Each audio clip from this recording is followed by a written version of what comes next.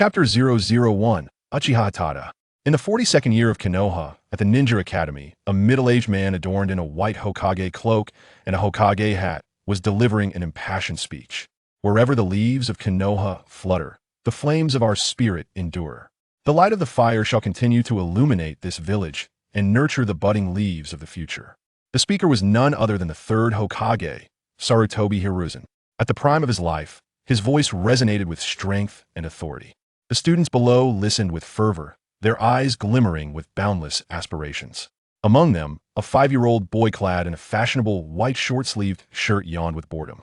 The redand White Fang emblazoned on his shirt revealed his identity as Uchiha Itachi. When will this tedious proclamation of the will of fire come to an end?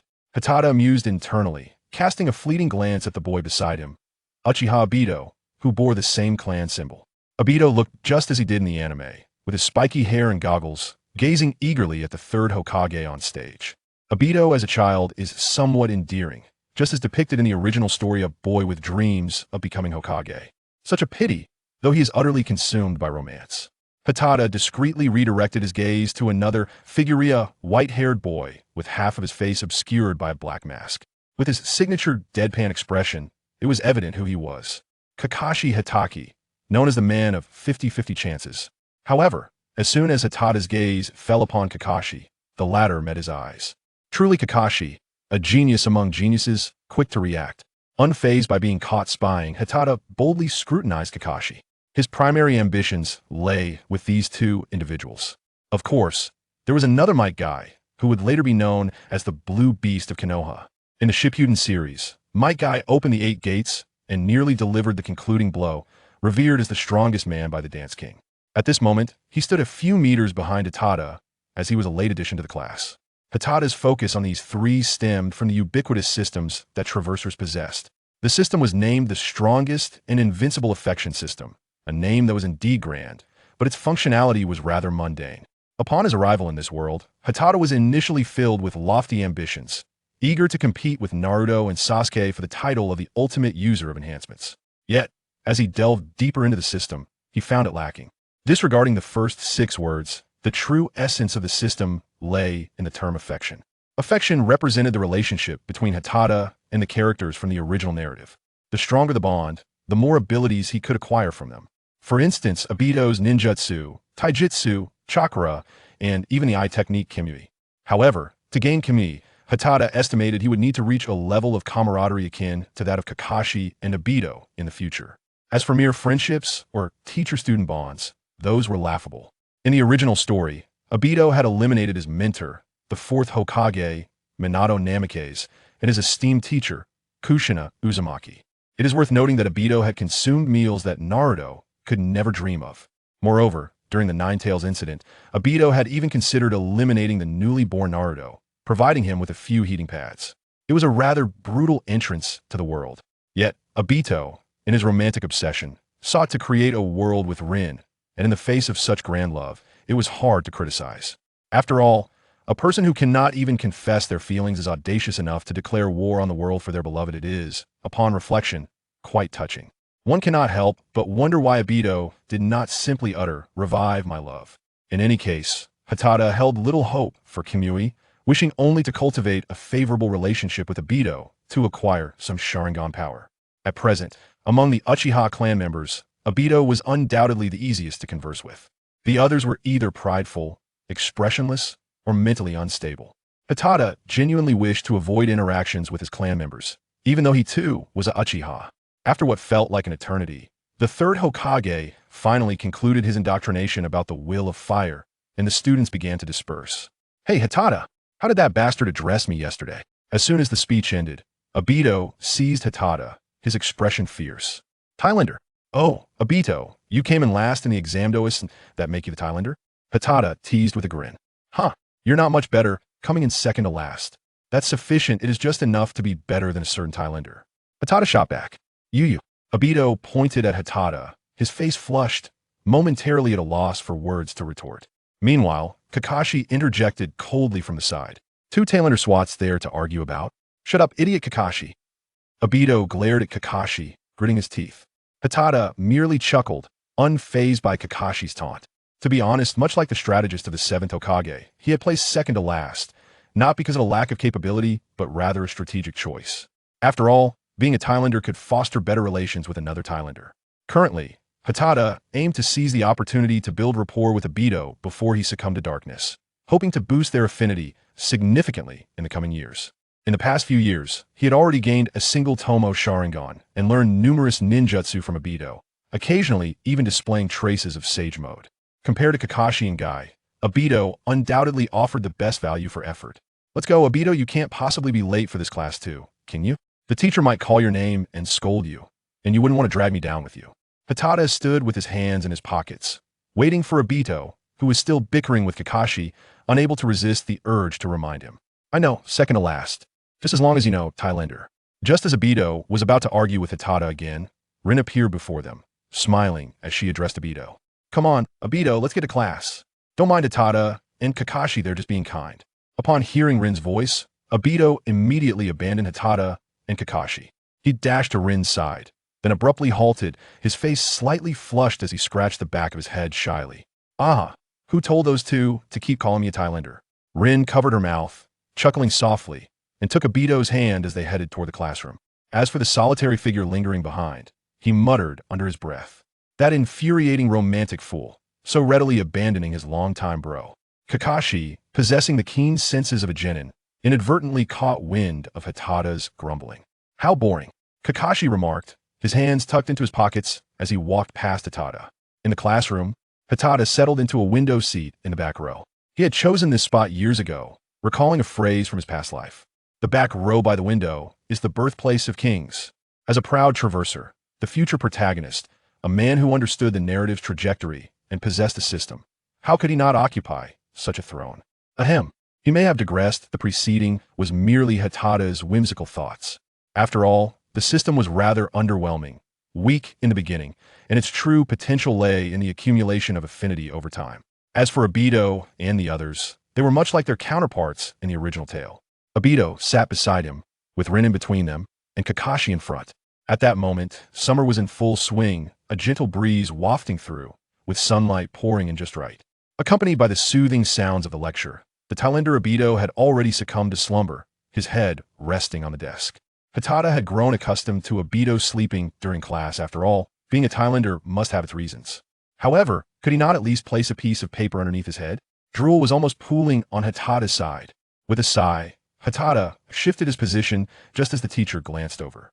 Upon noticing Obito's head resting on the desk, the teacher furrowed his brow and promptly hurled a piece of chalk at him. As expected, it struck him squarely on the forehead. Chapter 002, The Proud Boy. Uchiha Obito. The teacher's furious roar echoed, yet Obito remained oblivious, still resting his head on the desk, entirely unaware of the teacher's growing ire. Obito, wake up. The teacher is watching you. Rin gently nudged Obito several times, but he remained blissfully asleep, unresponsive. It was Hatada who seized his opportunity, pinching Obito's side and giving him a sharp tug. Yamigowa!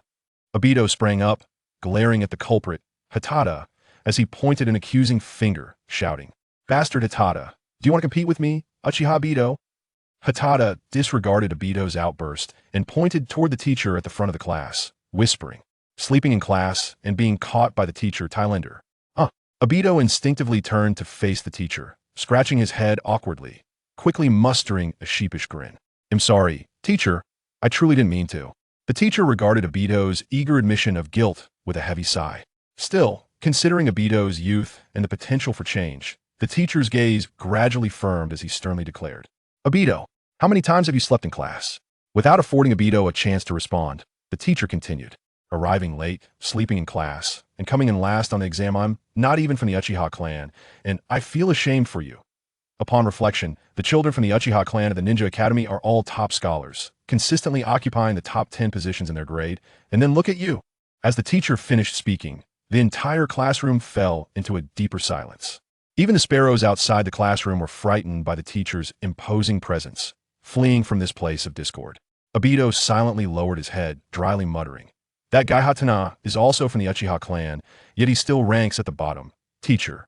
The teacher cast a glance at the obediently seated Hatana, snorted coldly, and bellowed, Get out! In the corridor outside the classroom, a warm breeze blew, yet it could not warm Obito's somewhat chilly heart. Damn Hatena, you promised to supervise my studies, only reminding me when the teacher looked over. Leaning against the wall, Obito gazed at the distant scenery, silently venting his frustration. Even though he recognized it was his fault, he still wanted to shift the blame. After a few complaints, Obito's mood significantly improved.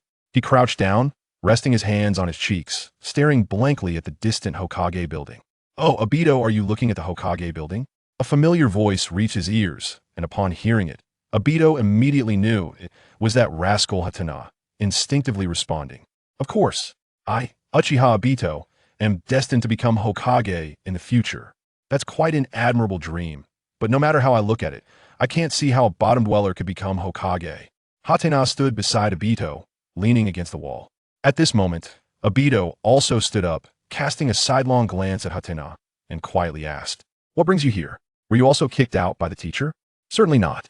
Hatena shook his head, hands in his pockets, smiling as he said, "You know, Obito, I rarely pay attention in class. For me, it's preferable to be outside breathing fresh air than to be cooped up in the classroom."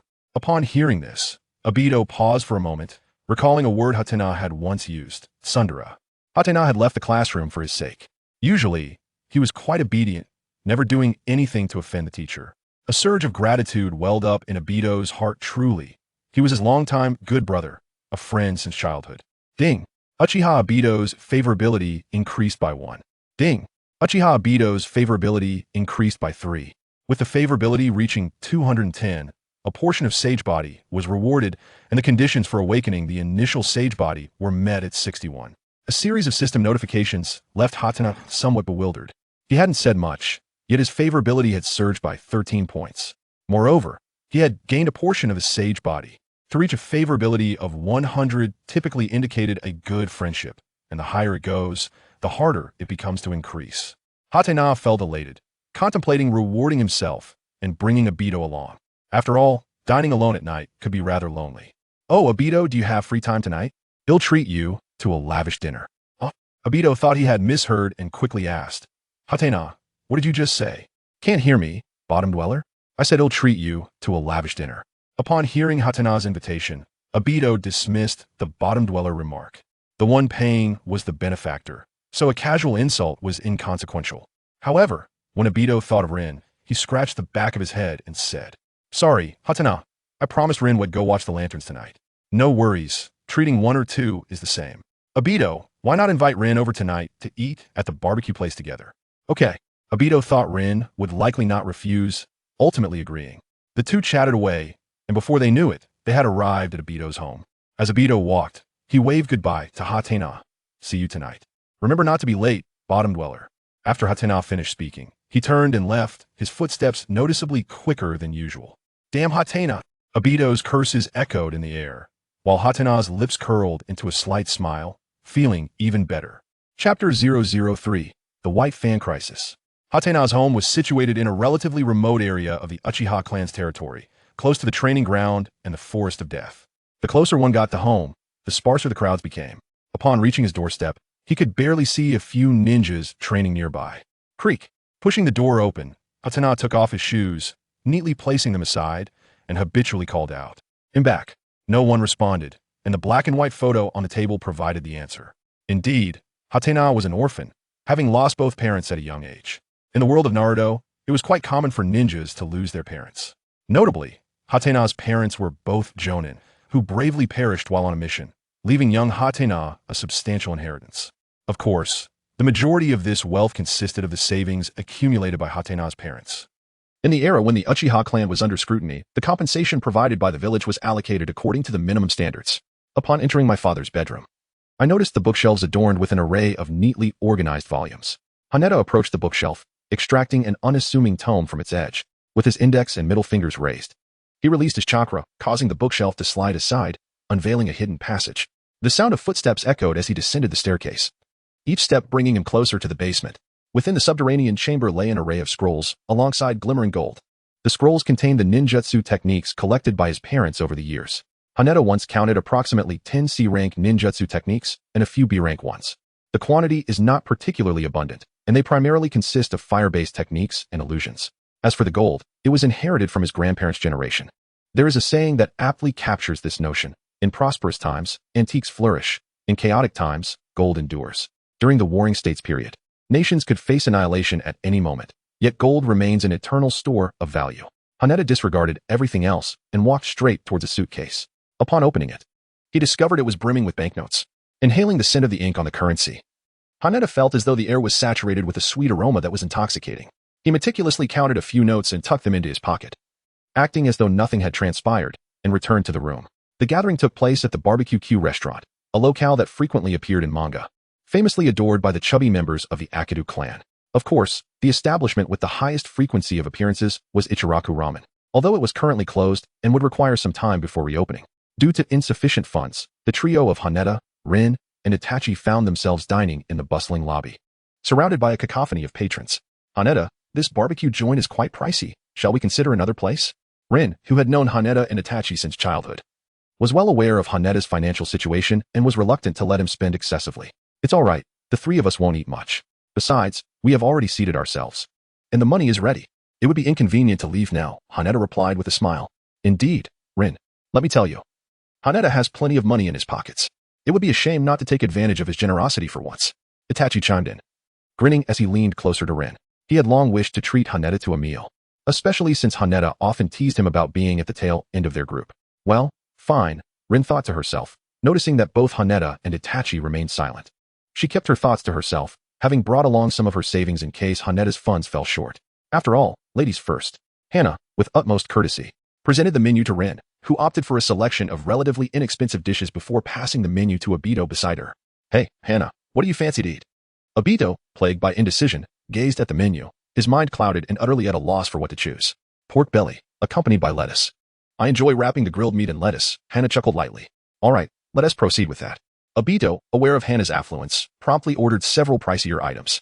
Initially, he contemplated selecting the most expensive dishes, but then he remembered that Hana was without parents. If he were to deplete their inheritance, how would he survive? Thus, with a pang of conscience, Obito decided to lower his choices a notch. Upon receiving the menu, Hana cast a glance at the stark price disparity between the items listed above and below, his lips twitching involuntarily. He could easily deduce which selections were made by Obito. Hana's assessment of Obito was that he possessed a sense of morality, albeit a limited one. Have you heard? Konoha's White Fang, Shikumo Hatake, abandoned an S-rank mission, severely damaging the village's interests. It said that Lord Shikumo forsook the mission to save his comrades. Could there be more to the story? One of the men at the adjacent table scoffed. Huh, the very comrades he saved criticized him to his face. In my opinion, the village's interests should be paramount. Damaging the village indirectly harms us, does it not? Listening to this, Obito couldn't help but murmur, isn't Lord Shikumo then the center of Konoha? The conversation at the neighboring table was rather loud, and Hana and the others overheard it clearly. Konoha's White Fang, Lord Shikumo? Is he not the father of that Kakashi fellow? Obito whispered, his voice gradually rising in astonishment. Excuse me, gentlemen, are you discussing Konoha's White Fang, Lord Shikumo Hatake? Obito, unable to restrain himself, approached and inquired loudly. Indeed, that would be Shikumo Hatake, one of the men replied with a hint of disdain. Sir, Lord Shikumo is a Nin who has undertaken numerous S-rank missions. He is a hero of Konoha. How can you speak so carelessly? Obito retorted. A hero? Can a ninja who abandons a mission be considered a hero? Especially one that is of utmost importance to the village. Another interjected. Exactly. You children should read more. A ninja's primary duty is to complete missions. What about comrades? Are they not more important than missions? Obito shouted vehemently. Comrades? Huh. Shikumo Hatake is a ninja, not a villager. Naturally, he prioritizes missions. Upon hearing this critical tone, Obito immediately engaged in a heated argument with them. For Obito, comrades were undoubtedly more significant than missions. Moreover, they were slandering his friend, Kakashi's father. Had the incident of White Fang's suicide already begun? Haneda lowered his head, his gaze becoming increasingly profound. The opportune moment to enhance Kakashi's favor had finally arrived. As Haneda lifted his gaze, he inadvertently caught sight of a silver-haired youth donning a black mask. The unmistakable lifelessness in his eyes confirmed that it was none other than Kakashi. Yet, for reasons unknown, Kakashi sat alone, grilling meat by himself. His attention frequently drifted towards the heated argument between Obito and the others. All right, Obito, the meat is ready, Rin remarked, noticing the flush of anger on Obito's face, which suggested he was prepared to continue the altercation. She grasped Obito's hand and gently tugged him towards their seats. Rin, didn't you hear them slandering Kakashi's father? Obito protested defiantly. In response, Rin found herself at a loss, holding on to Obito's hand, fearful that he might resort to violence. Note, Kakashi likely graduated from the Leaf Village in the 42nd year, while White Fang probably did so in the 44th year. For the sake of the narrative, I have adjusted the timeline. Chapter 004. A battle of wits is the most crucial aspect of a ninja truly the completion of missions?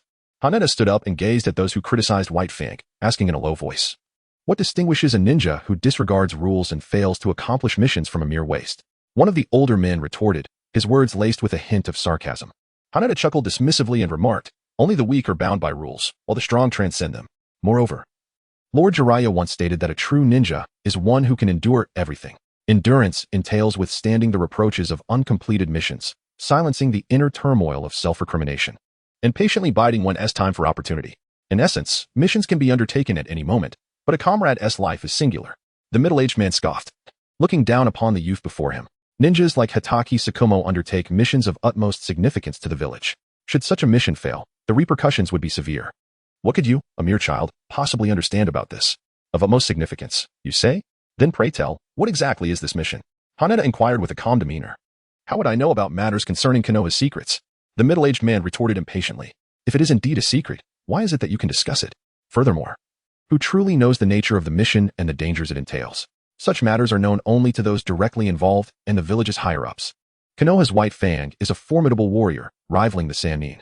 If he deems the mission unfeasible, should it not be abandoned? The difficulty of the task is immense. If Shikumo were to perish, the village would lose a powerful protector, and the other four great nations would undoubtedly seize the opportunity to declare war on Konoha. Would you be satisfied with such an outcome? Humph. Foolish individuals often believe themselves infallible, unaware that their arrogance may lead many into the abyss. As Haneda concluded, a profound silence enveloped the barbecue restaurant. Indeed, his words resonated with wisdom, particularly his assertion that should Shikumo fall during the mission, the village would be deprived of a strong defender, inviting the wrath of the other great nations. Would you truly welcome such a result? Would you be content with the ensuing war that would jeopardize the interests of many villages? Rather than allowing Konoha's White Fang to perish in the line of duty, it would be wiser to relinquish the mission and save a comrade. This is the rational choice. Of course, whether this is indeed the optimal decision remains uncertain. Yet, who besides the parties involved and the third Hokage could possibly know the specifics of this secret? After all, Konoha's higher-ups have intentionally obscured the details of the mission. A few empty words are inconsequential. Humph, Haneda is correct. Do you wish for Shikumo to die and provoke a war? Obito immediately echoed loudly, condemning those who slandered the White Fang. Standing atop the moral high ground to criticize others is a feat anyone can accomplish. Moreover, Haneda's reasoning is sound, and the details of the mission remain ambiguous. In an instant, the two most vociferous critics fell silent, neglecting even the barbecue on their table.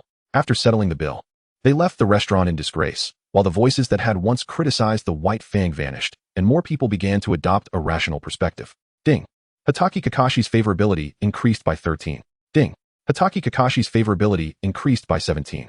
Hatake Kakashi's favorability has now reached 73, rewarding him with 0. 2 chakra and the Konoha body technique secret, 1,000 years of pain. 1,000 years of pain. Haneda reminisced about the memories of his childhood, his old face flushing with embarrassment. Was it really necessary to learn such a mischievous ninjutsu after merely witnessing it once? Fortunately, there was a minimum guarantee of 0. 2 chakra, which he could reluctantly accept. Hana paused momentarily, glancing at the corner of the barbecue restaurant, where Kakashi's figure had already vanished. Yet, the rising admiration was palpable, revealing the tumult of emotions within. Hey, Hana, you're looking somewhat cool today, speaking so eloquently, said Obito, who approached and placed a hand on Hana's shoulder with a grin. Of course, I've always been cool. Hana retorted, casting a sidelong glance at Obito. Chuckling, Obito turned his head, pondering the unusual sight of Hana, who rarely conversed with classmates, engaging in lively repartee that evening. However, the outcome was favorable, and he dismissed any further thoughts. At that moment, a server arrived, presenting a plate adorned with exquisite, translucent slices of meat, accompanied by an enticing aroma that made the mouths of the 3 guests water in unison. All right, I'm about to dig in, Obito declared, unabashedly reaching for a piece of meat, only to be interrupted by another pair of chopsticks. What are you doing, Hana? Looking for trouble? Obito pouted. Are you foolish? Hana shot back, regarding Obito as if he were a simpleton. The barbecue hasn't even started yet, Obito. Rin, concerned that Obito and Hana might bicker again, tugged at Obito's sleeve. Humph, it's all marinated already. Upon hearing Rin's voice, Obito stubbornly replied, immediately forgiving Hana and placing the meat on the grill. The charcoal sizzled against the meat, and as oil was brushed on, a delightful sound filled the air. Soon, the aroma of grilled meat wafted around them. After 2.5 minutes, the meat was nearly ready. Obito eagerly stuffed the grilled delicacy into his mouth. only to be met with an overwhelming heat that nearly made him spit it out. Oh, hot, hot, hot. Pathetically foolish, typical of the underachiever, Hana couldn't help but mock. Seeing this, Rin merely covered her face, stifling a laugh. Damn you, Hana. Obito glared at him, increasingly incensed, and stood up abruptly. Foolish Obito, Hana retorted, offering no leniency. All right, you two, quiet down, Rin admonished, pressing down on Obito's head to subdue him. And Hana, you should speak less too. Noticing Obito's indignation, Rin added, hey. Hana smiled, finding amusement in teasing Obito, which was one of his few pleasures in this internetless world. On the other side of Konoha, at Kakashi's home, he entered calling, Father, I'm back.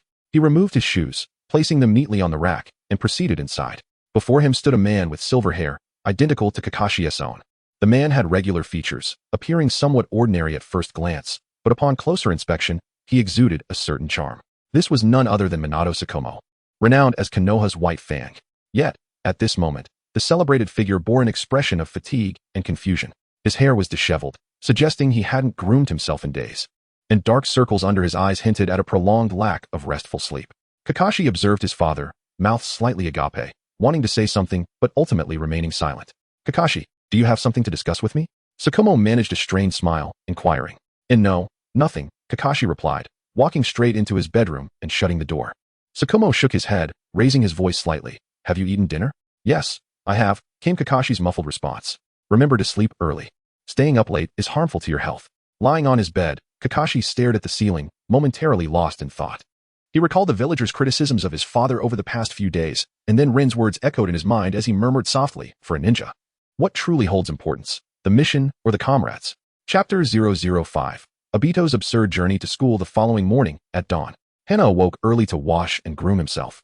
Unlike Obito, he did not possess the habit of perpetual tardiness. After enjoying breakfast, Hana had just stepped out of the Uchiha clan's territory when he recalled that Obito had been reprimanded by their teacher the previous day. Oh, perhaps I should call out to Obito, lest he be late once more. Arriving at Obito's doorstep, Hana politely knocked on the door. Grandma, I am here to see Obito. We are going to school together. Before long, a hunchbacked elderly woman opened the door. Recognizing the familiar face, she called out upstairs, Obito. Young Hana has come to take you to school. Huh, Hana? Just let me snooze a bit longer, Grandma. Obito's lethargic voice drifted down from above. The old woman shook her head and gently addressed Hana. My dear, I shall go and rouse young Obito. Please, come inside and wait for a moment. No, thank you. Grandma, I will go wake him myself, Hana replied with a smile. Very well, go ahead. He is upstairs, in the bedroom to the right of the hallway. With that, Hana ascended the stairs. Tap, tap, tap. As Hatena tread softly along the serene corridor, thoughts of teasing Obito filled his mind, and an uncontrollable smile graced his lips. He stealthily approached Obito's bed, and with a sharp sound, the covers were completely thrown aside. Hey, what are you doing? A groggy Obito, momentarily disoriented, gazed at Hatena's familiar yet infuriating face, suddenly recalling something. Rubbing his slightly flushed cheeks, he exclaimed indignantly, You scoundrel, Hatena, I, Uchiha Obito, shall not let this stand. With that, unable to contain his frustration, Obito clenched his fist, ready to retaliate. Haneda deftly evaded Obito's punch, simultaneously grasping his fist. Rise and shine, Obito. Who told you to indulge in slumber? He exclaimed, his laughter ringing out. Ah, you scoundrel, Haneda. As the two prepared to unleash their skills, their grandmother approached. Observing their poised standoff, she smiled and said, Breakfast is on the table, little Obito. Take it with you on your way. Don't be late. Obito nodded. Casting a bitter glance at Haneda, and without uttering another word, he descended the stairs.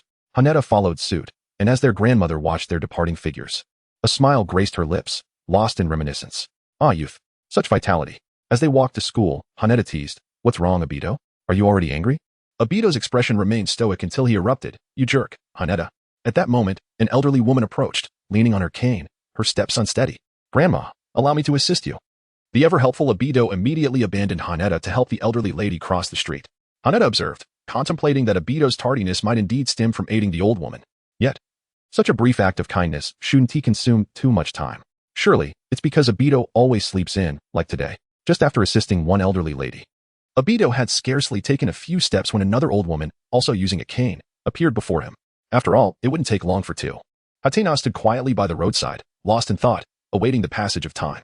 Suddenly, an elderly lady approached, intent on crossing the street. Let me assist you, Grandma, exclaimed the ever-enthusiastic Dato, who immediately rushed to her aid. You are such a kind-hearted child, little Dato, the grandmother replied with a warm smile. I shall help you too. Hatena could no longer contain himself, thinking to himself that it was a matter of time. If they could assist her quickly, they would arrive at school sooner. He couldn't fathom why so many grandmothers needed assistance crossing the street. It was as if they had formed a group to solicit help. The two boys guided the elderly lady safely across the road. Just as they turned around, another unfamiliar grandmother appeared, leaning on a cane and wobbling unsteadily toward them. Oh no! The sound of hurried footsteps echoed in the corridor outside the classroom. The two boys, one behind the other, pushed open the door and stood awkwardly at the entrance, both uttering in unison, "Excuse us, sensei." Dato, well versed in the protocol for tardiness, quickly began to explain, "Teacher, on my way to school, Before he could finish, the teacher interrupted, "I understand, Dato. You were delayed while helping an elderly lady cross the street, correct?" The teacher then shifted her gaze to Hatena, ignoring Dato's slightly embarrassed expression. "And what about you, Hatena?" Haneda scratched the back of his head, feeling a profound sense of embarrassment. Yet, confronting the stern visage of the teacher, he mustered the courage to explain.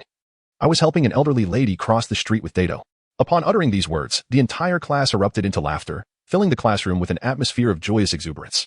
Haneda found himself in an increasingly awkward situation, almost as if he could dig out a three-bedroom apartment with his toes. The absurdity of the journey to school with Obito was quite remarkable. A mere stretch of several hundred meters seemed to be plagued by an elderly lady needing to cross the road at every few steps. Was Obito, by some cosmic joke, destined to encounter these elderly ladies? Too foolish Uchiha. Asuma, with a pen dangling from his mouth, chuckled derisively. He had always been rebellious since childhood, even towards his father, the third Hokage. For the Uchiha, who often stole the spotlight at the Ninja Academy, disparaging them was a source of immense pleasure for the headstrong Asuma. As for Kakashi, one of Haneda's three major objectives, he had begun to view Haneda and Obito more favorably just the previous evening. However, this incident shattered that impression, collapsing like a poorly constructed henhouse. Punctuality is a fundamental principle of being a ninja. Regardless of the task at hand, a ninja must first ensure they are on time. After all, one cannot keep their employer waiting indefinitely, can they? Kakashi held a particular disdain for those lacking the spirit of a true ninja. Fortunately, the rising favorability would not diminish, nor would the rewards be forfeited. Otherwise, Haneda would surely regret accompanying Obito to school. Listening to their explanations, the teacher's face darkened. Yet, upon seeing the earnest expressions of Haneda and Obito, he ultimately allowed them to enter the classroom and take their seats. Alas, he was simply too soft-hearted.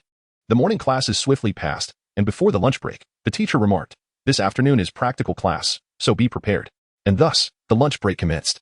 Yuta stood in the corridor, holding a bento box while enjoying his meal. At that moment, Kakashi approached.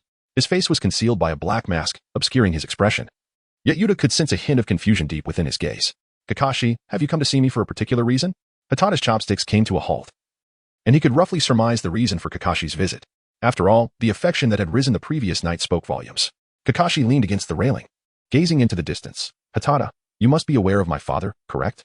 Haneda nodded slightly, a smile gracing his lips. Konoha's White Fang, Shikumo Hatake, a formidable master of blade techniques. However, a rumor has recently circulated within the village, claiming that Lord Shikumo abandoned a crucial mission for the sake of his comrades. Consequently, the village suffered significant losses, and the villagers have been quick to cast blame upon him, even those comrades he once saved. As Hatena finished speaking, a profound silence enveloped the surroundings. Perhaps the rumors had unearthed Kakashi's inner turmoil, causing him to fall into a contemplative silence for a moment before regaining his composure. Kakashi gazed at Hatena and posed the most perplexing question that lingered in his heart. Hatena, for a ninja, what holds greater significance, the mission or the comrades?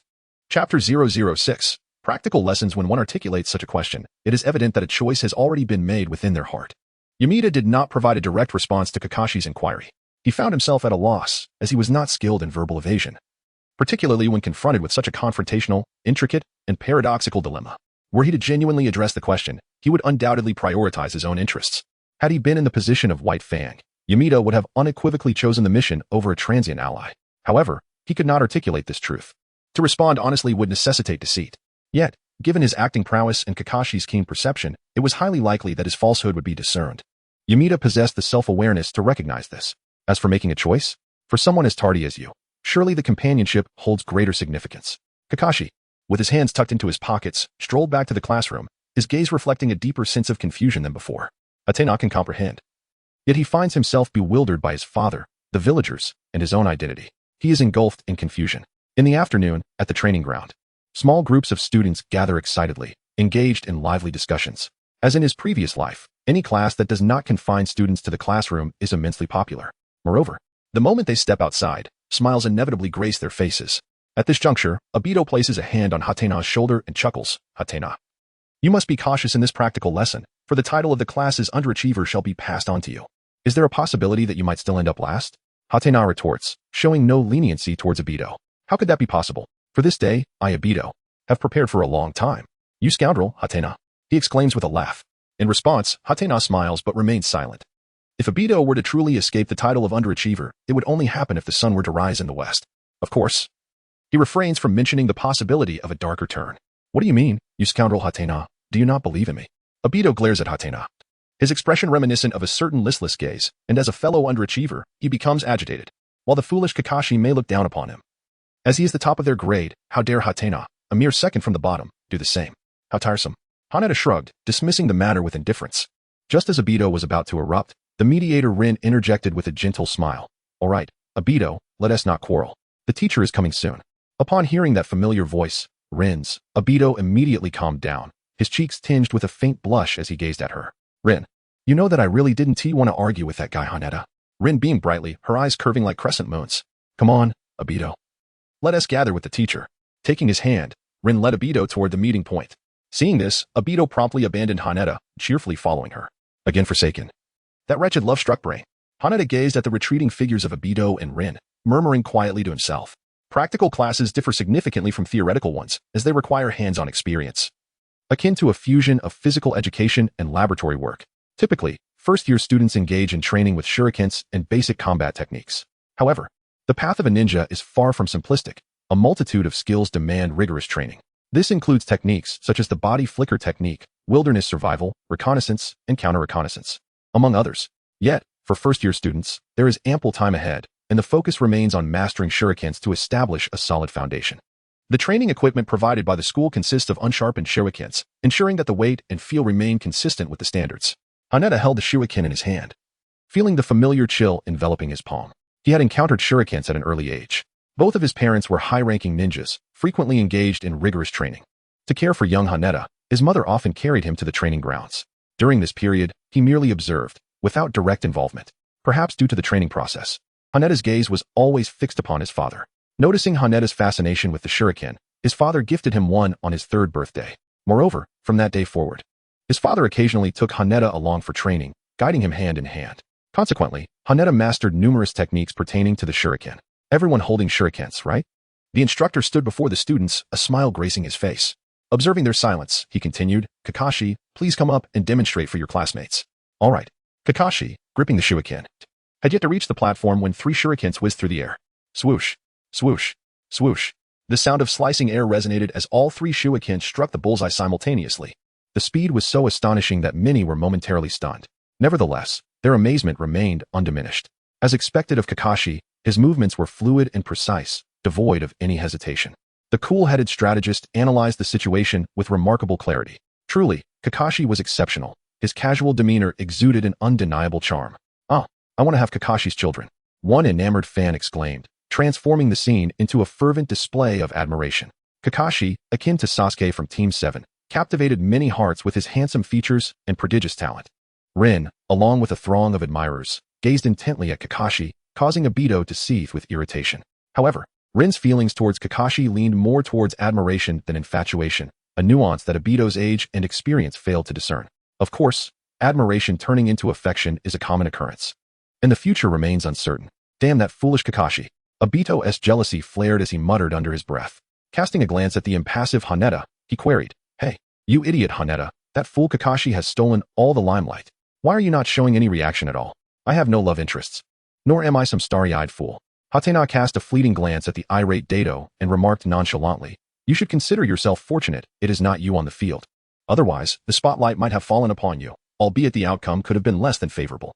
Dato let out a cold chuckle, fully aware of Hatena's sardonic undertone. He reiterated, I have prepared a formidable technique, just wait and see. Oh? Noticing Dato's earnest demeanor, Hatena was taken aback. He pondered whether this fellow had secretly been diligent, perhaps learning a skill from his clan. It is well known that the Uchiha clan excels at shuriken techniques, with even a modicum of mastery. Defeating all but Kakashi among their peers would surely be a cinch. At that moment, Kakashi quietly stepped off the field, indifferent to the murmurs of his classmates. The instructor aptly commented, Kakashi demonstrated splendidly. His movements appear casual yet, upon closer inspection, are remarkably precise. To reach Kakashi's level, one would require at least a year or 2 of arduous training. Students, you must learn from Kakashi and refrain from slacking off. Understood, teacher, the students chorused. though their thoughts were another matter entirely. After all, who would relish the idea of comparing themselves to a prodigy? Wouldn't it be inviting unnecessary discomfort? The instructor scanned the crowd and swiftly identified Dato, who had arrived late that morning, along with Hatena. Next, Uchiha Dato. As Dato boasted to Hatena about the intricacies of the technique he had learned, he remained oblivious to the instructor's call. It's your turn, the straggler. Hatena tugged at Dato's sleeve as a reminder. Humph, I heard you long ago, Dato retorted defiantly, flashing a confident smile before proclaiming loudly. Watch closely, Hatena. I shall demonstrate but once. Dato's self-assured tone elicited delight from the teacher and astonishment from his classmates, while it instilled a sense of insecurity in Hatena. When did the underachiever become so bold? Chapter 007. The embarrassing Obito before him stood an array of neatly arranged targets, with a curious audience behind. Dato casually stood with his hands in his pockets, exuding calmness. Suddenly, he sprang into action. With a swift motion of his sleeve, countless shurikens were flung from his hands. In an instant, shurikens flew in a breathtaking 360-degree display, leaving everyone in attendance in sheer awe. Shuriken throwing technique, Dato declared with flair. However, what awaited him was the teacher's formidable fist. Dato, I instructed you to aim for the target, not your classmates, nor the teacher. The instructor held several shurikens between his fingers, all hastily caught in the chaos. Had Kakashi and the others not mitigated some of the pressure, Dato might have inadvertently harmed some students. My apologies, teacher. Observing Dato's innocent yet pitiful expression, the instructor's heart softened, and he sighed. You may go now. But do ensure this does not happen again, Dato. Yes, yes. Dato nodded fervently, anxious that the teacher might change his mind. Obito, from whom did you learn that technique? Surely, it couldn't be from some lecherous individual, Hatena teased. How did you know? Dato exclaimed in shock. For he had learned from that very lascivious man by a secluded waterfall. Even the ladies soaking in the hot springs had been unaware. It seemed impossible that anyone could know. Heh, I am all-knowing, Hatena replied enigmatically. Get lost. You scoundrel, Hatena, attempting to mock me, Dato. Haneda's awareness is tinged with speculation. Undoubtedly, many in Konoha possess this technique, yet only one dares to teach it. Indeed, that individual is Jiraiya. In the original narrative, he is remarkably similar to Obito, serving as a counterpart in a certain sense. However, Jiraiya's prowess is superior. He aims to demonstrate the shadow clone technique with shurikens. Following Obito's appearance, Haneda takes the stage. He perceives his teacher's gaze and realizes he may be under scrutiny. There is little he can do, having just arrived late in the morning. Coupled with his class ranking being adjacent to Obito's, this underachiever garners the same level of attention from the teacher as the top students do. Haneda contemplated for a moment and ultimately resolved to follow the example of an unknown strategist, settling his score at the passing mark. Not too high, not too low. Perfectly perched on the edge of what the teacher could accept. The teacher glanced at Haneda, offering a few words of encouragement, but nothing more. After the shuriken training concluded, it was time for the combat segment. The teacher held the student roster and began to call names. In the first match, Uchiha Obito faced off against Might Guy. As the words were spoken, Obito confidently strolled onto the field, hands in his pockets. Hey, Watermelon Head, were you the one laughing the loudest just now? Guy scratched his head, utterly bewildered. He had been so engrossed in the fervor of youth training that he had failed to notice Obito. Moreover, his poor memory rendered anything he hadn't paid attention to as though it had never occurred. You dare to look down on me, Uchiha Obito? Obito shouted, waving his fists. Both he and Guy were at the bottom of the ranks, their theoretical results dismally low. Who would he disdain the other in such circumstances? Just as the teacher waved the flag to signal the commencement of the battle, a familiar voice broke through. Obito, go for it. Obito turned towards the source of the voice, Rin. His face flushed crimson, ensnared in a Jinjutsu more potent than any other, his thoughts swirling chaotically. Rin is watching me. She is encouraging me. Does she like me? Should I respond? Suddenly, a swift kick shattered Obito's reverie, sending his protective goggles tumbling to the ground. The victor was Might Guy. The teacher sighed quietly upon witnessing Obito sprawled on the ground, rubbing his face, looking into Obito's clear yet foolish eyes. He often felt a sense of failure in his educational endeavors. Meanwhile, Haneda below struggled to suppress a chuckle. Truly. He felt that the love-struck boy before him was beyond redemption. Once Obito was dragged away by Rin, the teacher announced once more, second match, Uchiha Haneda against Sarutobi Asuma. As Asuma eagerly stepped into the center of the arena, Haneda casually declared, Teacher, I concede. What? The teacher was taken aback. The match hadn't even begun. And yet Haneda had already surrendered. Moreover, he was a member of the Uchiha clan. Young Asuma, still brimming with youthful bravado, naturally looked down upon Haneda for conceding so readily. He scoffed. The illustrious Uchiha clan lacks even the courage to fight? Haneda felt disinclined to engage with this second-generation ninja, finding it bothersome. Losing was one thing, but deliberately inviting a beating was another. However, a victory could attract the attention of Sarutobi Asuma, or even the fifth generation of the Shadow. Such an endeavor, devoid of any advantages, was not something Haneda was inclined to pursue. Naturally, had he matured, he would have undoubtedly confronted Asuma with a fierce challenge. There would be no need for idle chatter once outside the village. One's status of 35 million would mean nothing. Who would coddle you? Hey, are you truly a member of the Uchiha clan? Are you afraid to battle? Asuma continued to taunt, his disdain for such cowardice palpable. Yet Haneda had resolved not to engage with Asuma. After all, as an Uchiha, recklessly associating with a second-generation ninja could have adverse political ramifications. A good relationship could invite trouble from the Uchiha, while a strained one could provoke issues from the Hokage faction. Moreover, Asuma had a reputation for being a troublemaker. Haneda, do you truly not wish to participate? The teacher inquired, his expression unfriendly. I apologize, teacher. I caught a chill last night and am feeling unwell. Yukihira expressed his sincere apologies. However, upon seeing the robust health reflected in his complexion, the teacher couldn't help but twitch the corner of his mouth. The instructors at the Ninja Academy were akin to university professors. As long as a plausible excuse was provided, even if it bordered on the absurd, they would accept it. Soon enough, the teacher waved the flag and announced the result. The victor was Asuma Saratobi. Ah, Yukihira, you stepped onto the field only to concede defeat. Truly a betrayal of Uchiha's honor. Obito scoffed upon witnessing Yukihira's exit. At least you're better than that one at the bottom, who didn't receive a beating. Yukihira replied with indifference. Agitated, Obito shot back. Damn it, Yukihira, I was ambushed. I didn't dodge. If it weren't for that despicable Mike guy, I wouldn't be in this predicament. Instead of lamenting his own shortcomings, Obito chose to malign others. Yukihira was unsurprised by Obito's attempt to shift blame onto Guy. It was unlikely he would admit that he was influenced by his beloved. Attention returned to the training ground, where Asuma was idly standing with a piece of grass hanging from his mouth. His lack of combat with Yukihira left him feeling quite displeased. Habitually, he cast a glance at Rin, who, like the others, was clustered around Kakashi, her eyes brimming with admiration. How infuriating. His beloved had taken a liking to another man. Asuma felt as if grass had sprouted atop his head, turning green with envy. His anger flared, and he directly addressed the teacher. Teacher, I wish to challenge Kakashi. Are you certain, Asuma? The teacher inquired, curious about his decision. Upon glancing at Kakashi, who was renowned as the top of their grade, Asuma felt a twinge of regret. However, there was no turning back, especially since his beloved Rin was now looking at him. If he were to retract his statement, he would be thoroughly humiliated. Of course, competing against someone who conceded before even entering the arena? My muscles haven't even warmed up yet, Asuma said nonchalantly, chewing on the piece of grass. The reason behind his casual demeanor, while disparaging Yukihira, was to appear cool. Indeed, Asuma's words drew the attention of his classmates. Asuma, the son of the Hokage, is quite the sight to behold. Heh, and Kakashi is the son of Lord Shikumo. Why discuss lineage? Kakashi is the top of our class. One of the students chimed in, chuckling, but did not pursue the topic further. The teacher regarded Asuma seriously before turning to Kakashi. Asuma wishes to invite you for a friendly match. What do you think, Kakashi? Sure, Kakashi replied succinctly, as was his nature. They soon positioned themselves on either side of the open space, facing one another. Asuma observed the composed Kakashi, feeling a flicker of anxiety. After all, the individual before him was the legendary prodigy, the child often compared to others by his father, Kakashi Hatake. Asuma scoffed to bolster his confidence. For Rin, I shall not fear. As the teacher waved the flag, both formed their respective seals. The battle commenced. Asuma made the first move, charging forward with a kunai. The clash of kunai produced faint sparks.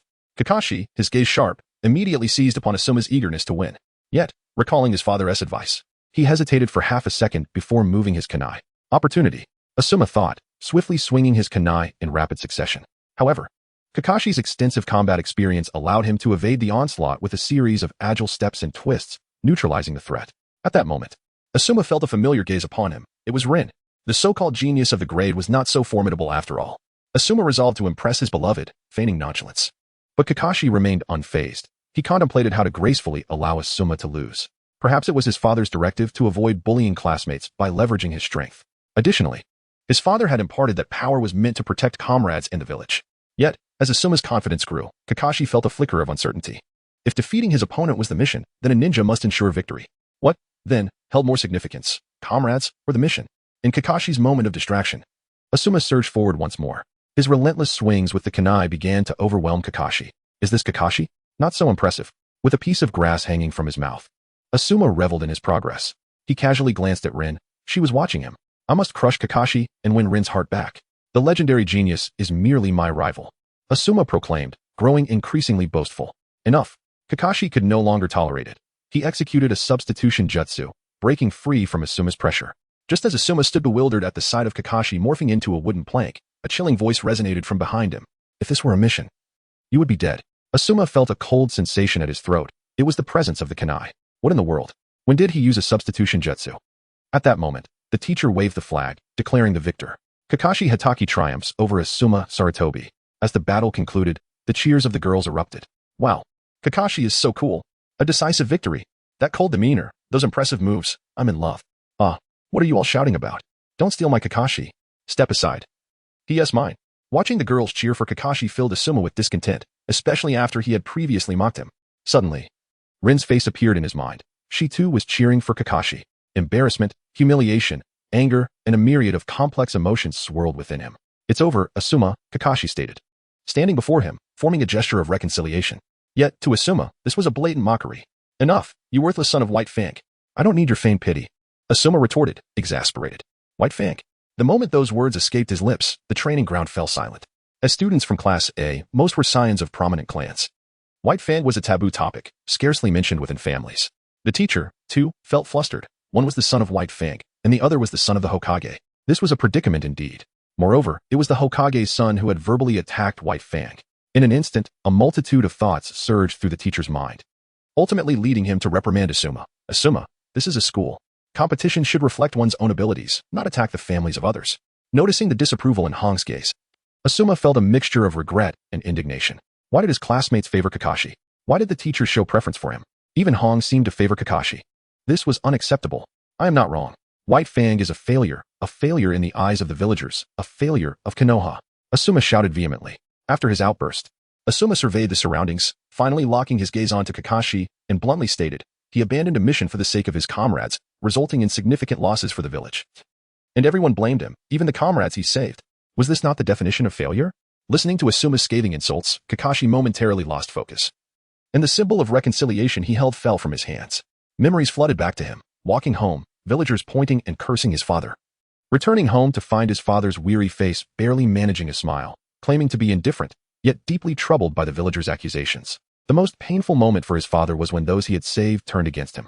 The buried doubts resurfaced in Kakashi's mind. As a ninja, what truly mattered, the bonds with comrades or the completion of missions? Father, was your choice truly the right one? Chapter 009. White Fang is a hero. White Fang is not a failure. He is a hero of Konoha. Haneda and Obito spoke in unison, urging, you go first. Obito cast a glance at Haneda before turning his head away. Very well. Haneda nodded awkwardly, sensing that the atmosphere he had endeavored to cultivate had been utterly disrupted. In my heart, White Fang is a hero, Haneda proclaimed, thumping his chest loudly. What kind of hero is this? A hero who abandons his mission? It's utterly ludicrous. Asuma, in pursuit of pride and to reclaim his lost face, has become reckless, daring to utter any words. If his father were present, after 3 generations, he would undoubtedly confront him on the spot. It's one thing to be reckless at home, but how dare he speak so brazenly in school? Does he truly believe that White Fang's blade is ineffective? Haneda let out a scoff, sneering, Elder White Fang has undertaken numerous S-rank missions, and yet you, the son of a Hokage, remain oblivious to this fact? A worthless individual who has not even accomplished the most rudimentary D-rank task holds no right to mock Elder White Fang. Oh, how could I forget? You are not even a ninja. Ha ha ha. Haneda imitated Asuma's demeanor and burst into mocking laughter. At that moment, Asuma found himself at a loss for words. Indeed, thanks to Kakashi's merits, he had rightfully earned the title of a hero. There was no denying that. However, in regard to failed missions, no ninja could guarantee the successful completion of every task. Not even the legendary Sannin or his own father, the 3rd Hokage, Sarutobi Hiruzen. Yet, how dare the underperforming Haneda speak so brazenly to him? How could he mock him so freely? Asuma scoffed. How dare a worthless Uchiha who concedes at the outset address me, a victor, in such a manner? Oh, you believe you've triumphed? Haneda shot him a frigid glance, his expression impassive. Do you wish to engage in a battle? What difficulty lies in defeating a feeble Uchiha? Even if you teamed up with that fool Obito, you would stand a chance against me, not even with the strength of a single finger. Asuma retorted directly. If he couldn't surpass Kakashi, surely he could handle someone ranked just above last. As for dragging Obito into it, he bore the notorious Uchiha name, after all. Teacher, I wish to face Sarutobi Asuma once more. Haneda directed his gaze toward the instructor. Very well, the teacher replied, sensing the charged atmosphere and realizing he could hardly refuse. Besides, he had initially intended for Haneda to battle Asuma. So, 2nd Hokage, do you dare to accept? Haneda said coldly, his tone laden with undisguised sarcasm. Why would I not dare? Asuma formed a hand sign of opposition towards Haneda, who remained unfazed. Don't you even understand the rules, you worthless Uchiha? Asuma taunted. Worthless beings are unworthy of being my opponents, Haneda coldly countered. As the two faced off, the teacher raised a flag and declared the match to commence. Uchiha Haneda vs Sarutobi Asuma, begin. As the flag fell, Asuma lunged forward without hesitation, gripping his kunai tightly. He focused intently on Haneda, determined to teach that malevolent Uchiha a lesson. Bang! A left hook knocked the kunai from Asuma's hand, and in an instant, Haneda seized his arm, leaving Asuma utterly at his mercy. How was this possible? Asuma stared incredulously at Haneda's impassive face, unable to fathom how someone he deemed inferior could defeat him so swiftly. After all, the duel had only just begun. It's over, worthless one. I won't show you any mercy like Kakashi did. With a forceful grip, Haneda caused Asuma to cry out in agony. He collapsed onto the ground, gazing upwards at the departing Haneda, yearning to rise, yet his body betrayed him. With a single strike, Haneda rendered him utterly powerless. Tell me, is Konoha's White Fang a hero? With his back turned to Asuma and facing the sun, Hatake inquired. Asuma instinctively wished to retort at the words ringing in his ears. Yet, in a sudden moment of reflection, he recalled the terror of being swiftly defeated by Kakashi and Hatake, along with his father's grave admonitions. Words eluded him. Did you witness it, Kakashi? The White Fang of Konoha is a hero. Haneda gazed at Kakashi, who stood alone in the corner. Indeed, foolish Kakashi. Uncle Shikumo is a hero, not the worthless scoundrel Asuma speaks of, exclaimed Dato, in a boisterous manner. Kakashi, listening to their words, found his mouth slightly agape. Suddenly, memories flashed through his mind, villagers' pointed fingers, and the accusations from his father's comrades. What truly holds precedence for a ninja, the bonds with comrades, or the mission at hand? This question no longer lingered solely in his thoughts, but slipped forth from his lips. You merely silence others with force, yet their inner thoughts remain unchanged, don't they, Haneda? Kakashi asserted. Truly unchanged? Haneda retorted earnestly. As he spoke, Kakashi recalled the moment at the barbecue shop when Haneda had shifted the villagers' perspectives. He hesitated. Do you remember what I said during our lunch break? When you posed that question, you have already made a choice in your heart, have you not? Yukihira spoke softly. Gazing into Kakashi's eyes, he extended his hand with a smile and proposed, how about we engage in a match, Kakashi? By the end of our duel, perhaps you will find your answer. The reason why Hatake chose to engage in battle with Kakashi lies in a strategic approach. Did you not notice that Naruto, possessing the power of the tongue of deceit, always delivers a preemptive strike against his opponents before unleashing his verbal assaults? When a victor emerges from a confrontation, their words carry an undeniable weight. Furthermore, Kakashi's ultimate decision revolves around his comrades, does it not? Very well. Kakashi nodded slightly. Perhaps he had already reached a decision within himself, yet this choice required the gentle push of another to bring it to fruition. The teacher, pleased to witness Kakashi's clarity of thought, acquiesced. Uchiha Hatake faced off against Kakashi Itachi. The teacher raised the banner high, and both Hatake and Kakashi formed their respective seals of opposition. Thus, the duel of ninjas commenced. With the words spoken and the banner lowered, the two adversaries sprang into action in an instant. Haneda clenched his fists and surged forward, bolstered by the formidable physical prowess of Obito. His swinging fist generated a powerful gust of wind. In an instant, the air was filled with the resounding echoes of breaking sound. Bang, bang, bang. The fists and arms collided incessantly, a dazzling interplay of defense and offense. Each punch and block executed with such swiftness that they had already reached the level of a chunin. Obito stood momentarily stunned, astonished at how Haneda, often considered the underdog, could exhibit such strength. Moreover, there was an inexplicable familiarity in Haneda's movements. Suddenly, Obito shouted, "You fool, Kakashi! Give it your all, and take down that scoundrel Haneda." In stark contrast, Asuma, seated on the ground, was left utterly dumbfounded. He had not anticipated that Haneda and Kakashi could be so extraordinarily powerful. Such speed and martial prowess were beyond the capabilities of an ordinary genin, were they not? These two were the same age and from the same class as him. Chapter 010, The Battle Against Kakashi. Amidst the fray, Haneda remained oblivious to Obito's betrayal. His eyes darted continuously, ever vigilant in tracking Kakashi's movements.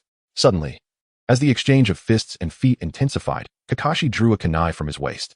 With a swift motion, the blade glinted as it grazed the side of Haneda's face, reflecting his handsome visage. Damn, that was too fast. Haneda swiftly retreated, drawing a kunai from his waist, his gaze firmly fixed on Kakashi. With a series of swift movements, Kakashi began to wield his kunai, each swing of his arm executed with remarkable precision, reminiscent of a dancer attuned to the rhythm of music. Haneda, though slightly inferior to Kakashi, matched his opponent's tempo with commendable reflexes, effectively countering the onslaught. The clashing sounds of kunai resonated like a melodious symphony, harmonizing with the rhythmic choreography of both combatants, creating a spectacle that was truly captivating. Even the boisterous Obito was transfixed by the duel, unwilling to miss a single moment. Ultimately, Obito's martial prowess appeared to be slightly lacking. Hatake and Kakashi leaned on each other, exerting their strength continuously. What does it mean? Kakashi stared at Hatake, somewhat perplexed. May I borrow your hand for a moment? Hatake broke into a smile, and his right hand moved swiftly. The signs of the zodiac, snake, horse, monkey, and pig, were formed. He was weaving hand seals with my hand. Kakashi realized the gravity of the situation and immediately retreated, distancing himself from Hatena.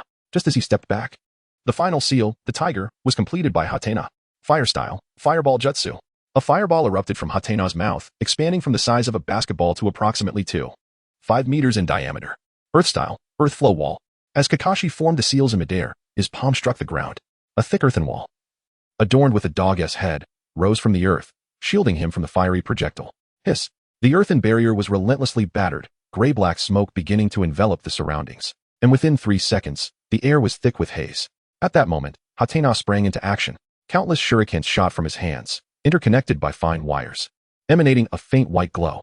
Uchiha style, shuriken throwing technique. Haneda smiled as he deftly manipulated the shuriken in his hand, his gaze unwaveringly fixed on Kakashi. If you cannot close the distance between us, then victory shall be mine. With a swift motion, the shuriken clashed against the kunai in Kakashi's grip, sending forth a shower of fierce sparks. Kakashi staggered backward repeatedly, absorbing the force of the shuriken's impact. This will be the end for you, Kakashi. Unlike Obito, I shall not grant you any chance. Yukita spoke softly, expressing her bewilderment. Behind her, Kakashi's voice resonated. This is. Hana realized this and swung the kunai in his left hand to deflect Kakashi's assault. However, Kakashi offered no respite, delivering a powerful kick that sent Hana sprawling. It's over, Hana, Kakashi declared, his masked visage revealing no emotion, as he formed a hand seal for reconciliation. A shadow clone technique, perhaps? It seems extraordinary, indeed. Hatata wiped the dirt from his face and chuckled. What a pity, bearing the name of Uchiha. I cannot afford to lose. As he spoke, a glimmer of crimson appeared in his pupils, and a black tomo began to swirl within them. The battle was merely at its inception. Hatena rose to his feet, brushing off his clothing as though nothing had occurred. With a swift motion, he raised the kunai once more, this time with even greater speed and precision. Is that the Sharingan? Kakashi exclaimed in astonishment. Despite his surprise, he maintained his unwavering defense against Hatena's onslaught. Yet this time, the dynamics of their confrontation had shifted dramatically.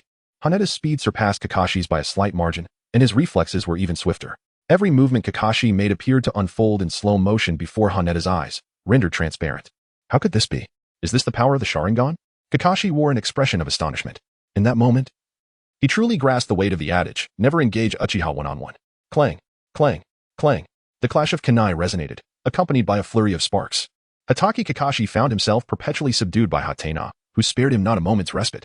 In less than 2.5 minutes, the intensity of the battle drained Kakashi's stamina completely, culminating in Hatena's kunai resting against his forehead. You have lost, Kakashi. Yukihira retracted his kunai, forming a seal of reconciliation. Kakashi, who had collapsed to the ground, mirrored this gesture. He gazed up at Yukihira's visage, sunlight cascading through the strands of his hair. In that moment, a flicker of understanding illuminated Kakashi's heart regarding his inner conflict. Yukihira, surely comrades hold more significance for you than mere missions, much like my father did for me. Kakashi stated with serene conviction. Indeed, Yukihira replied, casting a sidelong glance at Obito, who appeared utterly distressed, as if he had ingested something vile. A smile graced his lips as he continued. Allow me to impart a piece of wisdom, Kakashi. In the realm of ninjas, those who disregard the rules are deemed worthless. Yet those who fail to cherish their comrades are even less than that. With that, Yukihira slipped his hands into his pockets and walked away, leaving Kakashi to sit on the ground, gazing wistfully at the horizon. The victor, Uchiha Yukihira. Damn it, Yukihira, you deceived me. You have betrayed the very essence of our camaraderie. How dare you return?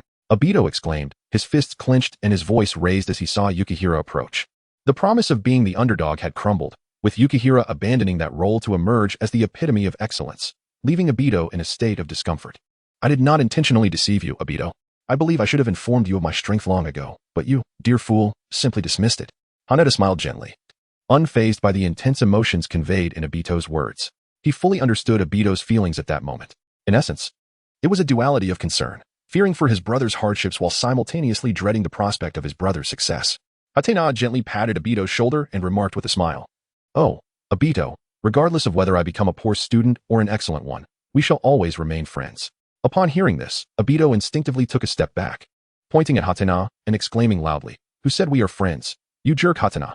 You fool, Hatena? Ah, the classic Uchiha pride. Haneda smiled lightly, choosing to disregard the individual, for the rising affections had already conveyed everything. Ding. Uchiha Obito's affection 3. Ding. Uchiha Obito's affection 5. The host's affection for Uchiha Obito reached 230, granting the host partial sage body and a fragment of Sharingan prowess. While the sage body and ocular power were commendable, they regrettably fell short of the awakening criteria. Regrettably, the hidden paths of Haneda reveal that certain ocular abilities do not meet the standard of the 3 tomo. The same applies to the sage body.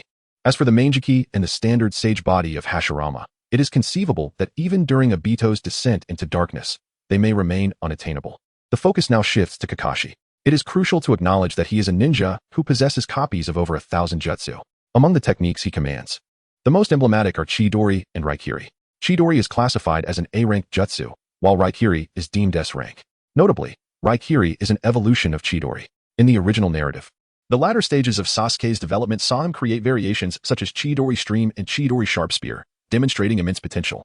Additionally, Chidori is undoubtedly the most suitable technique for the Uchiha clan. Through the White Fang incident, we can delve into Kakashi's bonds, making this moment the most opportune and conducive for enhancing rapport. Haneda held high expectations for this.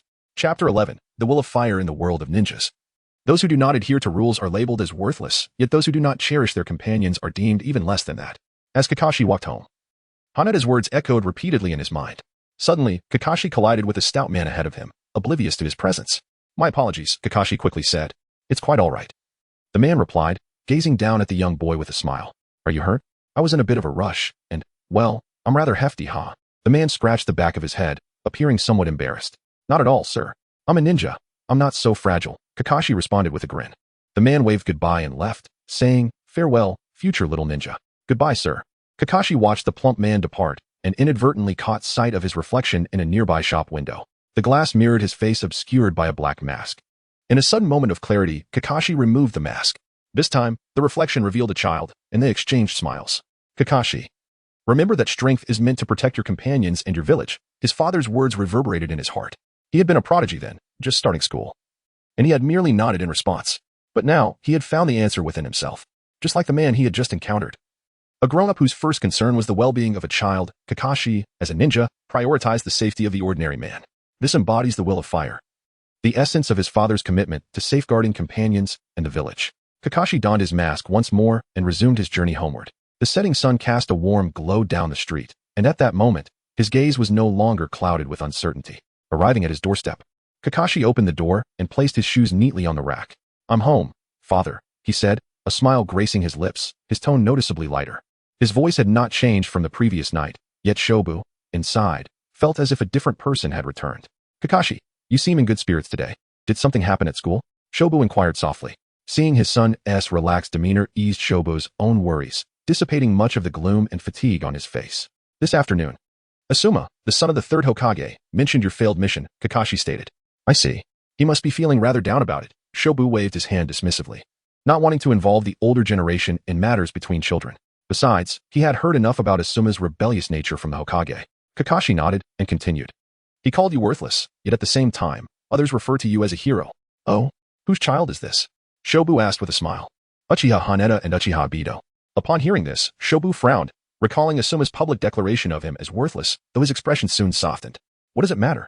Children's matters should not involve their parents, after all. Besides, the Uchiha are part of the village. Kakashi, however, did not notice the fleeting expression on his father's face and continued. Haneda told me that in the ninja world, those who do not follow the rules are called worthless. But those who do not cherish their companions are even less than that. Father, do you remember what you once told me? Strength is meant for protection, whether it be for companions or the village. A ninja is not merely a tool but a weapon symbolizing protection. This is the will of fire. After Kakashi finished speaking, Shobu fell into a profound silence. He stared at his son, taking a long time to regain his composure. You are correct, Kakashi.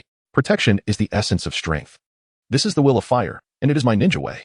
With that, Shobu suddenly smiled. His smile was no longer forced but truly sincere. Perhaps it was the sight of his son's transformation that brought him joy, or perhaps he had come to terms with everything that had transpired in his life. Ding. Kakashi Hatake's Affinity 5 ding. Kakashi Hatake's Affinity 7 ding. Kakashi Hatake's Affinity 37 ding. Shobu Hatake's Affinity 61. The host affinity with Asuma Sarutobi reached 63, granting the insight into the Genin level fire release jutsu. The host affinity with Kakashi Hatake reached 153, granting 0.3 chakra, a rank jutsu Chidori, and partial Sharingan ocular power. The host affinity with Shobu Hatake reached 81, granting mastery in swordsmanship. Indeed, Kakashi's affinity could also yield Sharingan ocular power. Haneda's gaze fell upon the alluring power of the Sharingan within the rewards, reigniting his desire for Kamui. Among the kaleidoscope of ocular techniques, Kamui undoubtedly ranks among the top 2 in terms of strength. As for the only technique that rivals Kamui, it would be the strongest Jinjutsu, Kodo Amatsukami. In Haneda's perspective, the former possesses exceptional versatility, while the latter suffers from a prolonged cooldown period, albeit with a decisive impact. As for Shikaku and Asuma, They seem like a buy one get one free deal. Wait, what's the deal with Asuma? This second-generation Hokage was mocked and swiftly defeated by him, yet his favorability somehow increased. Could he possibly be a masochist? Meanwhile, at the Hokage office, Sarutobi Hiruzen was intently gazing into a crystal ball. The surface of the ball projected the interior of a hot spring establishment in Konoha. Inside the establishment, countless young maidens laughed and played joyfully. Undoubtedly, as Hokage, he was gauging the sentiments of the populace. Knock, knock, knock. A series of knocks interrupted his contemplation. Hiruzen discreetly wiped the crystal ball, retracting the telescope technique. He picked up a pipe from the table, took a deep puff, and calmed his restless spirit. Come in. At that moment, their teacher, Takakura Bunta, entered. His class comprised representatives from the village's prominent clans, including Uchiha, Hyuga, and Inuzuka. Naturally, Hokage's son Asuma was among them, thus qualifying him for an audience with the Hokage, akin to Irika's situation. Third Hokage, I'm here to report on the class's progress. Has Asuma caused any trouble at school? Hiruzen inquired with a smile after taking a puff from his pipe. Takakura Bunta pondered for a moment and nodded, stating, Asuma referred to Kakashi's father as worthless and made some remarks regarding village rumors. I see. I will ensure he apologizes to Shikaku in person. Hiruzen remarked with a hint of resignation. As Asuma's father, he felt a responsibility to clean up after his son. Noticing that Takakura Bunta had yet to take his leave, Hiruzen smiled and asked, Is there anything else, Bunta? Well, Third Hokage, when Asuma spoke ill of Shikaku, Uchiha Haneda and Uchiha Obito countered him, calling Shikaku a hero. Moreover, Haneda even defeated Asuma, and Kakashi was also bested by Haneda. Upon hearing this, Hiruzen fell silent for a moment. His son being defeated was not particularly alarming, given he was an Uchiha. However, the fact that Kakashi lost was concerning. After all, Kakashi was a genius among geniuses. Hiruzen had only witnessed such talent in Orochimaru and Manado. Could it be that Haneda had awakened the Sharingan? Hiruzen could only attribute such accomplishments to lineage. Yes, a single Tomo Sharingan. However, during the outset of the battle with Kakashi, Haneda had not activated his Sharingan. His taijutsu was only slightly inferior to Kakashi's. And he had also mastered the C-rank fire technique, Fireball Jutsu. It was during the encounter that he was caught off guard by Kakashi's Shadow Clone technique, which led to his temporary defeat. Once Haneda activated his Sharingan, he suppressed Kakashi in physical combat. Listening to the conversation, Hiruzen took a deep drag from his pipe. He exhaled a cloud of smoke, smiling as he remarked, It seems that new leaves are sprouting in Konoha. Bunta, please keep a close watch on the developments between Kakashi and Haneda at school. They are the budding talents of a new era. Yes, Third Hokage. Very well. You may leave. After Takakura Bunta departed, Hiruzen pulled out Haneda's information from a file. He glanced at the introduction, and the phrase a prodigy of the Uchiha clan caught his eye. Hiruzen's lips twitched as he recalled the children of the Nara clan and began to comprehend the situation. Ah, the Uchiha clan, what a pity. Taking another deep puff from his pipe, he slowly released a smoke ring, reflecting on his rebellious child, Asuma. Bunta had intentionally concealed some information. It seemed that Uchiha Haneda must have had a verbal altercation with Asuma, but the details of the battle between Shikaku and Kakashi were not disclosed, only the outcome. Never mind, I shall not press him further. I will request a report on the bout between Haneda and Kakashi. Just as Hiruzen was deep in thought, a figure clad in a gray robe with a bandaged right eye entered without knocking. The visitor was none other than the shadow of the ninja world, the Fifth Hokage, Shimura Danzo. Hiruzen, this individual is a student from the Ninja Academy. I require him for root. Danzo handed Haneda's file to Hiruzen, speaking bluntly. Danzo, you are well aware of the Uchiha's aversion to root, Hiruzen replied, glancing at the name on the file, taking a puff from his pipe as he spoke. His tone was calm, yet it conveyed a sense of refusal. Upon hearing this, Danzo immediately reacted. Hiruzen, you are far too weak. The malevolent Uchiha should be dealt with. Hiruzen slammed his hand on the table and stood up. After a moment, he realized his tone had been somewhat extreme and added, The Uchiha are undeniably part of the village. That is an irrefutable fact, and I must consider their opinions. Furthermore, the matter concerning Shikaku should come to an end. He will never attain the position of Fourth Hokage, at least not during the trust vote. Danzo, you ought to know what to do.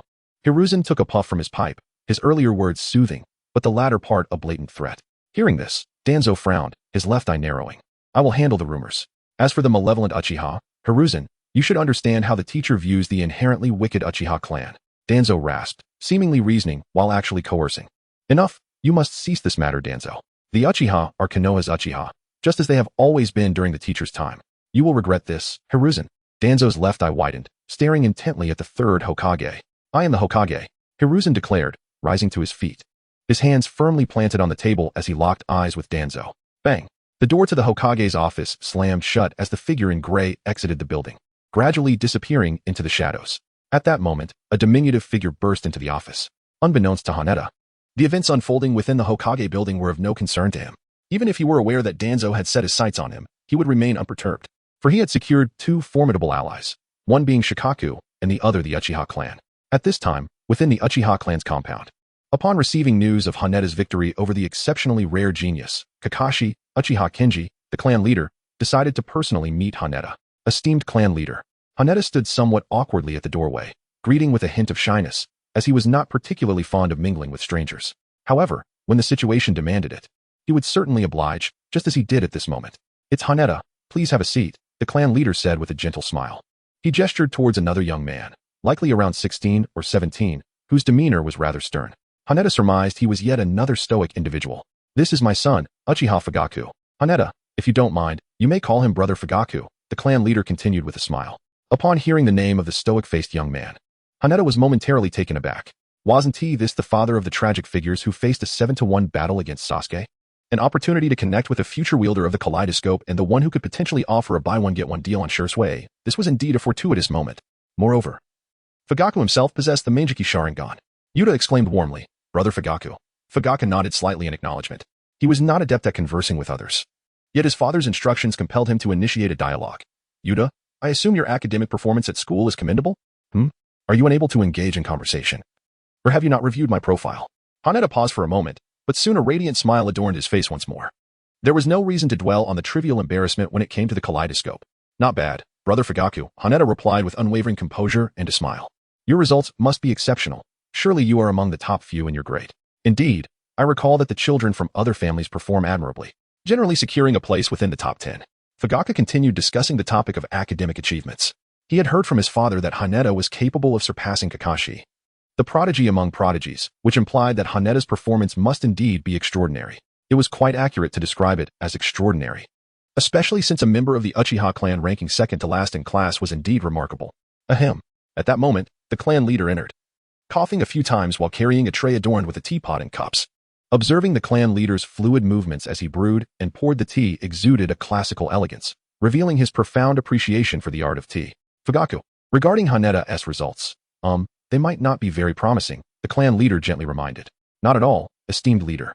Second to last is quite commendable, especially given that it places him right next to that guy Obito," Haneta responded nonchalantly. "Obito?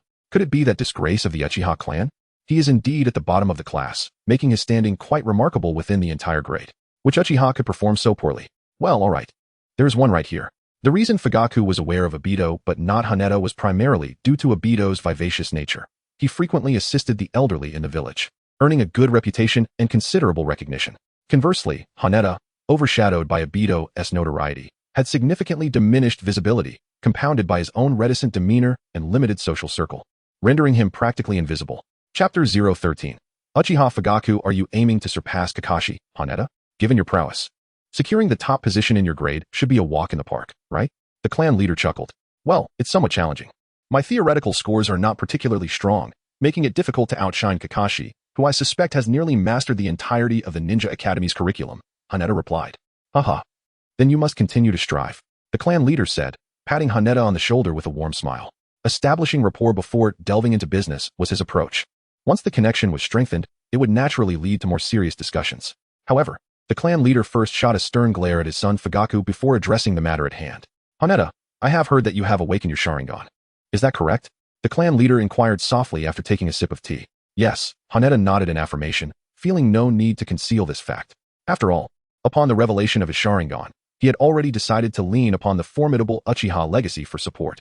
"Clan leader, I am uncertain as to when I awakened it. I merely felt an overwhelming urge not to be outdone by Kakashi, and thus the Sharingan manifested. However, I felt a profound sadness at the time, seemingly tied to my parents. This narrative had been carefully crafted in advance.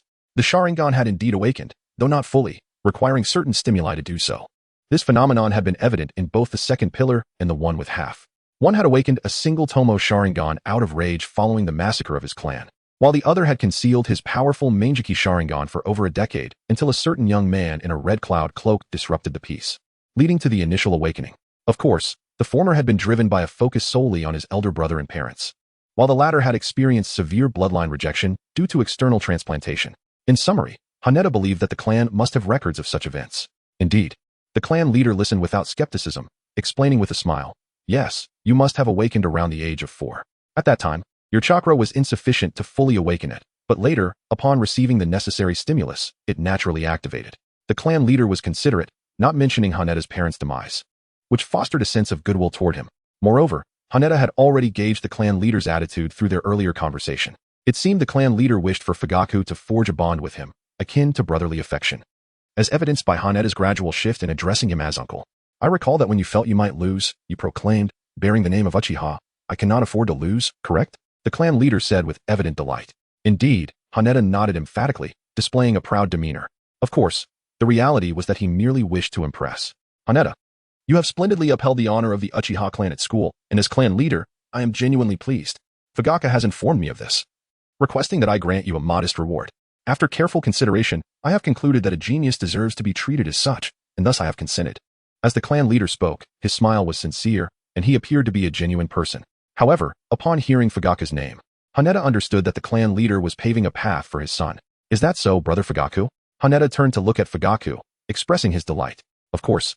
Fugaku replied, somewhat nervously, but quickly regained his composure upon noticing his father's piercing gaze. What would you like, Haneda? Fugaku added.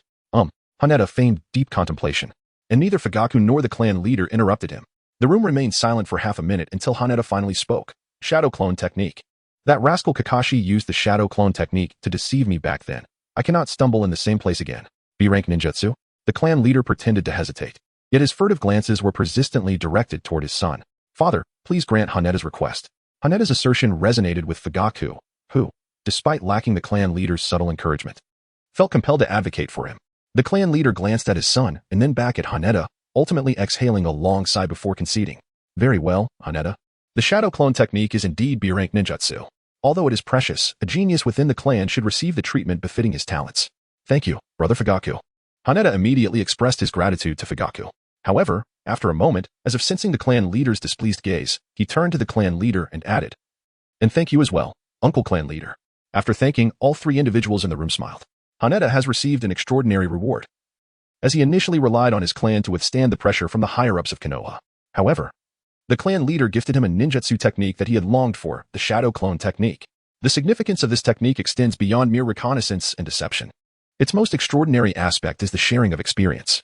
This means that the clones possess identical talents, train at the same pace, and when they dissipate, the experience is returned to the original body. What does this imply? It implies the potential for double, triple, or even dozens of times the experience. Consider the reincarnated Asura, Naruto, who, despite considering himself not particularly intelligent, trained with hundreds of shadow clones simultaneously. Isn't that akin to a cheat? Of course. Haneda does not expect his intellect to rival Naruto's in absorbing such vast memories. Yet, as a transmigrator, his mental acuity is undoubtedly superior to that of an ordinary individual, allowing him to endure greater mental pressure. Moreover, with the enhancement of the Sharingan, it signifies that Haneda can easily manage a minor advantage. As for the other two, Fugaku and the clan leader, Fugaku genuinely felt pleased by Haneda's gratitude, as he had helped another and reaped emotional rewards. The clan leader, on the other hand, was elated at having attracted a talented youth for his son, a father, shedding tears of joy for paving the way for his child. The three of them conversed for an extended period, until the sun began to set. Naturally, it was predominantly the clan leader guiding the conversation between Haneda and Fugaku. The two, along with the clan leader, accompanied Haneda to his doorstep. The clan leader, watching Haneda depart, smiled and said, Haneda, if you ever have any questions regarding ninjutsu, feel free to seek out your brother Fugaku. Is that all right, Fugaku? Haneda turned back, appearing somewhat bashful as he spoke. Upon hearing this, the clan leader discreetly patted Fugaku's thigh as a gentle reminder. Yes, of course, Haneda. I don't mind the trouble, Fugaku replied with a hint of resignation. He indeed did not relish teaching others, even his own sons. It took a considerable amount of time for Fugaku to teach his eldest son the great fireball technique. And as for his younger son, Sasuke, he truly had little desire to instruct him. Observing the swift success of his eldest son contrasted against Sasuke's struggles, Fugaku's sentiments were evident in the original narrative. Undoubtedly, Fugaku cherished his two sons deeply. However, teaching children is undeniably arduous and mentally exhausting. Chapter 014, Shadow Clone Technique, alright. Brother Fugaku, I have questions and will certainly seek you out. Please don't find it bothersome, Haneda affirmed. Haneda stuck out his tongue with a playful grin, an informal gesture that signaled his intention to maintain a friendly rapport for future encounters. Naturally, such a statement might typically invite disdain from most. Yet the charm of this youthful boy rendered it entirely different. So, dashing readers, do not attempt to emulate this too readily. Fugaku glanced toward the horizon. Feeling a sense of annoyance, yet with his father by his side, he felt compelled to acquiesce. once Haneda's figure had completely vanished from view. The clan leader took Fugaka back to their home. "What do you think of this young man named Haneda?" The clan leader inquired slowly. "He is a remarkably talented clansman. And rather endearing as well, father," Fugaka replied candidly. "Indeed. You ought to refer to him as your younger brother. He awakened his Sharingan at the tender age of 4. A remarkable feat that stands out in the annals of the Uchiha clan's history. Furthermore, do not underestimate Haneda. He possesses considerable intelligence and performed quite adeptly. Though the displays of children are often tinged with imperfections. Nevertheless, he seems genuinely fond of you, Fugaku." As his father's words resonated, Fugaka could not help but envision Haneda's cheerful smile. "Is that truly the case, father?" Upon returning home, Haneda neatly arranged his shoes and instinctively called out, "I'm back." The house remained silent, devoid of any response, but Haneda had long since grown accustomed to this solitude. Holding a scroll that documented the shadow clone technique, he approached his desk and unfurled the scroll. The characters on it became visible, elegantly inscribed, accompanied by annotations and smaller text that chronicled the experiences of the scroll's creator during their training. The shadow clone technique, birthed from the inherently malevolent mind of Shinju Tobarama, endowed each clone with both substance and will, qualities absent in mere clones.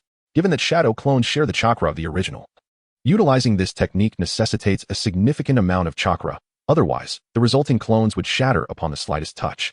Not only is combat rendered impossible, but even the most fundamental training would be unachievable. "I should have at least 1 card's worth of chakra now," he mused, mentally articulating the command. Instantly, a faint blue screen materialized before his eyes. Uchiha Haneda Strength, Chunin, 13100, Chakra, 1. 3 cards, elements, fire, wind, lightning. Inkekiai Jinkai, single Tomo Sharingan, 3 Tomo Power, 73, Sage Body, Awakening Pending, Beginner Level, 76, Special Abilities, none 1. 3 cards, quite decent. Even if Kakashi is somewhat exaggerated. Summoning 3 or 4 shadow clones for training should pose no issue. The only real challenge lies in whether my mental fortitude can withstand it. Haneda glanced once more at the panel, and an involuntary smile graced his lips. Indeed. Achieving the rank of a nin at the tender age of 5 is quite the mark of a prodigy. The 3 Tomo and Sage Body are nearly complete. What remains is the kaleidoscope. I wonder what my unique ocular technique will be. The Sharingan is known as the eye that reflects the soul, and the awakened abilities manifest in accordance with one's deepest obsessions. But what, I ponder, is my true obsession? Upon reflecting on this, Hatena silently retracted his thoughts, redirecting his attention to the scroll before him. His innate talent was rather modest. Mastering the shadow clone technique would require him at least a week of diligent effort. Moreover, the Chidori demanded familiarity and practice. The techniques acquired from the system merely provided methods of learning and insights. For Hatena, the acquisition of knowledge was relatively straightforward. Yet truly integrating it for practical application necessitated his own rigorous training. Hana's plan is to first master the shadow clone technique, allowing the clones to practice Chidori, thereby accelerating the pace of his training. As night descends deep within the forest of death, a concealed underground base lies hidden. Danzo sits regally upon a stone chair, while 3 masked ninjas kneel before him, reporting on recent developments. Honorable Danzo, 1 begins. Uchiha Hana visited the home of clan leader Kinji after school and engaged in a cordial conversation with the young clan member, Uchiha Fugaku. After listening to his subordinate's account, Danzo squints slightly and solemnly inquires, "What is Shikamaru's recent state, particularly after Hatake Kakashi returned home this afternoon?" A man adorned in a fox mask replies, "Lord Shikamaru and Hatake Kakashi ventured out around 8 in the evening to dine at the Barbecue Q restaurant. They appeared to enjoy their meal thoroughly, with Lord Shikamaru indulging in quite a bit of alcohol." The fox-masked man seems to recollect something and adds, "Unlike before, Lord Shikamaru seemed less concerned with the opinions of the surrounding villagers." Upon hearing this, silence envelopes the room, the atmosphere thick with tension. Tap, tap, tap. Danzo's index finger rhythmically strikes the stone table as he murmurs, "It seems he has moved on." After a brief pause, his gaze shifts back to the root ninjas before him. "Let the rumors about Hatake Shikamaru cease tonight. By morning, I wish to hear not a single disparaging word against the hero of Konoha. Furthermore, regarding Uchiha Hana." At this juncture, Danzo cast his eyes toward the dark passageway leading to Konoha. For the sake of the village, for Konoha, this inherently malevolent Uchiha child must be reclaimed by root. However, until that time, he must be closely monitored without alarming him. "Understood, Lord Danzo," they respond. Danzo waves his hand dismissively, his gaze lingering on the shadowy corridor. As if glimpsing a distant light, a wave of ancient memories floods his mind. "Hizashi, my mentor, I shall prove my convictions. I am the one most suitable to assume the mantle of Hokage." The following day, at dawn, the sun slowly ascends the horizon. Hana enjoys a hearty breakfast, preparing for another day of school. This time, he refrains from seeking out Obito, as his unconventional route to school is too erratic. He does not wish to arrive late and tarnish his reputation. Upon entering the classroom, he scans the room. As expected, Obito is absent, but Kakashi has arrived early. Engrossed in a book, Noticing Hana's gaze upon him, Kakashi lifts his head, tilting the book slightly downward to reveal a sunny smile. Good morning, Hana. Seeing Kakashi greet him, momentarily lowering his black mask to reveal a smile, fills Hana with warmth. Haneda was taken aback for half a second, then smiled and replied, Good morning, Kakashi. As he greeted, he made his way to his seat. Haneda cast a glance at the book in Kakashi's hands, its cover inscribed with 6th grade. Presumably a textbook from Konoha. Curiously, he inquired, Kakashi, why are you studying higher grade materials? You're only in the 1st grade now. In response, Kakashi set the book down. And at some point, his black mask had reappeared. He earnestly fixed his gaze on Haneda's eyes and replied, I have grown accustomed to it. I initially intended to graduate early, originally scheduled for the end of this academic year. You're planning to graduate early. Haneda feigned astonishment. Indeed. I once believed that the knowledge available in school was scant. Only by becoming a ninja could I advance further. However, Kakashi continued, looking intently into Haneda's eyes. I now realize that there is still much I need to learn. While ninjutsu is crucial for a ninja, it does not encompass the entirety of a ninja's journey. I wish to acquire something here, although I am uncertain of what that may be. As he locked eyes with Kakashi, Haneda could sense the sincerity emanating from him. Resting one hand on Kakashi's desk, he smiled and said, I see, Kakashi. Nonetheless, ninjutsu is indeed vital for a ninja, so do not neglect it. Of course. Kakashi nodded seriously in response, I will not lose in our next battle. Agreed. As they spoke, Haneda extended his right fist. Kakashi appeared somewhat taken aback, but attempted to reciprocate.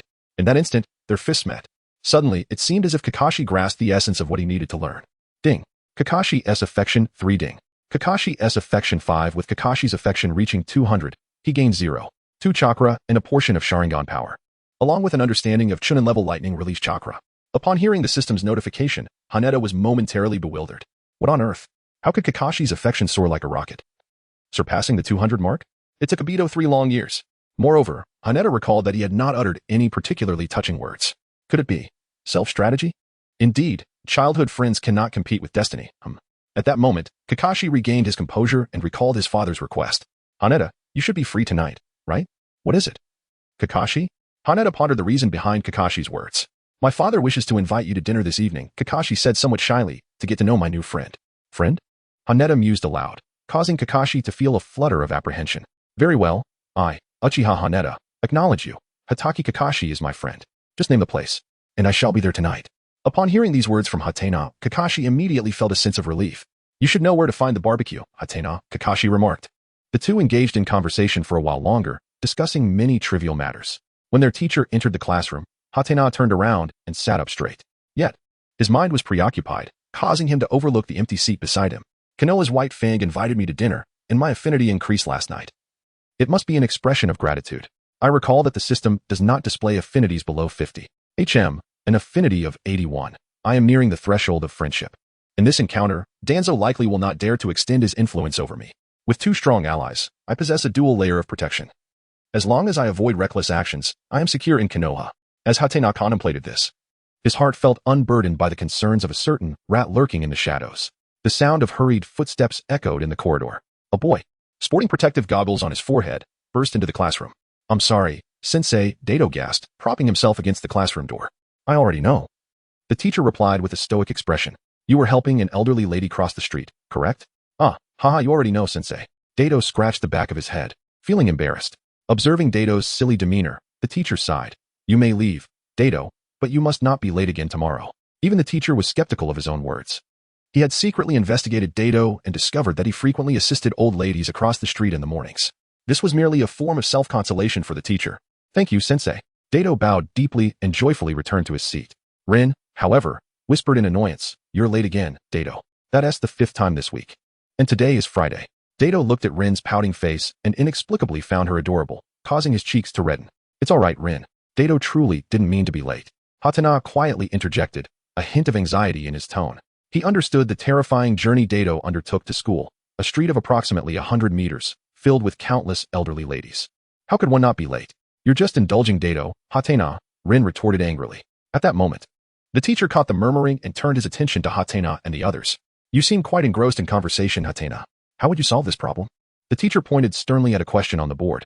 I don't know, Hatena replied after glancing at the problem. He had no idea how to approach it. Are you certain? The teacher scrutinized him. I genuinely do not know, Hatena stated plainly. He had only perused the textbook on the first day of school and found little of interest to him. Since then, he had hardly paid attention in class, instead lost in the storyline of the original work. Seeing Hatena's unflustered refusal, paired with the natural charm of the Uchiha lineage, the girls in the class were captivated. Oh my, I can't take it. Even his refusals are so charming. They gushed.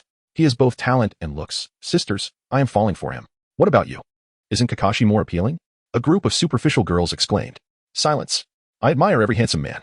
The voices in his ears incessantly tainted Hatena's thoughts. He distinctly remembered that this was Kakashi's treatment. How did he, having only bested Kakashi once, come to receive such admiration? Indeed. The girls who turned left were the most outrageous, until another conversation reached his ears, causing Hatena's expression to shift to one of peculiarity. Asuma, that kid Hatena is showing off again. Moreover, he cannot even solve such basic problems. A boy complained. Show some respect. It's Brother Hatake. He is my most esteemed rival. Asuma replied impatiently. But Asuma, he did best you yesterday. Nonsense. That was a lesson in love. Yesterday afternoon, I secretly snuck into my father's office and examined the files of my predecessor, Shikumo. He had completed 27 S-rank missions and 123 A-rank missions. How could I dare to tarnish such a predecessor's name? Moreover, Asuma's voice trailed off as he continued. I discovered that my father has been enabling the malevolent Danzo to slander Shikumo. It is precisely because of my lifelong rival, Uchiha Hatena's teachings, that I realized my father's incompetence. Then, brother, why don't you make this matter public? The boy asked, puzzled. Upon hearing this, Asuma's face turned slightly red as he awkwardly replied, I was warned by my father. In any case, Uchiha Hatake is a rival deserving of respect. From now on, you should choose your words carefully. I will also overthrow my father's corrupt reign and become Hokage. Indeed, brother Asuma, the boy exclaimed, his eyes shining with admiration. Chapter 016. Bringing Kakashi to the clan. Filial piety. Truly filial. A resounding display of filial piety. One wonders how the third Hokage would react upon hearing this. Whether he would strike down this rebellious child on the spot. Conversely, the wicked Danzo has been aptly described. Commendations are in order. Perhaps with the addition of born to be. However, Haneda turned his head to glance at Kakashi, who sat behind him, his face obscured by a mask. Their eyes meeting in silent understanding. You must have heard that, Kakashi, Haneda whispered. Indeed, Kakashi replied, nodding gently. As a prodigy who graduated at 5 and became a CHNIN at 6, his acute hearing made it impossible for him to miss a word. What my father truly cares about is not the Hokage, but Konoha and the people who dwell within it. Like my father. The will of fire in my heart has never been about the Hokage, Kakashi spoke softly. It seems you have emerged from the shadows, Kakashi, Haneda smiled. Indeed, after all. The sun shines brightly. Silence. Before Kakashi could finish, the teacher at the podium erupted in anger. Bang. He slammed his hand on the desk, bellowing, this is a class. Haneda, Kakashi. After his outburst, the teacher gestured around the classroom, shouting, and you all, every one of you, are slacking off. Look at the chaos you've created. My apologies. Sensei, Haneda quickly interjected, pulling Kakashi towards the classroom exit. Kakashi and I will leave now, so as not to disrupt your lesson. The teacher stood in stunned disbelief as he watched the two figures swiftly disappear through the door. This was not how it was supposed to unfold. He had merely spoken a few words, without imposing any punishment, intending only to guide Haneda and Kakashi for their own good. As he gazed at their departing silhouettes, he suddenly felt a pang of hurt in his chest, a sense of unfairness. Haneda, that guy is far too arrogant. Daring to skip class so openly, what a role model for us. Obito mused, a mix of admiration and envy swelling within him. Yet, he couldn't help but feel slighted that Haneda chose to escape with that fool Kakashi instead of him.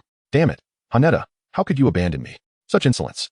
Outside the ninja school, Kakashi, pulled along by Haneda, glanced back at the school gate, feeling an odd sense of discomfort. Haneda, is it really all right for us to skip class? The conscientious student questioned with a hint of guilt. Observing this, Haneda immediately activated his persuasion tactics. Kakashi, you are far too concerned with rules. If you continue like this, one day you will be bound by them. A true man, a real man. Stop, stop, stop. I know you just don't want to be in the classroom, Kakashi interrupted, cutting through Haneda's rhetoric. He had once been lost.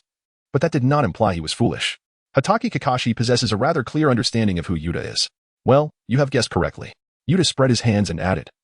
However, this time, skipping class is, to be precise, still for the sake of learning. Learning? Upon hearing this, Kakashi contemplated something. Haneda, who was of the same age, has managed to surpass himself, undoubtedly through persistence and hard work. He must have been diligently striving in the shadows, only to astonish everyone with his remarkable achievements. Indeed, learning. Haneda nodded and elaborated, I recently acquired an elder brother named Uchiha Fugaku, who is a jonin. Shall we seek his guidance? A jonin from the Uchiha clan? Kakashi's eyes sparkled with interest. Ever since his defeat against Haneda, he has harbored a profound curiosity about the Uchiha. To witness the true strength of an Uchiha would make this journey worthwhile. Lead the way, Haneda. I can hardly contain my excitement, Kakashi exclaimed with a hint of eagerness. Hatake led Kakashi to the Uchiha clan territory. As the figures of outsiders appeared within the Uchiha grounds, they attracted considerable attention. However, upon noticing a young Uchiha escorting children from other clans, there was little cause for concern. The clan territory was not a place to be shunned. Is this truly the Uchiha domain? It is quite expansive, albeit somewhat desolate, seemingly inhabited solely by the Uchiha. Kakashi curiously surveyed his surroundings, murmuring softly to himself. Haneda elucidated. Indeed, due to the prejudice harbored by the villagers towards the Uchiha clan, coupled with the clan's inherent arrogance, it is quite rare for outsiders to be welcomed. However, the Uchiha are not intrinsically malevolent. Rather, many have succumbed to psychological distress, becoming consumed by obsession. A significant number of clan members have retreated within themselves, ardently pursuing power. To speak candidly, I too am not particularly fond of engaging with my kin, with the exception of Obito. That fellow possesses a truly kind-hearted nature. Kakashi inquired. Living in such an environment must be quite painful, wouldn't it? Fortunately, most Uchihas are merely excessively proud, in truth. They tend to care for their clan members quite well. Upon reaching this point, Haneda paused momentarily before continuing. As an orphan with no one to care for me, my clan provides me with a monthly stipend without charge. Moreover, the other Uchiha children have never bullied me. For the Uchiha, to oppress the weak is a source of shame. As Hatena spoke, he walked briskly, and soon the two arrived at the training grounds of the Uchiha clan. Before them lay a small grove, within which numerous targets were set up, each adorned with kunai and shuriken embedded at their centers. The clan leader had informed Hatena that Fugaku often trained here. Fugaku and I have arrived, Hatena called out towards the grove. However, his thoughts betrayed a deeper intent. I am here to offer the Uchiha a chance for resurgence. You better recognize the opportunity. Ah, it's you, Fugaku replied. His tone tinged with a hint of annoyance, revealing his slight impatience. Yes, it's me. I have brought along a classmate, the child of Lord Shikumo. 2 children. How troublesome. Fugaku mused silently. Reluctantly, he leaped down from the branches, emerging from the concealed grove before Hatena and Kakashi. Ahem, Hatena, are you here to seek my guidance on ninjutsu? Fugaku inquired, his expression stern and devoid of emotion. Indeed, Fugaku and I immediately thought of you when I encountered difficulties with my shadow clone technique. Haneda said, pulling Kakashi closer. Brother Fugaku, this is my friend Hatake Kakashi. He is the top of our class and the finest in our grade. Haneda thought to himself. He has made his intentions abundantly clear. He should hasten to establish connections. The opportunity for Uchiha to ally with the legendary Konoha White Fang was nearly within grasp. Fike, however, wore a stern expression, his face devoid of emotion as he stated, I see, Kakashi, the Hatake clan excels in swordsmanship. Although the Uchiha possess formidable swordsmen, I am not well versed in this art, and thus cannot impart any knowledge to you. Upon hearing these words, Haneda felt as if his molars might shatter from the intensity of his frustration. He nearly lost consciousness from indignation. To phrase it more delicately, it was as though he was admitting his own inadequacy and suggesting he had nothing to offer. In a harsher light, it could be interpreted as a dismissal, urging him to leave. What a disappointing ally. It is no wonder they faced such a dismal fate, lacking in political acumen. The Uchiha clan's descent into extinction undoubtedly bore the brunt of Fike's shortcomings. Nevertheless, for the sake of the Manjiki, I shall take matters into my own hands. Surely, you must comprehend this. It cannot be that even your father fails to understand. Chapter 017, Training Part 1. Ahem. Hatena coughed a few times and smiled at Fugaku, saying, Kakashi is also quite adept at ninjutsu. Brother Fugaku, aren't you skilled in Jinjutsu and fire release? Why not teach us a technique? Seeing Hatena's cheerful demeanor, Fugaku recalled his father's instructions and reluctantly nodded in agreement. Very well, I am indeed proficient in Jinjutsu and fire release, but I possess a plethora of ninjutsu. Please wait a moment while I contemplate. After a brief pause, Fugaku spoke. How about the Phoenix Fire technique and the Heart of the Fox technique? Both are C-rank ninjutsu, and quite suitable for your learning. Upon hearing this, Hatena directed his gaze toward Kakashi, who nodded slightly, prompting a cheerful response from him. All right. Brother Fugaku. Disregarding Hatena's exuberance, Fugaku led the two to the edge of a small lake, which was devoid of onlookers. Watch closely. I will demonstrate first. As he spoke, Fugaku began to form hand seals. Due to the nature of the demonstration, his speed was deliberately slow, taking approximately half a second for each seal. Fire release, Phoenix Fire technique. Several small fireballs erupted from Fugaku's mouth. The fireballs danced in the air as if possessed by a will of their own, swirling gracefully until they finally descended upon the center of the lake, creating rippling waves. This is a fundamental ninjutsu passed down in the Uchiha clan. Pay attention. The sequence of seals is, before Fugaku could finish his explanation, he noticed Kakashi already commencing his own hand seals. Z, In, Su, Cho, Mao, In. Fire release, Phoenix Fire technique. Mere moments later, a number of fireballs were expelled from Kakashi's mouth. The fireballs circled around the lake's center before ultimately landing in the water, splashing droplets everywhere. Fugaku stood astounded, witnessing the genius who could master a technique after a single demonstration. It was utterly remarkable. One must understand that the Phoenix Fire technique has a certain level of complexity, even more so than the Great Fireball technique, and yet Kakashi had grasped it effortlessly. Truly extraordinary. After performing the ninjutsu, Kakashi silently stepped back, instinctively leaving the spotlight for Hatena. It's my turn? Haneda is perplexed. You, Kakashi, can understand it after just one glance. But I find it quite challenging. Your approach makes me feel rather embarrassed. Ahem, Brother Fugaku, I sustained an injury yesterday and am feeling unwell. I shall merely observe from the sidelines and learn. Hatena turned to look at Fugaku beside him, awkwardly speaking. He certainly did not wish to be compared to Sasuke in the same manner as that of a mere 1 against 7, which would unfairly diminish Sasuke's apparent talent. Unfortunately, his own advantages, akin to Sasuke's, were only revealed in the later stages, rendering them inadequate when juxtaposed with genuine prodigies. That's understandable, Hatena, Fugaku replied, unfazed, a smile gracing his lips. So, pay close attention and learn diligently. As he spoke, Fugaku suddenly wore a mysterious smile. He addressed Hatena and Kakashi, saying, Next, I shall instruct you in the art of illusion. Naturally, this training will encompass both the application and the dispelling of such techniques. I will teach them concurrently. So keep up. With a graceful leap, Fugaku ascended to a nearby tree, glancing back at Hatena and Kakashi. In the blink of an eye, his figure vanished once more, darting through the forest like a wraith.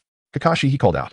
Haneda leaped forward, closely followed by Kakashi, who wore a furrowed brow. Was it an illusion? He wondered when Fugaku had cast it. As they moved at high speed, the shadows of the trees flickered past them, yet the distance to the lake continued to stretch, until it vanished completely. Suddenly, Kakashi came to a halt. Haneda, don't you feel that something is amiss around us? He inquired. Haneda paused, looking at Kakashi with confusion. What could possibly be wrong? Kakashi, hurry up. Brother Fugaku is about to lose us, Haneda urged. Kakashi frowned and leaped to block Haneda's path.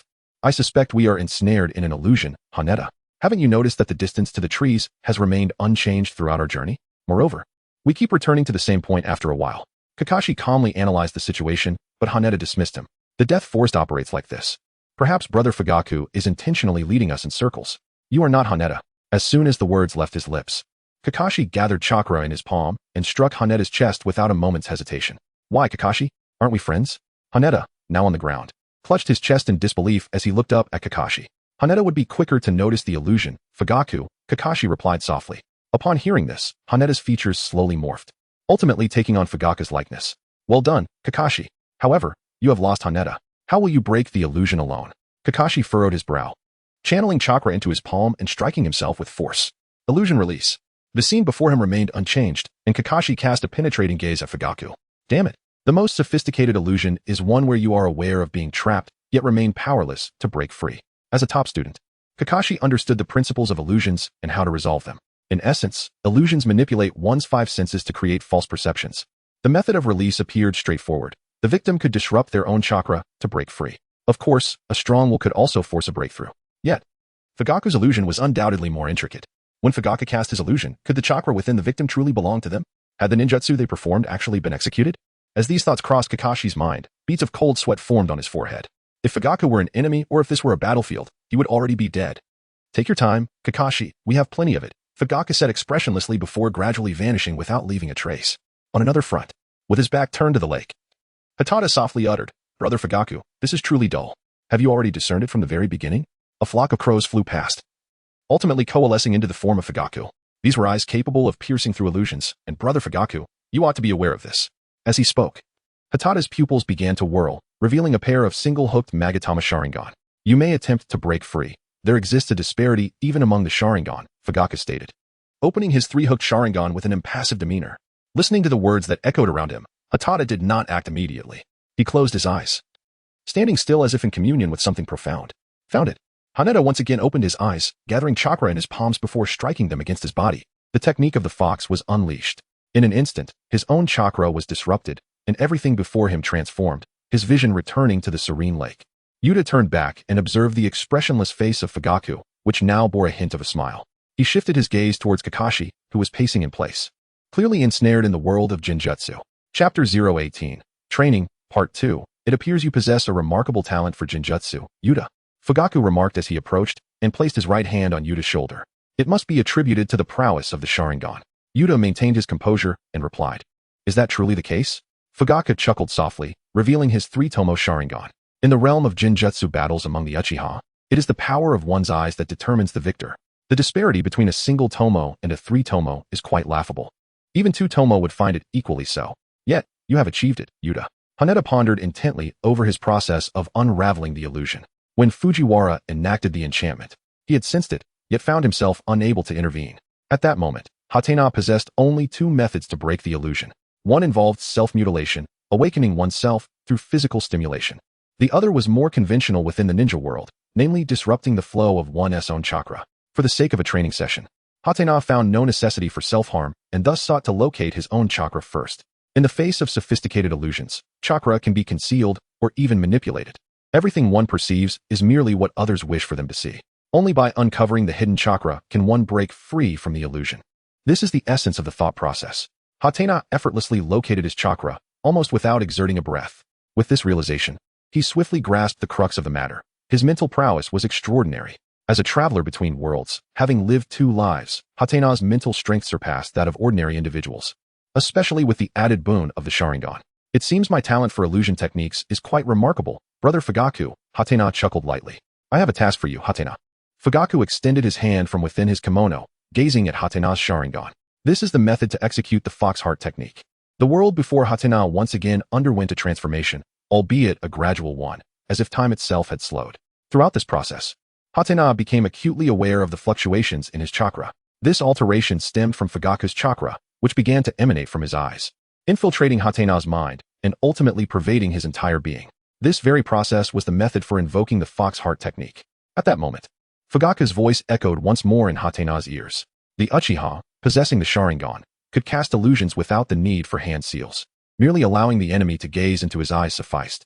Even a fleeting instant was enough to ensnare an adversary in a phantasm. My task for you is to draw your friend, Kakashi, back from the realm of illusions.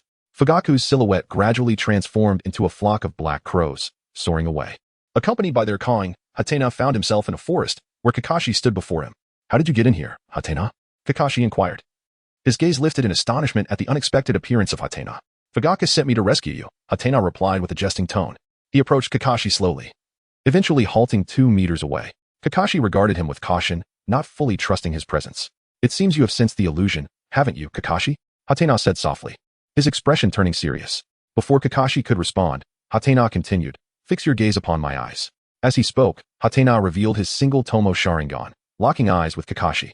In that instant, 3 Tomo began to slowly rotate within Kakashi's pupils. Hatena, however, instinctively shielded his eyes in pain. It's not that simple, Hatena. You two are ensnared in the illusion. You must first extricate yourself before you can disrupt my chakra, Kakashi rationally assessed. What should I do then? I have only just begun to grasp the fox heart technique. Attempting to directly unravel the illusion has led to the results you see, Hatena lamented. Yuta spoke in a somewhat hoarse voice. His eyes still throbbed with pain, seemingly validating Fugaku's assertion that a single Tomo was indeed a rather laughable match against a 3 Tomo. You can still harness your chakra, can't you? Kakashi inquired. I can, came the reply. Hearing this, Kakashi slowly approached Yuta, extending his left fist. What you mean is, this is merely an illusion, Kakashi. Haneda, somewhat perplexed, expressed his belief that Kakashi intended for him to disrupt his chakra. The fox's technique merely causes confusion. What you perceive remains my true form. Chakra, you say? I comprehend now. Haneda extended his right fist, colliding with Kakashi's left. At that moment, 2 distinct chakra signatures emanated from Kakashi. One was unremarkable, while the other exuded a sinister aura. Now is the time, Haneda. I understand. Haneda opened his single Tomo Sharingan, locking eyes with Kakashi. In an instant, Haneda's comprehension of the principles behind the Nine-Tails Jinjutsu began to flow into Kakashi's mind. The 3 chakra sources began to intertwine, clashing against one another, disrupting the flow of chakra within both Haneda and Kakashi's bodies. Jinjutsu release. Yuta and Kakashi spoke in unison. As the illusion dissipated, the two found themselves once more at the lakeside. Unlike the realm of illusion, Yuta and Kakashi stood in close proximity without any physical contact. It seems you both have begun to grasp the principles of the illusion, rather than merely understanding them superficially as described in the textbooks, remarked Fugaku with a hint of surprise. He had initially believed that Yuta and Kakashi would need to endure further challenges to uncover the crux of the matter. To his astonishment, Kakashi swiftly realized that in the world of illusion, his body remained his true self, while Yuta possessed the ability to release chakra. Haneda quickly grasped this concept, drawing upon Kakashi's chakra through his own, subsequently transmitting the principles of illusion to him. At that moment, Kakashi unraveled the illusion he had cast, utilizing his chakra to disturb Haneda's. Thus, the 2 illusions conjured by Fugaku were entirely dispelled through the seamless collaboration of Haneda and Kakashi. Kakashi was not only a prodigy of ninjutsu, but also a tactical genius, while Haneda proved to be a competent ninja, instinctively aware of his necessary actions. Fugaku silently evaluated the two. Brother Fugaku, it seems that Kakashi and I have both begun to grasp the fundamentals of illusion, Haneda remarked with a smile. Indeed, however, to wield it with proficiency, further practice is essential, Fugaku replied, maintaining an impassive demeanor. Although he was astonished by Haneda and Kakashi's performance, he refrained from excessive praise, fearing it might inflate their egos. Haneda, your talent for illusions is commendable. You may inquire about the application of the Sharingan in illusion techniques over the next few days. Fugaku instructed. Certainly, Brother Fugaku, Haneda responded. Seeing this, Fugaku nodded slightly and turned his gaze towards Kakashi. To be honest, he found himself captivated by the talent of this outsider. Kakashi's gifts were remarkably formidable, and barring unforeseen circumstances, he was destined to become a powerful individual. The prospect of being a mentor to such a person filled Fugaku with a sense of accomplishment. Although Kakashi, your aptitude in the realm of illusions may not match that of Haneda, your grasp of ninjutsu is exceptionally proficient. I personally advise against dedicating excessive time to illusions. Mastering a few essential techniques and their countermeasures would suffice. For these matters, feel free to consult me. Of course, in other areas, I recommend seeking guidance from your father, Hatake Shikumo, a true powerhouse. Understood, Kakashi nodded earnestly. Thank you, Senior Fugaku. Fugaku nodded slightly and began addressing the mistakes made by Haneda and Kakashi earlier. In the afternoon, within the patriarch's residence, Fugaku gently pushed the door open, removed his shoes, and stepped inside. How did the instruction go, Fugaku? The patriarch inquired with a smile upon hearing the familiar footsteps. At that moment, he was watering a pot of orchids. After finishing, he placed the watering can down and looked up at Fugaku. Father, you knew? Fugaku replied, somewhat surprised. However, reflecting on his father's status, he found little reason for astonishment. The son of Shikumo ventured into the clan territory. Naturally, someone would report to me. The patriarch approached a table, gestured for Fugaku to sit, and added, I trust you enjoyed your time with Kakashi and Haneda? Fugaku recalled the experience and responded, it was pleasant. Haneda was quite lively and talkative, while Kakashi remained composed and spoke less. The patriarch frowned. This was not the response he had anticipated. Convey the process of your instruction to me through illusion. Understood. Fugaku promptly activated his three-tomo Sharingan. As the two pairs of Sharingan met, the scene of instruction was vividly recreated. In a small grove, Fugaku was training with kunai and shuriken when a youthful voice suddenly emerged from outside the grove. Brother Fugaku, I have arrived. The figures of Hatena and Kakashi emerged, standing in close proximity, nearly hand in hand, shoulder to shoulder. It is Hatena, Fujitake remarked with a hint of annoyance. Observing Hatena approaching with the son of White Fang, Fujitake exhibited a slight impatience, as if he wished to reprimand him. Does he not understand the importance of forging alliances with other clans? The clan leader momentarily restrained himself, striving to maintain his composure as he continued to watch. Indeed, it is I. I have also brought along a classmate, the child of Lord Shikumo. Hatena responded with a smile. Fujitake, recalling something, jumped down from the branch with a resigned expression. Ahem, Hatena, did you come to seek my counsel on ninjutsu? Fujitake inquired, his face stern and expressionless. Haneda sent the white-toothed son over, hoping he might arrive with a hint of a smile. Yet, he appeared as if someone owed him a debt, raising doubts about his ability to connect with others. The clan leader turned to gaze upon the ethereal figure of Fugaku, his expression one of deep disappointment. Restrain yourself, anger must not take hold. At that moment, Haneda's voice echoed once more. Indeed, Brother Fugaku. The challenges I face in mastering my shadow clone technique led me to think of you first, Haneda said, pulling Kakashi closer for an introduction. Brother Fugaku. This is my friend Hatake Kakashi. He is the top student in our class and the best in our grade. Haneda revealed his relationship with Kakashi while simultaneously praising others, once again affirming Kakashi's identity. This greatly impressed the clan leader. Discreetly divulging intelligence, Haneda epitomized the archetype of an information ninja. However, Fugaku remained expressionless, showing no appreciation whatsoever. Indeed, Kakashi, the Hatake clan excels in swordsmanship. While the Uchiha clan also boasts formidable sword masters, I am not proficient in it. I cannot teach you anything, Fugaku stated. Upon hearing this, the clan leader could no longer contain himself and erupted with expletives. I will teach you. The leader's speech was rapid, his emotions running high, leaving Fugaku bewildered. Nonetheless, he inquired with concern, what is wrong, father? How can you ask me that? Do you not understand what Haneda is doing? Speak. The clan leader's long-suppressed temper flared up as he shouted. Yet the scene continued, interrupted by a sudden cough. It was Haneda, still wearing a radiant smile. Upon seeing this smile, the clan leader's anger subsided considerably. His son may be clueless, but did Haneda not comprehend either? Indeed, Haneda's next words swiftly rectified the situation. Haneda remarked, Kakashi is also quite adept at ninjutsu. Brother Fugaku, are you not proficient in Jinjutsu and fire release? Perhaps you could impart some knowledge to us? Fugaku nodded, albeit reluctantly, and replied, very well. I do possess considerable skill in Jinjutsu and fire release. However, my repertoire of ninjutsu is extensive. Please bear with me as I contemplate the best approach. Enough, he added. I believe Haneda would serve as a superior clan leader compared to you, the current head. The clan leader waved his hand dismissively, the gesture so vigorous it nearly struck Fugaku. Had he not heard Fugaku's agreement, the slap would have undoubtedly found its mark. Upon witnessing this, Fugaku hastily retracted his Jinjutsu, appearing bewildered yet with a clarity in his gaze. The leader, confronted with this naive yet innocent expression, felt a surge of irritation. Fortunately, he recalled his son's youth, along with his promising talents and abilities, which allowed him to stifle his anger. As the head of the Uchiha clan, who had managed to survive under the watchful eye of the second Hokage, he possessed a measure of patience. Do you comprehend why Haneda sought counsel regarding the shadow clone technique but subsequently shifted his focus to fire release and Jinjutsu? The leader asked, suppressing his irritation. Fugaku hesitated before responding. Is it because I am more skilled in fire release and Jinjutsu? That is merely one aspect. Haneda utilized that to stifle your response. The leader said flatly. What else? He pressed. The leader scrutinized Fugaku's eyes, perceiving only confusion within them. At that moment, he seriously doubted whether his son had inherited any of his intellect, having seemingly devoted all his attributes to physical strength. Recalling Haneda's friendship with Kakashi, Fugaku slapped his forehead and exclaimed, "It must be Kakashi." Upon hearing Kakashi's name, the leader became animated, believing Fugaku's wits had finally sharpened. However, Fugaku had more to say. Haneda is on good terms with Kakashi. He is a trustworthy friend. At this, the leader nearly succumbed to exasperation. A friend? Kakashi. It is due to Kakashi's father being the Leaf's White Fang. He thundered. Do you understand, Fugaku? I understand. Father, Fugaku murmured, his head bowed in innocence. His words were sincere, devoid of any embellishment. Now, listen closely and remember, the leader warned, his disappointment palpable as his countenance darkened. Since the passing of Lord Hashirama and the ascension of the second Hokage, the Uchiha clan had endured relentless oppression from the Hokage faction, whether under the second or the third. Presently, Tsunade, the third's disciple, harbored disillusionment towards the village, and Jiraiya showed little inclination to intervene. In this period of relative peace, the village had long since fallen from its status among the legendary Sannin. The Hokage faction consisted solely of the third Hokage, Orochimaru, and 3 weakened elders.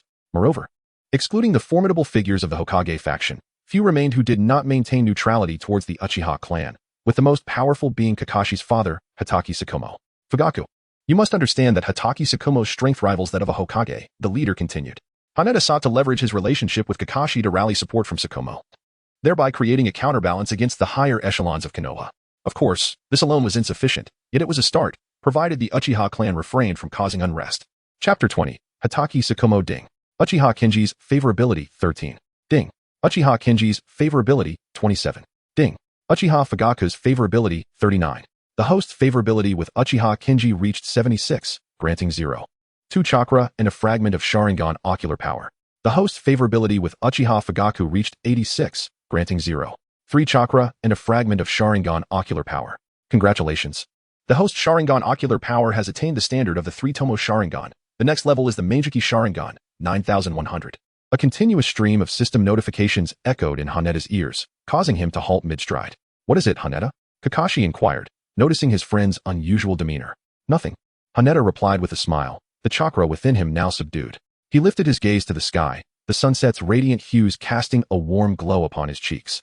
Haneda instinctively raised his hand to shield himself, smiling as he inquired, Shall we go, Kakashi?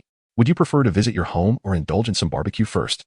Let us go to my house. My father is eager to meet you, Kakashi replied. Is that so? In the deathly forest beyond the village of Konoha, a base lay concealed beneath the roots of ancient trees. A root ninja, clad in a fox mask, swiftly traversed the underground passage until he arrived at an office, where he finally slowed his pace. Reporting to you, Lord Danzo. Uchiha Haneda and Hatake Kakashi skipped class this morning and headed towards the Uchiha compound around 9 o'clock. The masked man stated, kneeling on one knee with an emotionless demeanor. Upon hearing this, Danzo cast a fleeting glance at the clock on the wall and inquired in a grave tone, Why did you report so late? My apologies, Lord Danzo.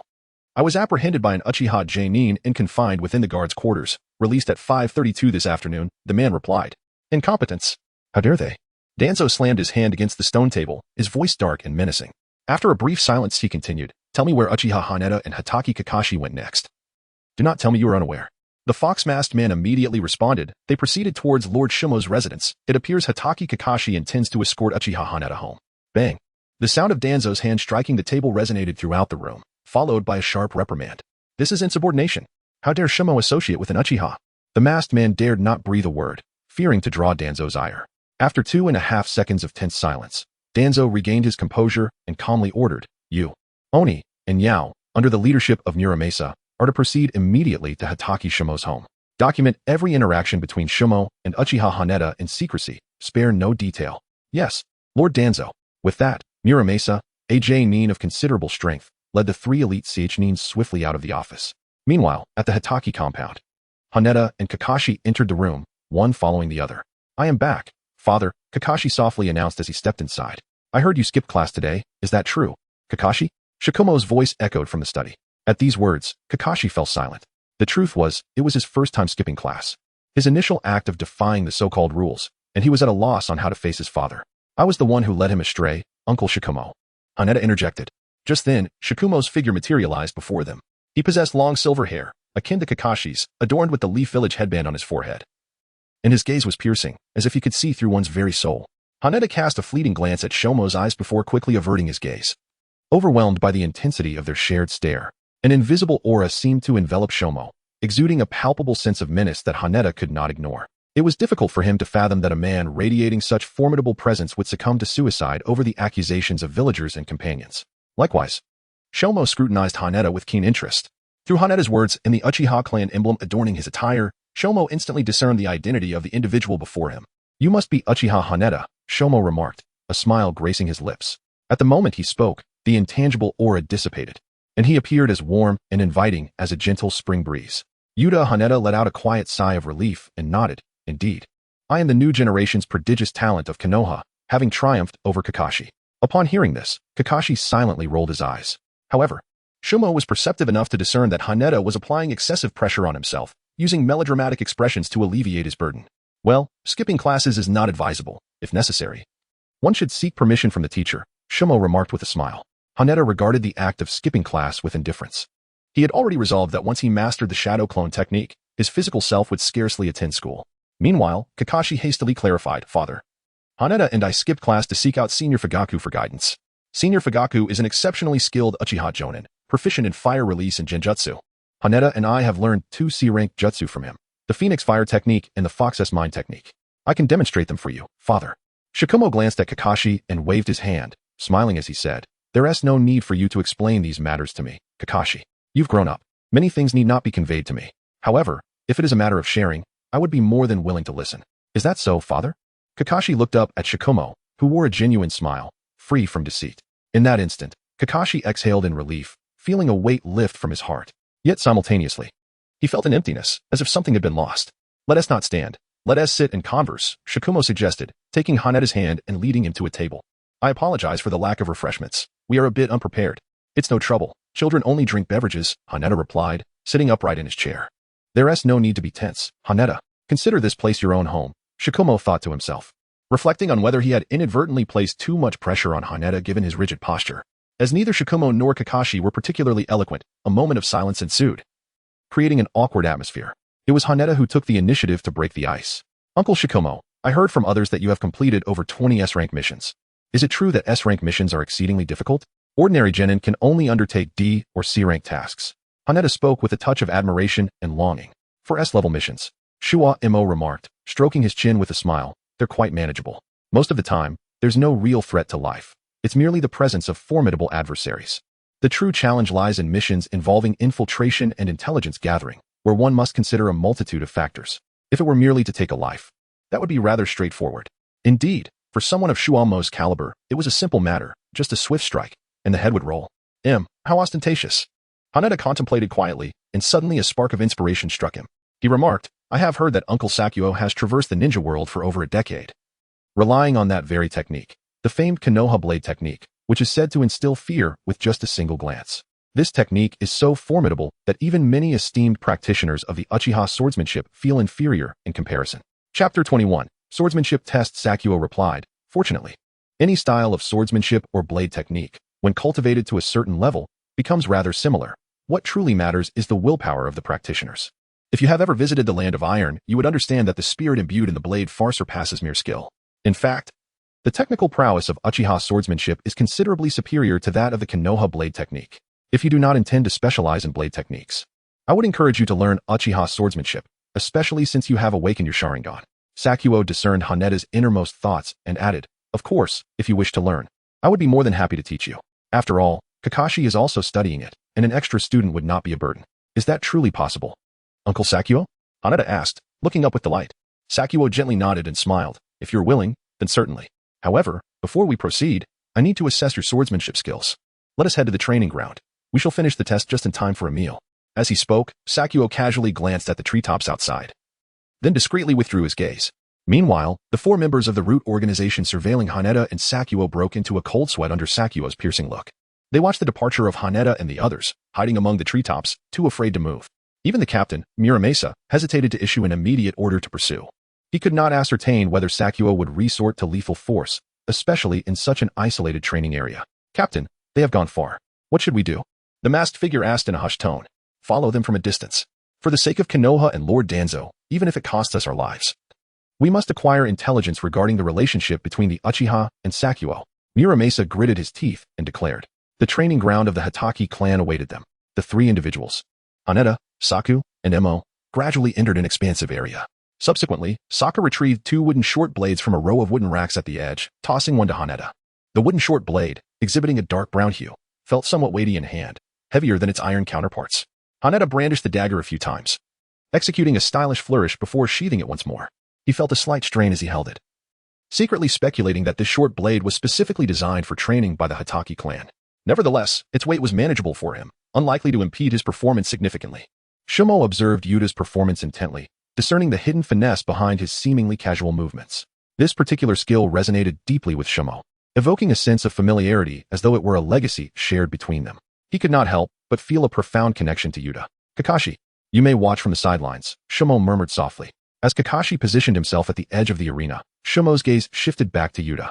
"Shall we commence the duel with the fall of this coin? What do you say, Yuta?" Shikumo inquired, lifting a coin. Noticing Yuta's nod, he promptly tossed the coin into the air, while his right hand gripped the wooden dagger at his waist, adopting a stance of confrontation. "Be cautious, Yuta. Although the dagger is made of wood, it can still inflict considerable pain upon impact," Shikumo cautioned. "Come on, Uncle Shikumo." Haneta activated his Sharingan, his hand firmly gripping the dagger. He sensed Shikumo's aura shifting at an alarming velocity, a presence akin to that of a wild beast enveloping him. This aura intensified the pressure on Haneta. Amidst the tension, a surge of exhilaration coursed through him. He licked his lips and, at the moment the coin fell, charged forward. Bang! The dagger clashed with a resounding thud. At the moment when the short blades clashed, Hatena realized that Shikumo's strength far exceeded his own. He had to capitalize on his strengths while avoiding his weaknesses, leveraging the advantages of his Sharingan. Without hesitation, Hatena retracted his short blade, utilizing the momentum to execute a backward leap, thereby dissipating the force exerted by Shikumo's blade. In midair, Hatena did not pause. He concentrated his chakra onto the short blade, executing a 360-degree spin, and then propelled himself upward once more with the counterforce generated by the blade's motion. The combined acceleration from gravity and the counterforce enabled Hatena to move at an even swifter pace. In the mere span of half a second, he found himself once again positioned before Shikumo. With a swift motion, the blade sliced through the air, yet Shikumo managed to evade it with a deft sidestep. Utilizing the power of the Sharingan, Hatena anticipated Shikumo's movements with remarkable foresight.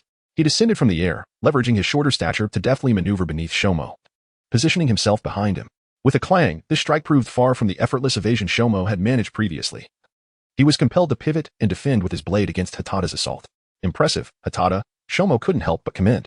However, Hatena, focused intently on his offensive, paid little heed to the words spoken beside him. He launched another series of strikes toward Shikumo, yet Shikumo skillfully sidestepped each one with ease. The speed was overwhelming. Even though I could discern his movements, my body could not react in time. As Haneta squinted his eyes, contemplating his strategy, Shikumo made his move. In the blink of an eye, Shikumo swiftly appeared to Haneta's right, his short blade slicing through the air with remarkable speed. At the very moment the blade made contact with Haneta's white shirt, it transformed into the back of the knife. A faint hissing sound echoed as the blade grazed Haneta's waist, barely missing him. Had it not been for Haneta's extraordinary reflexes, he would undoubtedly have been struck by the blunt edge of the blade. Haneta raised his blade, executing 2 consecutive backward leaps to create distance. He gasped for breath, beads of cold sweat trickling from his brow to the ground. He had narrowly avoided defeat. Had it not been for Uncle Shikumo's last-minute decision to switch the blade for the back of the sword, I might have already lost. Haneta's gaze was fixed intently on Shikumo before him, the hilt of his blade slick with perspiration. The immense pressure exerted by Shikumo's formidable presence left him no room for relaxation, not even for a fleeting moment. His quick reflexes were perhaps a testament to the power of the Sharingan. Shikumo performed a flourish with his short blade, retracting it with grace. He lifted his right leg and began to advance towards Haneda. With each step, his pace quickened, and his aura grew increasingly fierce, evoking a chilling atmosphere.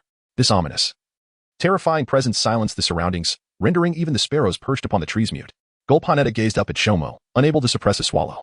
In this moment, he comprehended the helplessness that other ninja villages felt in the face of Konoha's White Fang. Sweat beaded on his forehead, tracing a path down his cheek before cascading from his chin. Haneda watched as Shomo approached step by step. He gripped his dagger tightly, yearning to retaliate. Yet the blade remained motionless, as if ensnared by an illusion. Summon the resolve to kill me, Shomo uttered coldly, raising his own weapon in tandem. At that moment, time seemed to stretch, slowing to a crawl. As Hatena observed Shomo drawing ever closer, the blade ascended from his waist, its edge poised to strike. In that moment, Hatena could not restrain a shout, simultaneously raising his dagger to parry the descending blade. Harnessing the force of the impact, he swiftly retreated several meters, halting only when he was a considerable distance away from Shomo. Gasping for breath, he lifted his short sword, fixing his gaze upon Shomo. Let this be the end. To confront me and wield a weapon, you possess qualities that most ninjas lack. Shomo sheathed his dagger, and his imposing aura dissipated. Chapter 022, The Banquet. Sensing the vanishing tension that enveloped him, Hatena lowered the now heavy dagger and found himself collapsing onto the ground. The pressure exerted by Shomo was overwhelming. He had never experienced such a profound sense of helplessness in both his lifetimes. Once Hatena regained his composure, Shomo remarked, "You have sensed the will of the blade, have you not? The techniques I employ are mere fundamentals, skills you too possess, yet the weight of the sword in your hand pales in comparison to that in mine." At these words, Hatena recalled the sensation of facing Shomo directly. It was as if he was ensnared in an illusion, time slowed, and escape felt impossible. Haneda nodded slightly and remarked, "This willpower feels like an illusion, disrupting my mind. It is somewhat akin to a glimpse of hell, revealing terrifying visions. However, this fear does not originate from within, but rather from the external, that is, from you." Shwomo gently inclined his head and turned to Kakashi, inquiring, "What about you, Kakashi?" Like Haneda, Kakashi replied. Haneda was correct. This willpower resembled an illusion, yet it was distinct from it. Illusions affect opponents or enemies through the five senses, while willpower does not require such means. Shwomo spoke slowly, his menacing aura emanating once more. This is the first form of willpower, the complete release of one's killing intent or aura from the body and soul. Many formidable warriors can achieve this. I have witnessed the second Hokage unleash his aura. When he did so, the vast majority could not bear to look directly at him. Upon finishing, Shwomo's aura swiftly diminished, rendering him seemingly unremarkable. Yet, Haneda, with his Sharingan activated, could perceive the profound terror residing within Shwomo's blade. This was the second form of willpower, the ability to control and condense one's will upon the blade. This form is often imperceptible to most, only erupting at the moment of contact with the blade. It is advantageous for concealment and delivers a lethal strike, yet is ineffective if overused. Remember, Shwomo continued, for a samurai, the contest lies in willpower, while for a ninja, it is about who survives. This implies that ninjas can augment their blades with additional elements, such as chakra. The essence of the Hatake sword technique lies in the fusion of chakra and swordsmanship, as well as the amalgamation of willpower and technique. Shwomo paused here, drawing his short blade from his back, gathering chakra upon it, and making a gentle sweep. An invisible blade was unleashed, leaving a shallow mark on the ground. This was merely the addition of non-attribute chakra, while the Hatake technique most commonly incorporates wind and lightning attribute chakra. You should have learned about the properties corresponding to these chakra types in school, correct? Wind signifies cutting, suitable for close to mid-range combat. Shwomo's chakra began to transform, condensing like a blade. With a single swing, a large rock 6 meters ahead was effortlessly cleaved in two, leaving only a slender line. Lightning, being more prone to dispersion, is suited for mid to long range. Shwomo swung his blade once more, this time charged with electric energy. Amidst the crackling thunder, in the blink of an eye, a tree trunk over 10 meters away was struck by lightning. With a resounding crash, the towering tree fell, stirring up a cloud of acrid dust. This time, the severed portion was not as neat as that rendered by wind attribute chakra, resembling jagged gears, uneven and irregular. The ninja concealed among the treetops was already drenched in sweat. A strike like this would indeed be fatal. At this moment, Shwomo sheathed his short blade and spoke slowly. The flexible application of the Hatake technique necessitates the integration of various chakra types. In summary, utilize wind for close combat and lightning for distance. As for the willpower infused in the blade, to be frank, without over a decade of practice, you cannot master it. Even the warriors of the Land of Iron, after decades of arduous training, have only a handful who can grasp it. This is also why I recommend you study the Uchiha sword technique, Haneda. Upon hearing this, Haneda smiled and responded, "Uncle Shwomo, you've mentioned that advanced sword techniques are largely similar. Within the Uchiha clan, there is likely no sword technique that surpasses yours, so it would be wiser for me to learn from you. Besides, I possess both wind and lightning attributes, which is perfect for the Hatake technique. With that, Haneda displayed a confident smile. Observing this, Shikumo ceased his discourse and cheerfully said, "Let us go to Barbecue Q. If we delay any longer, we may find no seats available." In Konoha village, at the Barbecue Q restaurant, in an upstairs private room, 3 individuals, including Hatada, gathered together. The interior of the room was adorned in a classical and unpretentious style, featuring a table and 4 square stools. At the center of the table lay a grill for barbecuing. The trio casually chose their seats. At that moment, a young and attractive waitress entered, holding a menu, and with a smile, welcomed them, inquiring how many guests were present and what they would like to order. Although she addressed them as guests, her smile was evidently directed toward Shaku. Shaku took the menu and casually passed it to Hatada across the table, saying, "Hatada, you go ahead and order first. There is no need to be polite with me." Hatada gave a slight nod, perusing the menu briefly. "Well," he remarked, "I can only say that I am suffering from decision-making difficulties." Yamato, feeling rather apathetic, simply stated, "I'll have a serving of pork belly with lettuce. And a glass of iced orange juice, please." "Didn't you mention that you don't drink beverages, Yamato?" Kakashi interjected casually from the side. "Beverages are delightful. Is it so that adults do not enjoy them? Besides, I am still a child." Haneda was unperturbed, directly retorting. He casually handed the menu to Shikumo, smiling as he inquired, "What would you like to order, Uncle Shikumo?" "2 servings of the grilled meat set," replied Shikumo, initially intending to indulge in some alcohol. He reconsidered, feeling it inappropriate to drink in front of the 2 youngsters. He turned to the waiter and added, "Please bring 2 glasses of iced orange juice. Thank you." Kakashi silently cast a disapproving glance at Haneda and his father. It was agreed that he would take charge, yet once again, it was his father who made the order. Once the waitress departed, they felt free to converse openly. "Uncle Shikumo, don't you drink?" Haneda asked curiously. Shikumo waved his hand, explaining, "The 3 prohibitions of a ninja. 1 must always be prepared for duty. Alcohol can impair judgment, so I abstain from drinking." Upon hearing this, Kakashi shot a sidelong glance at his father. Lately, his father had been indulging in alcohol daily. The moment he stepped into his room, he was met with an overwhelming scent of liquor. Noticing Kakashi's silent reproach, Shimo's face flushed with embarrassment, and he chuckled to dismiss the matter. "By the way, Haneda, how did you manage to skip class with Kakashi this morning?" "Well, skipping class isn't advisable," Shimo remarked, playfully tugging at Kakashi's pants. Upon hearing the mention of skipping class, Haneda instinctively recalled his efforts to persuade Shimo to join him. He chuckled awkwardly, replying, "Just a little experiment, letting Kakashi experience a moment of defiance against the rules. Truth be told, that feeling is fleeting, merely a brief taste of freedom." Haneda speaks nothing but the truth. However, within his candidness lies an ulterior motive. Shikumo, too, does not associate Haneda's intentions of persuading Uchiha to align with him. He chuckled softly and remarked to Kakashi, "In that fleeting moment when one breaks the rules, a sense of freedom is truly palpable. Yet, this freedom, unbound by regulations, is not authentic liberty. Sooner or later, it will succumb to another form of constraint. Kakashi, and you as well, Haneda, remember this. Genuine freedom resides in living by rules of one's own making. These rules possess a foundation, rooted in human morality and self-restraint. It is not a justification for wreaking havoc and instilling terror in the name of so-called freedom." "Do I not consume beef?" Haneda pondered, resting his chin in contemplation. Memories of his school days flooded back to him, recalling instances when he would scale walls to escape evening study sessions for the allure of internet CFS. Or how he stealthily pilfered a mobile phone from the homeroom teacher's office under the cover of night to play in his dormitory. In those moments, he indeed felt a sense of liberation. But was this freedom truly beneficial? Ultimately, he found himself fearful of being caught by his teachers, which in turn birthed a new set of rules. Hatena shook his head, dispelling the tangled thoughts that clouded his mind. After all, he was merely a child. Why should he ponder the intricate philosophies of life as if he were a seasoned thinker? At that moment, a waitress entered, pushing a small cart. "Here is your iced orange juice, young man," she said with a smile as she handed Hatena a glass.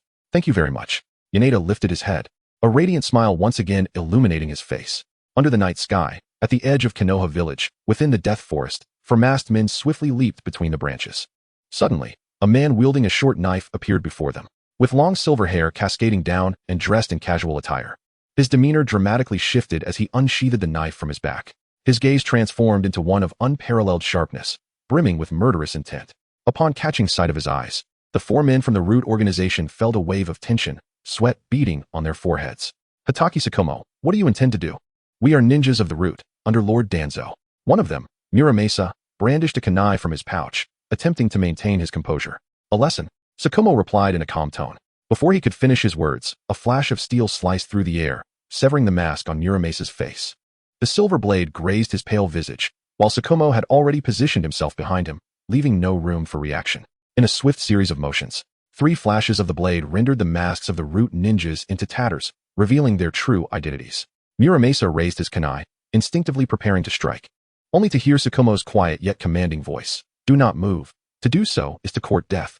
Overwhelmed by Shikumo's imposing presence, Muramasa was paralyzed with fear, cold sweat streaming down his back, his shirt drenched.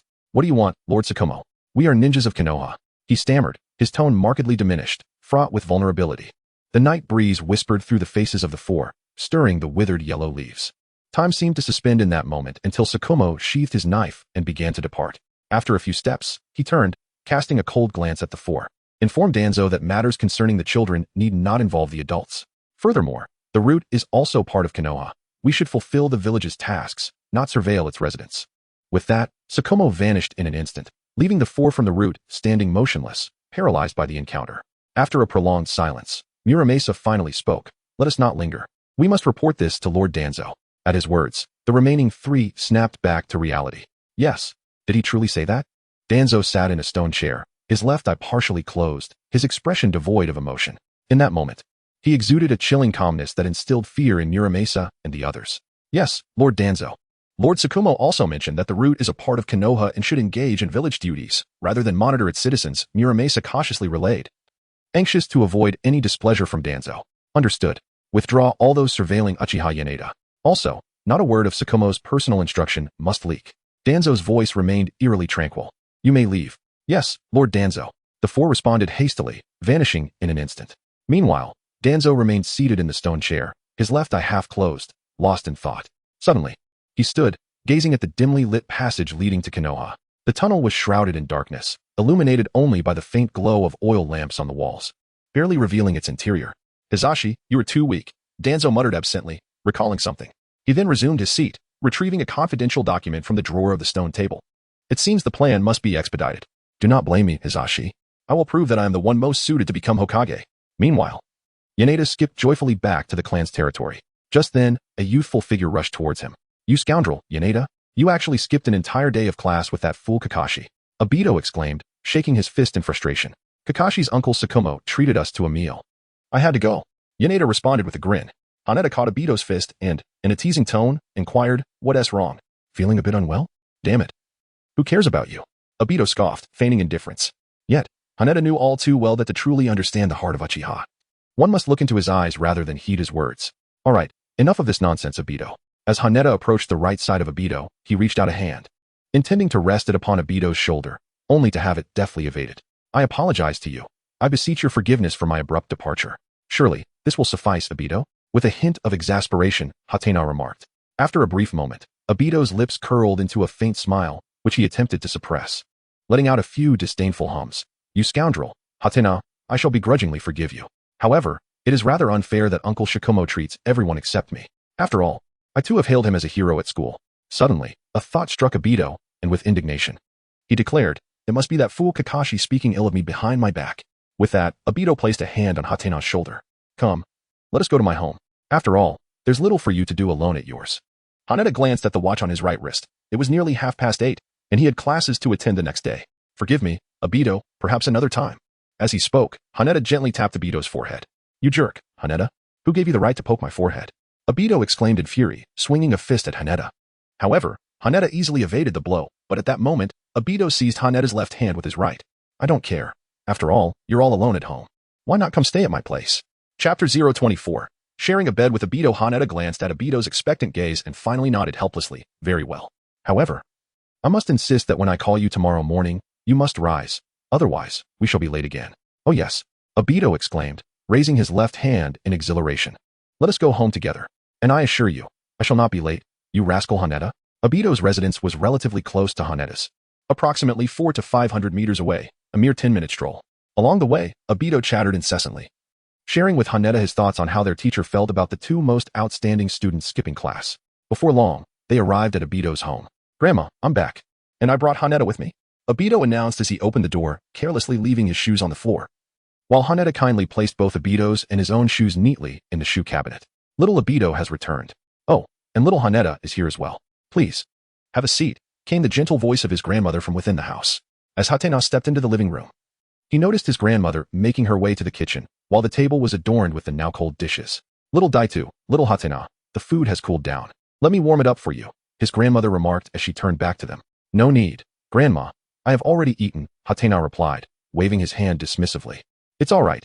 Consider it a late-night snack, she said, carrying the plate as she entered the kitchen. Grandma, let me assist you, Daitu suggested, also taking a dish and following her inside. Observing this scene made Hatena feel somewhat awkward, prompting him to hastily grab a plate and follow suit. I will help as well. However, a question lingered in his mind. Why hadn't Daitu returned home for dinner? Was it because of Rin, or could it be that he had waited for him all evening? As Hatata was taken aback, a warm sensation and a tinge of guilt surged within him. Ordinarily, he would walk home from school alongside Obito. After dinner, the two of them found themselves in Obito's bedroom. The room was rather spacious, adorned with only a few items, lacking even a bed. Hatata found it amusing that Obito's bedroom contained a desk, a lamp, and an overflowing bookshelf. Despite having visited numerous times, he was perpetually captivated by the bookshelf. It was astonishing that such a seemingly neglected room was filled to the brim with books. Just then, Obito's grandmother entered, carrying bedding. She laid a mattress on the floor and neatly folded the blanket. Before departing, she kindly reminded, Obito, make sure to sleep early and don't be late. Hatata, if you need anything, don't hesitate to call me. All right, Grandma. Both Hatata and Obito replied in unison. Once she had left, the two exchanged glances, and eventually, Hatata broke the silence. Are you practicing tonight, Obito? What is the point of practicing if you don't sleep at night? Do you practice, Hatata? At this, Hatata couldn't help but twitch his lips, realizing his high expectations of Obito's dedication to practice were misplaced. Nevertheless, his curiosity about the bookshelf persisted, and he inquired, Then why do you have so many books on your shelf if you don't read any? Those belong to my parents. I didn't arrange them, Obito replied nonchalantly. The truth was revealed. Well then, let us just go to sleep. There's nothing else to do. Haneda draped a thin blanket over himself. His gaze fixed upon the ceiling as he pondered the intricacies of his training. His general plan consisted of skipping class with Kakashi in the morning to study fire release and Jinjutsu, practicing swordsmanship with Uncle Shikumo in the afternoon, and refining his shadow clone and Chidori techniques in the evening. As for tonight, he thought it best to simply accompany Obito in relaxation. Stealing glances at Obito for a considerable time, he could not help but yawn. What are you thinking about, Haneda? Training matters, he replied. Is that really important? Obito tilted his head and inquired. Not important, Haneda retorted, though he hesitated as he spoke. During the Third Great Ninja War, he could evade the conflict by joining the guard upon graduation. The night of the massacre was still far off. By then, he might have awakened his Manjiki Sharingan, sufficient to confront any crisis. As for the Fourth Great Ninja War, with Naruto and the Sage of Six Paths backing him, what was there to fear? Thus, what was the purpose of his current rigorous training? Suddenly, Haneda regarded Obito earnestly and smiled. Perhaps it is to alter the predetermined fate. Predetermined fate? Obito echoed softly, dismissively exclaiming, What nonsense! I, Uchiha Obito, do not believe in such things. When did you become so superstitious, Haneda? I don't know, Haneda replied quietly, still gazing at the ceiling. He too was uncertain why such thoughts had taken hold of him. It felt like a fleeting moment. The following morning, the sun ascended gradually, its rays filtering through the window and gracing Haneda's face. He sensed something weighing down on him, and, groggily, opened his eyes. To his astonishment, he found Obito clutching his thigh, drool trickling from the corner of his mouth. Haneda forcefully kicked Dato aside, standing with an expression of indignation. Ouch! What are you doing, you jerk, Haneda? Dato exclaimed, rubbing his slightly reddened face, his voice rising in anger. And what do you mean by that? I should be asking you why you were drooling while clinging to my leg. What? At this, Dato hurried to the window and spat. However, he still felt his mouth was unclean, so he grabbed a cup from his desk, took a hearty gulp, and spat it out the window. This is it. The two sat despondently on the floor, their backs turned to one another. Nevertheless, Haneda soon regained his composure. So what if someone held me while I slept? Who has been held as a child? I might as well consider myself Dato's father. Come on, Dato, let's wash up and have breakfast before heading to school. I didn't mind it. Why are you so bothered? Then why did you kick me? What? Do you have a problem with that? Haneda opened his single Tomo Sharingan, revealing a chilling smile. And no. Dato quickly shut his mouth. After all, he was no match for Haneda. At that moment, their grandmother approached, observing the bickering boys with a gentle smile. Breakfast is ready on the table, little Dato, little Haneda. After you eat, you should head to school. Yes, Grandma. Both Haneda and Dato replied in unison after exchanging glances. Once they finished breakfast, Haneda took Dato's hand and, with a serious expression, stepped outside. Listen carefully, Dato. I'll go first, and then you follow. What on earth are you talking about, Haneda? Dato responded, utterly confused. I'm simply trying to avoid being late. Yuta swiftly led Obito away from the streets of the Uchiha clan, arriving at the heart of Konoha. This location, bustling with life, was the most likely place to encounter an elderly woman. Concealing themselves behind a utility pole, Yuta cautiously peeked ahead. The morning crowd was relatively sparse, and no senior citizens were seen wandering the streets. Chapter 025, A Duel with the Youthful Brother. Haneda grasped Obito's arm, swiftly crossing the street to a corner. He cautiously peered around, finding no sign of their target, and quickly urged Obito to move along. Exhausted, Obito freed himself from Haneda's grasp, bending over with his hands resting on his knees, gasping for breath. I can't take this anymore, Haneda. It's just an old lady. What's the big deal? You don't understand. Haneda replied, casting a glance at Obito before scanning the surroundings again. Given Obito's unfortunate tendency to encounter elderly women, akin to a gambler destined to lose, utmost caution was imperative. After allowing Obito a brief respite, Haneda extended his hand, saying, "Let us go, Obito. If we delay any longer, the old lady will arrive." As he spoke, Haneda cautiously lifted his gaze ahead. Before him, an elderly woman leaned on her cane, shakily making her way down the street. Suddenly, she halted, turning her kind gaze towards Obito, her face breaking into a warm smile. At that moment, hurried footsteps echoed along the school corridor, accompanied by a boy's grumbling. "I told you to stick close to me. You didn't believe me, and now we're late."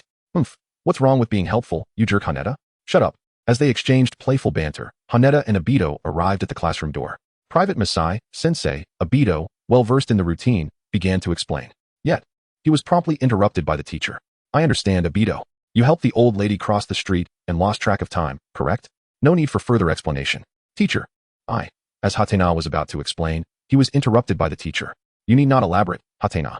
I am aware that you assisted Obito in helping the elderly lady cross the street, correct?" The teacher rubbed his temples and continued. "All right, you two may leave. Remember to pay close attention in class.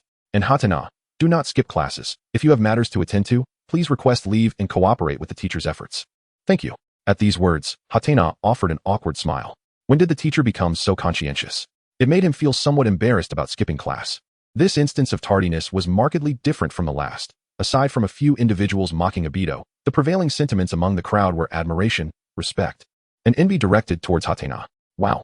Today, Lord Hatena is clad in black attire, looking far more handsome and cool than in a white shirt. I can't take it anymore. Lord Hatena's smile is so sweet and warm. It feels as if he is smiling at me. You rascals. Do not dare to steal Lord Hatena from me. Draw your swords, my former good sisters. A group of young girls gazed at Hatena with hearts in their eyes, exclaiming in awe. The Uchiha Hatena, who had bested Kakashi, had already been late twice and skipped class once this week, yet remained so formidable. It seems I must strive even harder. This is what youth embodies. Mighty guy? Filled with excitement, thought to himself. Meanwhile, Kakashi, who had dined with Hatena the previous night, kept his gaze fixed on him until he returned to his seat. Breaking the rules once again, Hatena. Truly, you are the son I have pursued my entire life. Kakashi mused silently. Haneda was disinclined to acknowledge those frenzied girls, nor was he privy to the thoughts of Kai and Kakashi. At that moment, his gaze was fixated on Obito beside him, wishing he could have kicked him a few more times that morning. His plan had been so ingenious, his reconnaissance so impeccable. Yet, due to Obito's brief respite, he had been subjected to nearly an hour of continuous control. "What are you staring at, you jerk, Haneda?" Obito, feeling somewhat unnerved under Haneda's scrutiny, could not help but inquire. "What do you think?"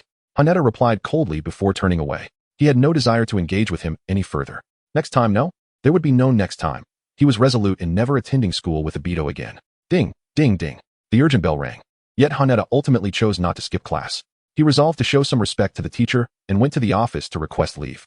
However, just as he reached the classroom door, an unfamiliar hand rested firmly on his shoulder. The grip of that unfamiliar hand was strong, as if imbued with determination. As Haneda glanced back, a striking watermelon hairstyle nearly dazzled his eyes. "I possess a rather unfortunate flaw. Whenever I encounter a genius, I feel compelled to issue a challenge." The speaker was none other than Kai, who extended his index finger with palpable excitement, exclaiming, "What do you say, Haneda? Let us stake our youth on a fervent duel." Observing that one of his three major goals, the formidable Kai, had approached him with such enthusiasm, Haneda feigned hesitation before reluctantly acquiescing after a brief moment. "Very well, Kai. What shall we compete in? Ninjutsu, taijutsu, jinjutsu, or perhaps shurikens?" Upon hearing the array of options, Kai was beset by indecision. After a moment's contemplation, he dismissed ninjutsu and jinjutsu, recognizing his lack of proficiency in those arts. As for taijutsu, that was his forte, and he intended to reserve it for the final challenge. After eliminating all other possibilities, Kai's eyes sparkled with fervor as he gazed at Haneda. "Let us begin with shurikens. Then, Haneda." "Very well." Haneda nodded in agreement. "However, I must clarify that my time is limited. If you truly wish to challenge me, then keep pace." Yukita recalled something and added, "Remember to bring the resolve to skip class." Having said that, He tucked his hands into his pockets and headed towards the stairway, seemingly intent on going to the training grounds. Watching Yukida's retreating figure, Kai gritted his teeth and followed suit. In comparison to the tedious theoretical lessons, a duel with the top student, Uchiha Yukida, epitomized the essence of youth. Memories of the days he had spent using geniuses like Kakashi as his targets and self-imposed constraints flooded Kai's mind. At that moment, his gaze became resolutely firm. Overcoming Yukida would signify his triumph over Kakashi as well. Perfect. He arrived at the training grounds for Shuriken practice. Haneda, with his hands in his pockets, politely inquired, "Shall you go first, or shall I?" "You go ahead," Kai replied, eager to witness Haneda's true prowess with shurikens. During Haneda's earlier battle with Kakashi, he had exhibited a level of skill far surpassing his usual performance, leaving a striking impression. "Very well," Haneda said as he casually retrieved 3 shurikens from his waist pouch. Whoosh, whoosh, whoosh. The sound of slicing air resonated as all 3 projectiles struck their respective targets with precision. At that moment, Kai was left in awe, pondering whether this was the essence of genius. Before long, however, Kai regained his confidence. To view such a prodigy as both an aspiration and a form of self-discipline was indeed the spirit of youth. No longer hesitating, he too extracted 3 shurikens from his pouch. Whoosh, whoosh, whoosh. The sounds echoed again, but unlike Haneda, Kai's shurikens merely grazed the edge of a single target. "I concede," he exclaimed. "As a penalty, I shall run 5,000 laps around the school. If I fail to do so, I will walk 5,000 laps on my hands." Hearing this, Haneda looked at Kai with some confusion. "Aren't you going to continue the competition?" To this, Kai gave him a thumbs up. "If I can't manage that, then I shall challenge you directly." Upon hearing those words, an ominous premonition washed over Haneda. "Oh no, please don't let Kakashi's camaraderie with Kai befall me." Nevertheless, he quickly shook off the thought and strode towards the school's exterior. The duel with Kai was merely a minor interlude. Today's training was just beginning. Chapter 26. An unexpected reward. Arriving at the familiar training grounds of the Uchiha clan, Haneda called out to the small grove, "Brother Fugaku, I have arrived." Unlike last time, Fugaku promptly descended from the trees. "It's you, Haneda. Why is Kakashi not accompanying you today?" Fugaku asked with a smile. "Oh, he is staying at school to attend classes and review some materials on sealing techniques." Haneda waved his hand, beckoning a diligent student to accompany him in skipping class, which, to be honest, put Kakashi in a bit of a predicament. "By the way, Fayek, are we focusing on Jinjutsu training today, or are we practicing fire techniques? Aren't you going to train in the shadow clone technique?" Fayek retorted. Upon hearing about the shadow clone technique, Haneda pondered whether Fayek had genuinely come to an epiphany. "The shadow clone technique isn't overly difficult. I can practice it later tonight." "Fayek, didn't you mention yesterday that you would guide me in Jinjutsu?" "Oh, I see." Fayek contemplated for a moment, recalling his father's words, and then said, "I shall teach you 2 practical Jinjutsu techniques from the Uchiha clan, the hypnotic eye application known as the Kagaya technique, and the reflective Jinjutsu called the mirror world reversal." "The Kagaya technique and the mirror world reversal? Aren't those the Jinjutsu used to effortlessly defeat Orochimaru and Yugao?"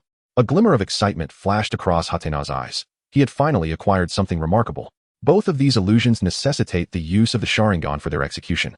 And since you have already awakened yours, I shall teach you. Upon mastering these 2 techniques, you will possess virtually no weaknesses in the realm of illusion, equipping you to confront the vast majority of ninjas. As he spoke, Fugaku had already activated his 3-tomo Sharingan. With just a fleeting glance at Hatena, the illusion was set into motion. In an instant, Hatena found himself ensnared within a realm of consciousness. At that moment, 4 robust pillars immobilized his limbs, rendering his body entirely constrained and devoid of movement. A sharp cry escaped his lips. The pain. Merely locking eyes for an instant had led him to fall under the sway of an illusion. Is this the formidable power of the Sharingan? Haneda's body trembled slightly, as if the genuine pain were tormenting his very soul. Savor the sensation. This is the vital ninjutsu passed down through the Uchiha clan. An advanced application of the hypnotic eye that is beyond the reach of ordinary individuals. Fugaku's figure emerged before Haneda, his Sharingan with 3 tomo slowly revolving, exuding an air of enigma. "Do you feel it? The power of the eyes," he intoned. "This mental realm is entirely of my making, within my domain. All your liberties shall be curtailed." Fugaku stepped closer to Haneda, looking down upon him with a chilling demeanor. "You are trying to break free, are you not?" "Alas. In my world, unless someone else intervenes, you cannot escape in a one-on-one confrontation." Fugaku's monotonous voice echoed in Haneda's ears as he lifted his gaze, opening his single tomo Sharingan. Yet, before the 3-tomo Sharingan, the single tomo was feeble.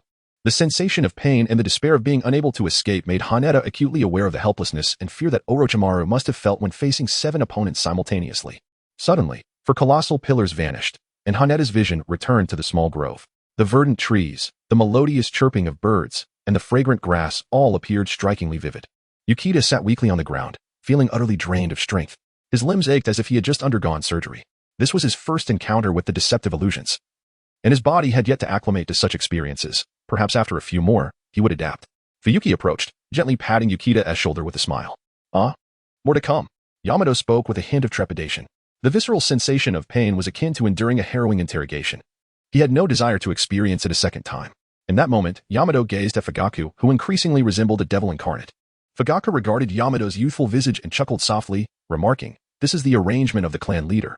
Most Uchiha have yet to benefit from the privilege of individual guidance by a jonin. Moreover, to master these two Jinjutsu, one must demonstrate considerable merit to the Uchiha clan. So, take pleasure in this, Yamato."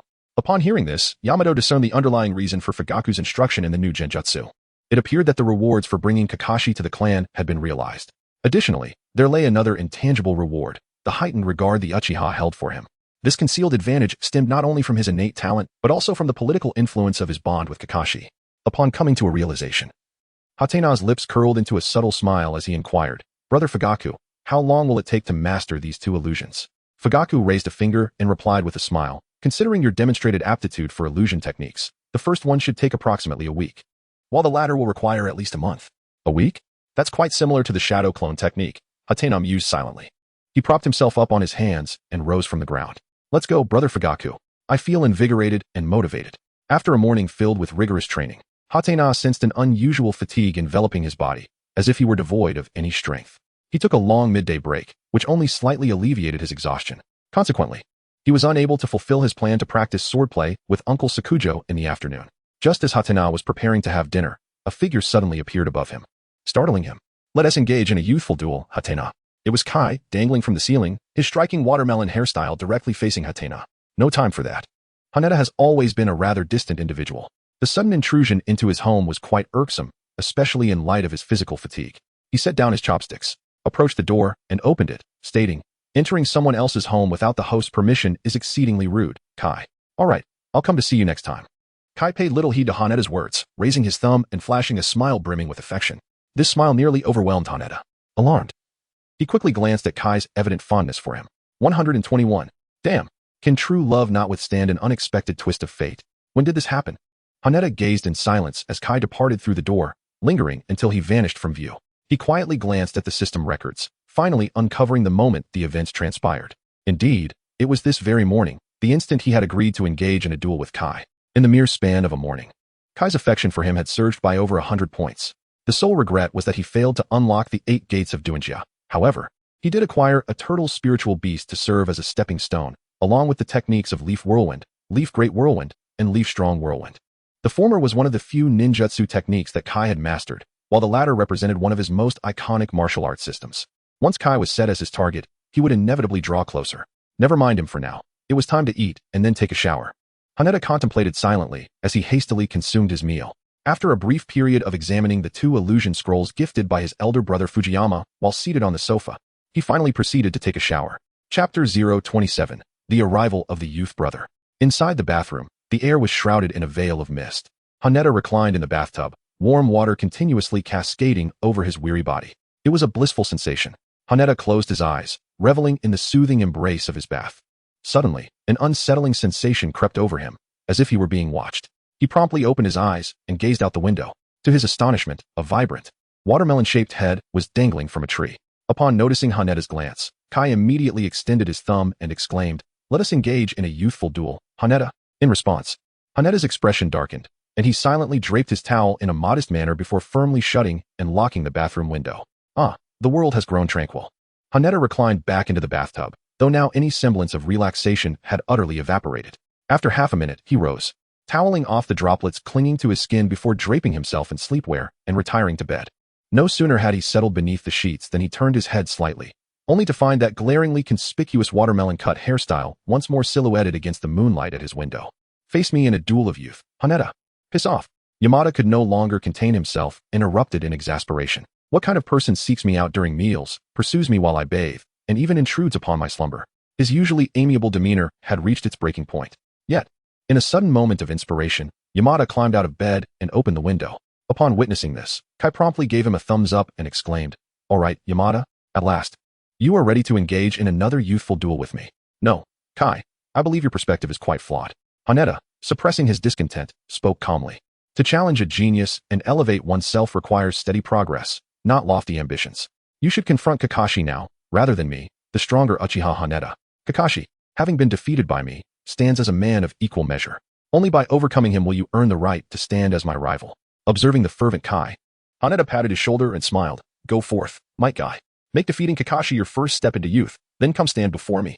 With that, Haneda mimicked Kai's gesture, giving a thumbs up. Yoshi Kai? This is the essence of youth. Upon hearing the proclamation of youth, Kai was overwhelmed with excitement. Had Haneda not restrained him, he might have leapt through the window. Indeed, Haneda, this is youth. I shall make defeating Kakashi my first step into youth, then I will challenge you again. Upon hearing this, Haneda could barely contain his grin. With this maneuver, he not only handed Kai over to Kakashi, but also preserved his opportunity to attain the 8 gates. In 4 words, it was killing 2 birds with 1 stone. Indeed, this is youth. The moment you triumph over Kakashi, I shall accept your challenge. Go forth, Might Guy. Take that courageous first step into youth. After sending Might Guy off, Haneda couldn't help but chuckle at the thought of the aloof Kakashi facing the fiery enthusiasm of Might Guy. In essence, for every discomfort Kai felt, Kakashi would endure double. Forgive me, Kakashi, I did this for your sake, to find you a worthy opponent for a lifetime. With Kai handed over to Kakashi, Haneda's life returned to normal. He continued his daily routine of skipping classes or feigning illness to seek out Fugaku for illusion training, practicing swordsmanship with Kakashi in the afternoon, and honing his Chidori and shadow clone techniques in the evening. This continued until 3 days and a half later, at the Uchiha clan training grounds, within a small grove. Hatata stood quietly on the grass, his gaze distant and unfocused. At that moment, his pupils were blood red, with a black Magatama slowly rotating within. Before him stood Fujiwara who, like Hatata, had activated his Sharingan. The 2 locked eyes, and as a leaf drifted down between them, Hatata moved. His complexion turned pale as he staggered back a few steps, one hand covering his right eye. Observing this, Fujiwara quickly retracted his Sharingan, hurried forward, and caught Hatata, inquiring with concern, "What is the matter, Hatata? You were so close to breaking the Keichain technique."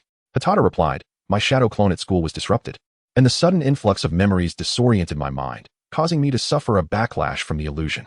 Yuta weakly inquired, "Are you heading back to school now?" "Of course," he replied, nodding in affirmation, which caught the teacher's attention, prompting him to approach and clarify the situation.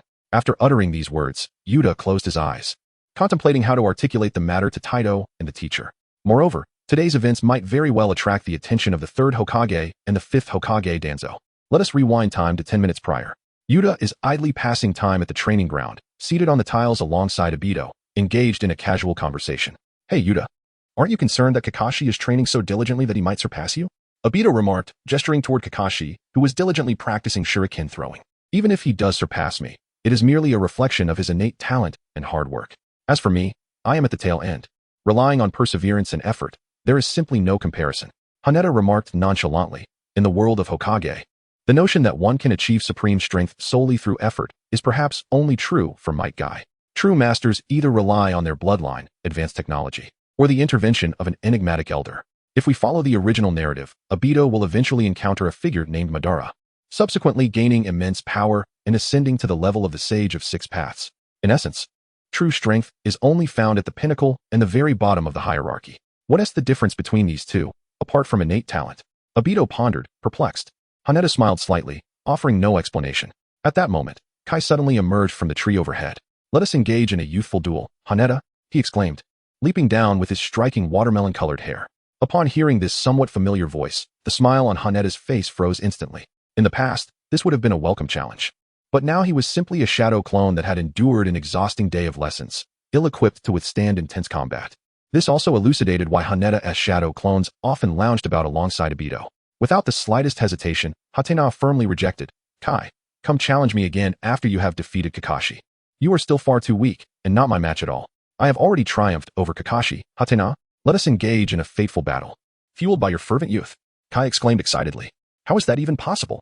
Haneda directly does not believe that. According to the original development of the story, Kai could never surpass Kakashi in this lifetime, aside from opening the 8th gate. Although their later confrontations may appear somewhat abstract, it remains true that Kai did not triumph over Kakashi. "I am certain that Kakashi deliberately allowed himself to be defeated by you. With his strength, it would have been effortless for him to vanquish you." Yamida added a remark.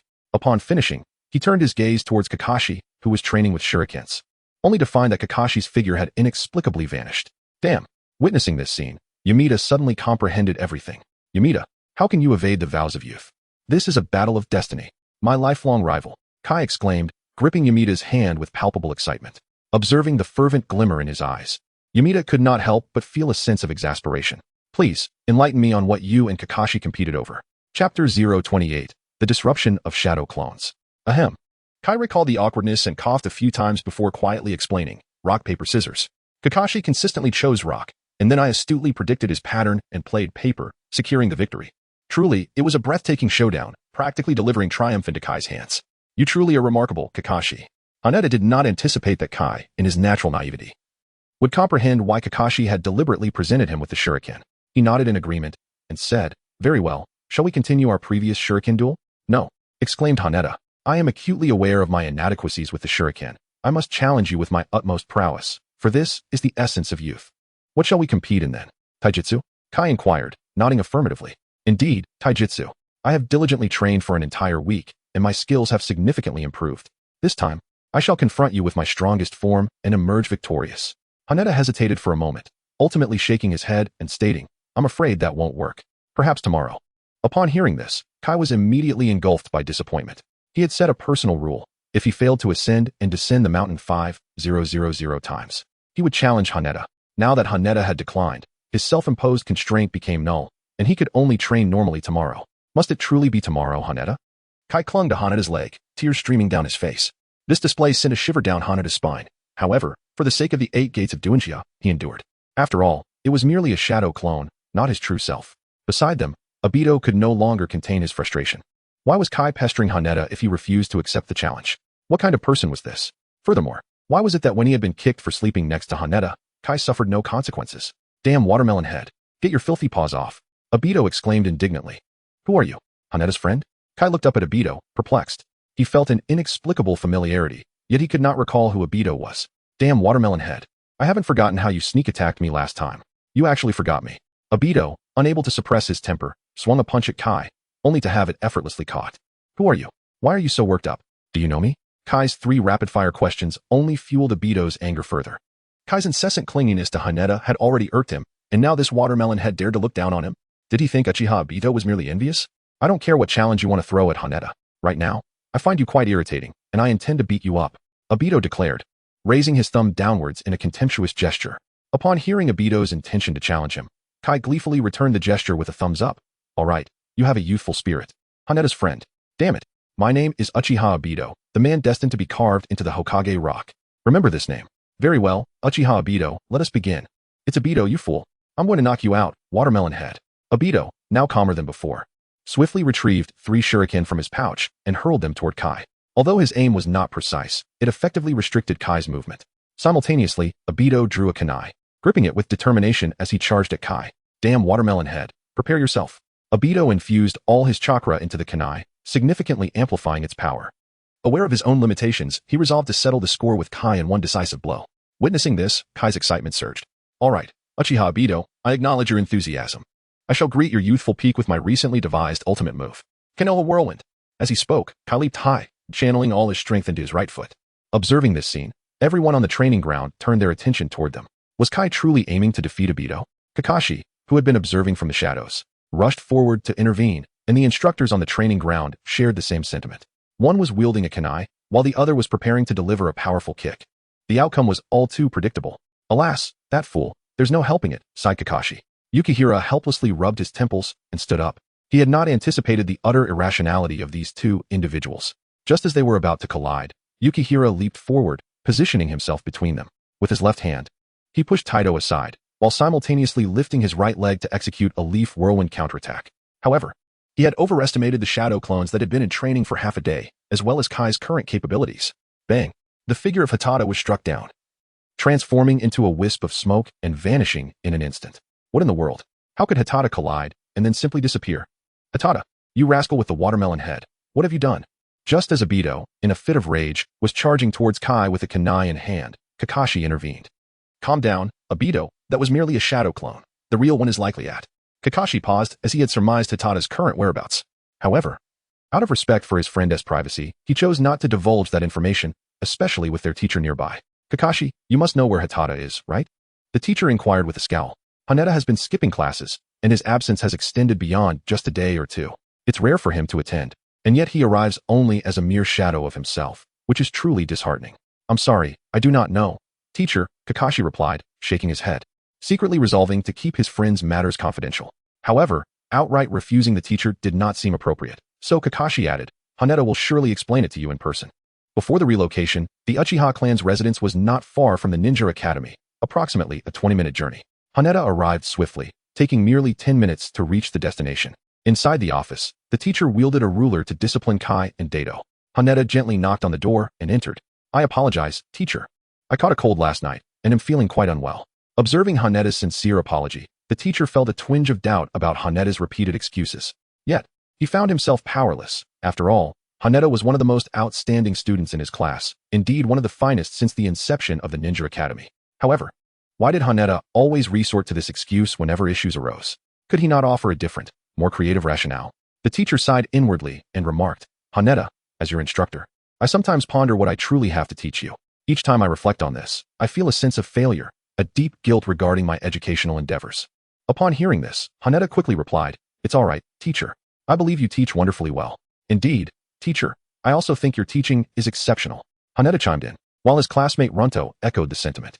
Both Naruto and Guy joined in, affirming their agreement. The three underperforming students had gathered, and each seldom paid attention in class, either dozing off or slacking off. The teacher couldn't help but twitch his lips in disbelief. If only the trio had absorbed a fraction of the lessons, he might have believed their words. Ultimately, he decided to report the matter to the third Hokage. The fate of such a prodigy was beyond his jurisdiction. In the end, the teacher said little, imparting a few words of wisdom to Haneda and the others before allowing them to depart. Chapter 029. Your youth was not wasted, Haneda. I'm truly sorry. This incident occurred because I disrupted your shadow clone. Guy bowed at a 90-degree angle, apologizing fervently to Haneda. Haneda waved his hand dismissively and said, It's nothing.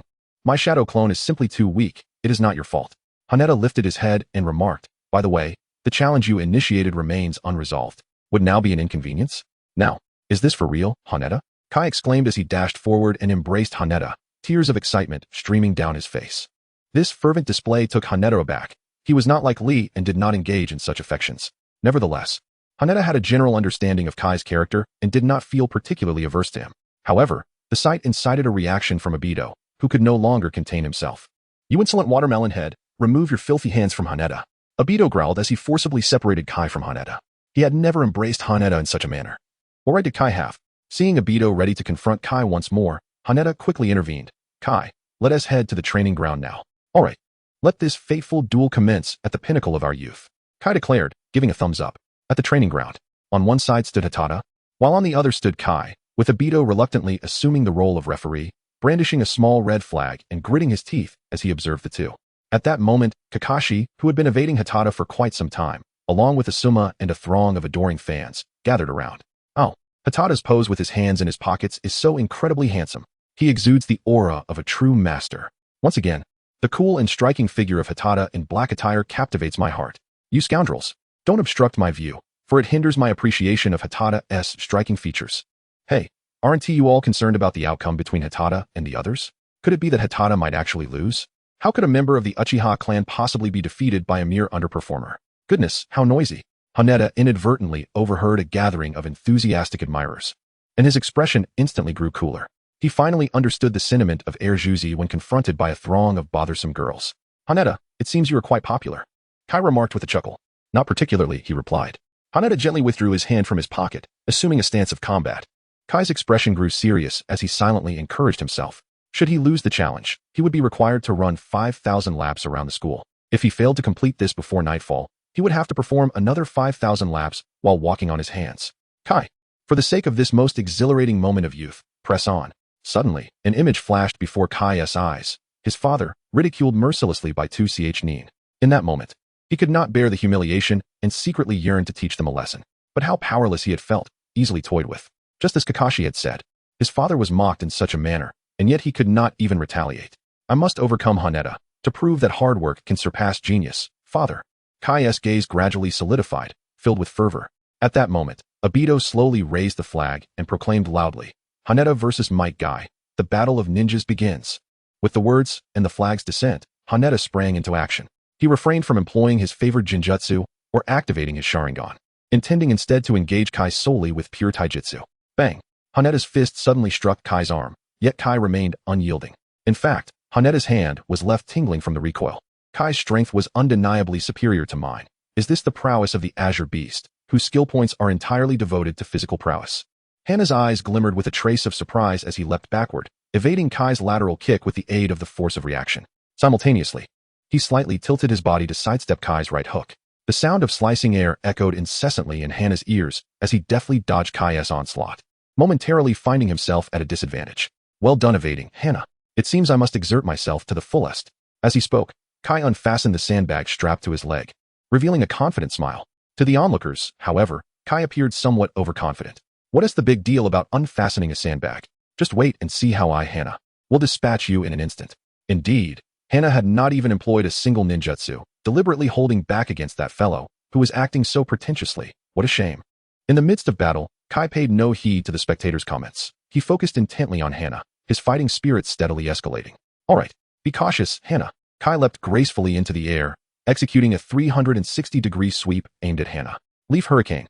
The immense power from his legs compelled Hana to concentrate his chakra in his arms for defense. The immense force of Kai's kick, weighing over 100 pounds, struck Hana's arms, causing him to stagger backward.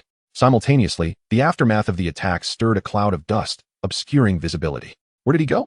Hana had no choice but to activate his Sharingan to locate Kai's position. In that moment, Kai's figure abruptly materialized behind Hana, launching another Leaf Hurricane. Bang! In midair, a piece of wood was kicked out from the dust, and Kakashi swiftly caught the wood, placing it gently on the ground. Step back. The real battle begins now. The girls surrounding the training ground were startled by the sudden appearance of the wood and quickly retreated a few steps. Kai, I acknowledge your skills. Such taijutsu ranks among the top 5 opponents I have encountered. Unfortunately, my taijutsu surpasses yours. Hanada's complexion flushed slightly, and his gaze gradually ignited with excitement. This intense battle, rather than a one-sided torment, stirred his blood with fervor. Come, let it be your most proficient strike to vanquish you, proving that your youth has only just begun. In a moment, all the chakra within Haneda, along with the strength of his waist and legs, converged into a single point. At that instant, his aura began to shift, imbued with a trace of the might of a true warrior. Sensing Haneda's fierce energy, Kai too began to gather his strength. All right, Haneda, I shall ignite this youthful climax with my self-created Konoha Great Whirlwind. The exhilarating sound of the breaking air, accompanied by the roar of the wind, surged forth, scattering the surrounding dust. The two most potent gusts began to clash, neutralizing and then expanding. Konoha Great Whirlwind, Konoha Gale Whirlwind. The two forces collided with a thunderous impact, completely dispersing the dust and revealing two silhouettes. Although Kakashi was aware of the outcome, he gazed curiously towards the center of the training ground. Obito, serving as the referee, was equally transfixed, his eyes reflecting astonishment and relief. I have lost, Haneda. I never expected you to learn my technique with a mere glance and execute it even better than I did. Kai lay on the ground, gazing helplessly at the sky, deeply questioning if he could truly surpass a genius solely through his own efforts. You are strong, but I am stronger, Haneda said softly, standing before Kai and looking down at him. Is that true, Haneda? Hearing the affirmation, Kai turned his gaze towards Haneda, meeting his serious eyes. Haneda nodded, acknowledging that your prowess had at least reached the level of a lower ninja in my perception. Strive diligently, Kai. On the day you truly defeat Kakashi, then challenge me once more. Hearing Haneda validate his efforts, Kai was overcome with emotion, tears streaming down his face. In that moment, it was as if he could envision his father lifting his exhausted self into his arms. Yoshi, your hard work has finally matched that of a genius. Keep pushing forward. Kai, your youth has not been in vain. As the words resonated, the smile of his father and the encouraging thumbs up materialized vividly in Kai's mind. Chapter 030, Early Graduation? Meanwhile, Kakashi, who was nearby, darkened with palpable anger upon hearing Haneda's words. He was reminded of the terror he once felt under Kai's dominance. Suddenly, a raucous laughter erupted from outside the arena. Ah, you lost, you watermelon-headed fool. Competing against Haneda is utterly foolish. I, Uchiha Obito, hereby declare that in the battle between Haneda and Might Guy, Haneda has emerged victorious. Obito raised a flag high, joyfully announcing Haneda's triumph. At that moment, Kai gave Obito a thumbs up. Thank you for the encouragement, Uchiha Obito. Upon hearing his name, Obito was infuriated, retorting, you watermelon-headed brat. I am Uchiha Obito. Uchiha Obito. After Haneda and Kakashi supported Kai away, a curious youth picked up the sandbag that Kai had carelessly discarded. With a determined effort, the several kilogram sandbag lay firmly on the ground, nearly unmoving. At that moment, he was astonished. Goodness, how is Kai's sandbag heavier than a barbell? Hearing this, others training in the arena approached with intrigue. They attempted to lift the sandbag, but even the most robust-looking boys could only manage to lift it to their waist for a mere 5 seconds. Could it be that Kai is a genius in physical combat? At this revelation, all who attempted to lift the sandbag could not help but gasp in astonishment. Upon hearing these words, the girls walking nearby were taken aback, instinctively quickening their pace. Elsewhere, at the heart of the Hidden Leaf Village, the Hokage Tower. After a week's absence, Takakura Bunta once again stepped into the office of the third Hokage. "Hokage-sama," he said respectfully. The third Hokage, seated in his swivel chair, set down the documents at hand and smiled. "Ah, Bunta, has anything happened with Asuma and the others during these days?" Seeing the amiable expression of the third Hokage, Bunta felt considerably more at ease. "Asuma is fine, however, regarding Hatena. I must say, with his exceptional talent, I feel I have nothing left to teach him." He scratched his head, feeling a sense of disappointment for not meeting the Hokage's expectations. "Oh?" The third Hokage recalled Hatena's unparalleled abilities, exhaling a puff of smoke as he formed a ring with it. "Has Hatena done anything noteworthy at school?" Bunta shook his head repeatedly. "Nothing significant, really. He has mastered last year's graduation exam technique, the Shadow Clone Jutsu, and he can even perform the forbidden technique, the Shadow Clone Technique. Hokage-sama, I believe I have exhausted my capacity to instruct him. It feels as though his presence in the Ninja Academy is merely a waste of time." As he spoke, Bunta's face flushed crimson, and a sense of shame washed over him. It was indeed embarrassing for a teacher to feel he had nothing to impart to his student. Indeed, the sprouts of the new era are exceptionally gifted. Upon hearing this, the third Hokage's eyes flickered with surprise. He recalled his most distinguished student, Orochimaru, who at that age could scarcely compare to Uchiha Hatena. The Shadow Clone Technique, a forbidden art he had pioneered, demanded precise control over chakra. Yet, he ultimately bore the Uchiha name. The third Hokage inhaled silently, placing his pipe down and retrieving the list of students set to graduate this year. Each name on that list was fully capable of graduation, perfectly satisfying the conditions for forming teams. He picked up a pen, searching for a suitable replacement. Suddenly, the figures of Shikumo and Asuma materialized in his mind, the image growing clearer. A plan that served multiple purposes began to take shape. The third Hokage set down the pen, picked up his pipe once more, and inhaled slowly. As he exhaled a smoke ring, he had already made his decision. "Well then, Bunta, although Hatena has excelled in ninjutsu and meets the graduation criteria, his theoretical knowledge leaves much to be desired. He consistently scores in the single digits on tests. There is still much for him to learn. You must exercise patience and diligently teach him, particularly regarding his understanding of the village and the will of fire." As the third Hokage spoke, he gradually rose to his feet, gazing into the distance at Hokage Rock, where students from the Ninja Academy frolicked in the training grounds below. Where the leaves of Konoha fluttered, the fire of life persisted. The flames would continue to illuminate the village, nurturing the budding leaves. "Bunta, the burden upon your shoulders is still quite heavy. Hatena and his peers are the fresh leaves, and we are the flames that illuminate Konoha. At their tender age, it is our duty to guide them onto the right path." Hearing the profound hopes of the third Hokage, Takakura Bunta felt a renewed sense of shame. How could he disappoint someone who placed such immense trust in him? With this thought, he responded earnestly, "Yes, Hokage-sama. I will dedicate myself to teaching Hatena, ensuring I do not betray your expectations." After bidding farewell to Takakura Bunta, the third Hokage gazed out at the Ninja Academy for a long while. "Ah, the Uchiha clan. If it were you as the teacher, how would you approach him?" He glanced at a document on his desk, which detailed an invitation from the daimyo of the Land of Fire to visit the daimyo's mansion. "Always. Proceed immediately to the Uchiha clan's residence and inform Uchiha Hatena that he is to come to my office." The third Hokage directed to the shadow that had gone unnoticed. At that moment, a man wearing a large bird mask approached the third Hokage, kneeling on one knee. "Yes, Hokage-sama." Meanwhile, Hatena was not at the Uchiha residence, but rather en route to Kai's home. After being injured by Hatena, Kai was temporarily unable to move following treatment in the infirmary. Hatake and Uchiha Obito reluctantly assisted Guy in his journey home. "Guy, your taijutsu is quite impressive. Who did you learn it from?" Hatake inquired, feigning ignorance. "My father," Guy replied, a hint of embarrassment gracing his features as he spoke of his progenitor. His father, Mike Guy, had forever remained a lowly genin. What does this signify? It meant that since his graduation from the Ninja Academy, he had perpetually occupied the rank of genin, often cited as an example of what not to be. Due to his singular focus on taijutsu, Guy frequently endured derision from his peers and mockery from other ninjas. Yet, in Hatake's eyes, Guy was not merely proficient in taijutsu. He was the embodiment of it. This sentiment would similarly apply to Guy in the years to come. "Your father's taijutsu must be formidable as well," Hatake remarked with a smile. "Indeed," Guy nodded earnestly. "To me, my father's taijutsu is the strongest." "The strongest taijutsu?" "P.S. Just a perennial genin. What is there to boast about, you watermelon-headed fool?" Obito retorted, making a downward motion with his thumb, only to be met with Guy's enthusiastic thumbs up. "Thank you for the encouragement, Uchiha Obito. You watermelon-headed fool. How many times must I reiterate? It's Uchiha Obito, Uchiha Obito. Let me clarify once more. I, Uchiha Obito, am destined to be the future Hokage, The man whose likeness will be carved into the Hokage monument. Remember that. Chapter 031, Perennial Genin a face-blind individual and a simpleton. Haneda, speechless, covered his eyes and shook his head. It was difficult to fathom that these two lively individuals included the future Emperor Kai and Uchiha Madara, who dared to challenge the ninja world. After a brief period of playful banter, the trio arrived at a somewhat secluded training ground in Konoha. At that moment, Dai was practicing taijutsu while walking on his hands. With 2ch Nin standing nearby, pointing and critiquing him. Still playing training games, are we? A perennial genin? 1ch Nin mocked. It's not easy being a perennial genin. Lacking ninjutsu, he has no choice but to devote all his energy to taijutsu. The 2ch Nin erupted in laughter. One of them then noticed Dai's son, Kai, being supported by two children, and jeered, "Oh, the son of the perennial genin can't even partake in training games? Who knows which child injured him with ninjutsu?" Upon hearing the ridicule, Dai and Kai remained unfazed, instead giving the two a thumbs up. "Thank you for the encouragement." The ch Nin, upon hearing this, unabashedly commented. "This father and son duo seems delusional. They thank others for insults." One suggested they keep their distance from them. Before he could finish his sentence, Obito, displeased, pointed at the 2ch Nin and shouted, "Be quiet.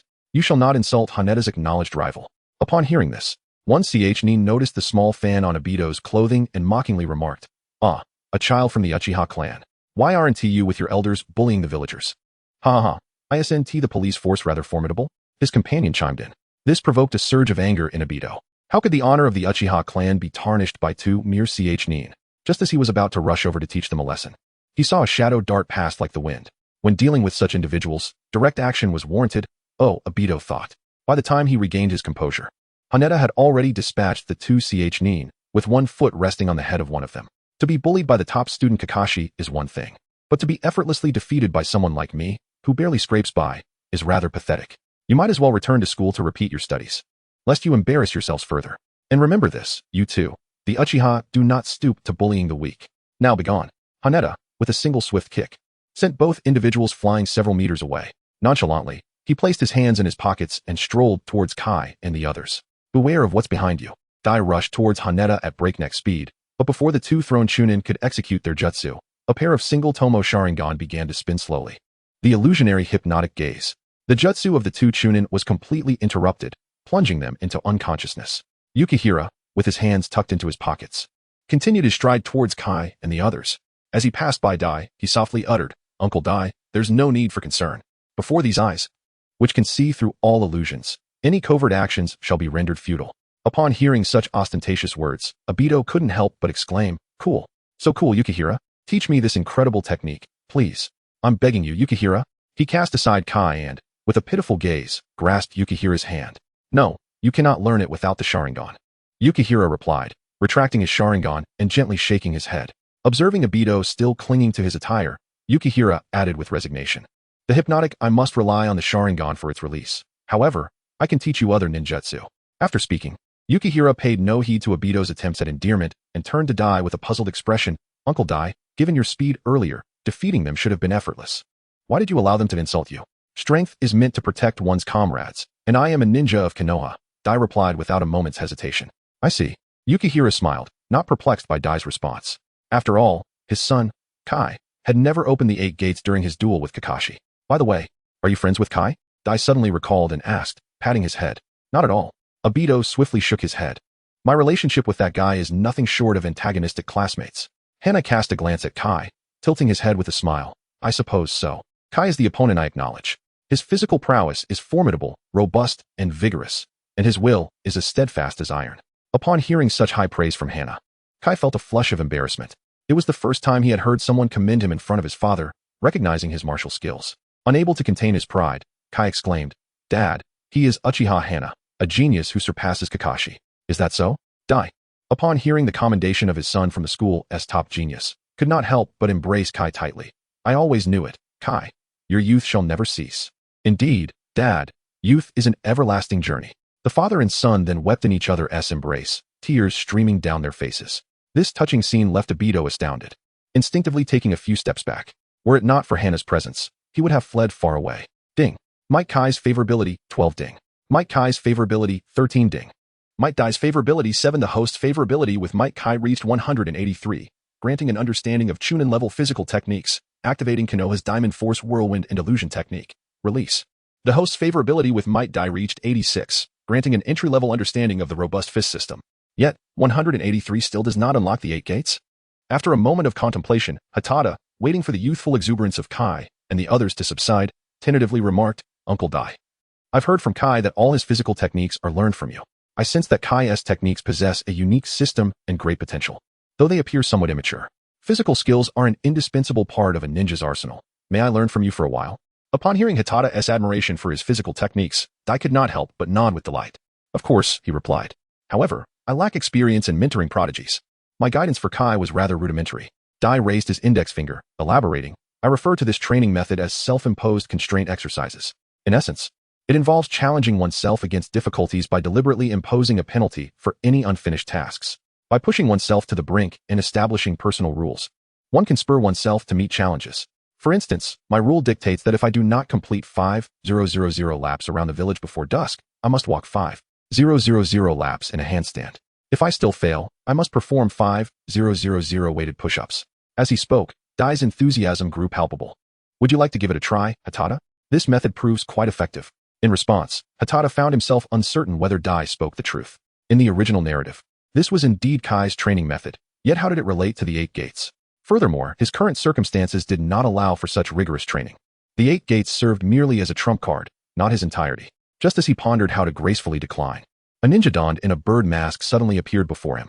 "Uchiha Hatake, I am a ninja affiliated with the Umbu. Lord Hokage requests your presence," spoke the masked figure in a tone devoid of warmth. Upon seeing the mask, Hatake instinctively associated it with the Umbu and Root. He was uncertain to which faction this individual belonged. If they were from Root, following them could spell significant trouble. Yukita tentatively inquired, "What does the Hokage wish to see me about?" "I am but an ordinary child of the Uchiha clan. I do not know. Come with me at once," replied the bird-masked ninja, his tone devoid of any emotion. This only deepened Yukita's hesitation. "May I accompany Uncle Dai?" He probed once more. "The Hokage has requested only your presence," the bird-masked ninja stated with a hint of impatience. "It is all right. Uncle Dai can merely escort me to the entrance of the Hokage building." Upon hearing this, the bird-masked ninja hesitated for a moment before finally nodding in agreement. Haneda soon relaxed. With Uncle Dai present, whether it was the Dark Faction or the Root Organization, daring to abduct someone in plain sight was tantamount to courting death. Hadn't the 7 mist ninjas been reduced to mere trifles in just a few years? The frightened Biwa JZ would approach anyone and inquire if they recognized a man named Dai. He had indeed been left with a psychological scar from the encounter. Haneda, free from worry, took Dai's hand and smiled. "Uncle Dai, would you accompany me for a while?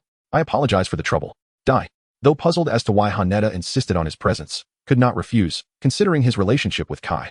As he watched Haneda depart, Obito cursed under his breath, "Damn Haneda.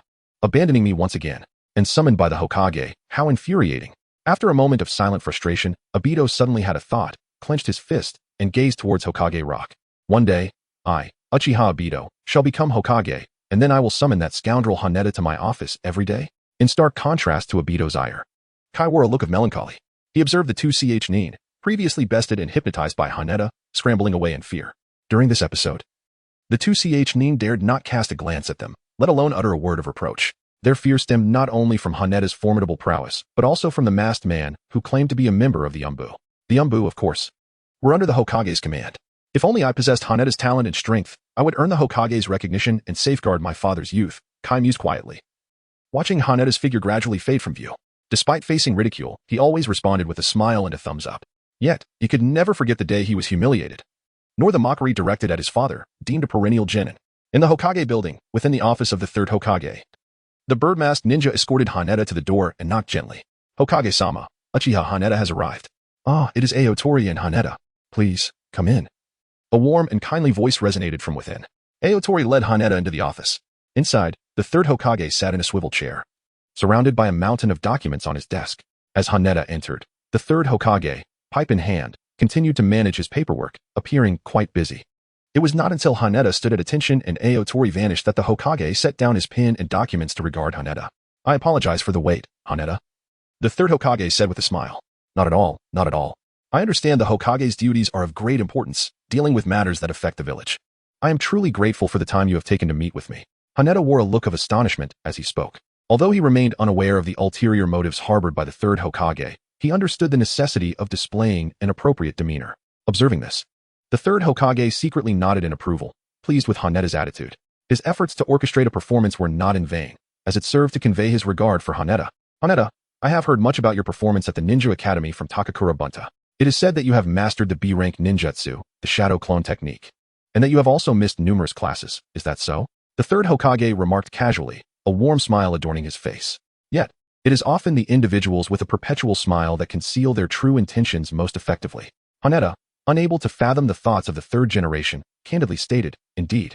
The curriculum at school is exceedingly tedious. It would be better to forego it altogether. As for the shadow clone technique, it was a gift from the clan leader, and I mastered it after dedicating some time to practice.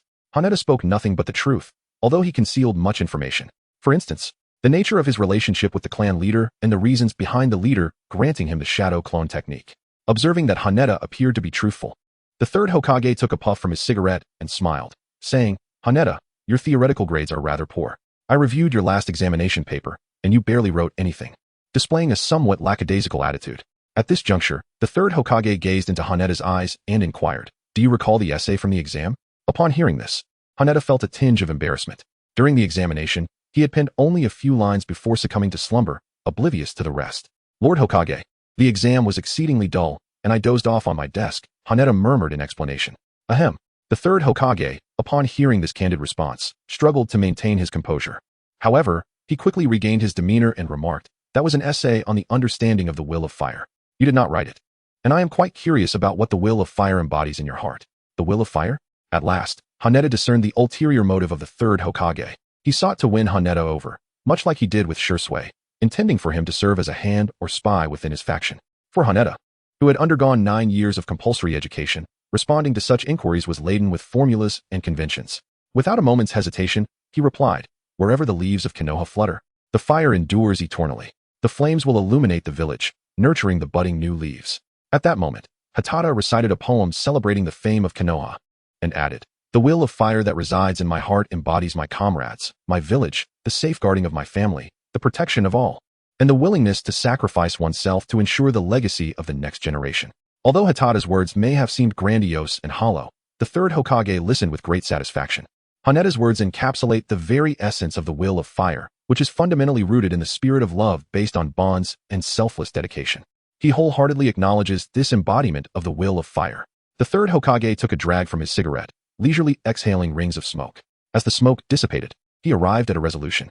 If only everyone in the village possessed your level of awareness, Haneda, he mused. After speaking, he picked up a document from the table. This document pertained to the invitation from the daimyo of the Land of Fire for the third Hokage to visit the daimyo's residence. It contained sensitive information regarding the movements of the Hokage and was of utmost importance.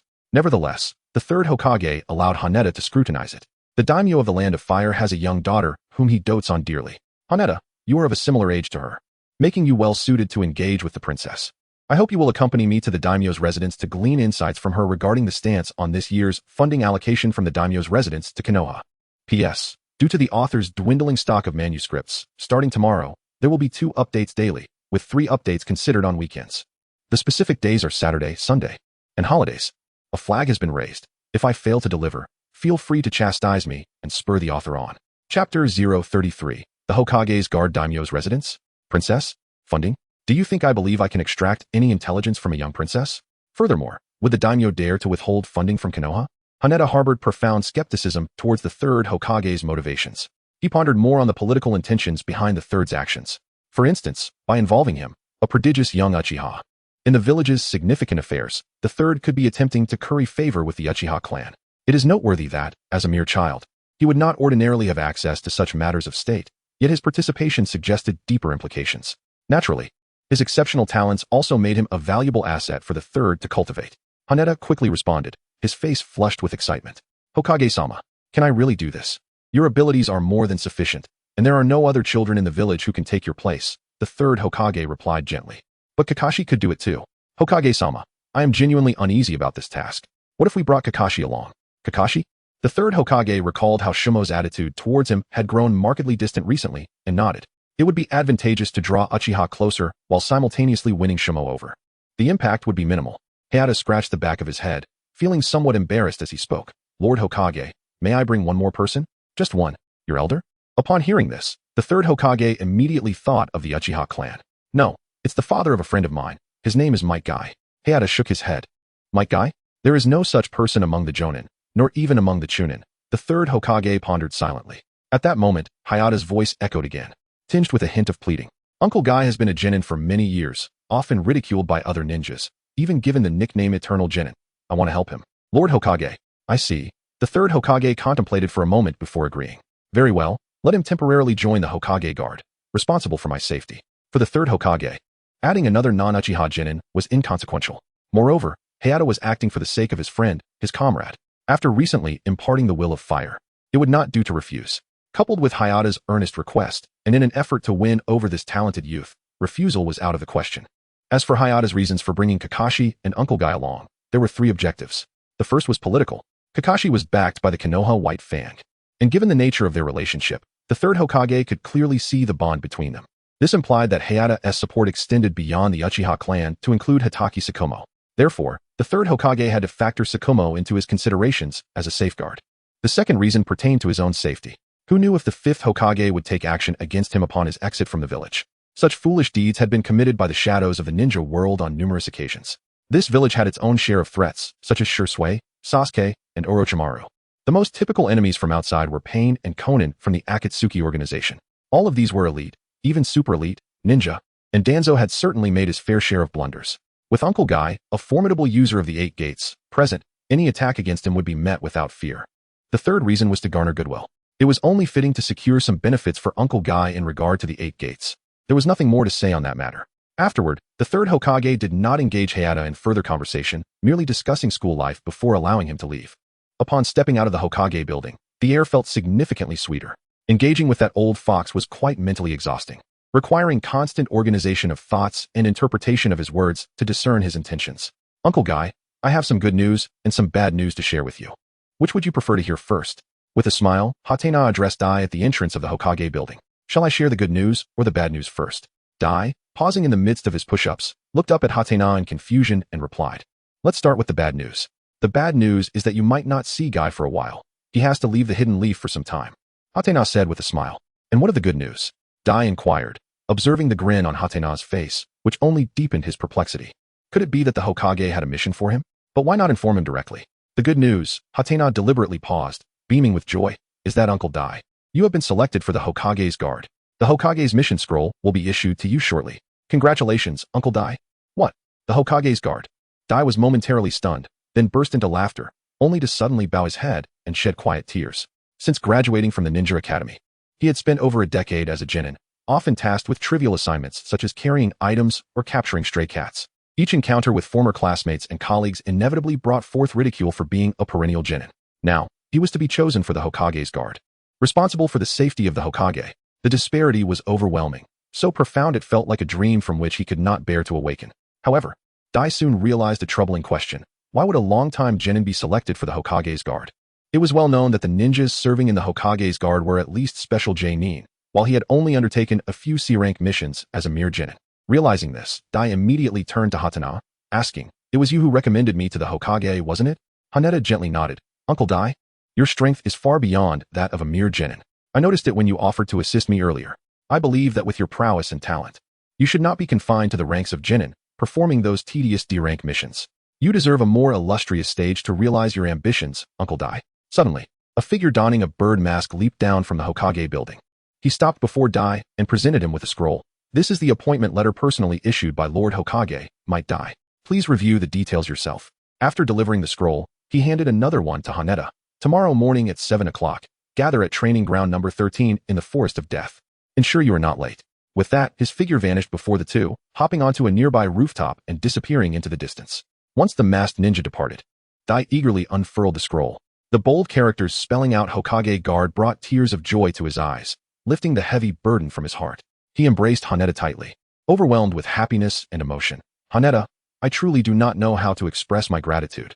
A gentle breeze rustled, while the setting sun cast its warm glow at the end of the street, illuminating Dai's robust figure with twinkling starlight.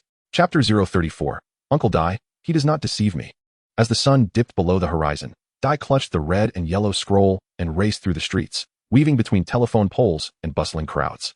He eventually arrived at a 2-story house, where he gradually came to a stop. Filled with excitement, Dai grasped the doorknob. After hesitating for a moment, he pushed the door open. I'm back, Kai. Suppressing his exhilaration, he could no longer contain himself upon seeing Kai approach. Kai, look at what your father is holding. The temporary appointment letter for the Hokage Guard. Hokage Guard. This was the first time Kai had heard this name, but the significance of the word Hokage was evident. Dai raised his index finger and joyfully explained. The Hokage Guard, as the name suggests, is tasked with safeguarding the Hokage's safety. Each member is either a special Jonin or a seasoned Jonin, handpicked and appointed by Lord Hokage himself. Is that true, Dad? Kai exclaimed excitedly. Tilting his head. Youth will not deceive you, nor will it let you down, Kai. Dai squatted down and embraced Kai, releasing all his grievances and exhilaration onto Kai's attire. Kai, equally thrilled, replied, Yes, Dad. This is youth. After a long while, a rumbling sound emanated from their stomachs. Dai and Kai exchanged amused glances. Let us go, Kai. To celebrate this most exhilarating moment of youth, let us treat ourselves to barbecue Q. But Dad, barbecue Q is quite expensive. Kai hesitated.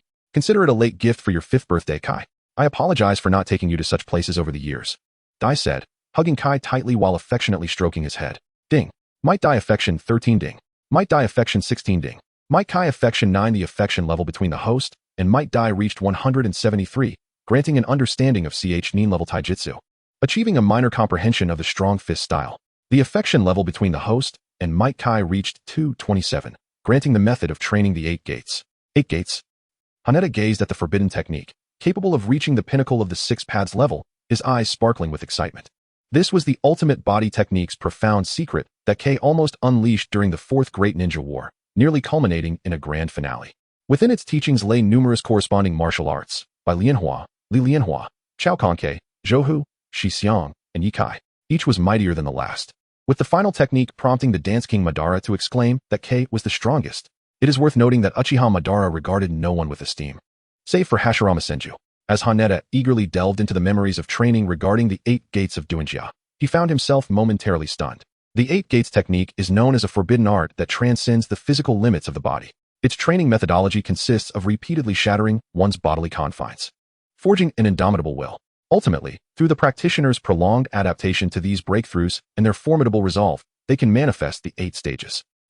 This training method mirrors precisely what Uncle Dai described. Truly, he does not deceive me.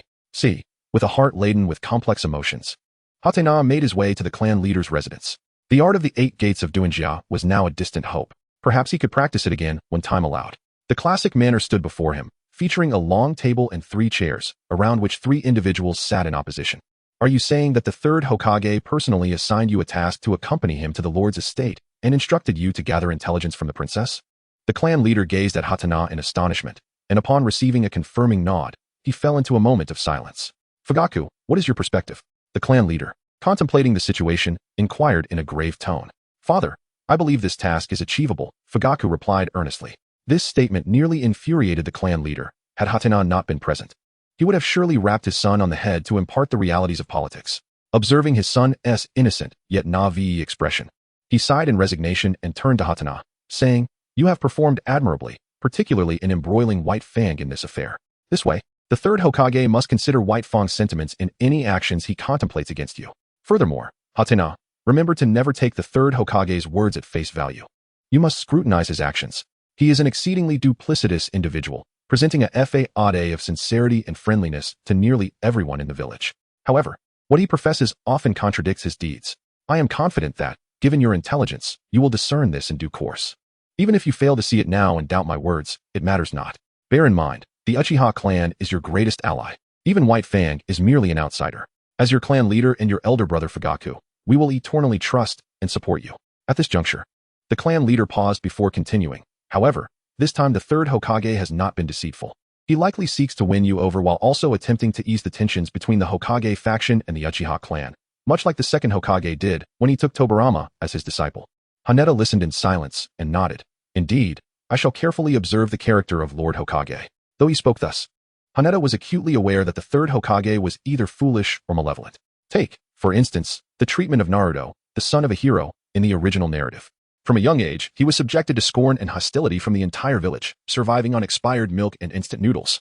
Consider Naruto's lineage. He is the son of the 4th Hokage and Kushina Uzumaki, the former Jinchuriki of the Nine Tails. Reflect upon the sacrifices made by his parents to protect Konoha. Where, then, had the legacy of the 4th Hokage and the Uzumaki clan vanished? This point is indisputable. Although Kishimoto portrayed the 3rd Hokage favorably, he lacked the acumen befitting a Hokage. The timeline is exceedingly convoluted, and the narrative contains glaring inconsistencies. This has compelled many fan authors to resort to conspiracy theories to rectify the logical fallacies within Kishimoto's work. The clan leader glanced into Hanada's eyes and discerned that he spoke no falsehood. Well, as long as you understand. Should you encounter any troublesome matters, feel free to seek my assistance. I shall help you resolve them. As the leader of the Uchiha, he possessed enough capability to do so. I shall remember this. Thank you, esteemed clan leader, Hanada expressed with a bow of gratitude. Ding. Uchiha Kinji's favorability 11 ding. Uchiha Kinji's favorability 7 ding. Uchiha Fugaku's favorability 9. The host's favorability with Uchiha Kinji reached 103, granting an understanding of mid-level fire release and partial Sharingan abilities. The host's favorability with Uchiha Fugaku reached 141, granting 0.3 chakra and partial Sharingan abilities. It seems that today's political influence, coupled with trust in the Uchiha, has garnered the favor of the clan leaders. Hanada paused midway, suddenly sensing that someone was secretly observing him. The Umbu, perhaps? Indeed. This information was also something the third Hokage wished for me to relay to Uncle Clan Leader. I wonder when I will finally be able to escape from this chessboard. Hana silently unfolded the system panel, and a pale blue light curtain emerged before his eyes. Chapter 035, The Assassination Plan for the Third Hokage. Uchiha Hana Strength. Chunin, 71100. Chakra. 1. 8 cards, attributes. Fire, Wind, Lightning, Yin, Yang Bloodline Limit. Single Tomo Sharingan. Mangeki 21, Sage Body, Awakening Pending.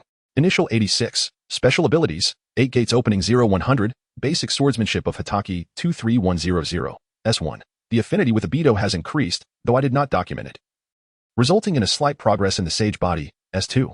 The Yang attribute is derived from Rin, who possesses medical ninjutsu. There is a time span in the text, leading to an increase in affinity, S3. Some chakra is also attributed to the time span. The above notes will not be repeated next time. All rights of explanation belong to the author. Hanada gazed at the panel, ensnared in silence. He had already cultivated favorable sentiments with all the individuals he could reach, and from this point forth, he would have little opportunity to significantly enhance his strength. It appeared that the path to acquiring the power to overturn tables was still fraught with challenges. At Kakashi's residence, a crimson-eyed crow descended from the sky, perching itself before the window. It dropped a note from its talons, pecked at the glass, and then took flight. At that moment, Shikumo, who was having dinner, heard the commotion and approached. He noticed the note at the window, picked it up, unfolded it, and fell into contemplation. After a while, Shikumo remarked, "That lad Hanada possesses a certain cleverness. He knows how to pull me, his half-teacher, into the fray." Kakashi, on tiptoe, stole a glance at the note. He heard his father disparaging Hanada and instinctively retorted, "Father, Hanada is not a treacherous and cunning person." In response, Shikumo shot Kakashi a glare and continued, "I have not finished speaking, Kakashi. Hanada is quite honest. Had he not written to me, I might have believed the third Hokage sought to mend our relationship. On the other side of the hidden leaf, in the depths of darkness, lay the root base. The events that transpired earlier that afternoon in the Hokage building swiftly reached this place. Lord Danzo, a root ninja reported, at 5:43 p.m. The third Hokage summoned Uchiha Hanada to assess the will of fire and arranged for him to join the Hokage's guard alongside Kakashi Hatake and a lower ninja named Might Guy. To assess the will of fire of Uchiha? Danzo scoffed. Hizashi, you truly are something. Do you wish to recreate what your teacher, Kage, once instructed? Alas, there is only one Kage, and there can never be another. Danzo chuckled coldly, his gaze drifting to a confidential document resting on the stone table. The document bore the ominous title, Assassination Plan for the Third Hokage. Hizashi, you were too weak to compromise with the inherently malevolent Uchiha. Danzo, previously wavering on whether to take action against his close friend, found his resolve solidified in that moment. Do not blame me, Hizashi. Everything I do is for the village. For Konoha. Closing his eyes, he silently signed his name on the document, remaining wordless for an extended period.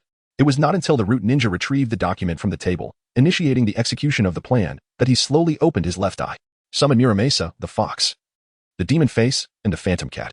Inform them that while Hizashi makes his way to the feudal lord's estate, they are to coordinate with the other root ninjas for an ambush.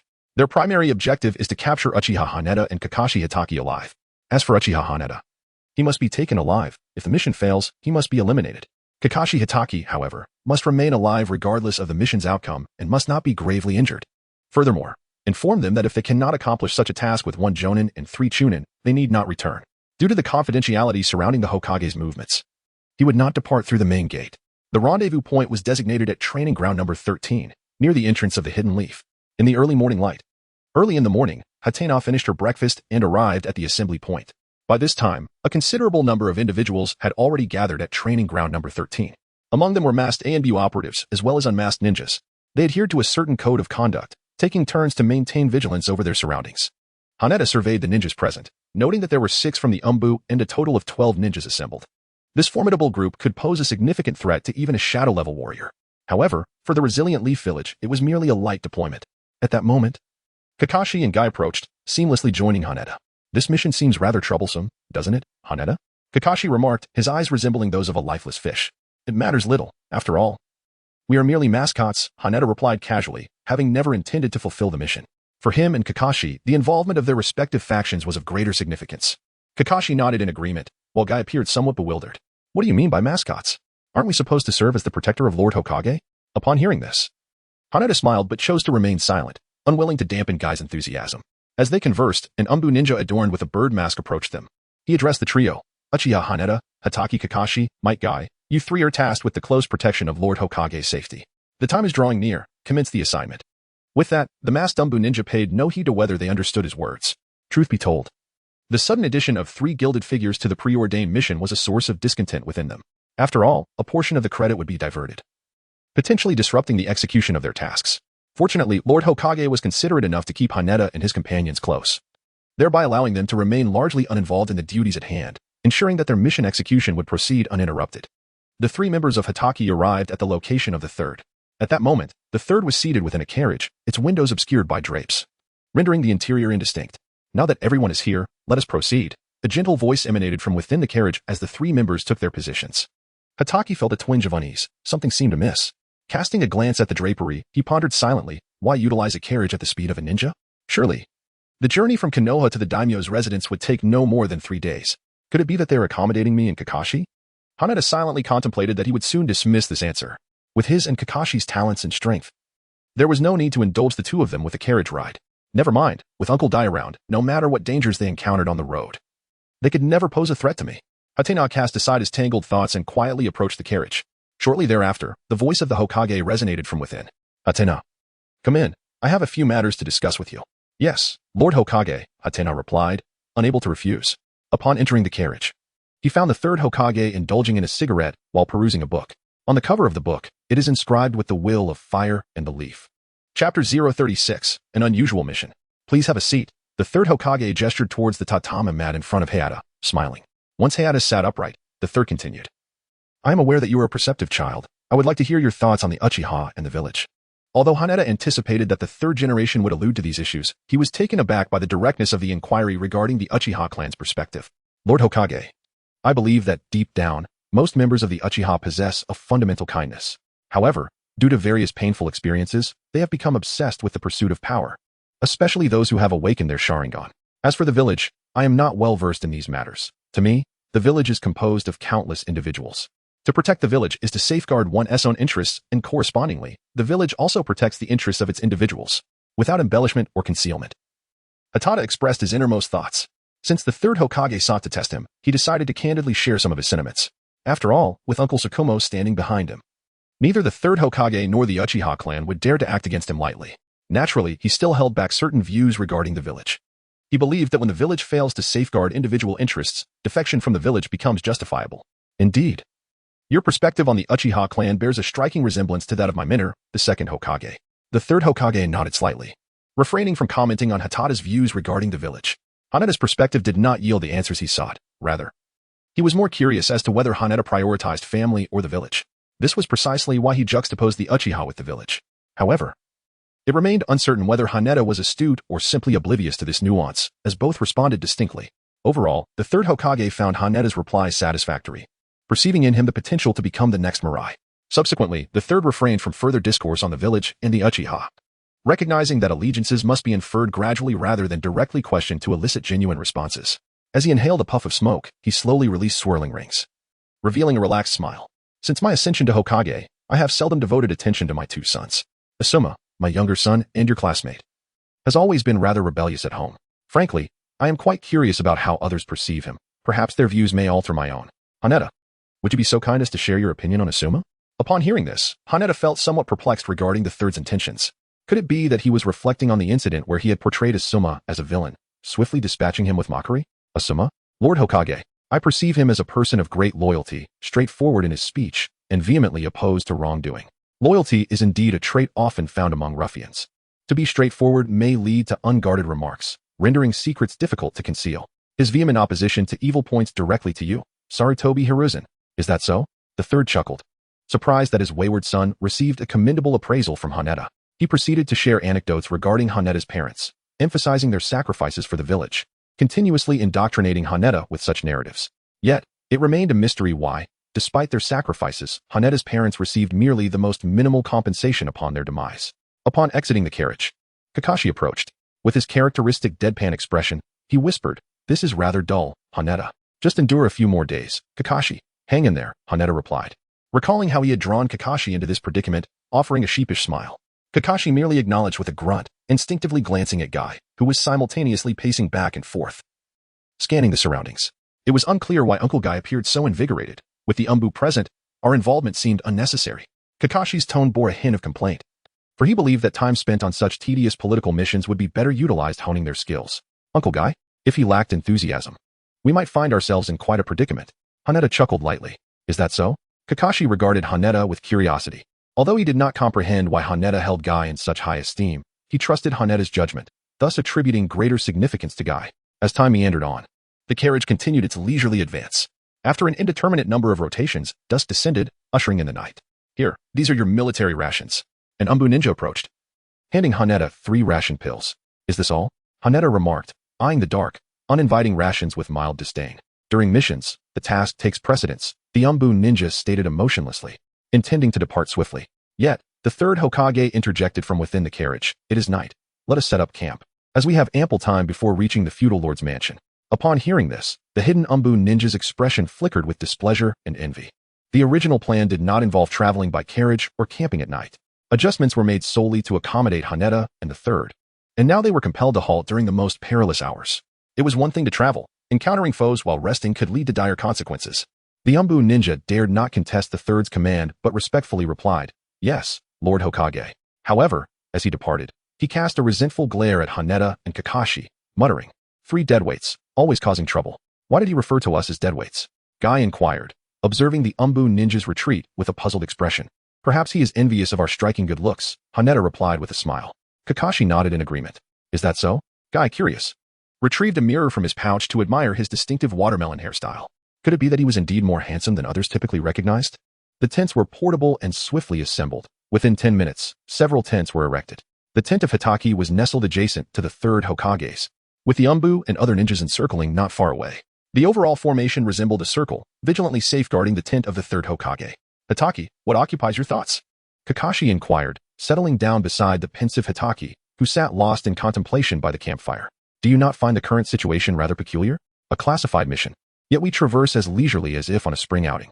The Hokage seems unperturbed, almost as if waiting for something, remaining composed and unhurried. At this juncture, it feels as though he is intentionally revealing vulnerabilities. Hatena cast a glance at the third Hokage, who was surrounded by several other clan ninjas by a large bonfire, and spoke softly.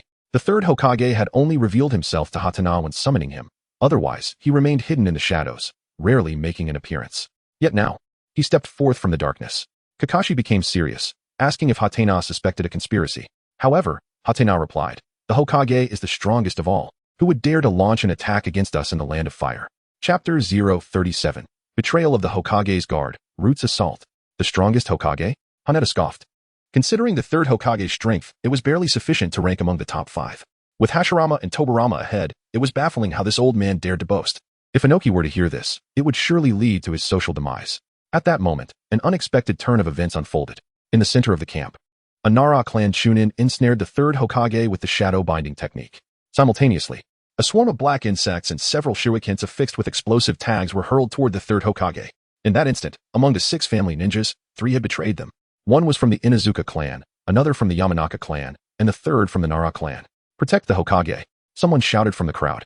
Before the Umbu could turn to approach the third Hokage, another group of masked ninjas surrounded them, numbering no less than 30. This was 5 times the strength of the Umbu, and among them were traitors as well. A wave of despair engulfed the hearts of the onlookers, but as ninjas, they had already resolved to sacrifice themselves. Which nation's ninjas are you? Do you intend to assassinate the Hokage and incite war between our countries? A captain of the Umbu shouted sternly. Yet, there was no reply until the smoke from the explosive tags began to dissipate at the center of the tent. It appeared he had indeed made his move. I never imagined even you would betray me. The third Hokage sighed, gazing at the 3 once loyal clan ninjas. Everything is for the village, for Konoha. Lord Third, we shall die for you. A ninja from the Shimura clan declared resolutely, gritting his teeth. Hold them off. Help will arrive soon. The third Hokage ripped open a scroll, and a firework shot up into the sky, blooming brilliantly. At that moment, the Umbu ninjas also realized the gravity of the situation, their despair deepening. In the end, it was a ninja from their own village, Root, who betrayed Konoha. The captain of the Umbu shouted to his subordinates, "You must protect the Hokage at once." "Captain, you follow orders." The captain replied coldly, quickly forming hand seals. Flames erupted from his mouth, intercepting several Root ninjas. "Hurry. The Umbu do not require unnecessary emotions. The mission comes first." "Chiharu, do you not understand?" The captain barked at the hesitant young Umbu. In that moment, a hint of reluctance slipped down his cheek. Meanwhile, at the vortex's heart, the campfire blazed fiercely.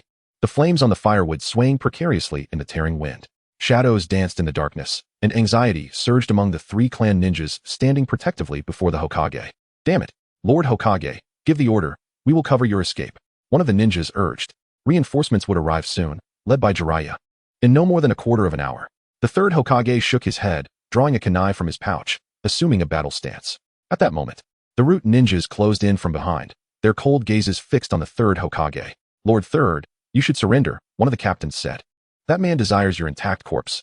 As soon as the words left his lips, one of the ninjas before the third Hokage could no longer contain himself. "Shut your mouth, you treacherous scum. Once that man becomes the fourth Hokage, we will still serve Konoha alongside you. Surrender." The Root captain's emotionless voice rang out again. "Even in death, I shall never betray the Hokage." As soon as he finished speaking, a figure charged forward. Clang, clang, clang. Kunai clashed repeatedly, sparks flying fiercely. The other two ninjas joined the fray, forming a triangular formation in front of the third Hokage. "Attack. Since you have chosen to betray Konoha, then prepare to die," the Root captain said coldly. Shadows surged forward in response to his command. In an instant, one figure was violently kicked from the air, crashing down beneath a large tree. His forehead protector fell from the air.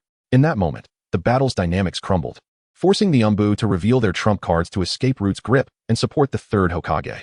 The price of this decision was injury and potentially death. "All right. It seems it's time for Konoha's proud Azure Beast to make his entrance." A discordant voice cut through the battlefield, unnoticed by Root. Might Guy, a robust leaf chunin, stepped forward. Kakashi, concealed among the trees, couldn't help but wipe the sweat from his forehead. To say the least, he nearly fell from the tree upon hearing those words. Uncle Dai was merely a chunin, participating in a battle where even jonin were doomed. Was he courting death? Kakashi thought so, as did the remaining Umbu around the third Hokage and the clan ninjas still capable of fighting. An Umbu captain barked, "You, Might Guy, take those two children and flee while they haven't turned their attention to you. Hurry and escape. Do not cause trouble." The Umbu captain was acutely aware of the identities of those two children. One represented Konoha's strongest clan, the Uchiha, and the other was the son of the legendary Konoha White Fang, Kakashi. Capturing either of these children would pose a monumental problem for the Hokage. How could Might Guy choose this moment to cause chaos? The Umbu captain silently prayed for the chunin to possess some broader perspective. But at that moment, Dai's aura suddenly intensified, becoming wild. Light blue steam billowed from his body. "Haneda, remember this technique is meant to protect what is most important to you. It must never be used against comrades." Dai turned to Haneda and declared. No longer hesitating, he crossed his arms and forcefully spread his arms wide. "Eighth gate of the 8 gates, the gate of shock, open." Dai's presence surged once more, the ground beneath his feet rent by thick blue steam. Simultaneously, a fierce wind howled from his direction. The trees in the area rustled violently, swept by the tempest. Accompanied by the howling wind, Dai moved. A massive white tiger manifested from the air, opening its colossal jaws towards several Root ninjas. The terrifying aura and fierce energy rendered everyone momentarily speechless. "Wait. We belong to Root. We are also Konoha ninjas, comrades too. They tiger." Huh. In that instant, silence enveloped the area, and eerie stillness descended. At that moment, 7 bodies lay on the ground, torn apart by the air. At their center stood a man radiating blue steam with an air of pride. What had the Haneda gazed into Dai's eyes, hesitating for a moment.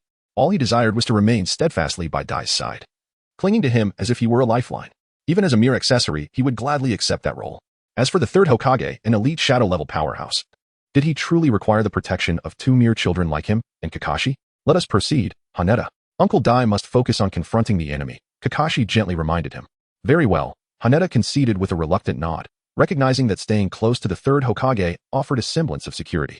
After all, the third would never allow him and Kakashi to fall into the clutches of Root or perish in this place. Kakashi felt the overwhelming and terrifying aura emanating from Dai once more and could not help but exclaim, "Haneda, your judgment of people is truly astute. Uncle Dai is remarkably powerful, far too powerful." Nearby ninjas silently nodded in agreement, especially those members of the Umbu who had previously looked down upon and questioned Dai's capabilities. Their skepticism had swiftly transformed into admiration. On another front, the root captain was taken aback by Dai's formidable strength and shouted, "Who is that, exhibiting such ferocity? Might Dai?" "A mere genin," the information officer replied, but even he questioned his own words the moment they left his lips. This aura, this strength, was he truly a genin? "Are you certain? Not the captain of the Umbu?" The root captain coldly inquired. "My subordinates are certain. He has been ridiculed by the villagers as an eternal genin. Consistently assigned D-rank missions." D-rank missions? The root captain found the information increasingly perplexing. Which fool gathered this intelligence? A genin who has perpetually executed D-rank missions? How absurd.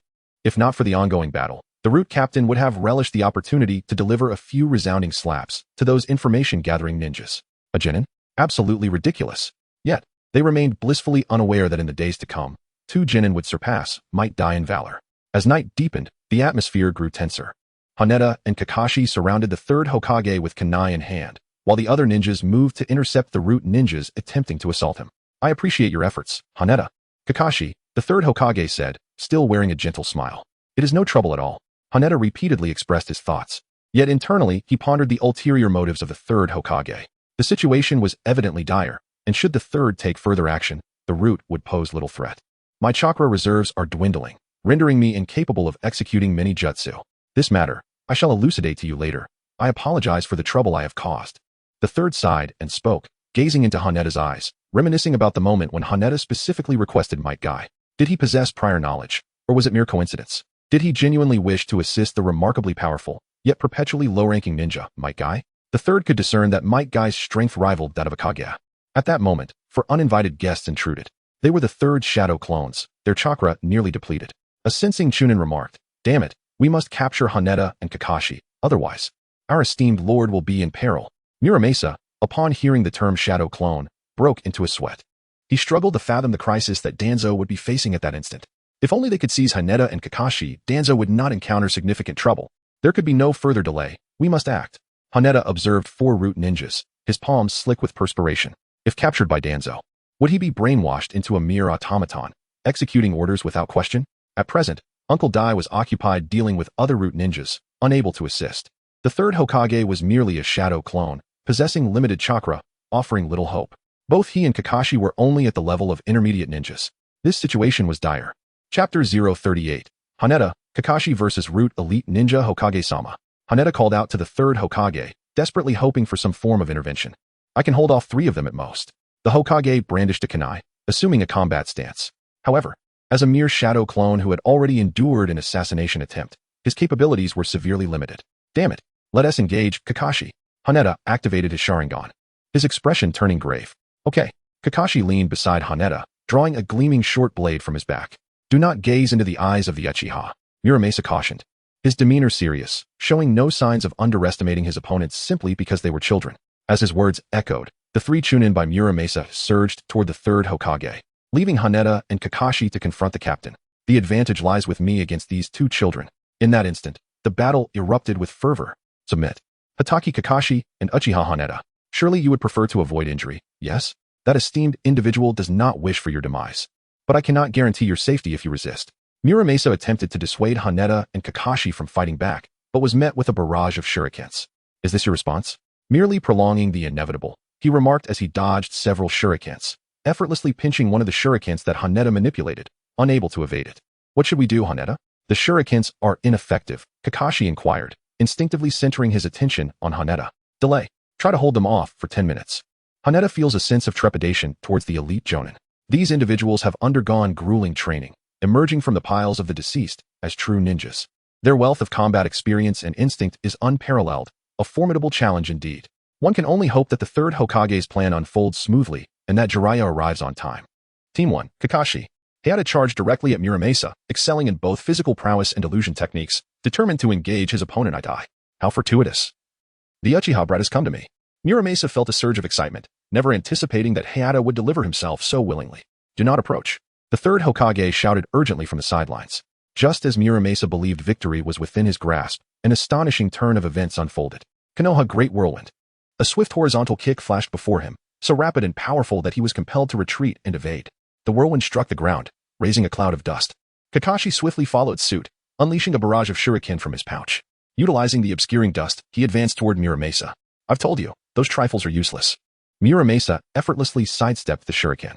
However, at that moment, a shuriken laced with an explosive tag soared past his eyes. Without a moment's hesitation, he swiftly formed hand seals. Doton, Doriheki. A thick earthen wall erupted from the ground, completely shielding him. Boom, boom, boom. The violent explosions reverberated from the front. Quite intriguing, Muramasa chuckled softly. When suddenly, several shuriken flew in from his flank. Uchiha-style shuriken throwing technique. The whistling wind of the shuriken echoed in his ears. Instinctively, Muramasa blocked with a kunai.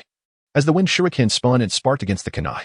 Amidst the scattering sparks, the explosive tag affixed to the shuriken detonated. Damn it. Where does this Uchiha brat get the funds for so many explosive tags? Boom, boom, boom.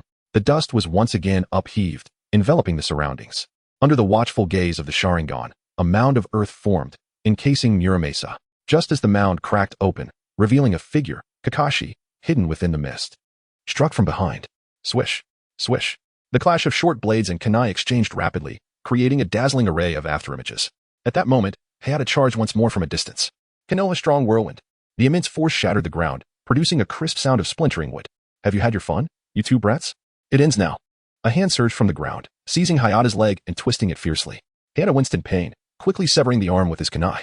Yet in that instant, Muramasa, concealed beneath the earth, dissipated into smoke.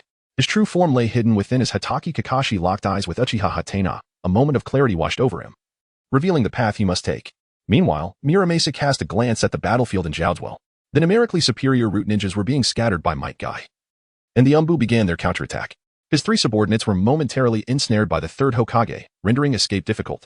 Muramasa narrowed his eyes, contemplating his strategy.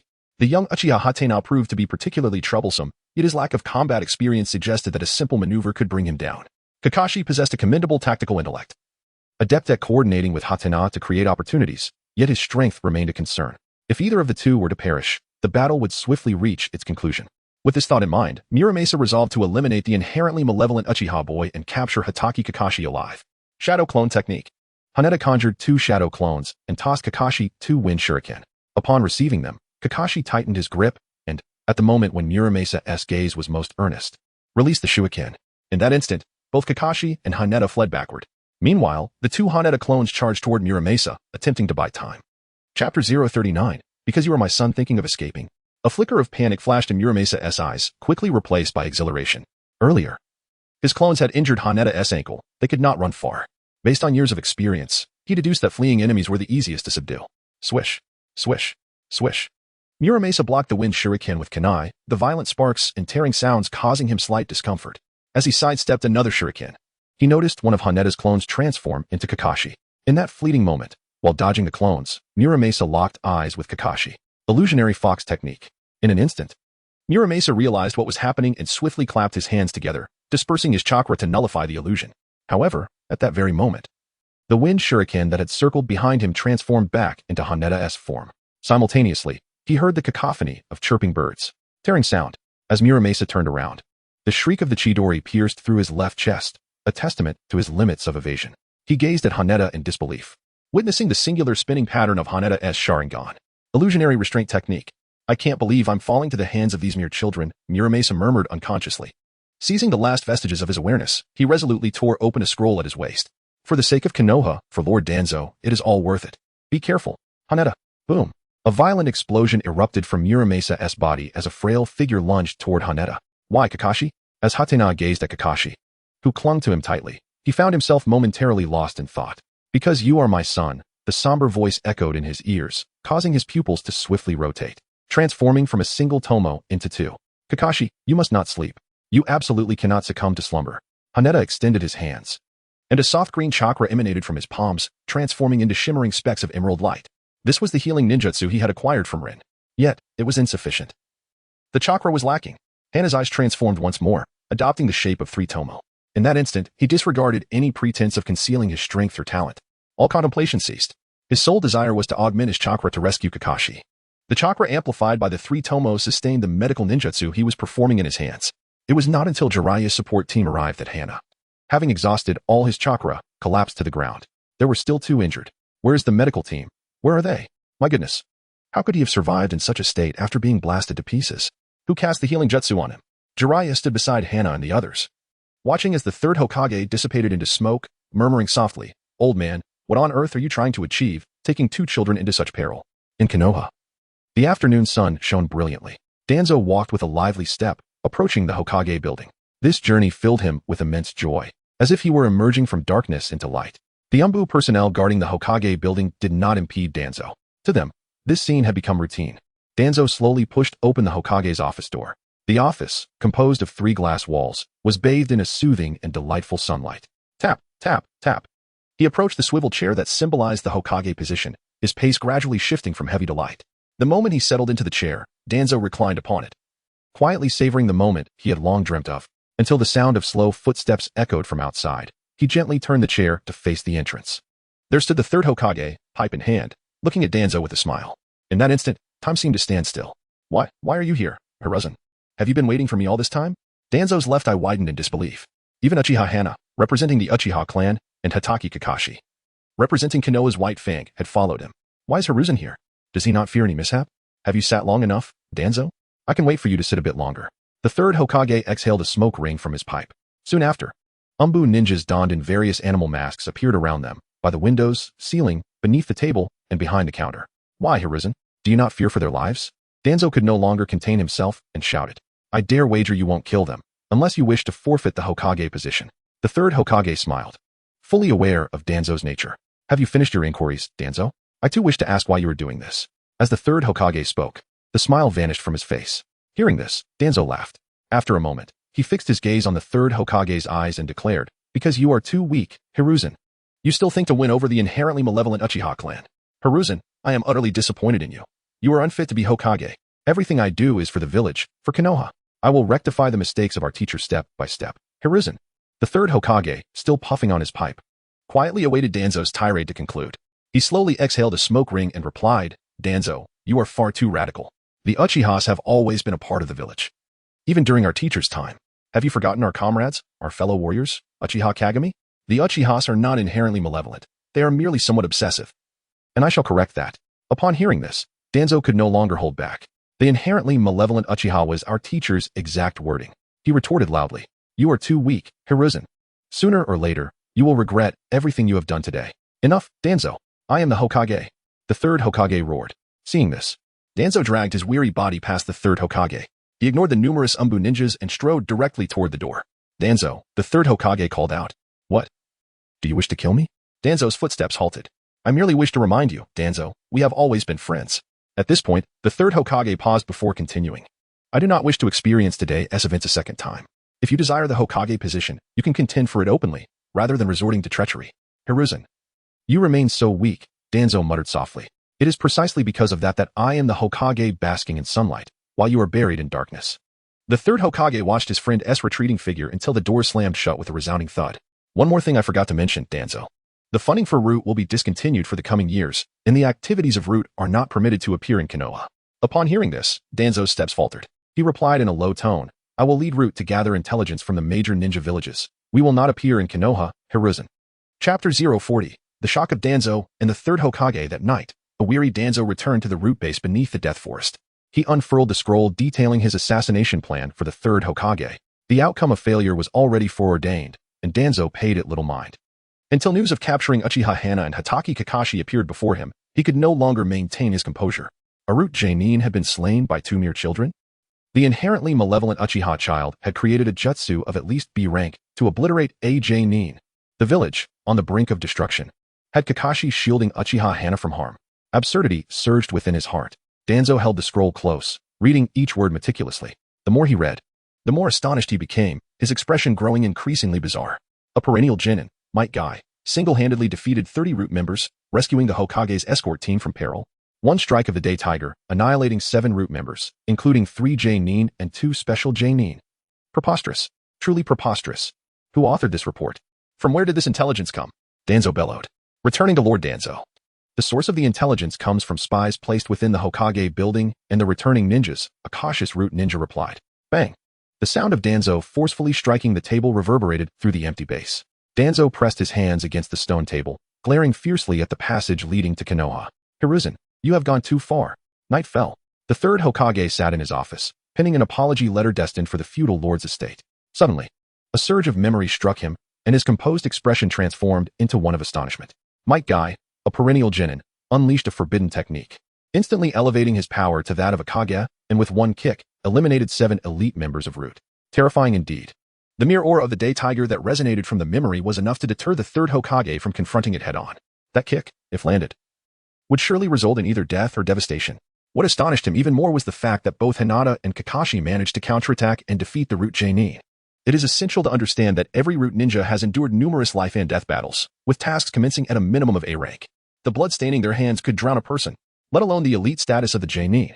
The third Hokage took a deep drag from his pipe, the nicotine swirling in his brain, enabling him to reconstruct the scene of the battle from his hazy recollections. Hinata and Kakashi initially engaged in a conventional exchange, wielding shurikens and explosive tags to probe their adversary. However, when Hinata charged forward, a sense reminiscent of Tsunade enveloped him. Both exuded an aura of violence. Yet Tsunade wielded her fists while Hinata employed his legs. The elite of the Root organization were undoubtedly filled with suspicion, having meticulously devised a plan wherein shadow clones would divert the attention of Hinata and Kakashi. Meanwhile, their true form remained concealed within a mound of earth, hidden in a location that most would instinctively overlook. Beneath the veil of darkness, it was evident that both Hinata and Kakashi had been deceived. In that moment, taking advantage of the dust, a Root Jonin stealthily seized Hinata during the fleeting interval when he broke free from the grip. Yet, Kakashi, in the face of adversity, commenced his counterplay. Utilizing a prepared mirror in conjunction with Hinata's Sharingan, he compelled the Root ninja to avert his gaze, thus affording Hinata the opportunity to escape. The battlefield shifted with rapidity. Even in dire straits, Kakashi demonstrated remarkable ingenuity, devising a means for Hinata's liberation. Hatake Kakashi's intentions were immediately understood by Yuta, who skillfully employed Jinjutsu in harmony with him.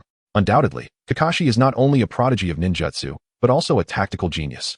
Likewise, Yuta proved to be an exceptionally competent ninja, exhibiting a profound understanding of teamwork. This brief skirmish represented a pinnacle unattainable by the vast majority of ninjas. The ensuing battle further elevated the interplay of psychological strategy and combat coordination to extraordinary heights.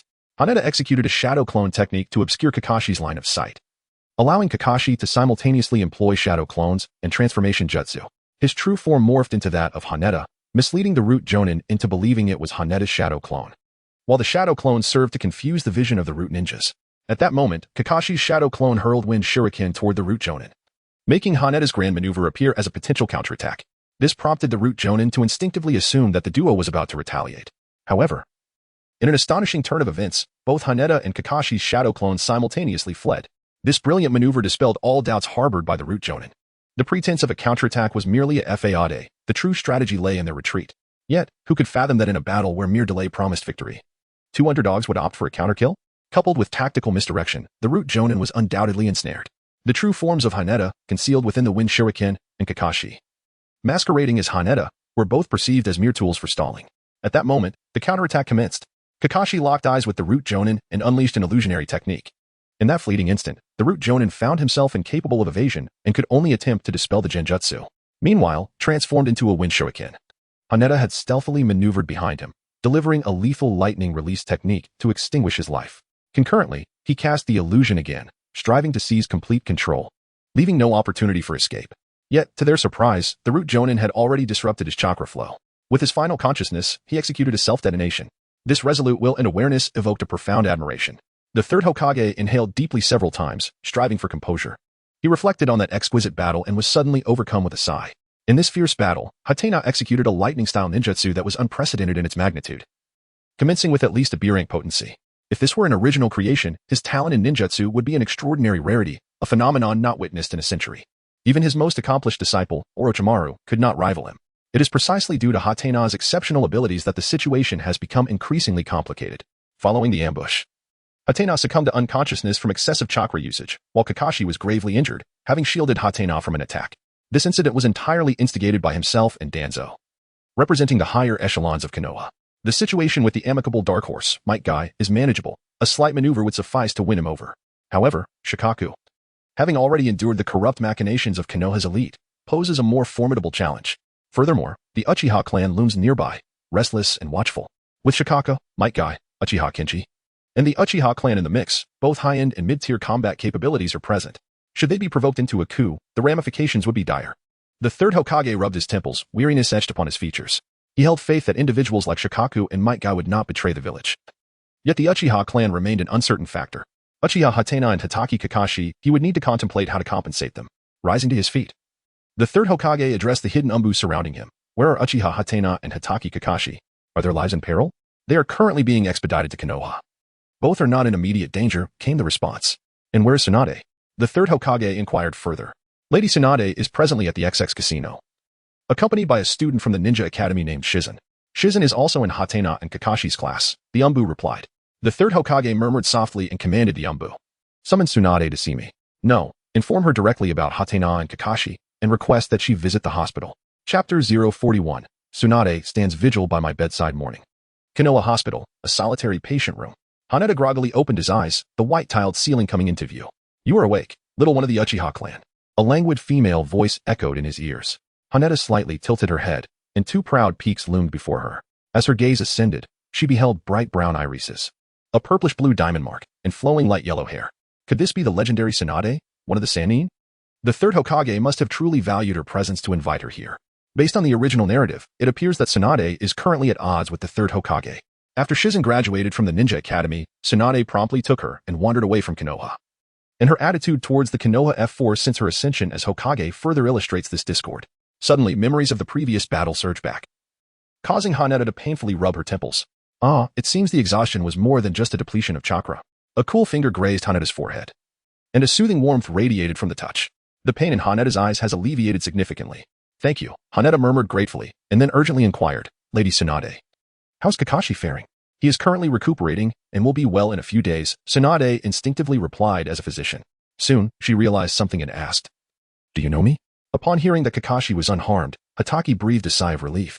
With an unchanging expression, he replied, You are the legendary Sannin. I have seen your photograph, Lady Tsunade. I see, Tsunade said, retracting her hand and gazing at Hatake's face. She felt an inexplicable sense of familiarity emanating from the young Uchiha before her, reminiscent of her brother and her grandfather. This affinity was the reason she chose to remain by Hatake's bedside. Reflecting on recent events in the village, Tsunade cautioned, Young one, you find yourself in a rather troublesome situation. Many wish to meet you. Are you aware? The Uchiha clan leader, Shikumo, along with the esteemed Jonin Guy, personally appointed by the old man, are among those eager to see you. Such influential figures are clamoring for an audience. Leaning against the table, her chin resting on her hand, Tsunade's curiosity about Hatake continued to grow. Although she had not been particularly attentive to village affairs, she had recently gathered a considerable amount of information regarding Hatake. It was only natural that the Uchiha clan leader would take an interest in the gifted young man bearing the Uchiha name. However, the close ties between Konoha's White Fang and Guy with Hatake piqued her intrigue. The former had been the subject of recent village rumors, with Hatake speaking highly of him. Tsunade could comprehend this admiration, having once been drawn to Cat Dan for his unwavering support during her own struggles, when few understood her plight. Yet, Guy's connection remained a mystery. How did Haneda perceive that a mere low-ranking ninja possessed strength rivaling that of the Hokage? What is the connection between the two? Is it merely that Haneda has a hand in Might Daisuke's ascension? Tsunade, observing Haneda's refined visage, found herself increasingly intrigued. A child navigating the political maelstrom of Konoha while thriving in such an environment undoubtedly held remarkable depth. Noticing Haneda's prolonged silence, Tsunade inquired, Young one, why have you fallen silent? With a hint of confusion, Haneda replied, Lady Tsunade, did you just mention that Uncle Dai has been appointed as an elite jonin? Haneda had no desire to engage in political discussions with Tsunade, so he swiftly diverted the conversation. With a chuckle, he recalled how the moment Might Guy returned to the village, the old man eagerly rushed to the village entrance to welcome him, even publicly appointing him, which left Guy quite moved.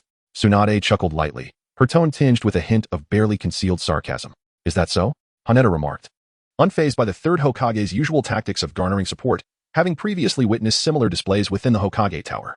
The sound of slow, heavy footsteps approached from a distance. Upon hearing it, Tsunade glanced out at the large tree outside, noting that the umbu who had departed earlier had returned. All right, little brat from the Uchiha clan. The old man is here for you, so I shall take my leave, she said somewhat displeased as she walked to the door and pushed it open, revealing the third Hokage standing right outside. She cast a fleeting glance at him without uttering a word and departed. Lord Hokage, Haneda greeted as the third Hokage entered, the first to break the silence. While Tsunade might disregard the Hokage, Haneda knew he could not. Haneda, judging by your complexion, you seem to be in much better spirits.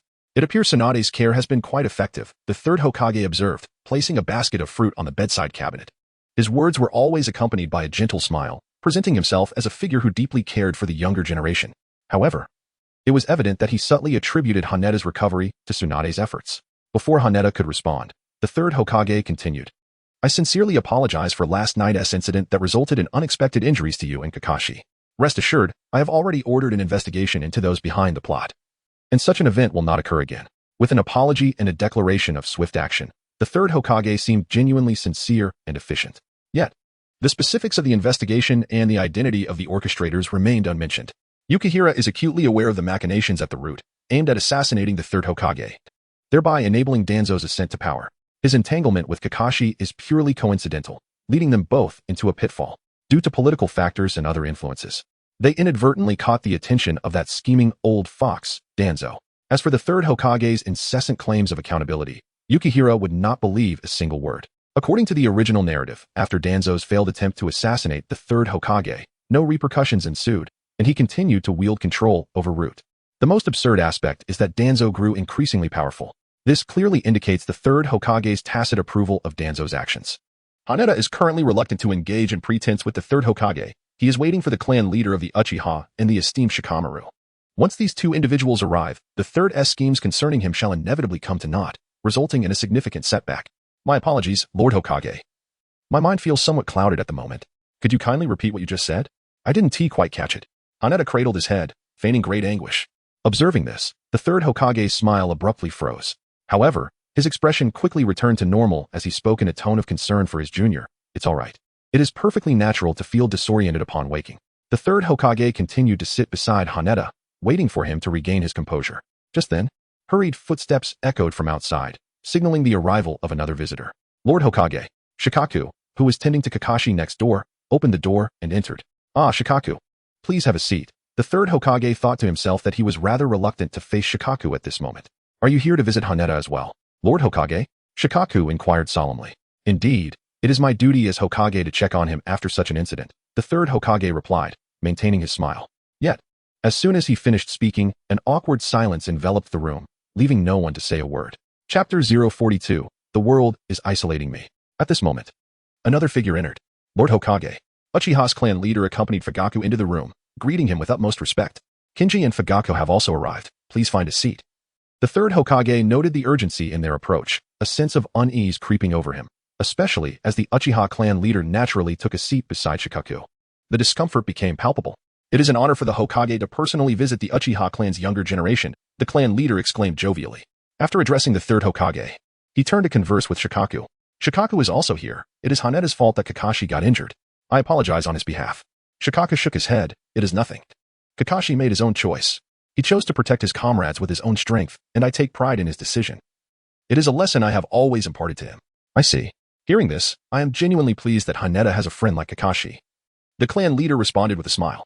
The third Hokage, seated beside Hanada, felt increasingly awkward as the two engaged in their conversation. The more familiar they became, the less favorable it was for him. Just as he was about to interject, another visitor arrived at the door. Lord Hokage, you're here too. Might Guy appeared at the entrance. Without regard for the others in the room, he addressed Hanada loudly. I am truly sorry, Hanada, for failing to protect you last night. As well as Kakashi. It's all right, Uncle Guy. You were only fulfilling your duty to protect Lord Hokage. Hanada smiled in response. At that moment, Shikaku also chimed in. Hanada is right, Guy. You were acting in the interest of your mission. Besides, staying near Lord Hokage was a safeguard in itself. Hearing Hanada and Shikaku's words, the third Hokage felt even more uncomfortable. Their repeated emphasis on duty, along with Shikaku's remark about safety, made him question whether Shikaku was deliberately undermining him. Fortunately, his shadow clone had managed to stall the three of them. Otherwise, he would have been unable to endure even a moment longer in this situation. Well, Hanada, you always think of others first, Guy chuckled, placing a carnation on the bedside table. He then casually took a seat next to Shikaku and the others. The third Hokage observed this scene in silence, suddenly feeling as though he had been isolated. Fugaku, who had been quietly observing, expressed his gratitude. Thank you, Guy, for your efforts regarding Hanada, taking care of him on the journey and ensuring his safety on the return. Not at all, not at all. And you are? Guy asked, looking curiously at Fugaku. Oh, I forgot to introduce myself. I am Uchiha Fugaku, Hanada's half-teacher, and essentially his older brother. I have been guiding him in illusion techniques. Fugaku introduced himself. So, you are the one who has been instructing Hanada. No wonder he was able to overcome Kakashi, Guy remarked, giving Fugaku a thumbs up, which left Fugaku somewhat taken aback. However, to the third Hokage, this was a clear sign that someone he had hoped to recruit was now potentially being courted by the Uchiha. His unease intensified. Just as he was about to utter some pleasantries, a commotion of footsteps heralded yet another arrival. You idiot, Haneda, how could you? Obito burst through the door. Momentarily bewildered by the sight of so many people surrounding Haneda and the third Hokage seated at the bedside. Lord Hokage, clan leader, Shikaku, and Uncle Guy are all here. Obito said, scratching his head awkwardly. Just as he was about to retreat, he heard Kai call out from behind. Obito, why are you turning back? Go in. Idiot. I am Uchiha Obito. Obito's voice diminished, trailing off as he realized the esteemed Hokage was present, and he could not afford to appear careless or immature. Just go in, Obito, don't linger at the door, Rin advised softly as she approached. For the sake of his beloved, Obito reluctantly steeled himself and entered. Lord Hokage. Kai and Rin greeted the third Hokage with respect upon seeing him. Ah, it seems the young sprouts of Konoha have arrived. Please, have a seat. The third Hokage said with a gentle smile, though his internal thoughts remained unknown. To Haneda, it was evident that the third Hokage looked utterly distressed, akin to someone who had consumed something unpleasant.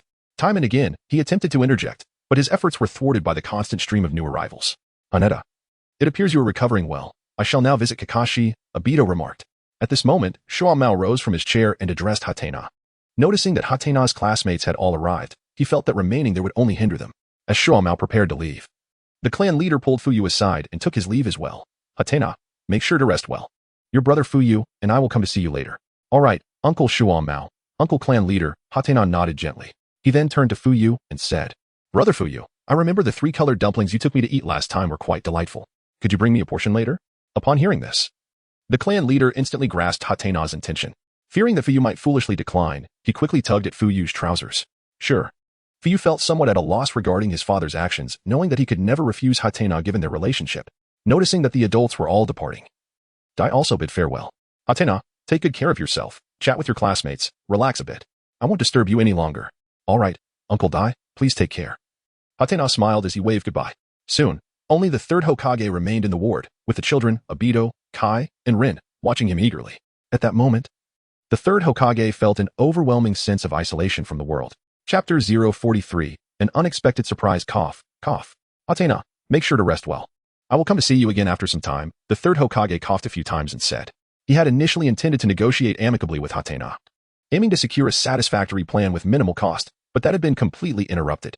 Now, he could only hope that the Uchiha clan leader wouldn't be too demanding. The third Hokage could vaguely sense that Hatena was not entirely pleased with the outcome he had provided. All right, Lord Hokage, please take care, Hatena replied with a smile. Once the third Hokage departed, the atmosphere in the ward shifted dramatically. Obito began chattering incessantly in Hatena's ear. You jerk, Hatena.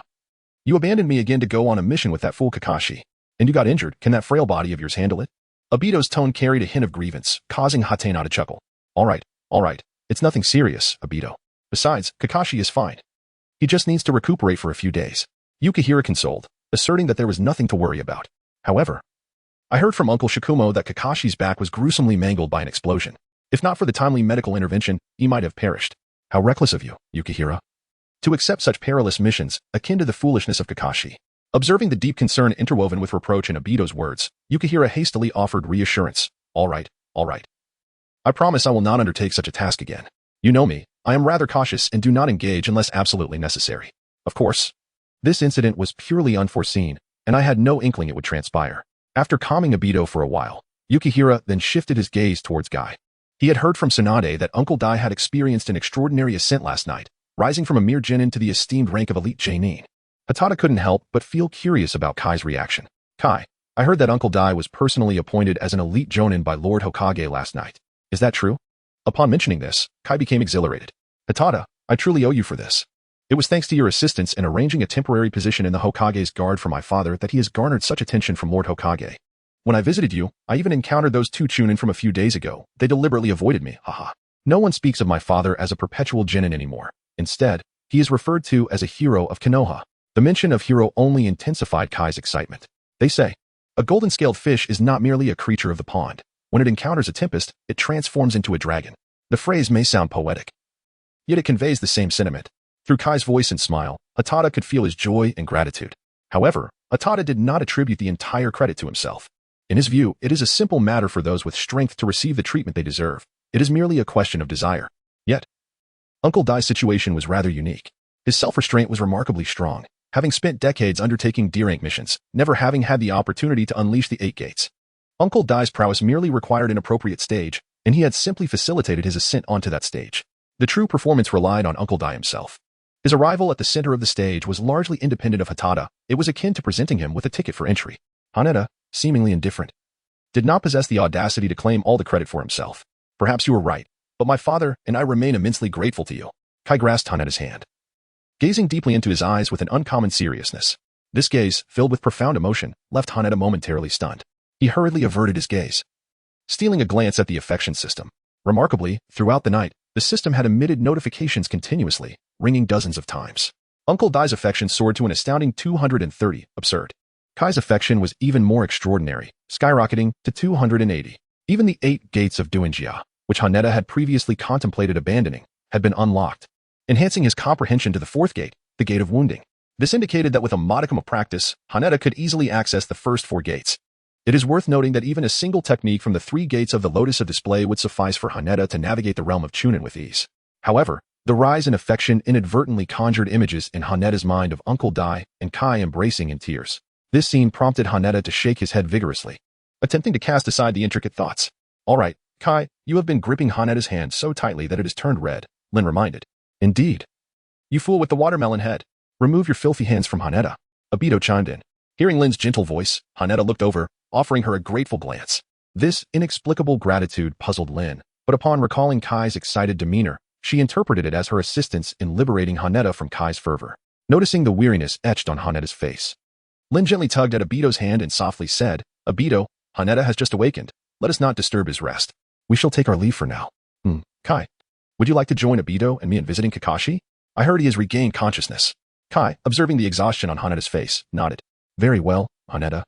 I will accompany Rin and Obito to visit Kakashi. You should take the time to rest. By the way, ensure you recuperate well. Once I triumph over Kakashi, I shall come to challenge you. All right, I shall await your arrival. Hatena agreed, as he hardly believed that Kai could triumph over Kakashi, unless he opened the 8 gates. However, recalling the matter concerning Kakashi, Hatena lapsed into silence once more. As time flowed slowly by, he heard the footsteps gradually receding, followed by the sound of a door opening.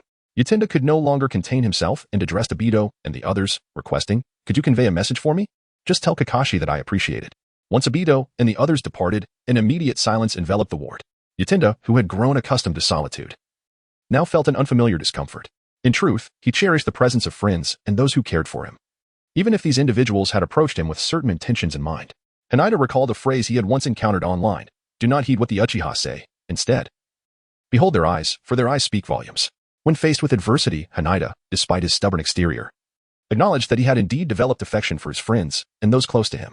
He quietly squinted for a moment, and as expected, the clan leader and Fugaku arrived. Fugaku entered, carrying his eldest son's favorite treat, the dango, intending to place it on the bedside table. At that moment, the table was already adorned with an array of gifts, apples, bananas, oranges, as well as carnations and lilies. Fugaku had to tidy up the table before he could set down the dango he had brought. Just as he was about to offer Haneda a skewer, the clan leader suddenly cleared his throat and inquired, Haneda, what transpired last night? Were you attacked? The news from last night has been completely sealed by Lord Hokage, and despite my inquiries, I have been unable to gather any information. Did Uncle Shimo not mention anything? Haneda asked softly. He merely alluded to the attack, but he seemed hesitant to elaborate, fearing it might lead to misunderstandings. Moreover, he was not in the best of spirits, so I refrained from pressing further. The clan leader replied. Upon hearing this, Haneda reflected on the matter, thinking to himself that Uncle Shimo remained unchanged, enduring the sordid affairs involving the 3rd Hokage and Danzo. Yet, he had not completely acquiesced. The fact that the clan leader had entered and seated himself beside Shimo without displaying any signs of disdain or rejection was telling. It served as a subtle pressure on the 3rd Hokage, conveying his dissatisfaction. Haneda harbors no intentions of concealment. He is counting on the patriarch to join forces with Uncle Shimo to exert pressure on the 3rd generation, thus orchestrating their interests. As for dealing with the true culprit, Haneda believed that dwelling on past events held no significance. Rather, it would exacerbate the current predicament. At the very least, Danzo would undoubtedly be unable to swallow his pride and would likely engage in covert actions against him. However, in the future, Haneda vowed to avenge this grievance.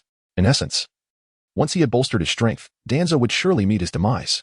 Haneda slowly opened his 3-tomo Sharingan, gazing at the clan leader. Upon encountering those eyes, the leader's expression instantly flickered with astonishment, followed by a glimmer of delight. A 5-year-old with 3-tomo is indeed an extraordinary phenomenon in the history of the Uchiha clan. Even the legendary figure, Uchiha Madara, could not attain the heights that Haneda has reached at such a tender age. Observing the leader's reaction, Haneda silently nodded to himself. This was precisely the shock he sought, as well as the subsequent recognition from the Uchiha clan. With the combination of 3 Tomo and the 4 gates prior to the 8th gate, his strength as a Jonin is assured, further bolstered by his formidable lineage. Haneda can indeed seize a certain degree of initiative. The patriarch, uncle, is being targeted for assassination by the Root faction led by Elder Shimura Danzo, who seeks to eliminate Lord Hokage. Kakashi and I have also caught Danzo's attention, as he attempts to intimidate Uchiha and Uncle Shikumo in his quest for the Hokage position. Haneda succinctly summarized the events. His words were brief, merely a few dozen, yet laden with meaning.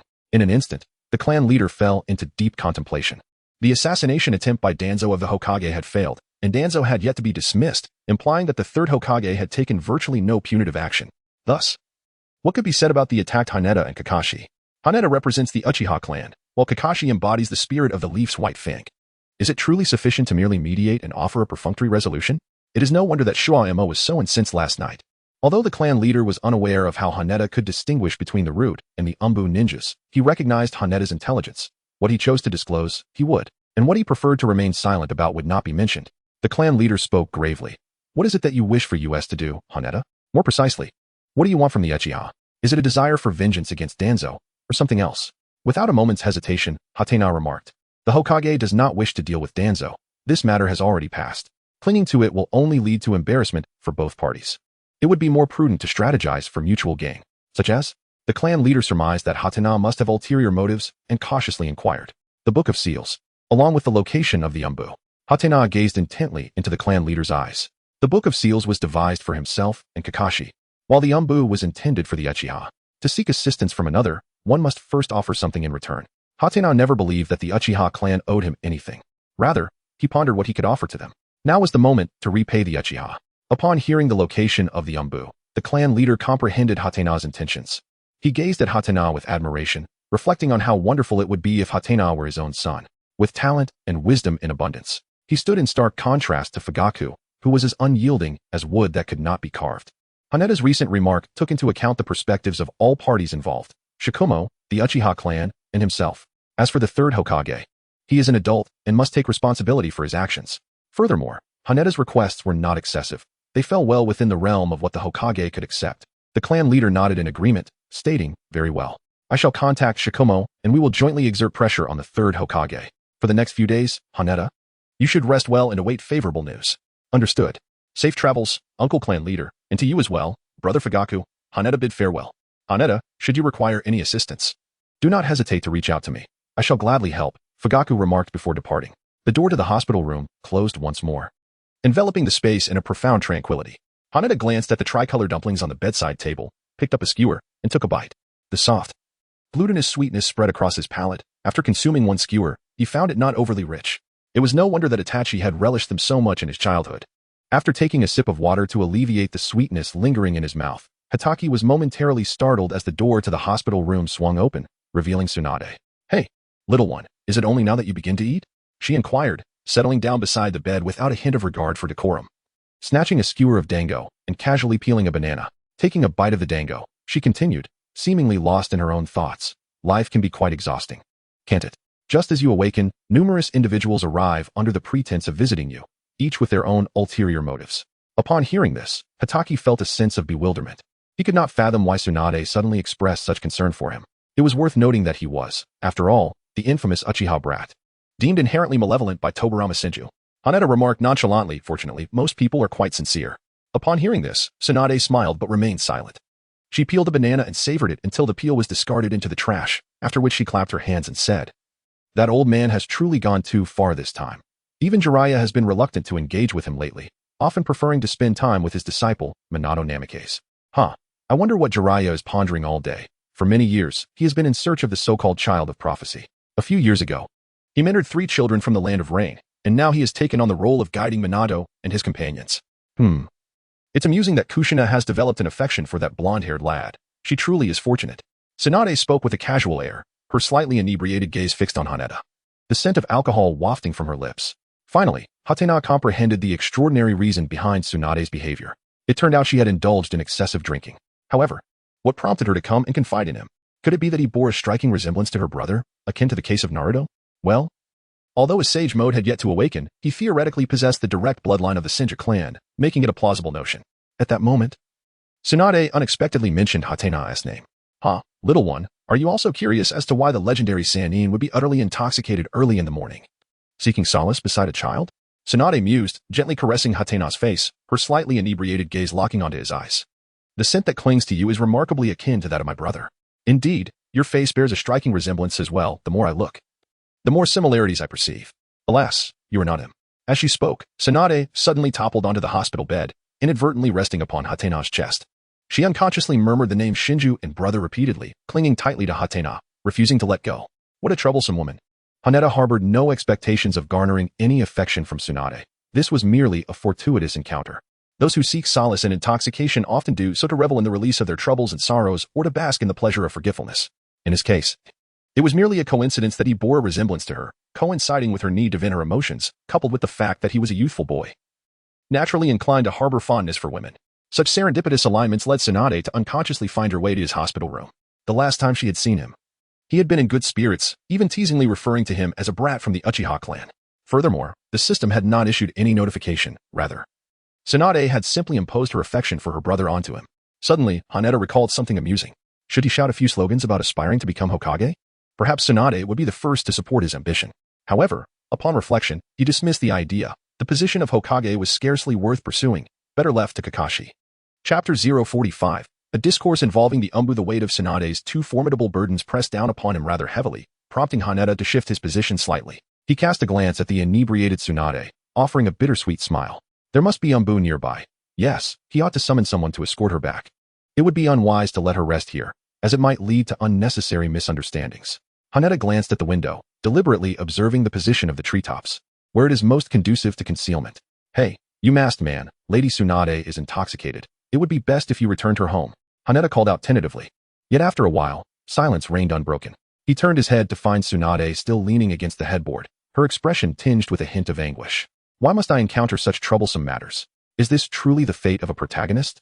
Haneda smiled bitterly. He walked over to Tsunade, lifted her up with effort, and covered her with a blanket. Then he found a chair and laid down beside the table to sleep.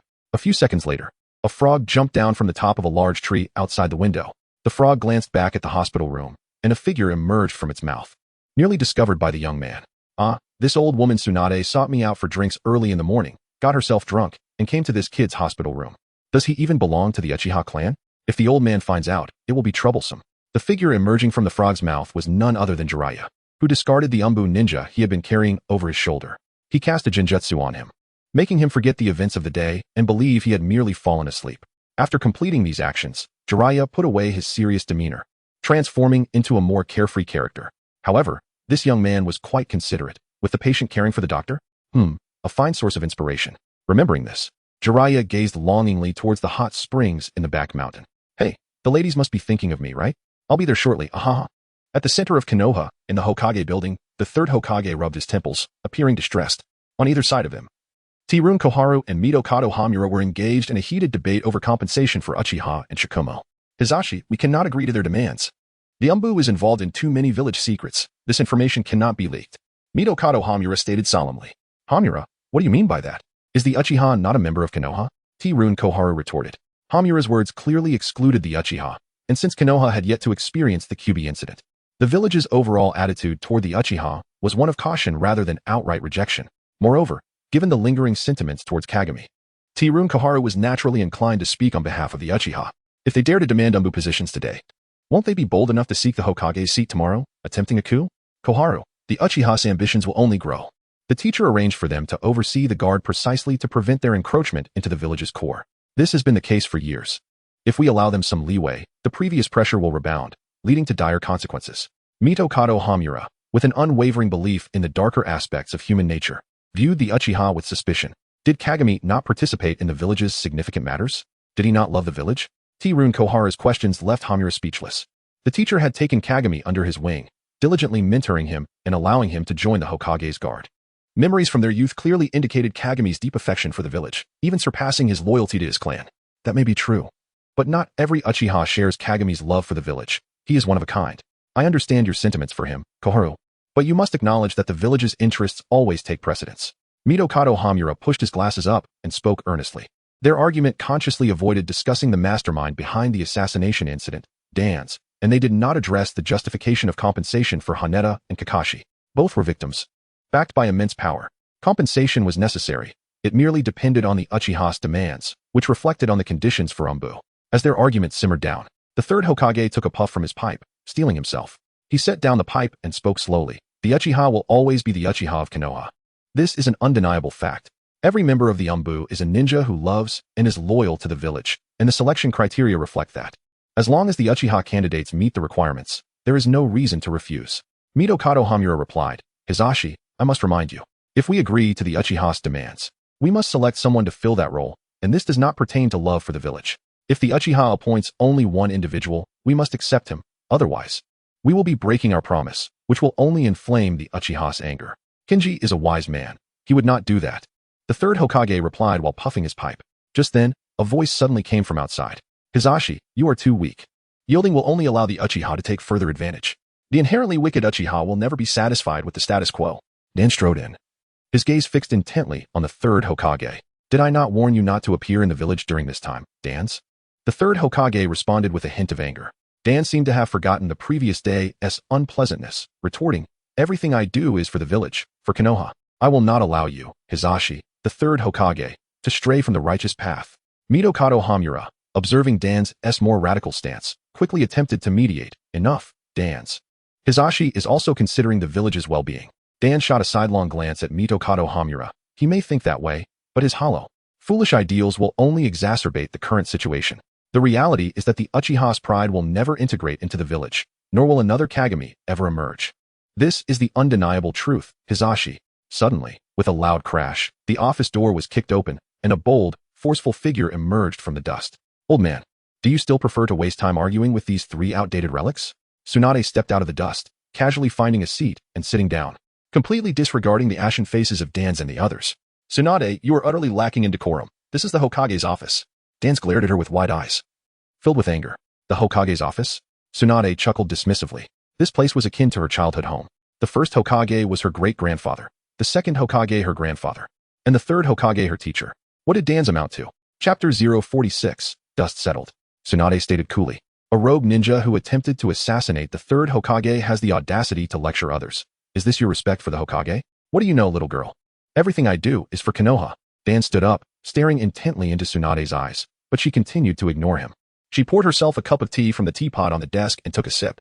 At this moment, the third Hokage, not wishing to see his old friend and disciple at odds, hurriedly intervened. Danzo, Tsunade is my disciple, outside of Hokage and subordinate. There exists a relationship of teacher and student. You are too weak, Hizashi. Tsunade has become this way because of your indulgence. Suna is like this, and so is Jiraiya. One is addicted to gambling, and the other shares your penchant for peeping. And now, neither of them even cares about the village, wandering aimlessly outside. Enough, Danzo. Regardless of how Tsunade and Jiraiya appear, they remain my disciples, and you have no right to lecture me.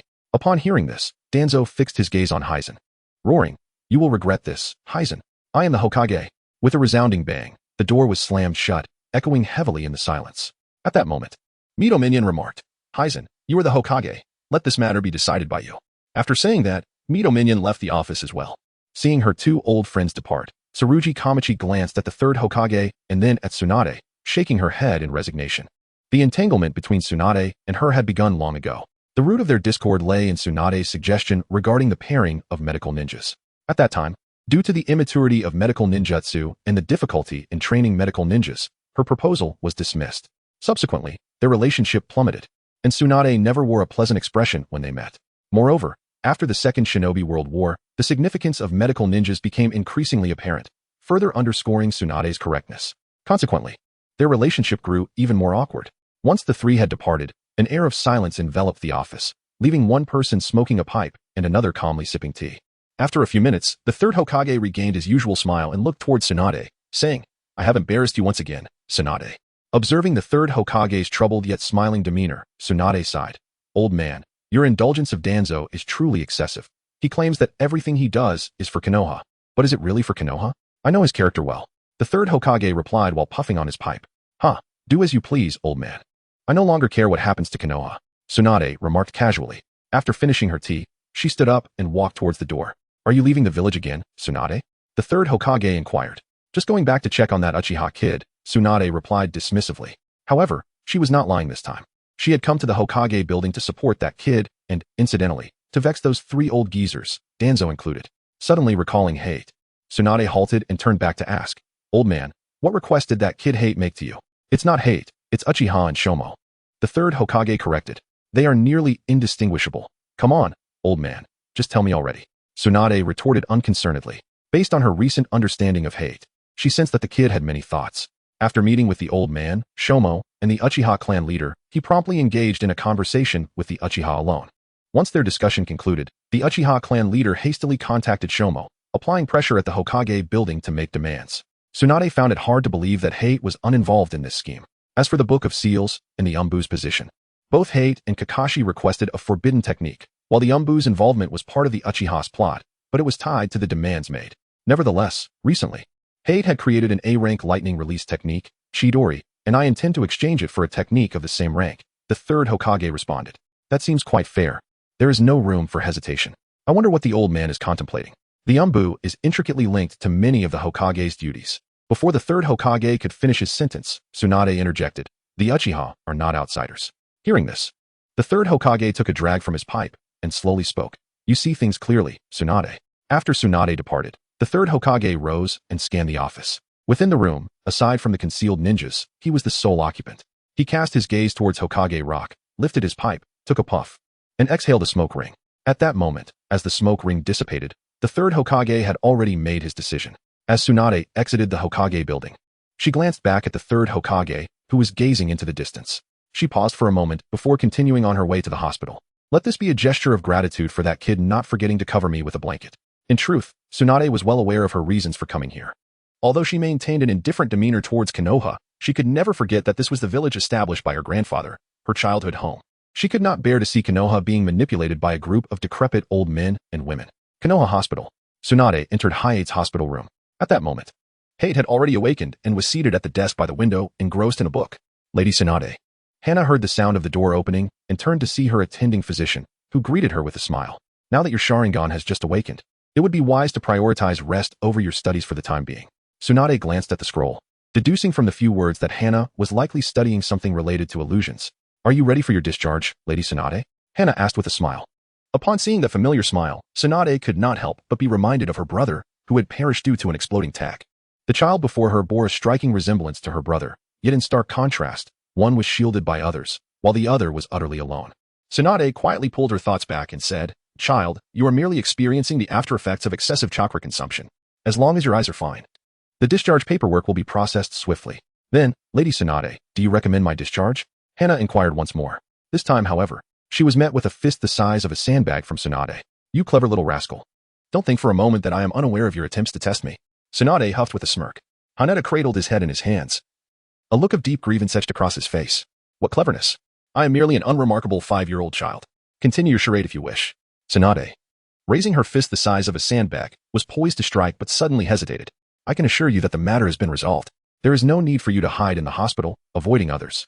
Chapter 47. The sealing techniques within the Book of Seals. After Tsunade conducted a thorough examination of Haneda and found no issues, she tossed him a discharge certificate and departed. As he watched her leave, Haneda glanced at the discharge document in his hand, lost in contemplation. Tsunade's previous remarks undeniably hinted that his request had been granted by the 3rd Hokage. This implied that Haneda, bearing the name of Uchiha, would indeed have access to the Book of Seals. In the original narrative, the Book of Seals contained records of forbidden techniques primarily left behind by Tobirama Senju. Among them, particularly notable techniques included the Flying Thunder God, Edo Tensei, and the Shadow Clone technique. The Flying Thunder God, a space-time ninjutsu, was such that once mastered, it rendered the user nearly invincible. For instance, when Tobirama was pursued by the forces of Kin and Jin, had he wished to escape, who could have possibly impeded him?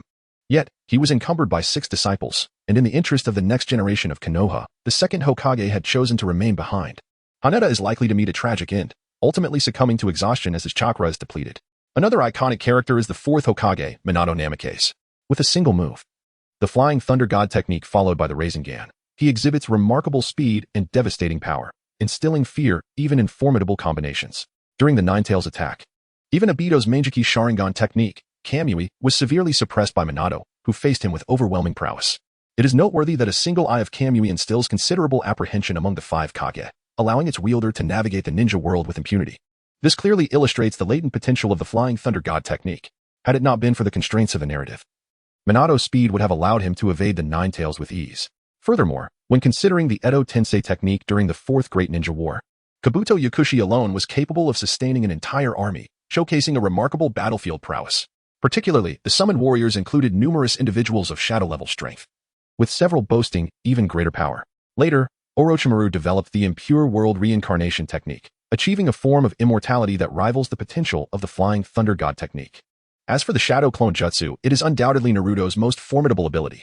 Thousands of Rasengan can be unleashed simultaneously, with dozens practicing concurrently. Moreover, shadow clones can assist the original in gathering Senjutsu chakra from a considerable distance, a feat that borders on the extraordinary. Overall, the Shadow Clone Jutsu can be regarded as an advanced version of the basic clone technique. However, the former presents greater challenges, allowing for the creation of numerous clones, with virtually no limits. It is precisely for this reason that this technique is essential for Haneda to master. When his sage mode awakens and his chakra surges, he will be capable of dividing himself into a multitude of individuals to practice ninjutsu. Prior to this, Hatena had been utilizing the Shadow Clone technique, immersing himself in literature and acquiring theoretical knowledge. However, with an abundance of chakra, the scenario shifted dramatically. He could produce an increasing number of shadow clones, each infused with a substantial amount of chakra, sufficient to sustain prolonged ninja training. In this manner, Hatena could achieve in merely a few years what others would toil for decades to attain. In the past, Naruto had employed this extraordinary technique to evolve from a mere novice to a super genius capable of creating S-rank jutsu, all within a span of just 3 years. Contemplating this, a slight smile graced Hatena's lips. The Edo Tensei technique was exceedingly sinister. It was highly probable that the third Hokage would refrain from including it in the scrolls intended for his own viewing. The Flying Thunder God technique might also be a possibility, contingent upon the third sense of pride. After all, the Flying Thunder God was the signature jutsu of the second Hokage, and it was not easily concealed. Yet, the demands for innate talent associated with the Flying Thunder God were exceedingly high. Hatena never considered himself a true genius. His current prowess was largely attributed to the system he relied upon. As for the Flying Thunder God, he genuinely doubted his ability to master it. Excluding the first two forbidden techniques, Hatena was resolute in his pursuit of the multi-shadow clone technique. The latter was undoubtedly the most suitable jutsu for his training. The others were either unattainable or excessively challenging, rendering any obsession unnecessary. However, Haneda recalled the prodigious Kakashi and found himself pondering the possibility of Kakashi mastering the Flying Thunder God technique. The original narrative does not clarify whether Kakashi ever learned this technique. Although one might infer from the 3 elite ninjas surrounding the fourth Hokage that Manado may have attempted to teach it, the outcome suggests that Kakashi did not succeed. However, what if the fourth Hokage never imparted this knowledge? During the Fourth Great Ninja War, Manado remarked that the Flying Thunder God seal could persist indefinitely, a detail he failed to disclose to Obito. As another of Manado's students, Kakashi might not have been privy to many insights that Manado withheld from Obito. Given that Manado passed away rather early and Kakashi developed his own unique combat style, it is plausible that Manado either did not have the opportunity to teach him or chose not to do so. As Hatake reflected, the reasoning became increasingly sound. After all, the forbidden techniques within the Book of Seals were not particularly suited for Kakashi. If Kakashi lacked that innate talent, he could always compensate with a Chidori. Ahem. At the very least, teaching the 8 Gates of Might was also a viable option. 2.5 days later, Kakashi was discharged from the hospital, under Tsunade's care. His body showed no lingering issues, save for a restriction on vigorous activity for the past 2 weeks. Within the familiar training grounds of the Ninja Academy, it was the very place where Hatake had triumphed over Kakashi, declaring the Konoha White Fang a hero, and where their bonds were truly forged. In the shade of a tree, Hatake, Kakashi, and Obito lounged together. While not far off, Guy was energetically sprinting, having completed just over 10 laps. He was already drenched in sweat. However, he was not the same as before. Everyone in the class was aware that Guy was engaged in weighted running, and they knew that his father had ascended to the rank of elite jonin solely through his mastery of taijutsu. No longer did anyone mock Guy as the class underachiever, or dismiss his efforts as futile. Instead, there arose a profound respect for his unwavering determination. Haneda sat beneath the shade of a tree, observing Kai and the others as they practiced. "Aren't you joining the training, Haneda? I recall that you would be honing your illusion techniques at this hour," Kakashi inquired softly. While ninjutsu holds significant importance for a ninja, it does not encompass the entirety of their existence. There are always elements that transcend others. Upon hearing this familiar sentiment, Kakashi instantly grasped Haneda's thoughts. He smiled, reflecting, indeed, there are always aspects that surpass the rest. Once Kakashi finished speaking, a profound silence enveloped them. Both Haneda and Kakashi were reluctant to delve into the matter of Kakashi shielding Haneda from harm. Perhaps this was the unspoken understanding that exists among friends. Meanwhile, Obito, who was idly splashing water, appeared somewhat bewildered and curiously asked, What exactly is it that can surpass everything else? I recognize the words individually, yet together they seem so peculiar. Kakashi, ever aloof, refrained from responding. Given his demeanor, it would be remarkable if he even acknowledged Obito with a simple retort. One day, you will comprehend, Obito. It is the most vital aspect of a person, whether it be their conscience, ideals, or emotions. Haneda provided little explanation regarding this matter, for such insights can only be fully appreciated through profound comprehension. Initially, he did not grasp the significance of power as a means of protection. However, upon activating the second Manjiki Sharingan, enlightenment washed over him completely. Without a purpose for safeguarding or anything of true concern, power holds no intrinsic value beyond mere survival.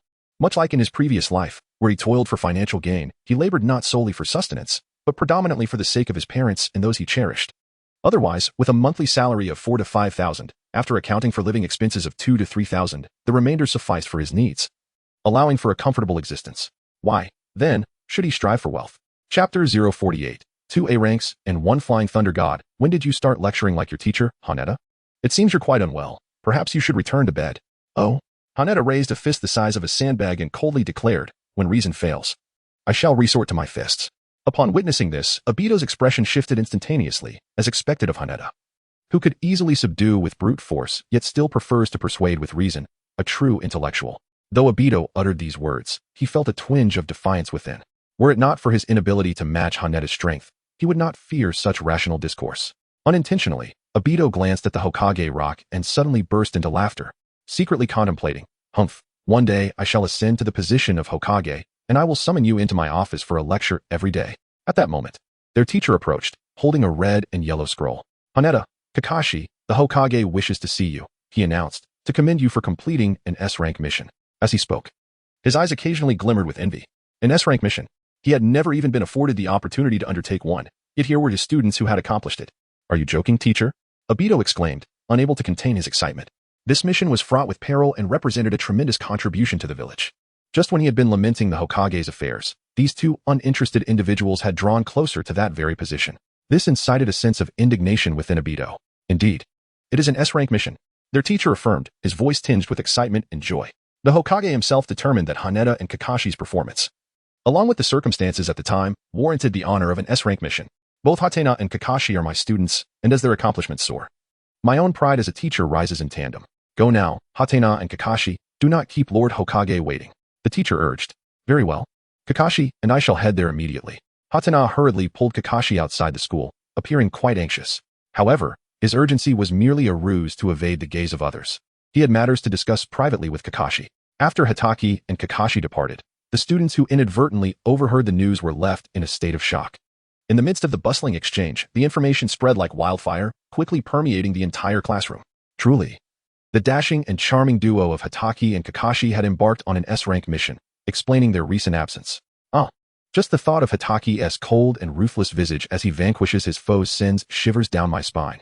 Ladies, I must dash off. I need to admire the photographs of Hatake and Kakashi once more. What? You secretly snapped some pictures? Hand them over, and I shall spare you. A group of girls began to engage in a playful rivalry over Hatake and Kakashi. Meanwhile, under the shade of a tree, Obito felt an irritable pang in his heart as he listened to their chatter. He scanned the area for Rin and was relieved to see she wasn't team-mingling with those superficial girls. However, his relief was short-lived as Rin's words pierced through his heart. Both Hatake and Kakashi are incredibly popular, aren't they, Rin? Kurenai and Rin sat side by side, hand in hand. Kakashi and the others are indeed handsome, their abilities far surpassing those of our entire grade. Honestly, I admire them too, Kurenai confessed, a smile gracing her lips. Indeed, who could possibly resist a handsome gentleman capable of protecting others? With this remark, Obito found himself in the company of another equally heartbroken soul. The fervor surrounding Hatake and Kakashi within the classroom was so intense that even Guy, engaged in self-discipline training, took note. Hatake and Kakashi have successfully completed an S-rank mission. As expected from my lifelong rival, it seems I must strive even harder. Haneda and Kakashi arrived at a corridor outside the school. The passage was somewhat dim, shrouded by the buildings on either side, and there were few passers-by. Yamida was unaware that he was being followed. He halted his steps and inquired solemnly, Kakashi, you must be aware of the matter regarding the rewards, correct? Indeed, Kakashi replied. My father mentioned it to me. It pertains to the Book of Seals. He nodded slightly, expressing little interest in the Book of Seals, as he was merely instructed to choose what he deemed appropriate. Upon hearing that Uncle Shikumo had made no arrangements, Yamida felt a wave of relief. Kakashi, if you trust my judgment, you should select the Flying Thunder God technique. It is the renowned ninjutsu of the second Hokage, possessing the properties of space-time, rendering it unmatched in terms of mobility. Although I am uncertain whether you possess the aptitude to master it, it is worth attempting. One reason Uncle Shikumo had made no arrangements for you is that there were no suitable options in the Book of Seals. Kakashi contemplated this and responded, "Indeed. There is nothing particularly fitting for me. The second Hokage's water style demands an excessive amount of chakra, making it unsuitable for me. While the others consist of wood style and various peculiar forbidden techniques, my strengths lie in lightning and earth styles. Yet the lightning techniques compiled in the Book of Seals are scarce and require considerable skill. They are even inferior to your Chidori, Yamida." Upon hearing Kakashi mention Chidori, Yamida offered an awkward smile. Thankfully, Kakashi was unaware of who held the copyright to Chidori. Otherwise, there might have been another dispute over the technique. They arrived at the Hokage building. A few days ago, Hatada arrived here and still remembered the layout of the office. He cast a glance at the brand new office door, feeling somewhat puzzled. The last time he visited, the door appeared rather worn. It was unclear whether the third Hokage had replaced it to welcome them or for some other reason. After knocking, Hatada and Kakashi politely announced, "Lord Hokage." "Ah, it's Hatada and Kakashi.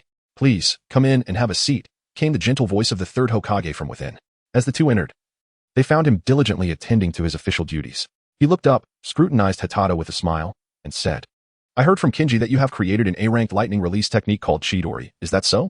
Haneda nodded in acknowledgement. The matter of exchanging ninjutsu had already been conveyed to him by Tsunade the previous night. The third Hokage set down his pipe and smiled, saying, "Haneda, your Chidori can supplement the village's deficiencies in lightning-style ninjutsu. I would like to request that you submit it to the village. Of course, the village will provide you with appropriate compensation. You may exchange it for a ninjutsu of the same rank from the Book of Seals." Haneda immediately stated, "Contributing to the village is something I am eager to do, Hokage-sama. You were too kind." Observing this, the third Hokage subtly nodded, increasingly convinced of Haneda's potential to become a mirror of excellence. He gestured, and two Umbu ninjas presented a scroll that towered over both Haneda and Kakashi in the office. The Book of Seals not only documented forbidden techniques but also encompassed numerous high-level ninjutsu and combined techniques. "Take your time to select, Haneda and Kakashi. Be thorough and do not rush," the third Hokage kindly advised. In response, Haneda and Kakashi exchanged glances, each finding the jutsu they had planned in the catalog. Kakashi chose the Flying Thunder God technique, while Haneda opted for the Multiple Shadow Clone technique and the Art of Dark Passage. The Multiple Shadow Clone technique requires no further explanation, as it was a well-prepared choice. As for the Art of Dark Passage, it is an A-rank illusion created by Tobirama, specifically designed to counter the Uchiha clan. Yukihira is inherently adept at illusions, and with the mastery of the dark arts, few could deceive his discerning eyes. Chapter 49. The entire school was abuzz. Although he had already made his selections in his mind, Yukihira couldn't help but steal a few more glances. The four-symbol seal, the mutual explosion tag, the water release, water severing wave, the wood release, flower and tree realm, the wood release, wooden golem technique, and the wood release, true thousand hands. Gazing at this impressive array of wood release ninjutsu left Yukihira salivating. His sage body would soon be at his disposal, and he would undoubtedly possess the wood release as well. Each of these techniques was more formidable than the last. For instance, the wood release, flower, and tree realm, once unleashed, would see vines rapidly cover a vast area, exterminating all life within its reach. This was merely the beginning. Blossoms would bloom on the vines, releasing pollen that could induce unconsciousness. In the original work, even the five Kage succumbed to its effects, and the legendary dancer Madara from the Warring States period was compelled to cease his performance. This technique proved to be a lethal asset in both one-on-one confrontations and large-scale battles. Furthermore, the subsequent Wood Dragon technique can be succinctly summarized. It rivals the Susanoo. The wooden golem released by Hashirama is comparable in size and strength to a complete Susanoo. Their clash even altered the terrain, epitomizing terror. As for the true thousand hands, the Nine Tails holds the most authority to comment. In years past, Hashirama remarked on its overwhelming power, often depicted playfully as he effortlessly controlled it. But is the Nine Tails weak? Its chakra is equivalent to the sum of several tailed beasts. Even a mere half of the Nine Tails could contend with a super shadow. Naruto, in his youth at the Valley of the End, matched Sasuke, who had absorbed chakra from 8.5 tailed beasts, using only half of the Nine Tails' power. In the theatrical adaptations, the full chakra of the Nine Tails could even penetrate the entirety of the moon. In light of this comparison, Hashirama's ability to single-handedly manipulate the true thousand hands speaks volumes. Contemplating these revelations, Yukihira silently vowed, "One day, I shall acquire them all." He lingered a moment longer on the collection of wood release techniques before searching for the Edo Tensei. Unsurprisingly, this sealing book was a counterfeit. It contained no traces of Edo Tensei. Hatena averted his gaze and instinctively looked towards Kakashi. At that moment, Kakashi was gazing back at Hatena, patiently awaiting his decision. Noticing Hatena's glance, he smiled and inquired, "Have you made your choice?" "Indeed," Hatena replied softly, nodding gently as he closed the book of seals. At this juncture, the Umbu ninja appropriately took away the scroll. "Lord Hokage, I choose the multiple shadow clone technique and the technique of dark movement." Haneda stood before the third Hokage, with Kakashi closely following behind. The techniques of multiple shadow clone and the dark technique? The third Hokage was somewhat taken aback by Haneda's choices.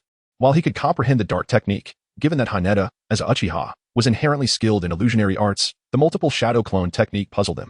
Typically, this technique is best suited for those possessing an abundance of chakra, yet the Uchiha clan's chakra is not particularly abundant among bloodline ninjas. This implies a limited capacity for creating numerous shadow clones. Moreover, in most battles, merely 1 or 2 shadow clones would suffice. The third Hokage found it difficult to grasp Haneda's decision. He scrutinized Haneda and thoughtfully cautioned, "The Uchiha's chakra is not remarkable. It is ill-advised to pursue the multiple shadow clone technique. Are you certain of your choice?" Haneda nodded affirmatively, responding, "I am certain, Lord Hokage. I am intrigued by the principles behind shadow clones and wish to explore them further." Seeing no sign of regret from Haneda, the third Hokage refrained from further comment. He shifted his gaze to Kakashi and inquired, "What is your selection?" "The Flying Thunder God technique, Lord Hokage," Kakashi replied. "The Flying Thunder God, you say?" The third Hokage nodded subtly. "Indeed, the combination of the Flying Thunder God with the blade techniques of the Hatake clan is an excellent choice." In his youth, his teacher had been adept with the sword, once utilizing the Flying Thunder God slash to seriously wound Izuna, Madara's brother. At that time, Izuna had activated his Manjiki Sharingan, and the third Hokage had not been confident in his ability to defeat him. "Haneda, Kakashi, the ninjutsu you exchanged will be delivered in due time. Remember, this is a reward for completing an S-rank mission involving village secrets. Confidentiality is paramount." The third Hokage rarely withdrew his gentle demeanor, now adopting a serious expression. Perceiving the shift, Haneda understood the underlying message. The third Hokage emphasized that the reward stemmed from the mission, not from the political machinations within Konoha's higher echelons. This served as both a reminder and a warning, cautioning them, including the Uchiha and Shikamaru, that such occurrences could only manifest once. They should not entertain thoughts of exploiting Konoha's resources through similar coercion. Hatake Kakashi exchanged a knowing glance with Hatada, to which they both responded in unison, "Yes, Lord Hokage." After departing from the Hokage building, a sense of ease washed over both Hatada and Kakashi.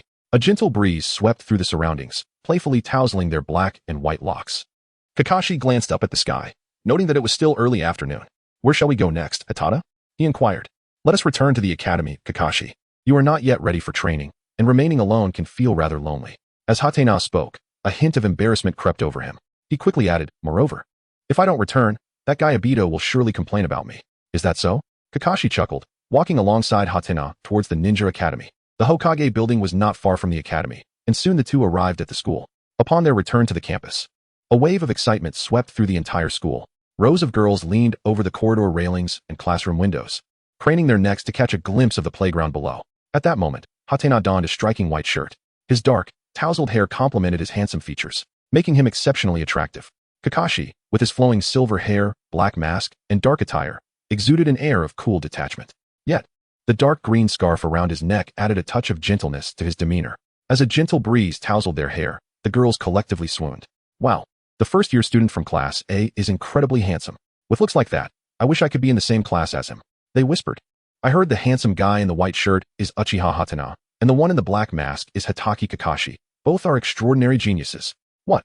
They're Hatena and Kakashi. No wonder they are so striking. Good looks aren't everything. That's just superficial charm. But Hatena and Kakashi have completed S-rank missions. They are true idols." "What?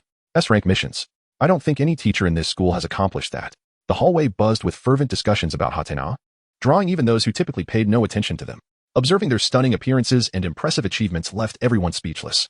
Even the teachers refrained from contradicting the students, for the accomplishments were undeniable. Yet, amidst this, one individual stepped forward. "Look at her looks. Just a bunch of shallow girls," he declared. "Listen up. I, Uchiha Obito, as the future Hokage, hereby announce that Hatena will be my future advisor, and Kakashi will serve as my elder handling miscellaneous affairs. All eyes should be on me. I, Uchiha Obito, am destined to be the future Hokage." Beneath his light yellow goggles shone a pair of unwavering eyes. Witnessing this scene, Hatena couldn't help but cover his eyes with his hand. To be honest, he felt embarrassed for Obito. Who would believe that guy, trailing at the back, loudly proclaiming himself as the future Hokage? Furthermore, he had publicly dragged both Hatena and Kakashi into it. Sigh. "Oh, Obito, you fool."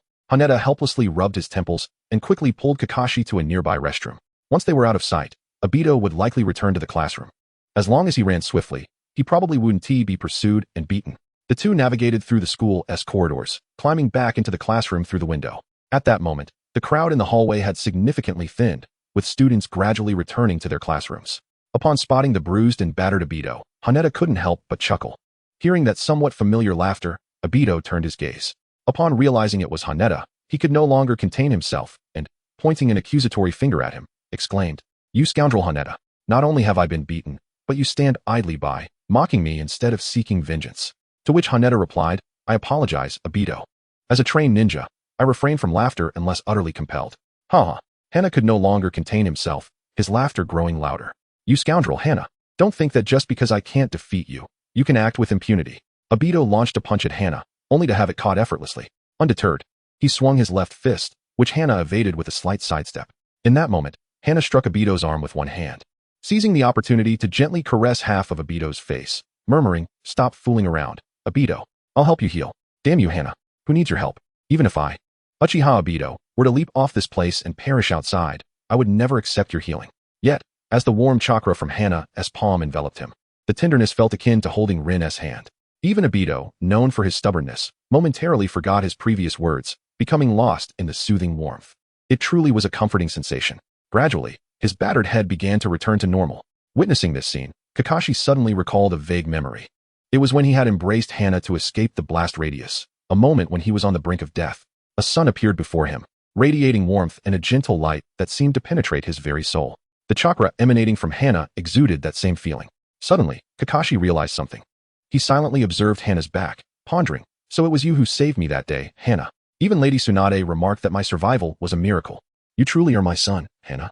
At the Uchiha clan grounds, news of the third Hokage's reception of Hana and Kakashi reached the clan leader, who sat across from Fugaku. He lifted a teacup from the table, his hand trembling slightly before he managed to take a sip, calming his nerves. "It seems the third Hokage has agreed to our terms," he noted, a mix of excitement and concern etched across his face. "Isn't that a good thing, father?" Fugaku asked, noticing the leader's worried expression. "The days ahead for the Uchiha will become quite troublesome. We have acquired too much, which may provoke the higher-ups in Konoha." The clan leader paused, handing Fugaku a note from Hana. "Do you see? The third Hokage is already warning us. He does not wish to see us too deeply involved with Shikaku." Fugaku read the note carefully several times, understanding the implications. "Father, it seems we must maintain a low profile for a while." Hearing his son draw such conclusions filled the leader with pride. At last, his son had learned something of wisdom.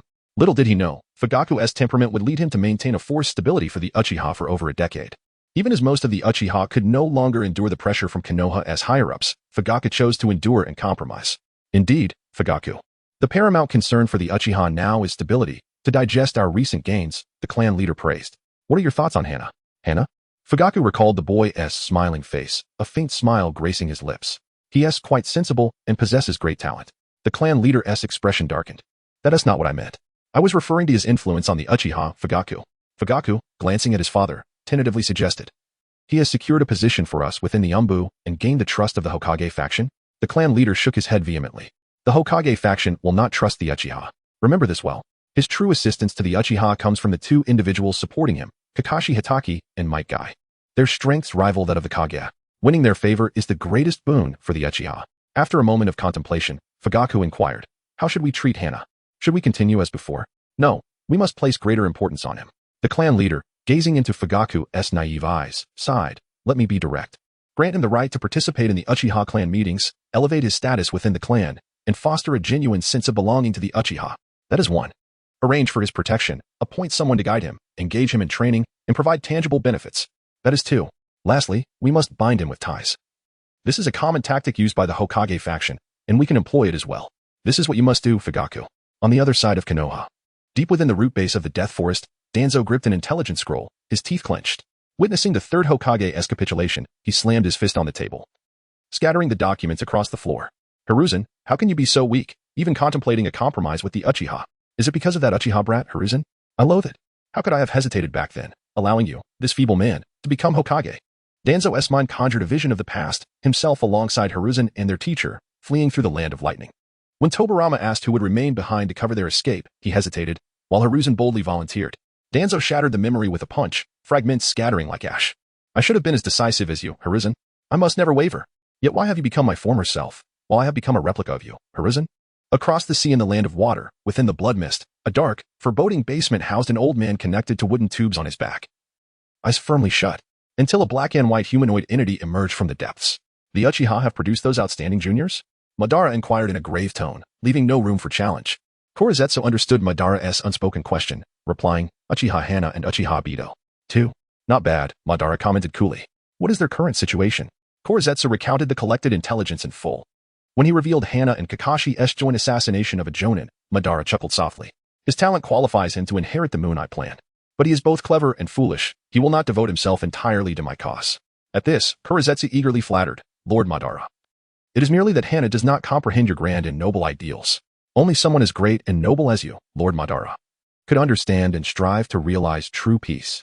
Madara disregarded Korezetsu's flattery, continuing, and what of Uchiha Obito? Korezetsu detailed Obito's intelligence thoroughly. At this moment, Madara smiled once more. His love runs deep, whether for friends, lovers, or his village. Such boundless love is the prerequisite for the Uchiha to awaken their eyes. Only upon losing this love does one truly comprehend the preciousness of love, as well as grasp the darkness of this world, subsequently endeavoring to transform it. The end of this volume, reflections on the conclusion of the first volume and addressing potential inquiries from readers. If uninterested, feel free to skip ahead, as it does not affect the narrative. The pacing of the youthful chapters is comparatively slow, prioritizing logical coherence. In terms of character design from the original work, I sacrificed a small portion of characters to cultivate animosity. For instance, Asuma, while I believe his heart is not inherently malicious, his mockery of Kakashi stems from a desire to avoid embarrassment in front of his beloved. Of course, I could have chosen an obscure character, but that would not have drawn the attention of the third Hokage. Novels typically emphasize a structure of introduction, development, climax, and conclusion. The chapter concerning White Fang serves as the introduction, capturing the attention of the third Hokage, Danzo, and the Uchiha clan. The subsequent plot unfolds through the political struggles among the upper echelons of Konoha, laying the groundwork for the next segment of the story. For example, later on, Hatake engages with the Uchiha clan leader and Fugaku. Following that, Danzo, wary of White Fang and the Uchiha, orchestrates various schemes against Hatake. Ultimately, an unexpected incident concludes the narrative, namely the assassination of the third Hokage. The timeline for this assassination has been advanced by several years. However, this is inconsequential, as I have noted in the first chapter that I will adjust certain timelines to ensure narrative fluidity. In the build-up to the assassination plot, I have appropriately arranged for Guy to make an appearance. At that moment, Guy's challenge to Hatake echoes the original words used when he confronted Kakashi, and the timeline remains largely unchanged. The subsequent interactions with Dai are smoothly initiated by Guy, whose interest in Hatake stems from his victory over Kakashi, which is quite reasonable. The rationale behind introducing Guy and Dai, aside from the proximity of their timelines, is primarily to find a bodyguard for the protagonist while simultaneously compensating for the regrets surrounding the Hokage. Originally, I did not intend to write the segment featuring Hatake and Tsunade, but inspiration struck, leading me to incorporate it. In truth, this was an effort to meet the word count requirement of 100,000 words for the volume, to avoid impacting the completion rate. Ahem. Conveniently, the power struggles at the upper echelons of Konoha were unfolding, allowing for Tsunade's assistance to emerge in the subsequent narrative. Following this, I will summarize the protagonist's gains while adding a touch of shock to conclude the story. However, I did not execute this well, as I was quite fatigued on that day, resulting in some flaws in chapters 47 and 48, though they are not significant issues. The only lamentable aspect of the entire segment is that many readers skipped over the climactic battle between Hatake, Kakashi, and the Rudambu. This battle was designed to last a full 2.5 hours. I referenced the original work's 7th Squad versus Abusa, with the remainder being psychological warfare combined with previously established strengths. Note, the chapter on shock contains detailed explanations. The result, however, was that I noticed a considerable number of readers bypassing it, leaving me speechless. It seems that everyone prefers a narrative where the protagonist is invincible, swiftly dispatching foes. Nonetheless, I personally believe that the battle lacks the flair I managed to achieve in certain segments filled with twists. The primary reason for this is the limitations of power. Otherwise, the protagonist would find himself on the receiving end of attacks like Sasuke. Haha. Let us delve into the conspiracy theories concerning the third Hokage, Sarutobi Hiruzen, and others. I personally subscribe to the notion of conspiracy theories, for the facts at hand lend themselves well to such interpretations. However, I did not depict the third Hokage in an excessively negative light. Rather, I portrayed him as politically ambiguous, indecisive, and somewhat lacking in insight. In simpler terms, he is portrayed as foolish. The dark underbelly of the shinobi world, often colloquially referred to as the fifth generation of the Kage, is represented by Danzo Shimura, a quintessential radical and paranoid figure, albeit with a history of nefarious deeds. Midokage, while extreme, displays a degree of rationality. Tsunade Senju, as a female medical ninja, embodies a more gentle disposition. Initially, I intended to portray the latter two characters as foolish, but upon reviewing materials, I found that Kishimoto held them in relatively high regard, prompting me to design them as representatives of differing ideologies, thereby complicating the third Hokage's position. I must mention that I have also written historical pieces and possess some understanding of political struggles, so do not presume that I am entirely ignorant. At one point, my historical-themed work garnered 116 subscriptions, but I was unable to continue by the end of 2023, and I had to discontinue it. I must say, writing history is indeed quite challenging. Having reached this point, readers should have a general understanding of my creative process. Changes instigated by the upper echelons influence the protagonist's actions, thereby crafting conflicts and establishing adversaries. This technique is particularly notable in the character of Kurenai, who has been passive from the outset, manipulated by the struggles between Yuta and the original Kage. This is the highest level of influence. Below that, the Knight faction's deity stands in opposition to Adam's faction, creating further conflicts that impact the protagonist. Below that is the church. I digress. For those interested, feel free to explore further. In summary, I plan to continue the narrative style of the youthful chapters in the next segment, propelling the protagonist's actions through the machinations of Kaguya and Madara. Throughout this process, I will progressively unveil the darkness of the shinobi world. The protagonist will evolve from a passive pawn into a master strategist. As the conclusion approaches, I anticipate eliminating one or two characters to facilitate the protagonist's rapid growth, not only in strength but also in ideology. Consequently, the main plot will unfold. Indeed, at this stage of the narrative, there is no central storyline. It all hinges on the author's own whims. Now, I shall address potential questions from readers. 1. Is there a female lead? Do not hold your breath. As of now, the female characters that have appeared are few and far between, with minimal frequency. However, the male lead is present. Kishimoto often portrays female leads as male protagonists. I can do that too. Reader, but those are friends, brothers, bonds. Do you understand the essence of Naruto? 2. Does the author read comments? I only glance at book reviews. I cannot see segment reviews in the back end. Book reviews are the only feedback I can view directly on the website. Therefore, if you have suggestions or feedback, please leave them in the book reviews. I will respond. And remember to give a 5-star rating. And do not give me a payment plan. There is no need to pressure the rating. I have never incorporated such elements into this book. As for negative reviews, no one enjoys them. I simply report and ignore them. Unless they exceed 2.5 hours of reading, which would be a blatant troll. As is well known, ardent fans can be quite critical. In such cases, I will certainly pay close attention and reflect on every word. S1.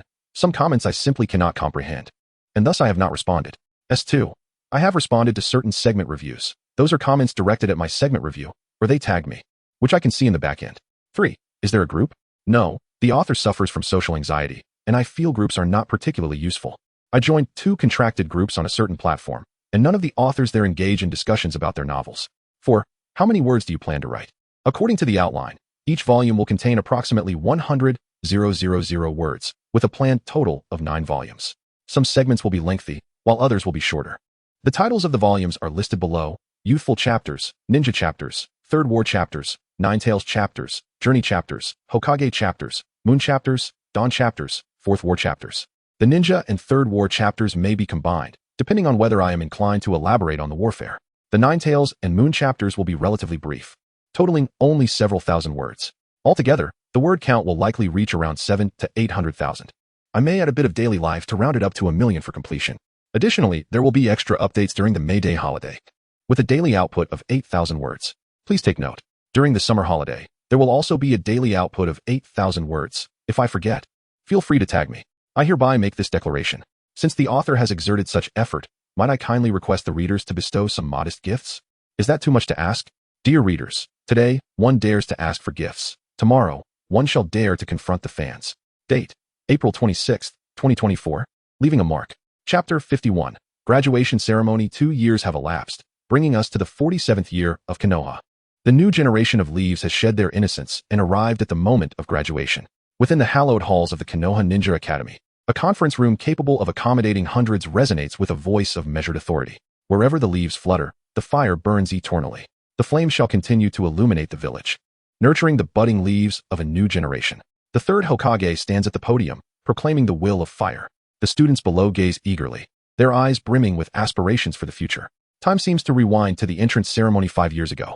Yet this time, they are no longer mere students of the academy. They have truly become ninjas. Haneda listened quietly, appearing earnest while actually contemplating his future plans. Initially, he intended to join the Konoha police force immediately after graduation. This would allow him to avoid the early to mid stages of the Third Great Ninja War. And by the time Konoha was compelled to send the Uchiha clan to battle, he would have developed a certain level of self-preservation skills. However, the circumstances have changed dramatically. Considering the common strategies employed by the Third Hokage, it is likely that in an effort to cultivate his allegiance, he would not permit Haneda to forge a deep connection with the Uchiha clan. The Third Hokage would undoubtedly arrange for a mentor, who would most likely belong to the Hokage faction. Reflecting on this, Haneda discreetly observed Rin. As Manado was a disciple of Jiraiya, he was undoubtedly a staunch supporter of the Hokage faction. Thus, it was plausible that Obito and Rin might be replaced by him. Haneda subtly shook his head, casting aside his thoughts. This was not the moment to dwell on such matters. What truly mattered was surviving the Third War. The foremost prerequisite for survival was strength, which starkly contrasted with the background that Haneda had once relied upon. The enemy would not concern themselves with who your father was or who your mentor might be. An adversary is simply an adversary, and even the likes of Senju Rope Tree are no exception. With this in mind, Haneda silently activated the system, and a soft blue luminescence materialized before him. Uchiha Haneda Strength, Jonin, 53100, Chakra, 11. 3 cards, elements, water, earth, wind, fire, lightning, yin, yang bloodline limit. 3 Tomo Sharingan, Manjiki 67, basic Sage Body, intermediate Sage Body 17, would release special abilities. 8 gates, rest gate, 73,100. Proficient in Kakashi's swordsmanship, 71100, note 1. Would release is a gift of the Sage Body. And the water and earth chakra attributes are included as well. Note 2.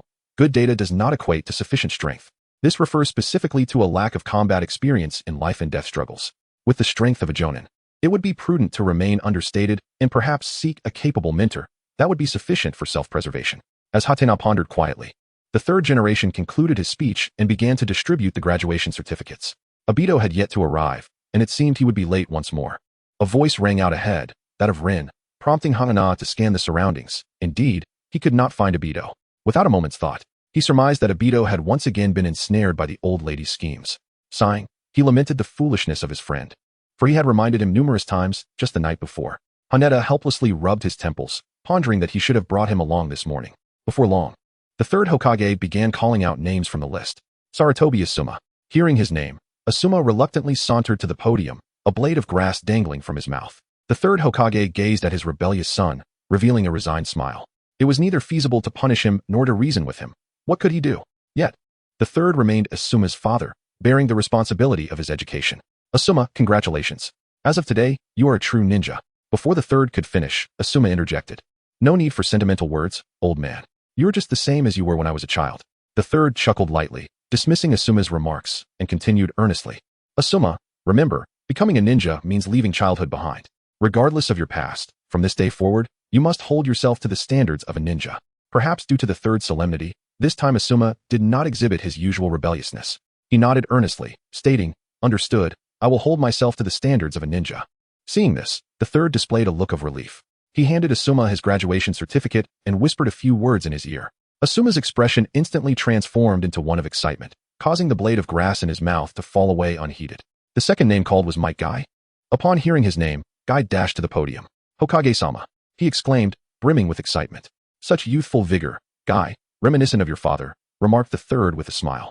He placed the graduation certificate in Guy's hands, adding, congratulations on your graduation, Guy. May your youth, like your father's, never wither in service to the village and your comrades. In response, Guy fervently declared, Hokage-sama, for the sake of what is most important to me, my youth shall never end. Observing Guy's passionate demeanor, the third smile widened. The fresh leaves exuded such vitality, reaffirming his belief that his years of dedication to the village had not been in vain. The third glanced down at the graduation list and called out another name, Hatake Kakashi. Upon hearing his name, Kakashi exchanged a glance with Haneda before stepping forward. Hokage-sama, Kakashi said, bowing slightly as he stood by, awaiting the graduation certificate. Ah, Kakashi, I did not expect to call your name so soon, the third replied. His face adorned with a gentle smile, radiating warmth like a spring breeze. Over the past 5 years, I have heard many commendable tales about you. Through hard work and diligent training, you have matured from a child into a true ninja. Congratulations on your graduation, Kakashi. The third handed Kakashi his certificate, giving his shoulder a reassuring pat.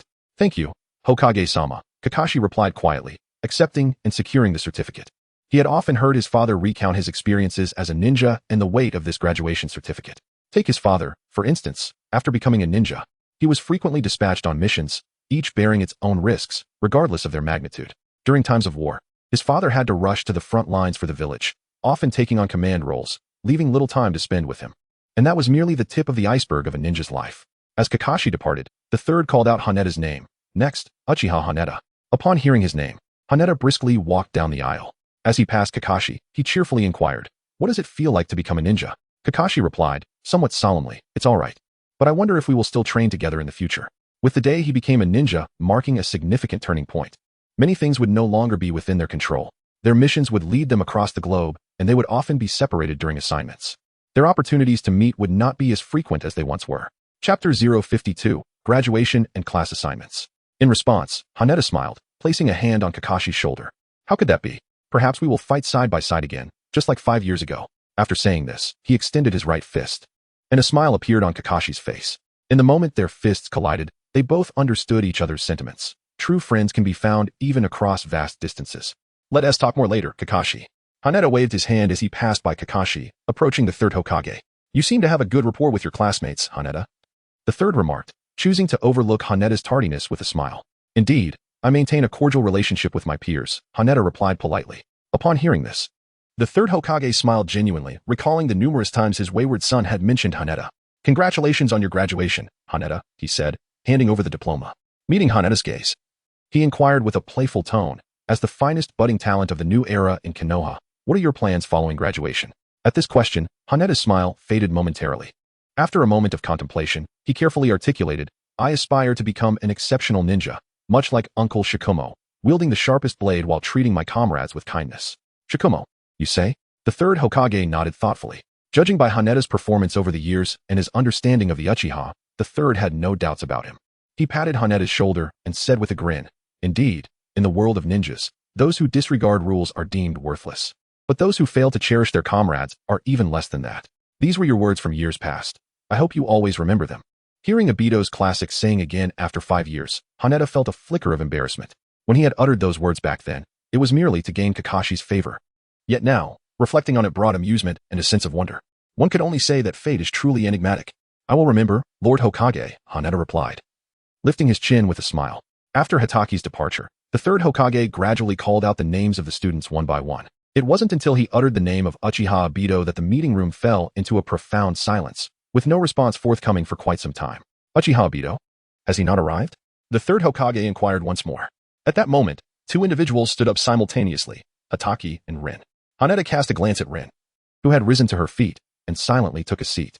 Let Obito's fate be his own, she would not interfere. "Lord Hokage, may I collect Obito's diploma on his behalf?" Rin grasped her palms tightly, summoning her courage. If no one assisted Obito in retrieving his graduation certificate, he would be forced to delay his graduation. Even if it meant facing embarrassment in front of the entire grade, Rin was willing to step forward to help Obito. "Certainly. Obito's academic achievements are sufficient for graduation. There is no need for concern. I believe your name is Rin, is it not?"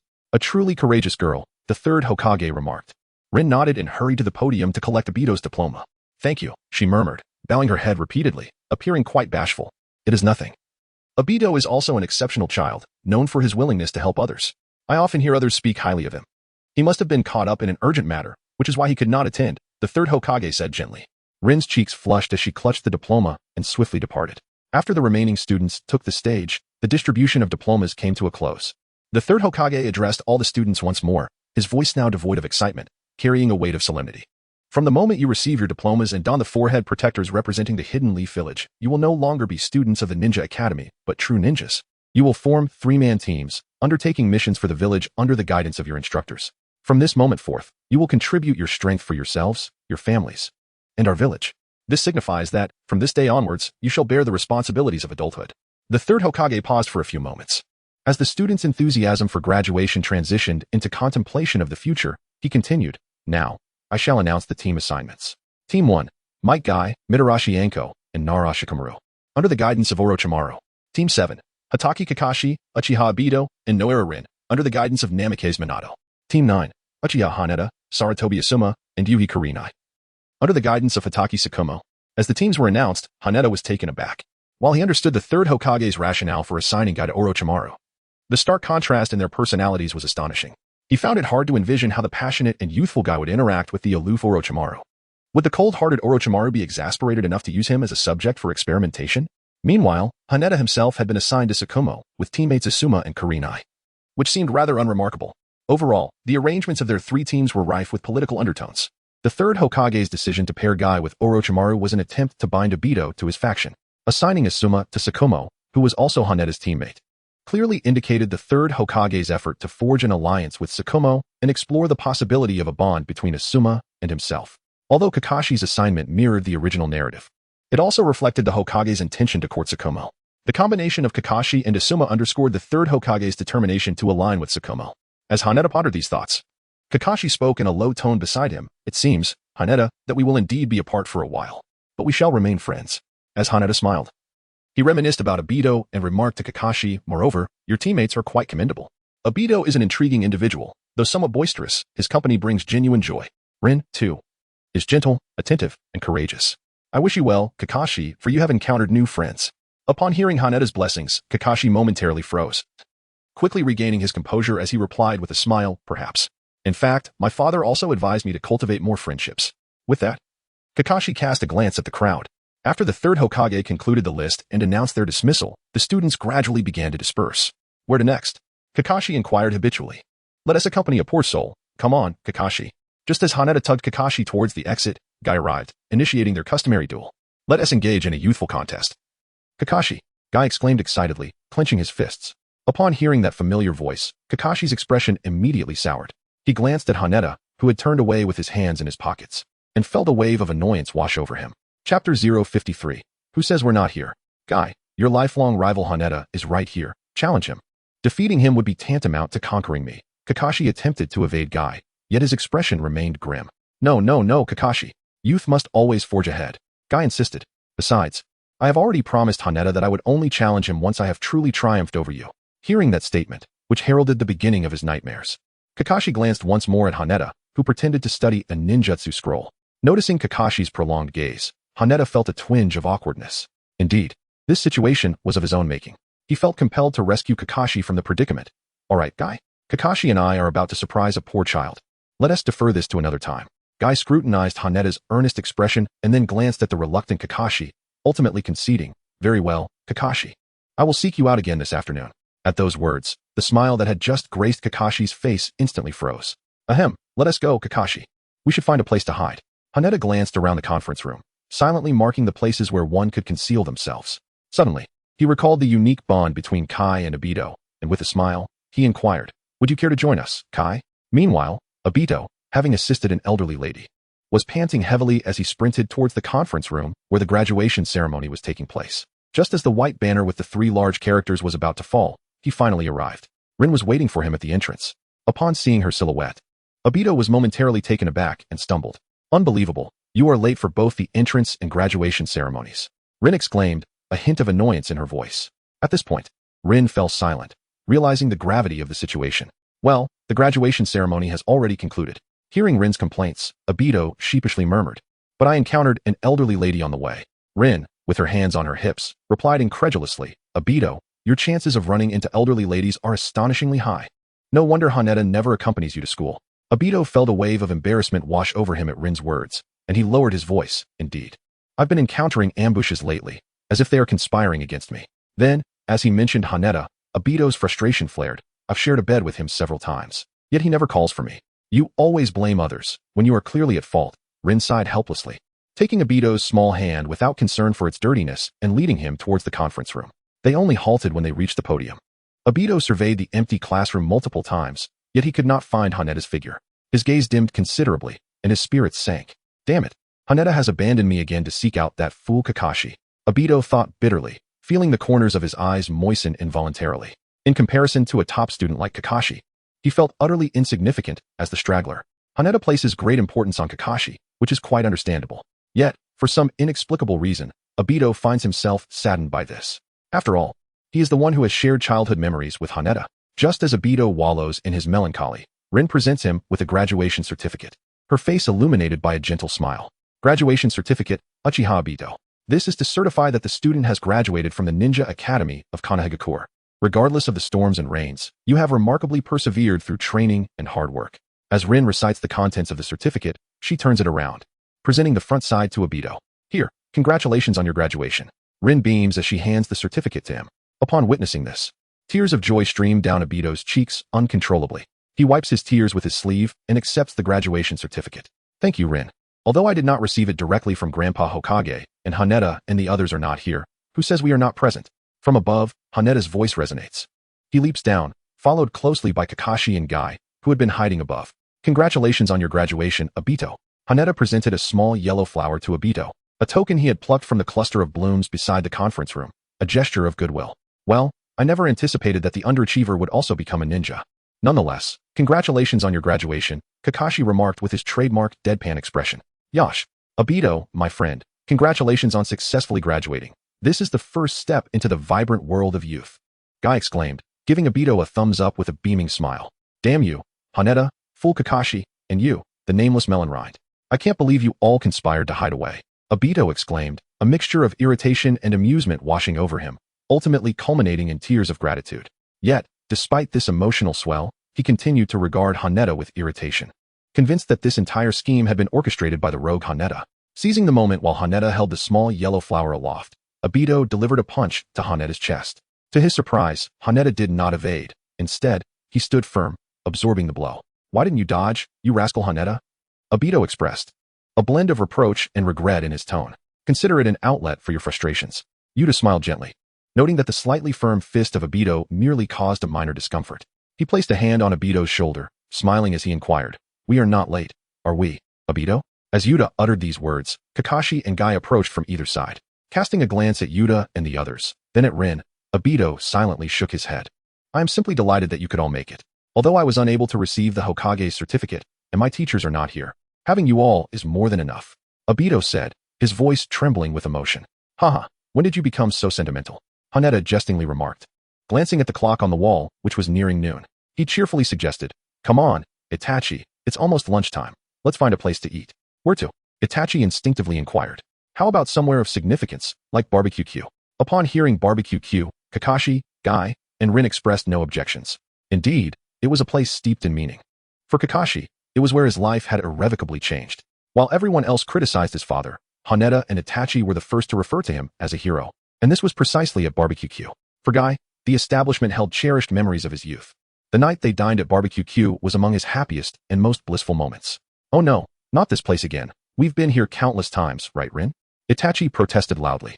However, with 3 votes in favor and 1 abstention, the opposition was rendered moot, and Haneda dismissed it. Thus, their lunchtime destination was settled at Barbecue Q. Chapter 054, What is a Dream? As it had been 5 years prior, the interior of Barbecue Q remained quaint and inviting, adorned predominantly with wooden decor, though many tables and chairs appeared somewhat worn. In a private room, Haneda and his companions casually selected a spot to sit.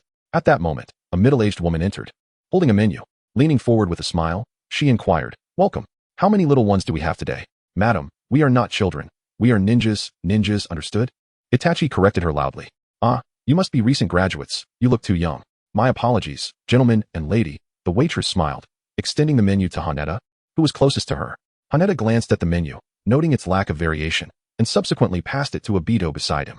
Order whatever you desire to eat or drink. I shall stick to my usual preferences. Kakashi followed closely behind. At that moment, Obito, holding the menu, suddenly proposed. Why not indulge in some alcohol instead of beverages? What sort of adults drink soft drinks? Obito, isn't drinking alcohol rather inappropriate? After all, ninjas are prohibited from consuming it before the age of 20, Rin interjected. It's merely for the experience, Rin. Besides, today marks our graduation. A perfect occasion to celebrate with a toast. Obito continued, isn't it true that Haneda often speaks of breaking the rules? Moreover, the prohibition against alcohol is designed to prevent hindrance to missions. What ninja refrains from drinking?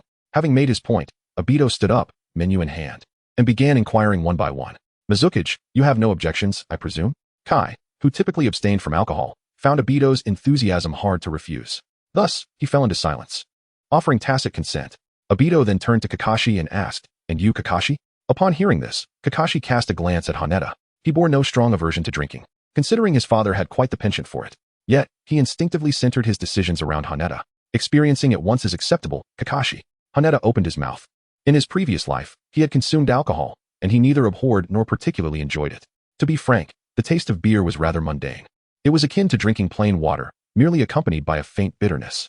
In contrast, he preferred beverages that were sweeter. Oh yeah, with excitement. Obito raised the menu and smiled at Rin, saying, Rin, you need not force yourself. Us men can manage with a few drinks. Rin nodded in agreement. Yes. Please order me a set C, and I would like strawberry milk as my drink. Subsequently, Obito noted down the dishes everyone wanted and handed the list to the waiter. This will suffice for now. We can add more later if needed. Thank you. After the waiter departed, Obito recalled something and moved to the front of the table, cheerfully inquiring, after graduation, aside from missions, what does everyone aspire to do? For instance, what are your dreams? He continued. My dream is to become Hokage and leave my stylish goggles and eyes on Hokage Rock. By then, I would surely have awakened my Sharingan and would need to carve it in. With my formidable Sharingan, I will intimidate the ninja villages that dare to instigate war.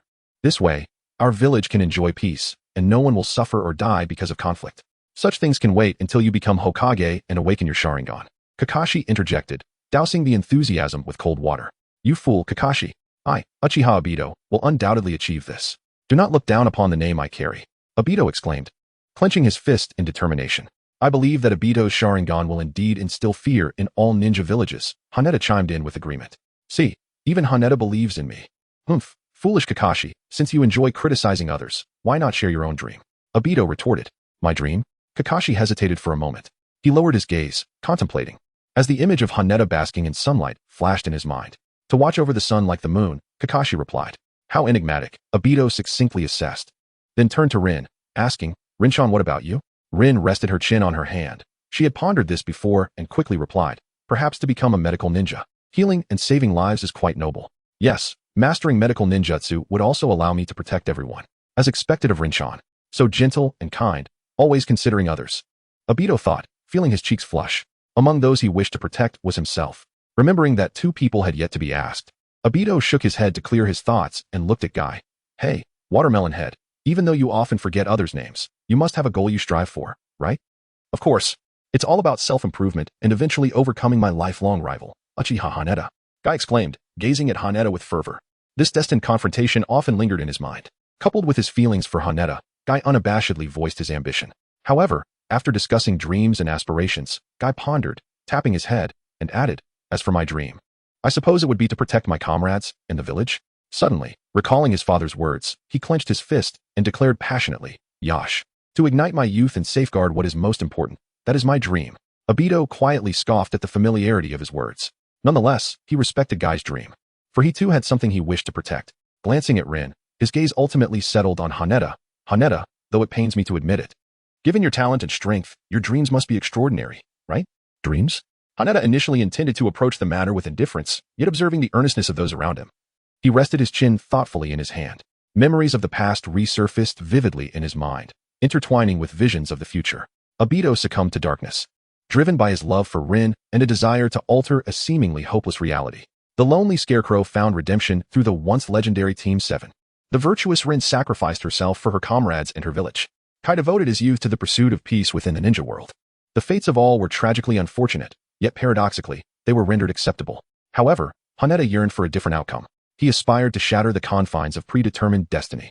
Haneda tilted his head back and smiled, saying, seeing everyone safe and sound is my dream. What? I thought you were going to compete with me for the position of Hokage. How boring, Toby retorted. Heh, if Haneda aspires to be Hokage, he certainly stands no chance against you. Consider yourself fortunate, the underdog, Kakashi remarked. Shut up, foolish Kakashi. One day, I will become Hokage and prove myself. The underdog has no chance, unable to even pass the written exam of the Chunin selection. After a moment of playful banter, a waitress entered, pushing a small cart.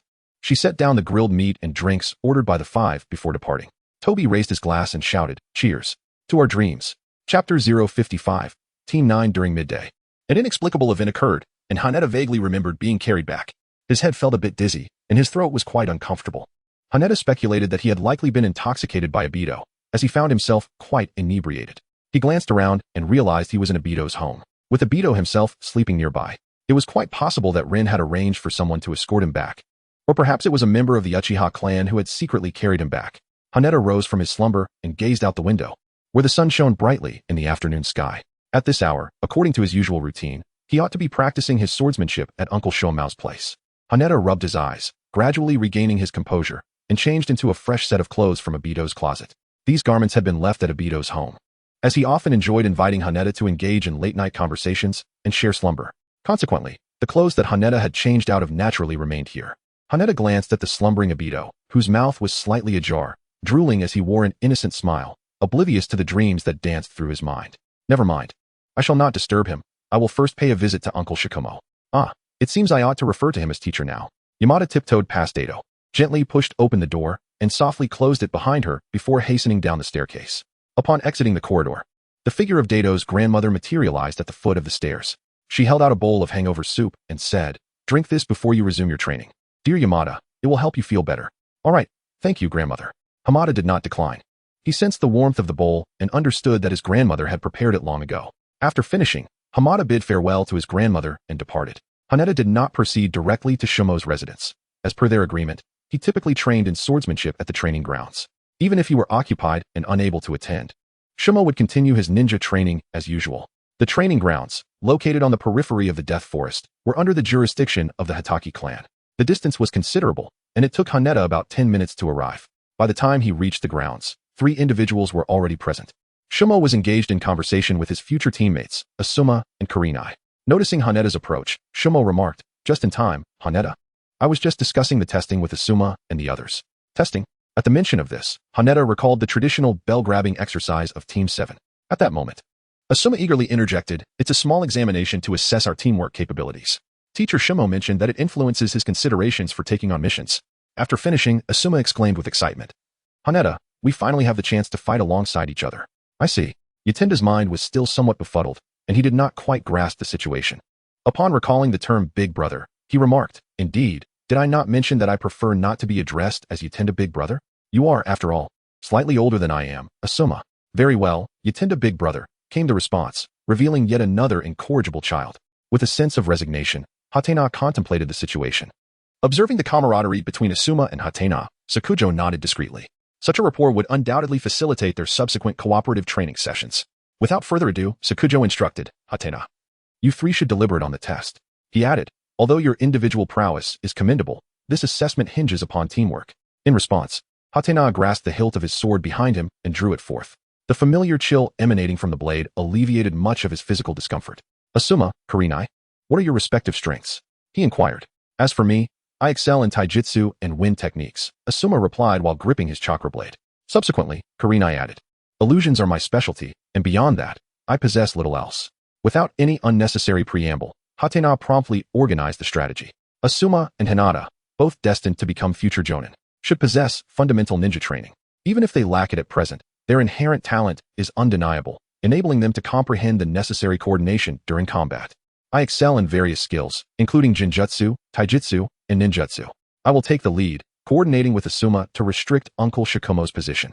Hinata, you shall provide support from the sidelines, maintaining a safe distance and employing Jinjutsu at the opportune moment." Understood, both Asuma and Hinata responded in unison. Subsequently, Hatena turned to face Shikumo, who unsheathed his short blade, a smile adorning his face. "Are you ready?" Shikumo inquired, observing Hatena and the others assume their battle stances. He kicked a small stone into the air and added, "Let us commence when the stone descends." With that, Shikumo grasped the stone, extending his thumb upward with force. The stone soared, tracing a graceful parabolic arc through the air. At the moment the stone fell, the trio of Hatena sprang into action simultaneously. Hinata swiftly exited the battlefield, concealing herself in the surrounding foliage. Asuma positioned himself at Shikumo's flank, poised for Hatena's assault. A crackling sound filled the air, the resonance of 1,000 birds chirping, as electricity enveloped Hatena's blade. With a flash of lightning, Hatena surged forward. He swung his sword, the lightning coiling around it transformed into a serpentine strike aimed at Shikumo. Simultaneously, he activated his 3-tomo Sharingan, charging forward in a pincer maneuver alongside the electrified assault. Yamida shouted loudly, disregarding whether Asuma could comprehend his true intentions. Offering no further explanation, the wind-based chakra in his hands swiftly coalesced, a pale stream of energy gathering along the blade, significantly enhancing his speed. The principle was to employ wind for close combat and lightning for distant strikes. "I never anticipated you would utilize both as I instructed. It appears to be quite effective." Shikumo's gaze sharpened slightly as the chakra on the blade manifested in a soft white hue. Countless tiny gusts of wind swept across the blade, spiraling to the rear, continuing to surge forward. The sound of the rushing air echoed incessantly. Shikumo cast a glance at Asuma, who had rushed behind him and was poised to strike. Instantly grasping Yamida's intent, he understood that Yamida would not hold back, thus he allowed Asuma's assault to come. Meanwhile, Yamida flanked him, leaving Shikumo with no means of evasion. Even Kurenai, concealed within the thicket, seized the opportunity to cast her Jinjutsu upon him. Shikumo paid no heed to his rear, wielding his blade with force. Several wind blades sliced through the air, transforming into smaller daggers that surged towards Yamida. At this moment, Yamida was alarmingly close to Shikumo. It was a feat just to withstand the oncoming assault, let alone engage in close combat. Do not underestimate me, Shikumo Dano. Haneda formed a one-handed seal, and within a second, his left hand ensnared the lightning. Before the screech of the Chidori could sound, it transformed into countless slender needles, surging forward. The Chidori needles collided with the wind blades, causing the latter to plummet, shattering the grass beneath, severing it at both leaf and root. The ground was instantly strewn with debris, covered in fragments of leaves. A new form of Chidori? When was this developed? Shikamaru's gaze flickered with surprise. This technique bore resemblance to his wind release. Yet he was unaware of when Haneda had adapted it with lightning release. At that moment, the lightning coalesced into a long serpent, with Haneda attacking from one side, and Asuma closely following from the other. Shikamaru found himself besieged from three directions. Chapter 056. Confrontation with Shikamaru. Must I merely evade? Sensing the turbulent wind and lightning chakra surrounding him, Shikamaru leaped without hesitation. He aimed to evade any attacks he could, conserving chakra, as was his habit. Just as he sprang into the air, Haneda revealed a cunning smile. As Haneda and Asuma's assaults missed their mark, the released lightning serpent astonishingly returned to Haneda's right hand, morphing into hundreds of Chidori needles that shot towards Shikamaru in midair with blinding speed. In the void of space, lacking any foothold, his body would only follow the path of inertia. The only action possible was to adjust his limbs. Evasion was futile against the overwhelming barrage of Chidori needles. Down below, Haneda commanded. Instantly, Asuma understood Haneda's intent, wielding his chakra blade to anticipate Shikamaru's landing position. Interesting. You've grown, Haneda, Shikamaru thought as he swung his blade, his body rotating with the motion. In an instant, a small whirlwind formed, enveloping him completely. Simultaneously, the Chidori needles were repelled by the whirlwind, crashing to the ground. The vegetation in the vicinity suffered electrical damage, bearing dark spots. Yet, Haneda and Asuma's assault was far from over. The sounds of slicing air rang out as Haneda unleashed three wind blades, each measuring a meter in length, aimed at Shikamaru in a triangular formation. The chakra infused in each blade possessed the power to cleave through solid rock. Below, Asuma's chakra blades surged towards him as well.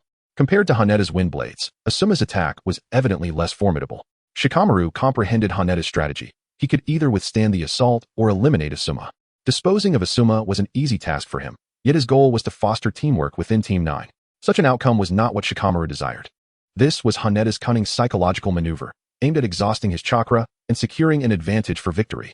Shikamaru swiftly weighed his options, but at that moment, a pair of crimson eyes flashed before him. It was Kurenai, concealed in the shadows, seizing the opportunity while he was caught between two fronts. She had chosen her moment well, taking advantage of the fact that most ninjas lacked the bandwidth to consider other threats. As he felt himself being drawn into the world of Jinjutsu, Shikamaru's expression hardened as he made a swift decision.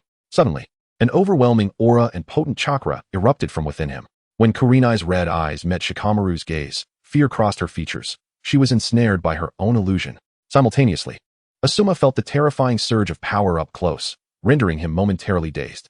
He appeared as if he had encountered a great horror, panic coursing through him. Cold sweat streamed down his face, droplets hitting the ground one after another. At that moment, Shikamaru descended, positioning himself beside Asuma. In such proximity, Asuma remained paralyzed with fear. Each time he attempted to wield his chakra blade, an inexplicable force restrained him, causing him to hesitate. This force stemmed from the primal fear within humanity. A flight response born of survival instincts. What are you hesitating for? Haneda called out loudly.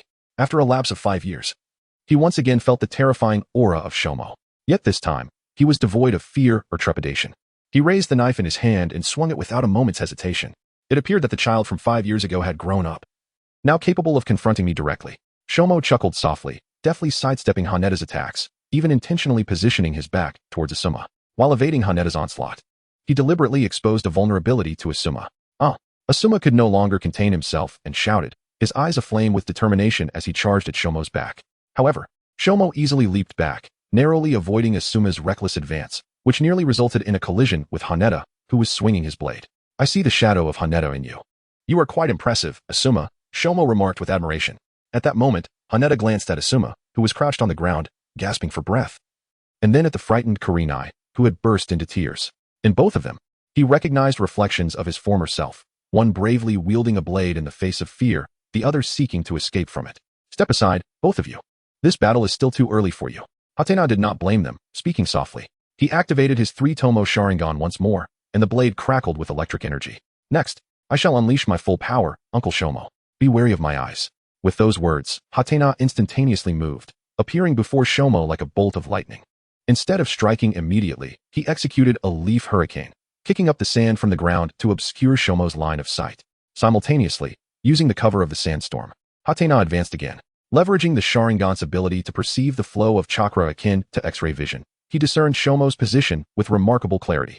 The sound of footsteps drew closer. Shomo, relying on his acute hearing, pinpointed the intruder's location. Yet, who could ascertain whether this was merely a shadow clone? Shomo retracted his earlier carefree smile, recognizing through Hatena's preceding maneuvers that he was indeed a formidable opponent. He understood the gravity that Hatena's words carried. He would no longer engage with mere chakra-infused sword techniques, but rather utilize his abilities comprehensively. Here it comes. Shomo regained his focus and swung his blade to deflect Hatena's direct strike. At that moment, another figure emerged from the trees, exhaling a massive fireball. Shomo, propelled by the force of Hatena's blade, jumped backwards, forming hand seals mid-air, and upon landing, struck the ground forcefully. Earth release, earth flow wall. A robust 2-meter-high earthen wall surged from the ground, intercepting the fireball. In an instant, flames raged and dust swirled. Yet Shomo dared not relax. He was certain Hatena would exploit the surrounding environment, as it was part of his tactical approach. Indeed, several wind blades, cloaked by the dust, soared forth. By the time they came into view, they were a mere 3 meters from Shomo. He swung his blade to deflect the foremost wind blade and leapt to the sides, evading the onslaught. However, at that moment, Hatena had meticulously calculated Shomo's landing point. From beneath the ground, spikes erupted, a technique of earth release. Earth spike, one that Hatena had never previously employed against Shomo. Shomo's eyes widened in surprise as he performed a backflip in midair, severing the earthen spikes with his blade upon landing, and swiftly retreating to evade the attack's range. Just then, Hatena's true form, concealed nearby, sprang into action. A pair of blood-red Sharingan spun slowly before Shomo's eyes. The world around him gradually faded into crimson.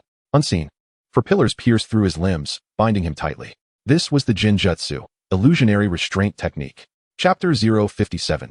Advancement. You have grown significantly over the years, Hatena. Every one of my movements has been completely anticipated by you. I suppose I must commend your 3-tomo Sharingan. At this point, Shomo suddenly chuckled softly. I recall telling you 5 years ago about the second form of consciousness, which is to control one's awareness and concentrate it into the blade. What does that mean? Uncle Shomo? Haneda emerged from the swirling vortex and approached Shomo with great curiosity.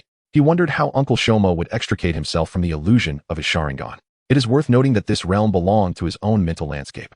An exit could only be opened in another's world through external interference or a spirit and will of formidable strength.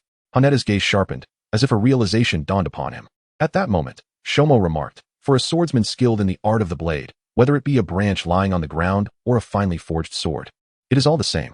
The realms of illusion and the spirit are no different. Before Shomo's eyes appeared a silver-hued dagger, which instantaneously severed the vision of Haneda before him, along with the blood-red world behind him. In that instant, light returned to his sight, bringing him back to the tranquil grove of training. Haneda crouched in agony, shielding his eyes with his hand, as tears of blood traced down his cheeks. This elucidates why certain warriors possess immunity to illusions. Their will is formidable enough, allowing them to consciously or unconsciously wield that very will. To confront such individuals, ordinary illusions prove ineffective. One must ensure they remain oblivious to the fact that they have fallen under the spell of illusion. Shomo's voice resonated from ahead. As Haneda regained his composure, his rudimentary celestial body endowed him with extraordinary regenerative abilities, also nurturing the powers of the Sharingan. Reflecting on Shomo's words, Haneda instinctively thought of the demigod Hans. It was through his indomitable will that he escaped the grasp of the Edo Tensei. Hans, in addition to his identity as a ninja, could be regarded as half a samurai. If he could break free from even the enhanced version of Edo Tensei through sheer will, then it stands to reason that ordinary illusions would be a trifling matter. Uncle Shomo's situation bore resemblance to Hans's, both embodying the fusion of ninja and samurai. Such occurrences are not uncommon. In the world of Hokage, aside from ninjutsu, there exist various unique systems of power. Shomo approached Haneda, extending his hand to lift him up. I apologize for injuring you earlier. It's quite all right, Uncle Shomo. Injuries during training are perfectly normal. Haneda chuckled nonchalantly and remarked, actually, it is Uncle Shikumo who should guide me, haha. Upon hearing this, Shikumo also laughed. After a brief pause, he turned to Haneda and said, in truth, I have little left to teach you. Over the past 5 years, I have imparted all that I could. What you lack now is combat experience. From the recent test, I could discern that you have developed your own tactics. You generally utilize dust or smoke to obscure the enemy's vision, leveraging the advantage of your Sharingan to swiftly close the distance. Following this, you combine your swordsmanship with lightning and wind release in combat, ultimately seizing the opportunity to conclude with Jinjutsu. Most J-nin, no, even the majority of elite J-nin, would find it challenging to gain the upper hand against you. Feeling a bit bashful at Uncle Shikumo's praise, Haneda was interrupted as Asuma rushed over, pulling Kurenai along, and asked, "Teacher Shikumo, what about me and Kurenai?" Shikumo replied with a smile, "Ah, Asuma, you and Kurenai are both doing well, considered competent genin. However, compared to Haneda, there remains a considerable gap. You must continue to strive." Upon hearing the compliment, Asuma grinned, "Hee, Teacher Shikumo, who can compare to Haneda, that prodigy? He can already hold his own against you." Asuma turned to Kurenai and said, "Right, Kurenai?" To which Kurenai nodded repeatedly. She specialized in Jinjutsu but found herself intimidated by Shikumo's formidable presence, even shedding tears from fright. It was rather embarrassing. Haneda, on the other hand, truly was a genius surpassing Kakashi. Presently, he showed no fear of Shikumo's terrifying aura, even earning Shikumo's acknowledgement of his J-nin level strength. Kurenai gazed at Haneda's silhouette. Her cheeks slightly flushed, comforted by the presence of such a reliable companion, especially considering how handsome Haneda was. After Haneda took a moment to rest, Shikumo wiped the smile from his face and addressed the three. "There is still over an hour until dusk. Let us commence training. Asuma, Kurenai, you two will practice the tree climbing technique I instructed earlier. Haneda, you will come over for a one-on-one spar with me. In the following week, Team 9 trained while undertaking D-rank missions to accumulate experience. Tasks such as locating lost cats and dogs, or driving away wild boars seemed trivial and felt like a waste of time. In reality, these activities subtly honed their teamwork and reconnaissance skills. However, overall, the tasks remained rather mundane. Even Haneda felt that this approach was insufficient for meaningful development. He had nearly exhausted his learning, whether it was the Uchiha clan's secret techniques or the forbidden jutsu acquired 5 years prior. Throughout these years, he had utilized the shadow clone technique to create a dozen clones, practicing the transformation of the Chidori. Building upon that foundation, he developed most of the lightning release techniques previously employed by Sasuke. He had even attempted the flying thunder god technique. But it must be said that he lacked the requisite talent. Even Kakashi found it difficult. Only Kakashi possessed significantly greater aptitude, managing to barely grasp the threshold of the flying thunder god. As for other miscellaneous techniques, such as earth release, water release, and wood release, Haneda had merely scratched the surface. At this juncture, to swiftly enhance his strength, only 2 avenues remained. One was to kill a beloved person to awaken the Manjiki Sharingan. The other was to engage in life and death battles to accumulate sufficient combat experience. The former was an impossibility for Haneda, while the latter necessitated undertaking perilous missions for rapid accumulation. The underlying reason for Haneda's urgency in enhancing his strength was likely tied to his aspirations. He wished to alter the fated destinies of Obito, Kakashi, and others. Within 3 years, according to the original storyline, Obito would feign death during the battle at the Kanabi Bridge. Uncle Daisuke and Rin would perish in the conflict at the T-Arm Mountain, with Daisuke sacrificing himself to protect Guy by opening the 8th gate. And Rin died beneath Kakashi's Chidori. Consequently, Obito, a childhood friend, would succumb to darkness. These were outcomes Haneda wished to avert, as his future adversaries were destined to include the deeply concealed masterminds of the ninja world, Madara and Black Zetsu. As the dawn of a week later broke, in the area designated for accepting and issuing missions in Konoha, Asuma, unable to contain himself, approached Shikumo, who was preparing to accept another D-rank mission. "Teacher Shikumo, our Team 9 has completed 12 D-rank missions this week. Shouldn't we tackle a higher-level task?" At this moment, Hatena spoke up, "Uncle Shomo, we have been sparring with you for several days, but we haven't been able to unleash our full potential. It lacks the effect of proper training. Perhaps we should first attempt a perilous mission?" "Indeed." Asuma nodded vigorously in agreement. Teacher Orochimaru from Team 3 has already led Kai and the others to eliminate over 100 foes, taking on at least C-rank missions. "Shomo-sensei, it is time for some danger to assess the results of our training these days." Fearing that Shomo-sensei might still be reluctant to agree, Asuma employed provocation. "Shomo-sensei is renowned as the Konoha White Fang in the ninja world. Surely, your students cannot be inferior to the legendary 3 ninjas." Shomo glanced at Asuma and then at Hatena. In the past few days, he had been guiding Hatena and the others through numerous D-rank missions to develop their skills, such as clearing sewers to cultivate endurance and overcome their habitual cleanliness, and tracking down wild boars in the mountains to enhance their reconnaissance and survival abilities in the wild. With the fundamental training completed, it was indeed time to tackle more hazardous tasks. "Very well, aside from Hatena, none of you have seen blood, so let's start with the C-rank mission." As he spoke, Shomo perused the mission list, taking quite some time to select one from the thick stack of mission scrolls. "This one will do, to protect a wealthy merchant engaged in business with the feudal lord. According to the intelligence he provided, bandits are expected to target him for a robbery within the next fortnight, in addition to escorting him back to the Land of Waves. We will also assist in dealing with the bandits there. The mission site is in the Land of Waves, near the Land of Water, where we may encounter ninjas from the Mist Village. Overall, the danger level appears manageable, and I can guide you while we carry out the mission. Having obtained the relevant mission scroll from the staff, Shikumo led Hatana and the others to a secluded room. The chamber was divided into various compartments, and several ninjas were engaged in disguise preparations. What's the matter, Uncle Shikumo? Is this mission going to require us to disguise ourselves first? Haneda surveyed his surroundings and, with a hint of confusion, inquired. No, it is merely the illustrious reputation of Konoha's White Fang that might impede your mission. Shikumo replied as he began to apply his makeup. He first dyed his silver hair to a deep black, then trimmed it short, adopting a voluminous hairstyle. In terms of demeanor, he appeared significantly more languid. Upon completing these transformations, Shikumo adorned himself with a pair of sunglasses, presenting an air reminiscent of a leisurely vacation, devoid of his former sharp and capable presence. This mission shall be led by you, Haneda. I will appropriately correct any errors you may commit along the way. Shikumo instructed before leading Team 9 out of the secret chamber and into the mission distribution room. At that moment, their employer arrived. He appeared quite youthful, perhaps in his 30s, yet records indicated that this businessman was over 40, with a 17-year-old son. Sakata, donning glasses and a black suit, maintained a professional smile throughout. He quickly approached Shikumo, extending his hand in greeting. Hello, I am the employer for this mission, Yamano Sakata. You may simply call me Sakata. This is the guiding instructor of Team 13 from Konoha, White Fang. Shikumo maintained a calm expression, gesturing towards Haneda and the others. These are my 3 students, all of whom graduated with exceptional results from the Ninja Academy. Sakata smiled apologetically. I sincerely appreciate your assistance.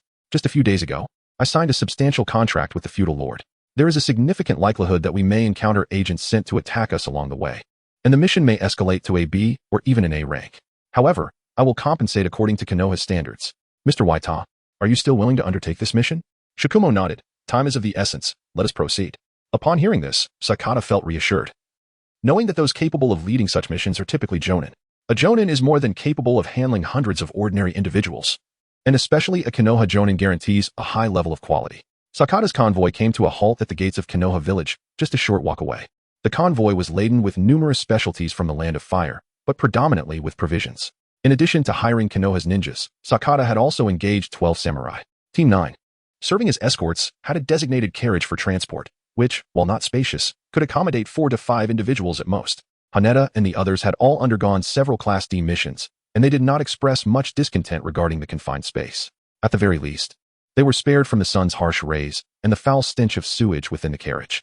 Inside the compartment, Shomo drew the curtains and quietly inquired, "What are your thoughts on this mission? Regarding the individuals or the circumstances? It's rather effortless. It feels as though our intervention is unnecessary," Asuma interjected promptly. Yuhi, however, pondered for a moment before responding. There is something unsettling about the employer, with his glasses and a smile that resembles that of a predatory beast in fine attire. And you, Haneda? Shomo turned his gaze toward the silent Haneda. Yatada analyzed. The employer emphasized that he was dealing with the esteemed daimyo's residents and mentioned the possibility of rival factions sending assassins, clearly intending to underscore the gravity of this mission. Furthermore, he indicated that the task could escalate to a B-level or even an A-level threat at any moment, suggesting that we might very well face an attack from ninjas. The strength of these ninjas would undoubtedly be formidable, otherwise he would not have brought along 12 samurai. Nor would he have specifically come to Konoha to recruit ninjas. It seems his enemies are quite resourceful. After hearing Yatada's and the others' responses, Shikumo merely smiled and remarked, "Let us observe for now. There is still ample time, and at present, we can only deduce a few matters from the limited information available." The carriage traveled swiftly, and approximately 5 days later, they arrived at the coastal region of the Land of Fire. To reach the Land of Waves, they needed to take a boat.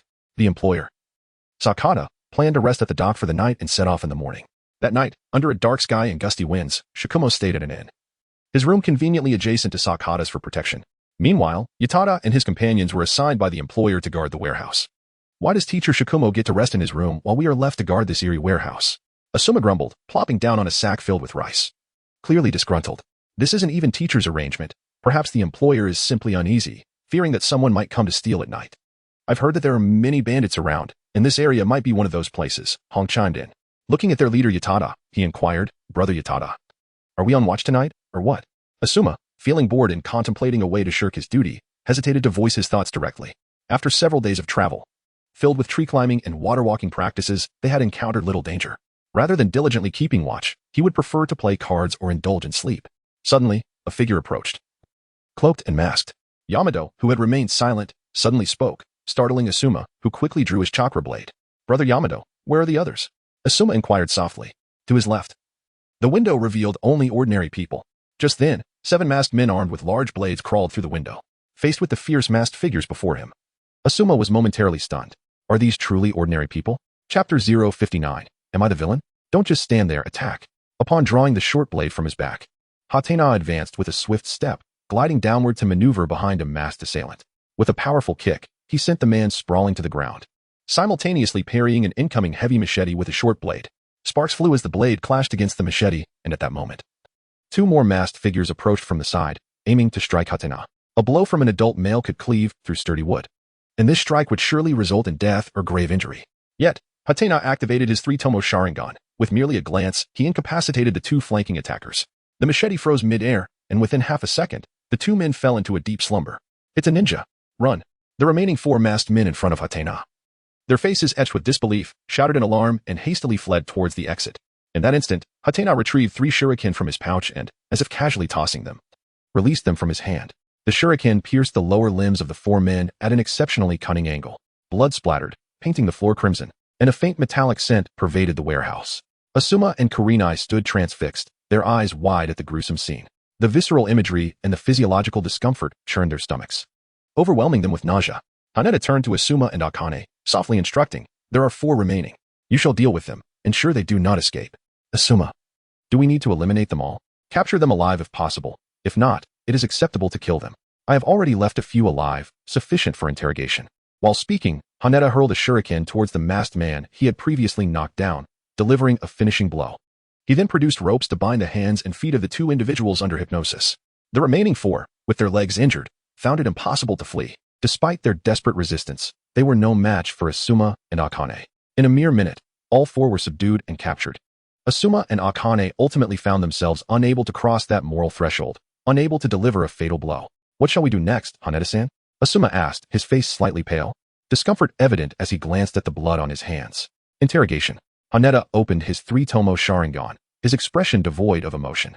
The reason he left Asuma and Hong with the 4 was merely to test their abilities. To him, eliminating 7 formidable men was as simple as a glance or a swift lightning technique. Even though these individuals were ruthless and had taken many lives, in the eyes of a ninja, they remained mere mortals. Haneda pried open one of the man's eyelids with his hand, revealing a pupil that instantly displayed a pattern resembling 3 comma-shaped elements. Tell me, why have you come to the warehouse instead of assassinating Yamano Sakata? I was ordered to eliminate Yamano Sakata, but my desire to survive prevailed. Thus, I conspired with others to come here to smuggle some provisions back and then set this place ablaze. Why steal food? It's not particularly expensive, and aren't you assassins?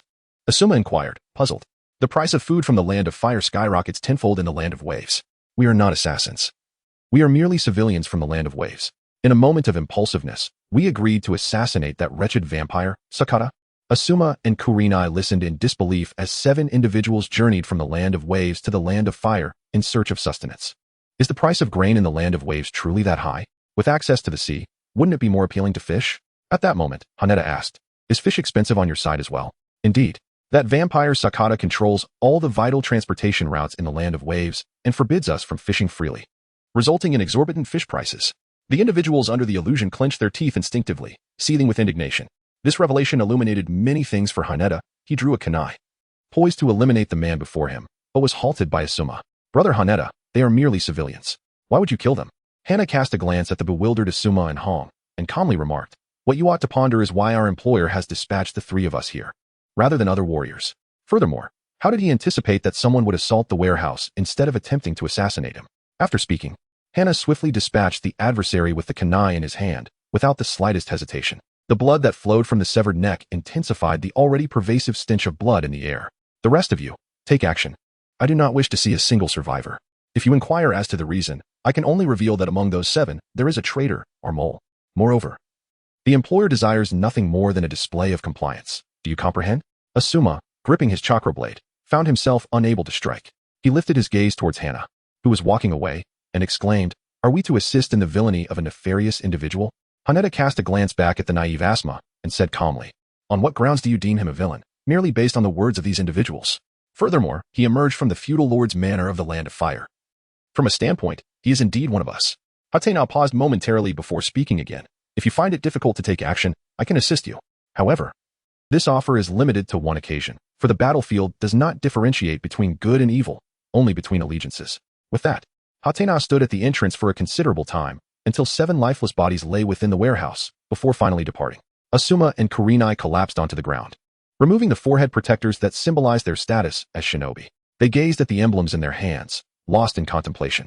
The inn. Haneda quietly recounted the recent attack to Sakata and Sakujo, omitting numerous details and merely stating that an infiltration had occurred, which warranted immediate lethal action. Well done. The 7 assassins were likely sent by them. I understand and will increase the remuneration for this mission. Let it be 5,000 taels each. Equivalent to the payment for a D-class task, Sakata remarked, adjusting his glasses. Sakujo, seated beside him, added, that is a fair price. Sakata continued. If there are no further matters, you may all take your leave and rest. It is unlikely that similar incidents will occur again. Of course, should anything arise. I am confident that with your skills, resolving any issues will not pose a significant challenge. He then excused them, stating that they could call upon him if needed. Sakujo promptly took his leave, with Haneda following closely behind. Inside Sakujo's room, Asuma and Kurenai sat in silence, gazing vacantly out the window until Haneda's arrival interrupted their reverie. Teacher Sakujo, can we abandon this mission? Asuma inquired, hastening to stand before him. Noting Asuma's pale complexion and glancing at Kurenai, Sakujo remained silent. He turned to Haneda, who bore an impassive expression, and inquired with a smile, what is your perspective? Chapter 060. Disturbance in the Eastern Market. Haneda stated, regardless of the righteousness of the task at hand, the ambiguous relationship between our employer and the feudal lord of the Land of Fire compels us to persevere. Moreover, a sudden withdrawal from our duties would tarnish the reputation of Konoha. It is worth noting that our employer has not deceived us. The terms are transparently laid out. Before Shimo arrived at our employer's side, he had acquired comprehensive intelligence, to which he nodded in approval. In contrast to Asuma's immaturity, Haneda's considerations are far more meticulous. He aptly questioned, why should we hastily deem Sakata a villain? Can one truly discern character merely through the spoken words of a few individuals? What purpose would our eyes serve otherwise? Shimo declared, the mission shall proceed. Asuma, Kurenai, and Haneda are correct. As ninjas, we often must relinquish superfluous emotions. However, before Asuma could elaborate, Shimo interrupted him. There are no buts. You must first discern the truth of the matter before deliberating further. What if the truth is indeed as it appears? Asuma pressed on. At this moment, Shimo cast a scrutinizing glance towards Haneda, his intent unmistakable. Hana, without hesitation, declared, let us complete the mission before we engage in killing. Fulfilling our duties is the code of a ninja, while taking a life is a matter of personal conscience. This is the most prudent course of action. After all, we are ninjas. Shikumo turned to Asuma. Across the sea from the Land of Fire lies the Land of Water. Within an underground base, a white-haired figure sat with eyes tightly shut. After a brief moment, a humanoid entity, one side white and the other black, emerged from the ground. Undoubtedly, this was Kurizetsu and Shirizetsu. Lord Obito, Uchiha Hana has departed from Konoha and is currently at the border of the Land of Fire, soon to head towards the Land of Waves. The team leader is Konoha's White Fang, Hatake Shikumo, accompanied by his teammates, Asuma Saratobi, the son of the third Hokage, and his beloved, Yuhi Kurenai. Kurizetsu reported. What mission have they undertaken? Obito inquired, his expression stoic and voice low and raspy. Upon hearing this, Kurizetsu promptly detailed the mission, along with the circumstances in the Land of Waves. Upon learning of the hidden struggles beneath the water's surface, Obito chuckled softly and said, interesting. They have already arrived at the Mist Village to issue tasks. Since Shikumo intends to train Uchiha Hana, let us assign a Jonin to lead the team and test his abilities. It is also a fine opportunity for him to witness the darker side of our world. The journey from the harbor of the Land of Fire to the Land of Waves took less than half a day. By early afternoon, Hana and his companions arrived in a city named Funbai, aptly signifying a harvest by the sea. The feudal lord's residence was situated here, making Funbai akin to the capital of the Land of Waves. Although referred to as a capital, the city resembled a rural town from the Land of Fire. The streets were paved with yellow earth, with the better sections laid with stone bricks. On either side, vendors sold fish, shrimp, bread, fruits, and various essentials, while more precious items like jewelry were only available in the city center, highlighting the poverty of the Land of Waves. After walking for a while, they arrived at the estate of Sakata. At the entrance stood 2 imposing stone lions, and upon entering, they were greeted by intricately carved railings and marble sculptures, with 2 grand stone lions standing proudly before the ebony doors. Inside, there were artificial hills, flowing water, and winding bridges, surrounded by the 3 noble friends of winter. The corridors were artfully arranged, adorned with exquisite carvings, evoking a sense of nostalgia akin to a Jiangnan garden. The classical and majestic estate would put Konoha's foremost family, the Uchiha, to shame. Gentlemen, I have a banquet to attend tonight and must take my leave, Sakata said politely to Shikumo and his companions. Do you not require protection? Shikumo inquired.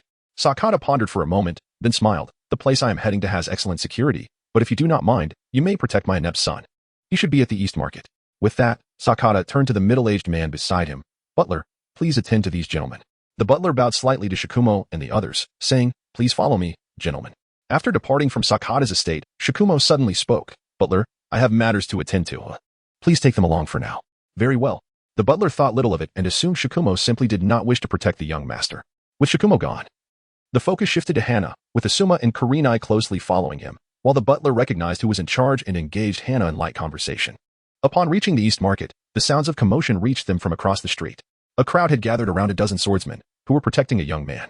The stall in front of the young man had been smashed to pieces, and beside it lay an elderly man, bruised and battered, shielding a little girl. What's all this commotion? I'm beating people and smashing stalls because they haven't paid this month's rent. The young man declared arrogantly. You're clearly after the granddaughter of the third master. Someone in the crowd shouted, provoking a chorus of agreement. Exactly. You, Yamano Ichiro, what kind of person are you? Everyone here knows your reputation. Another voice chimed in. You're bullying the weak and robbing the innocent, and you dare to talk about rules? If you dare to gather like this again, your rent will double by the end of the year. Yamano Ichiro's words silenced the crowd. The Yamano family held substantial power in Fun by controlling nearly all maritime traffic.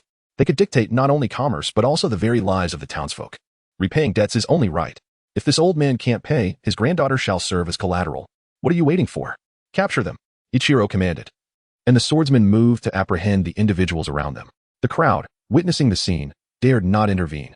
Many simply turned away, their own struggles rendering them apathetic to the plight of others. At that moment, Hana and his companions stepped in to halt the swordsman. Hey, how can you be so unreasonable? A few days' grace on the rent is all that's needed. Why resort to violence?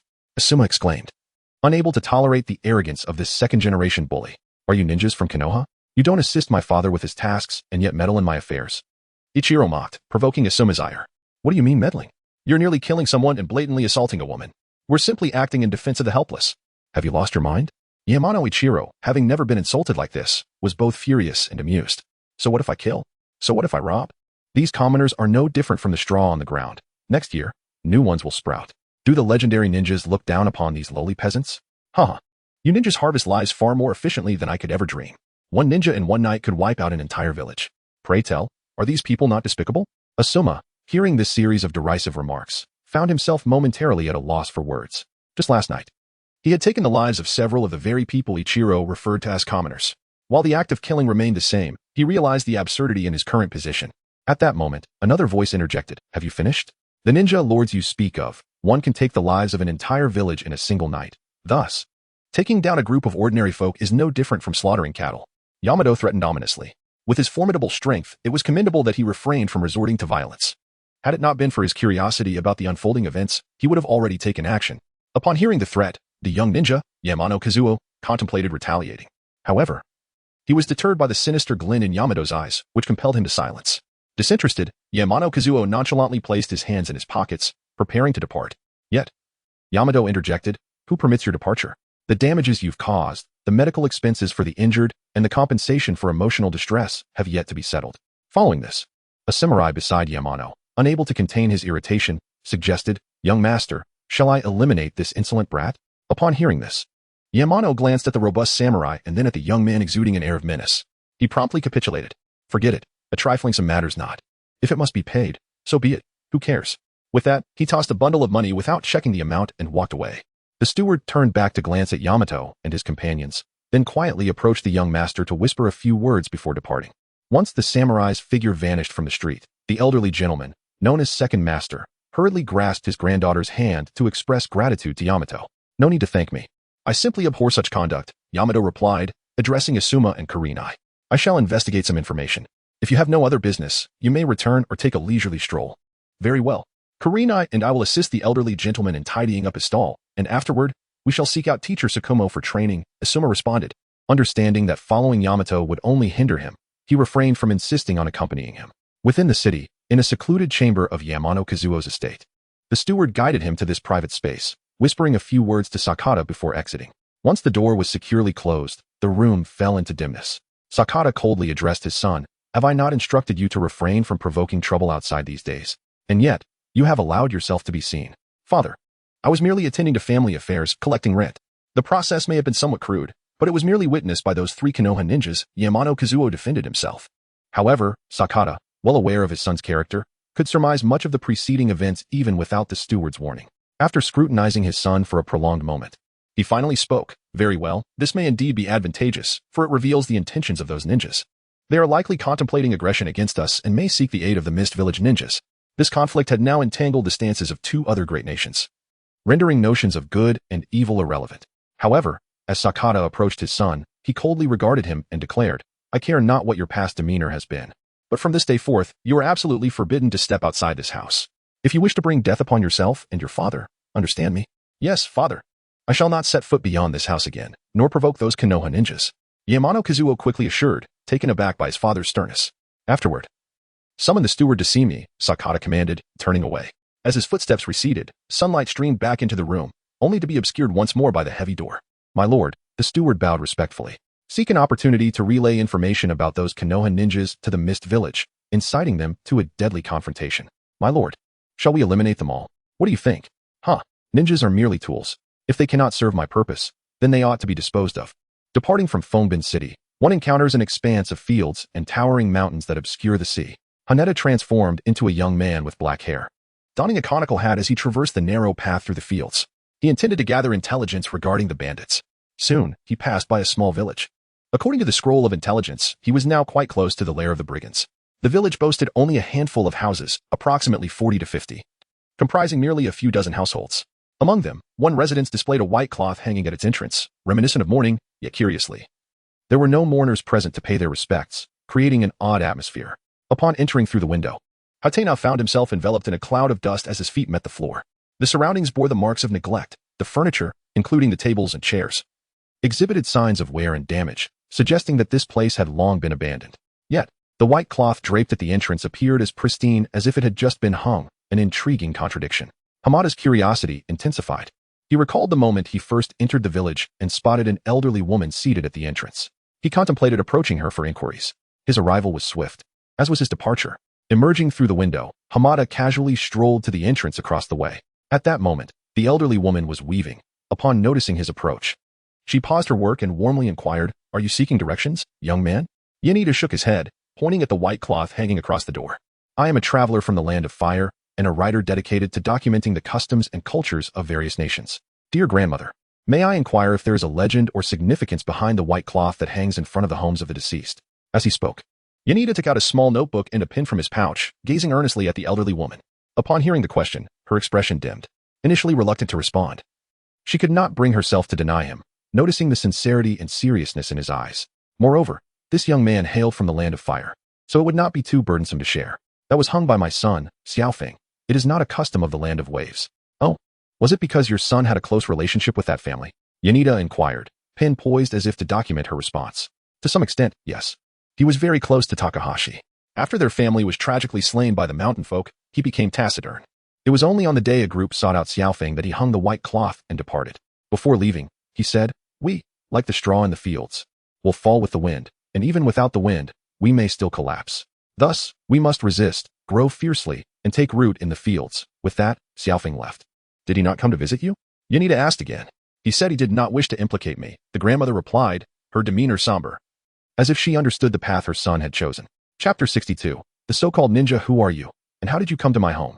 Suddenly, a young man in his 20s burst in, forcefully pulling Yanida away from the grandmother.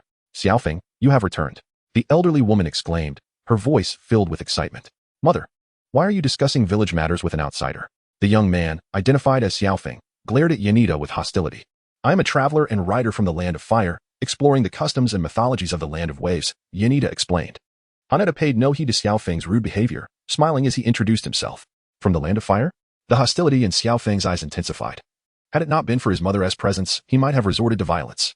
The land of waves does not welcome people from the land of fire. Is it due to the Yamano clan? Haneda said in a low voice. You are aware of this? You must be mistaken, sir. I am merely a commoner from the land of fire, just like you. Upon hearing the word commoner, the animosity in Xiaofeng's eyes noticeably diminished. At that moment, the elderly woman interjected, attempting to steer the conversation elsewhere. Xiaofeng, why have you returned this time? Did you not say you would never come back home? At her words, Xiaofeng hesitated for a moment. He glanced at his mother and then at Haneda. Suddenly, a flash of red light crossed his gaze, and he regarded Haneda with newfound warmth and trust. Grasping his grandmother's hand, he declared, Mother, I returned home to bring a better life to the village. You have no idea. I have joined the rebel army, and there are already over 100 formal members within the organization, with the capability to mobilize thousands at any moment. My purpose in returning to the village is to fulfill the organization's mission, to gather funds and issue a task to the ninjas of the Land of Water to eliminate Sakata and his ilk. Once Sakata is dead, the people by the seaside will be able to fish, engage in trade, and transport grain, leading to a decrease in grain prices, allowing us to live better lives. For instance, Uncle Suzuki next door will no longer need to farm during the seasons and work in the city during his free time. And Uncle Takeuchi's family by the northern gate will finally be able to buy some meat to enjoy during the festive seasons. Everyone in the village will enjoy improved lives. Suddenly, Xiaofeng turned to Haneda, eagerly asking, "So, sir, will you also contribute a little?" Haneda fell into silence. To hire someone to take his own life with money?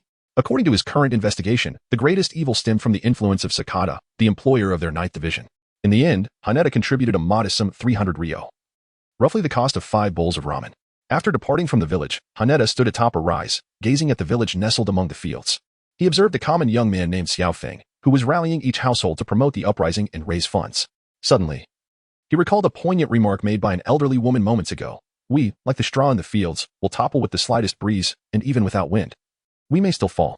Therefore, we must resist, grow fiercely, and take root in the soil. The gentle breeze caressed his face, and his dark, tousled hair danced in the wind.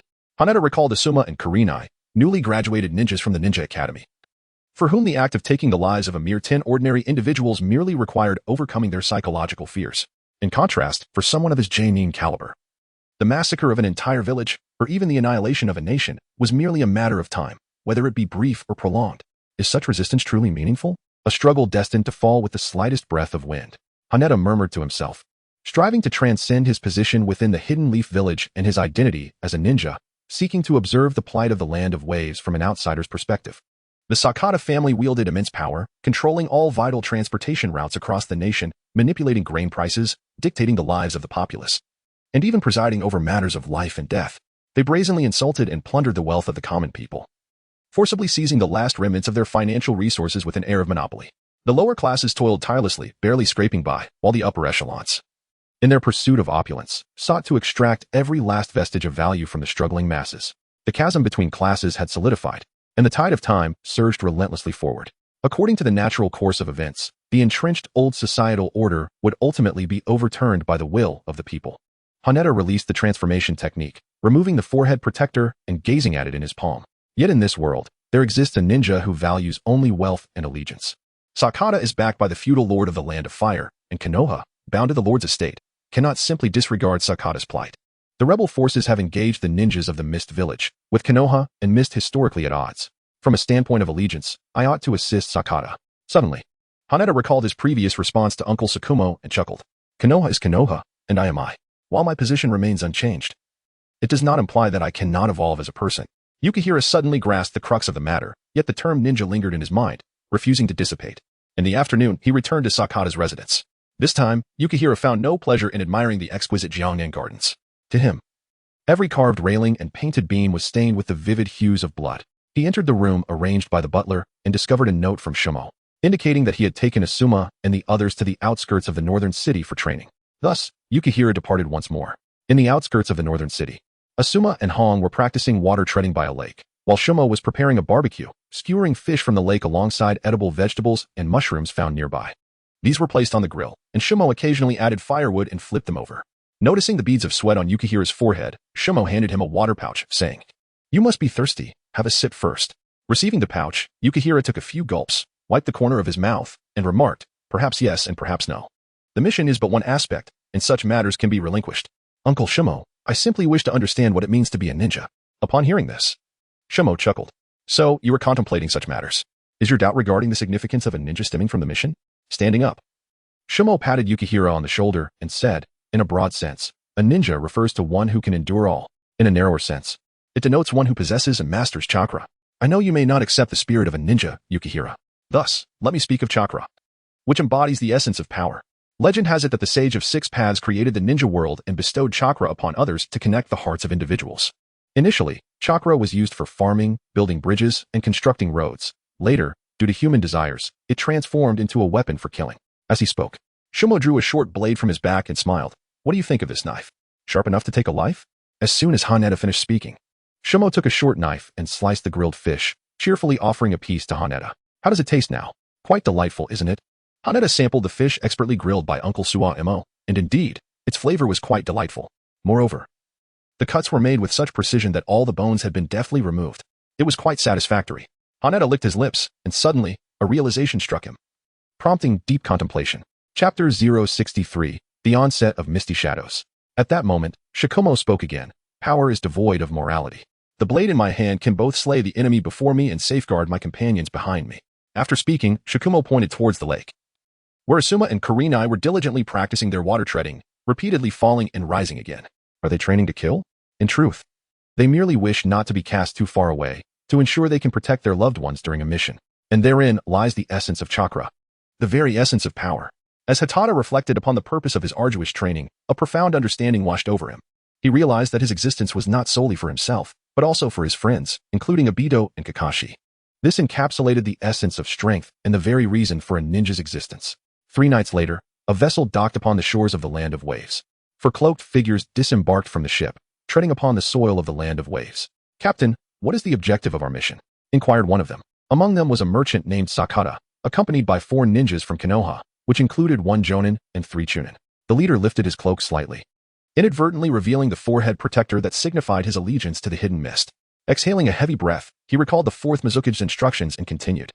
Do not concern yourself with Sakata. Our target is the ninjas from Konoha, particularly one named Uchiha Itachi, whose Sharingan is of great value.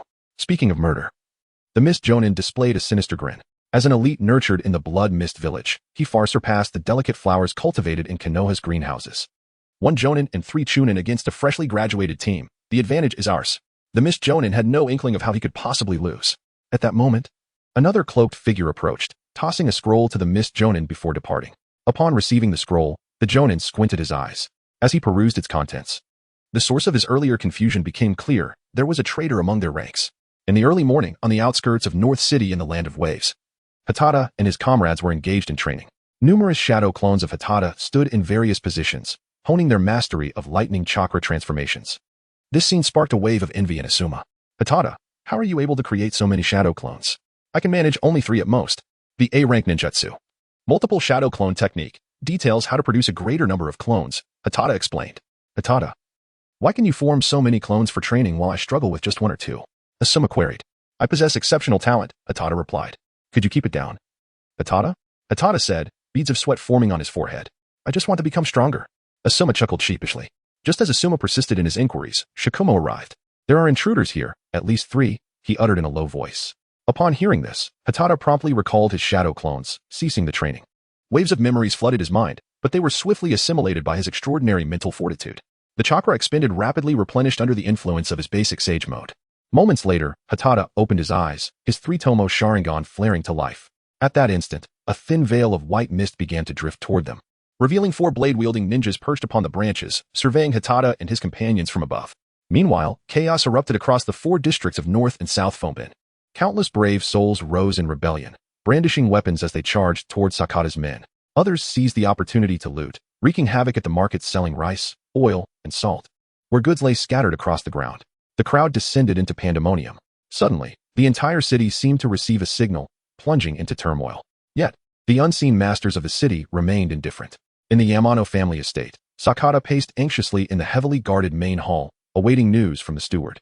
In the feudal Lord S mansion, countless officials reveled in festivities, indulging in wine and dance, eagerly anticipating word from the Lord. The upper-class nobles appeared to share a tacit understanding that the true outcome of the conflict would not be determined within the city, but rather in the outskirts of North City, where the battle between ninjas would unfold. 1 jonin and 3 chunin. Haneda discerned the strength of his opponents by observing the chakra of the 4 individuals.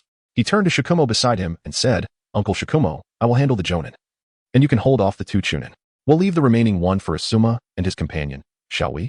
Very well, Shikumo nodded, his intention being to provide training for Haneda and the others, and now the opportunity had arrived. Upon receiving the response, Haneda flashed a grin. He beckoned forward with a finger and said, What are you waiting for? Come and face me. The Mist Jonin, upon seeing this, bared his sharp teeth and sneered. What a cocky little brat. We shall see if you end up begging for mercy. As he spoke, the Mist Jonin unsheathed his long blade. Due to the infamous 7 ninja swordsmen of the mist, nearly all ninjas from the hidden mist village were adept with swords. The blade had become an essential part of their arsenal. Heart, liver, spleen, kidneys, lungs? Which one do you wish to test, you arrogant little brat? The mist thickened, enveloping the area in a dense white fog, reducing visibility to a mere 3 meters. Once within that distance, for the ninjas of the mist, taking a life was but an instant. That question is one I should be asking you. The three-tomo Sharingan of Hatena scrutinized the movements of all 4 individuals with meticulous precision. He unsheathed the short blade from his back, and in an instant, lightning coiled around the weapon, emitting a cacophony reminiscent of 1,000 birds in distress. I hope you can endure a little longer in my grasp, he declared. And without delay, the blade surged forth. A flash of lightning illuminated the scene as Hatena almost instantaneously appeared behind the hidden mist jonin. With a swift motion, the blade sliced through the body of the mist ninja, only to erupt in a brilliant explosion, transforming into a pool of water. A water clone, perhaps?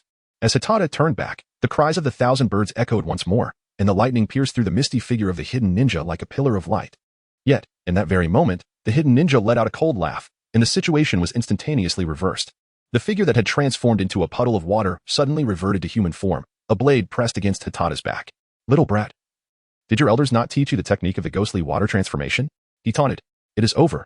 As the blade swept through, not a single drop of blood was shed. Instead, the sound of crows cawing filled the air. The part of Hatata's body that the blade had grazed morphed into crows, taking flight and swirling in the sky. Occasionally, the crows would converge in midair, forming the visage of Hatata's face. On what grounds do you presume that what you perceive is reality? A chilling voice echoed through the air. From an outsider's perspective, the 2 individuals remained motionless, as if nothing had transpired. Chapter 064, The Parting Gift. Is this an illusion? Quite intriguing, indeed. No wonder they are ninjas of the Uchiha clan. The mist jonin swiftly formed hand seals. Jinjutsu release. The chakra within him began to clash and swirl, as the scene before him returned to the thick fog. The jonin discreetly withdrew his gaze, having underestimated Hatena. In a one-on-one confrontation, one must never gaze into the eyes of an Uchiha. Water style, water bullet technique. The jonin extended his hand, resembling a pistol, and aimed at Hatena. Bayu, bayu, bayu. Several droplets, akin to bullets, shot forth at an alarming speed, prompting Hatena to form his own seals. Fire style, grand fireball technique. The searing heat of the fireball evaporated the droplets, rendering the surrounding fog even denser. In that fleeting moment, the mist jonin swiftly maneuvered through the haze. Clang. The clash of short and long blades resonated, forcing both combatants to stagger back a half-step. The jonin was inwardly astonished. The Uchiha boy's taijutsu was surprisingly on par with his own. After all, he was a ninja who had emerged from the blood mist. Seizing the fleeting moment of contact, the jonin rapidly devised a counter-strategy, a plan forming in his mind. Clang, clang, clang. The relentless flashes of blades collided, sparks flying in all directions.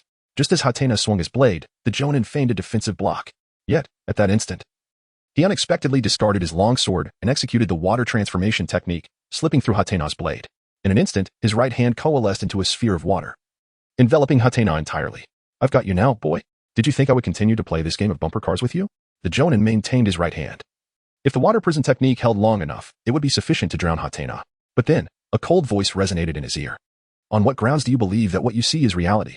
Haneda transformed into a multitude of crows, emerging from the water prison. As a swarm of black figures gathered before the mist shinobi, a short blade was poised against his throat. At that moment, the mist shinobi seized the knife embedded in the ground and struck towards Haneda, yet the latter once again transformed into crows and took flight. Undeterred, he unleashed the great waterfall technique, attempting to disperse all the crows, when a bolt of lightning pierced through his chest from behind. The mist shinobi turned to see a pair of cold, three-tomo Sharingan gazing back at him. When did I fall under this illusion? From the moment I activated my Sharingan. After Haneda finished speaking, he retracted the Chitara-sharp gun and said calmly, now it is your turn to answer my question. Who informed you of our training here? The ninja from the Hidden Mist would never betray their employer. The Hidden Mist jonin scoffed and immediately detonated the explosive tag concealed within his pouch. Bang! Blood splattered across Haneda's face, leaving a lingering warmth. Even if the Hidden Mist ninja remained silent, he could deduce the answer. It was Sakata. This very place was indeed recommended by Sakata's steward. As Hatena glanced back, he observed that apart from Asuma and the 2 others, the battlefield had fallen silent. The conflict having reached its conclusion, he turned to Shikumo and declared, I'm going to kill a man. Sakata, is it? Shikumo inquired. Indeed, Hatena nodded. If you slay him, how shall we account for it to the village and the lord's estate? Shikumo pressed. Sakata betrayed us. His demise is justifiable. As for the lord, we shall simply procure a new spokesperson. With that, Hatena strode towards Toyohama, leaving Shikumo contemplative as he observed the ongoing clash between Asuma and the others. At that moment, within Sakata's estate, the intensity of the conflict reached its zenith, surpassing even the battles among the ninja. Beneath the ornate carvings and intricate designs, the air was thick with the chaos of samurai clashing, the ground littered with bloodied corpses and severed limbs. Countless souls fell before the onslaught of armored warriors and raised katana, clad in a well-tailored suit with a striking crimson tie. Sakata stood at the entrance of the grand hall, exposed to the gaze of all. Yet, despite his vulnerable position, none dared to approach him. The cacophony of battle reverberated continuously as Sakata held a cup of tea, delivered by a maid, took a sip, and inquired, "Has there been no news from the steward?" "It is likely still en route," was the reply. Sakata placed the cup down, his gaze drifting to the carnage, an inexplicable sense of unease settling within him. The current situation appeared distinctly clear, with the insurgents, mere brigands, being systematically defeated by his bought samurai. Yet, the unease in his heart deepened with the passage of time. At that juncture, a figure traversed the rooftops, ultimately standing atop the grand hall. Sakata turned to see the shinobi named Hatena. "What brings you here?" he demanded. "Have you considered your actions? I am a commercial partner of the Lord, contributing millions to the Land of Fire annually. Furthermore, I am your employer. Do you intend to slay your employer and tarnish the reputation of Konoha?" Haneda quietly awaited Sakata to finish his words, until he finally fell silent. His palms, clammy with anxiety, gripped tightly, and his thighs trembled involuntarily. Shouldn't the conclusion of a beautiful story see the demise of all villains? This was a parting gift. As Sakata concluded, the roof of the hall resonated with the cries of 1,000 birds. Just as Sakata contemplated fleeing, hundreds of birds pierced through his body. And he collapsed, powerless, onto the cobblestone path. Yamano Kazuo, who had just stepped outside to assess the situation, saw his father lying on the ground, blood gushing forth. And he let out a terrified scream. "If there's another survivor, let them be eliminated as well. I have long harbored resentment towards you." The cries of the 1,000 birds echoed once more, and a sharp shot completely pierced Yamano Kazuo's heart. Thus, the Yamano family met their tragic end here. Haneda gazed at the mesmerized samurai and the insurgents storming in. He spoke calmly, presenting them with two choices. 1. To usurp the position of Sakata and oversee the trade between the Land of Waves and the Land of Fire, paying tribute to the Uchiha of Konoha each year. Or 2. To perish alongside him in this very place. In the afternoon, at the port connecting the Land of Waves to the Land of Fire, a grand ship set sail. Asuma watched, overwhelmed with excitement at the sight of crates filled with golden treasures and stacks of currency. The wealth pillaged by the insurgents from Sakata's estate was enough to elevate his status significantly, equivalent to at least 14 S-rank missions. "Brother Haneda, this time we have struck it rich," Asuma exclaimed with fervor. "It is merely a sum of money. Do you truly lack it?" Haneda retorted, leaving Asuma momentarily speechless. Both were individuals of considerable background and wealth. However, the thought of the insurgents generously offering such a fortune and gratitude filled Asuma with exhilaration as he repeatedly counted the bills and tallied the amounts. In the residence of the daimyo of the Land of Waves, the news of Sakata's demise prompted a question from his officials. "The Uchiha are requesting a share of the business, daimyo. What are your thoughts?" "Simply send a small sum their way, with the foundation left by Sakata. We shall quickly recoup that amount," the daimyo replied. "And what of the insurgents?" "The insurgents? Are they not merely rebels and thieves?" Upon this statement, the officials shared knowing smiles. The daimyo added, "Ensure that all previous arrangements in the Land of Water are concealed. No one with deep ties should remain.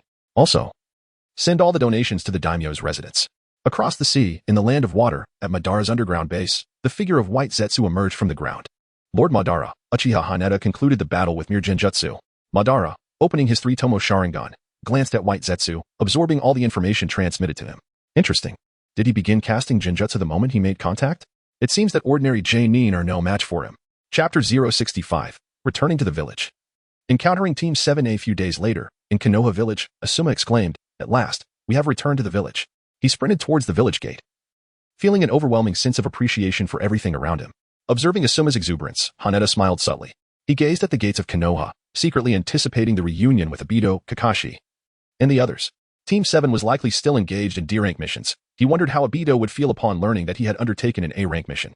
"Uncle Shikumo, shall we disband now that we are back in the village, or shall we first grab a meal?" Hamada whispered softly, "Let us go and have a meal. For it is nearly noon." SHM glanced up at the sky, the sun positioned directly overhead. The thought of the village's delectable cuisine made Hamada inadvertently swallow. They had been occupied with their journey these past few days, and their meals along the way had been rather unsatisfactory. It would simply be unacceptable not to treat themselves to a feast upon returning to the village. "Then let us proceed, Uncle SHM. I have heard that a new ramen shop has opened in the village, named Ichiraku, and its flavors are quite commendable. What do you think of dining there?" Yamida tilted his head back, smiling as he spoke.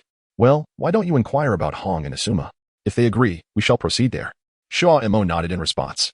Upon hearing this, Hong, who was behind them, immediately chimed in, "Of course, Yamida. Asuma should not refuse you. Let us dine there."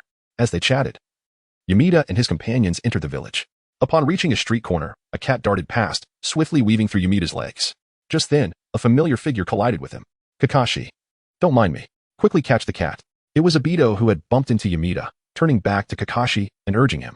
However, Kakashi stood frozen in place, his face alight with surprise, a sentiment echoed by Rin as well. At that moment, Obito realized something and looked up to see none other than Yamida. You've returned, Yamida? Obito exclaimed, enveloping Yamida in an enthusiastic embrace. I didn't expect you back so soon. I thought you wouldn't return for at least a month. Haneda gently ruffled Obito's hair and smiled. Aren't you going to catch the cat? Just moments after the gesture, Obito realized what had happened and quickly stepped back, exclaiming loudly. You scoundrel, Haneda. Who gave you permission to touch my head? By the way, Kakashi, where's the cat? The cat is right here, said Kurenai, approaching with the feline cradled in her arms. Have you two taken on the task of capturing it? Yes, thank you. Obito nodded, accepting the cat and cradling it. Though the creature persistently attempted to wriggle free, seemingly disliking him. At that moment, Rin and Kakashi also stepped in front of Haneda. Rin gently took the cat from Obito's hands, softly stroking its head, and soon the cat became docile. Kakashi gazed at Haneda, a hint of nostalgia crossing his face. It has been a while, Haneda. It's only been about a week, not long at all. Hatena approached Kakashi, raising his right fist. In response, Kakashi smiled and lifted his left fist to meet Hatena's right. You're quite right. It has only been a few days, Kakashi remarked, withdrawing his left hand. He then inquired, I heard you undertook a C-rank mission. I trust it went smoothly? Well, it wasn't particularly dangerous, except we encountered some ninjas from the Hidden Mist village, turning a C rank into an A rank. Haneda spoke nonchalantly, although this mission made him aware of many things. He was reluctant to share those sordid details with his friends. What? An A rank mission? Haneda, your Team 9 actually undertook an A rank mission. Upon hearing that Haneda had completed such a task, Obito felt a surge of imbalance within him. Their Team 7 had been relegated to D rank missions for days. Not to mention Team 3, even Haneda's own Team 9 had begun to engage in higher-level assignments. Suddenly, Obito came to a realization. An A-rank mission was exceedingly perilous and seemingly involved Jonin. Haneda, you weren't injured, were you? Obito inquired with concern. Just a miss, Jonin. Can he really harm me? Haneda replied dismissively. At that moment, Asuma grew animated. Obito, you have no idea how formidable Haneda is. A Jonin from the village hidden in the mist. And with just a glance, a Jinjutsu, he immobilized the opponent right on the spot. The entire encounter from start to finish lasted merely a minute. Remember, this was a Jonin who emerged from the bloody mist. Yet, even this was no match for a mere glance from my brother Haneda. Obito found it hard to believe Asuma's exaggerated claims. After all, Asuma was Haneda's #1 fan, and out of 10 statements, 8 seemed dubious to him. Is that true? Obito turned his gaze toward Haneda. False. Haneda shook his head. If he admitted it, Obito would surely pester him with endless questions. Kakashi, observing from the side, discerned the truth and quietly remarked to Obito, as expected of the underachiever, completely oblivious to being duped. What did you say, foolish Kakashi? I'm quite clever and certainly know that Asuma is just boasting. Obito retorted sharply. All right, Obito, Kakashi. Let us remember that we are comrades and should be more tolerant of one another. A young man with blonde hair, donned in a Jonin vest, approached. His face bore a warm smile that evoked an involuntary sense of comfort as he softly spoke, Sensei Manado.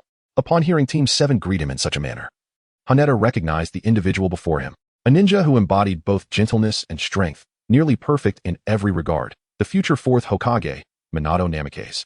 Hatake scrutinized the Watergate, which in turn gazed back and inquired with a smile, You must be Uchiha Hatake, am I right? I have often heard of you from Obito and Kakashi.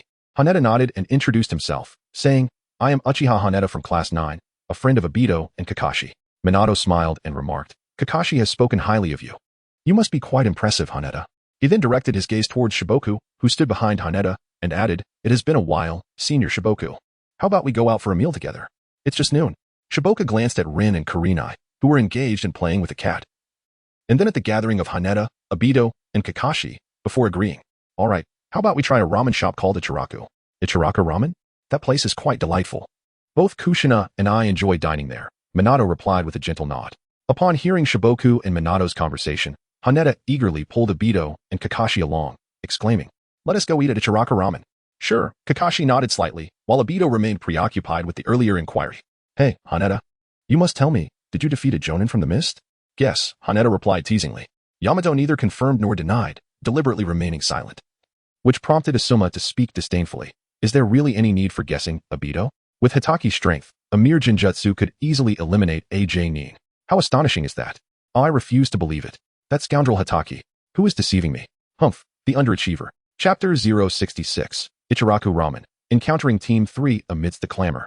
They soon arrived at their destination, Ichiraku Ramen. This establishment would later become Naruto's favorite spot and was recognized as the safest place in all of Konoha. Back in the day, Ichiraku Ramen remained unscathed even during Pain's assault, a testament to its high level of security. Boss. 3 bowls of miso ramen and 5 bowls of soy sauce ramen. Please, Manado said as he took a seat, smiling at the others behind him.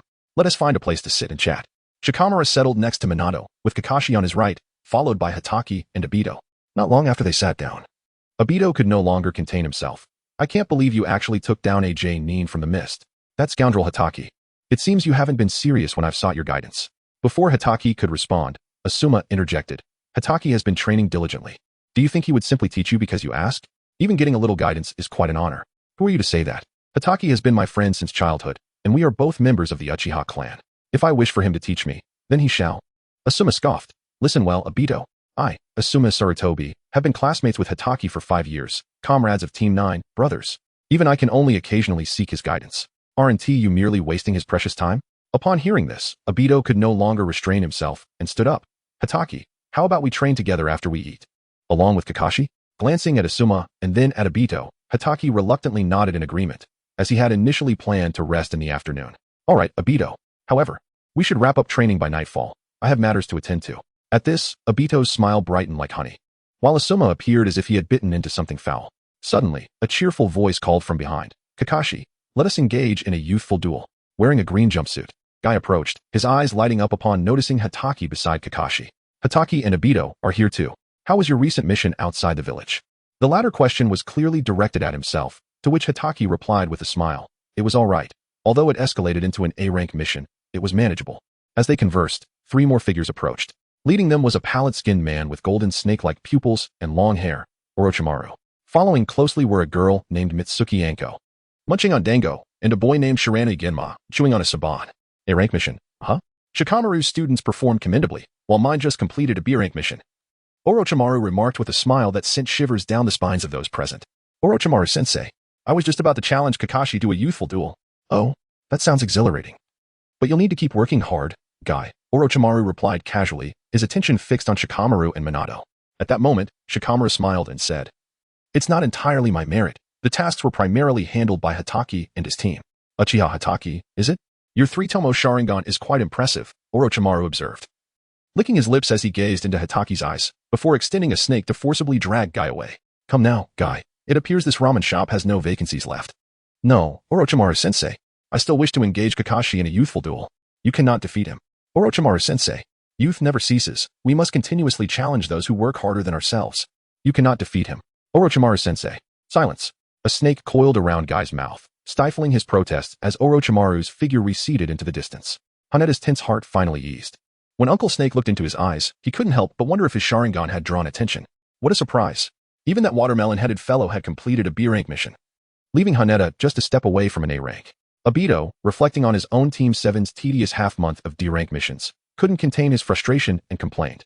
He gazed at Manado, his eyes pleading. Sensei Manado, isn't it time we were assigned a more challenging task? Look, Kai's Team 3 has already completed a B-rank mission, and Haneda's Team 9 has achieved an A-rank. If this continues, Team 7 will be left far behind.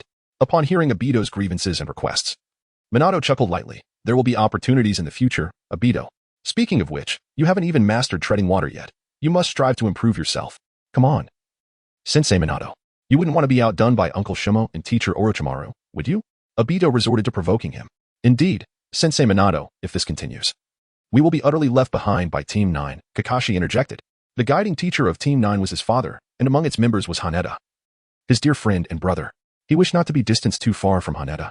Moreover, his strength was not significantly inferior to Haneda's. He was already weary of D-rank missions. Seeing the determination in both his students, Manado scratched his head. He silently apologized to Kushina and reluctantly agreed. All right. For the next mission, I will select a higher level one. Oh yeah. Finally, we can venture out of the village to undertake a high-level mission, Obito exclaimed, waving his arms in excitement, while Kakashi's eyes sparkled with anticipation.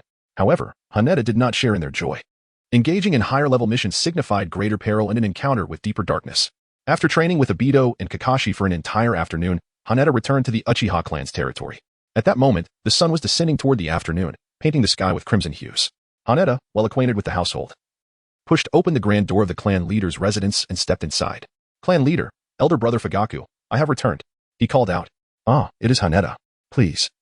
Come in. The clan leader's voice resonated from within. As Haneda removed his shoes and entered the room, he noticed that 2 cups of tea had already been set upon the wooden table. I have heard that you arranged some business for the Uchiha in the Land of Waves and collected a protection fee? The clan leader inquired. Yamato did not respond immediately. Instead, he inquired, Elder Patriarch, Where is my brother Fuyue? Is he training? Indeed, he is training. Judging by the sky, he is likely to return shortly, the patriarch remarked, casting a glance out the window before redirecting his attention to Yamado. This time, you have brought 70 million taels and a considerable amount of gemstones and gold for the clan. Quite impressive. It is satisfactory. Haneda was indifferent to such wealth. Naturally, he harbored a sense of gratitude for the care bestowed upon him by the Uchiha clan over the years. Chapter 067. Conversations in the clan lands. According to the Uchiha clan members dispatched, the Land of Waves could bring us nearly 100 million ryo annually. This amount would adequately cover the salaries of the clan members within the police force. Haneda, you have done a commendable service for the Uchiha. The clan leader exclaimed with great joy. Indeed, Haneda replied as he lifted his teacup and took a sip. To be candid, he was reluctant to discuss matters concerning the Land of Waves. There, he had witnessed a different facet of the shinobi world. Noticing Haneda's disinterest in the topic, the clan leader swiftly shifted the conversation, inquiring about Haneda's mission. The enemies encountered on this mission were not formidable, were they? With your prowess? They should have posed little challenge. Fortunately, there was only a small team from the Mist Village led by A.J. Neen. There was no real danger, Haneda replied nonchalantly. A.J. Neen? The clan leader's eyes widened in surprise. Although he was aware of Haneda's exceptional talent and that he had reached the J. Neen level at an early age, the tone in Haneda's voice suggested that dispatching A.J. Neen was a trivial matter for him. It was essential to note that this was A.J. Neen from the Blood Mist Village, emerging from a sea of corpses. Not merely a self-proclaimed J. Neen from a lesser village.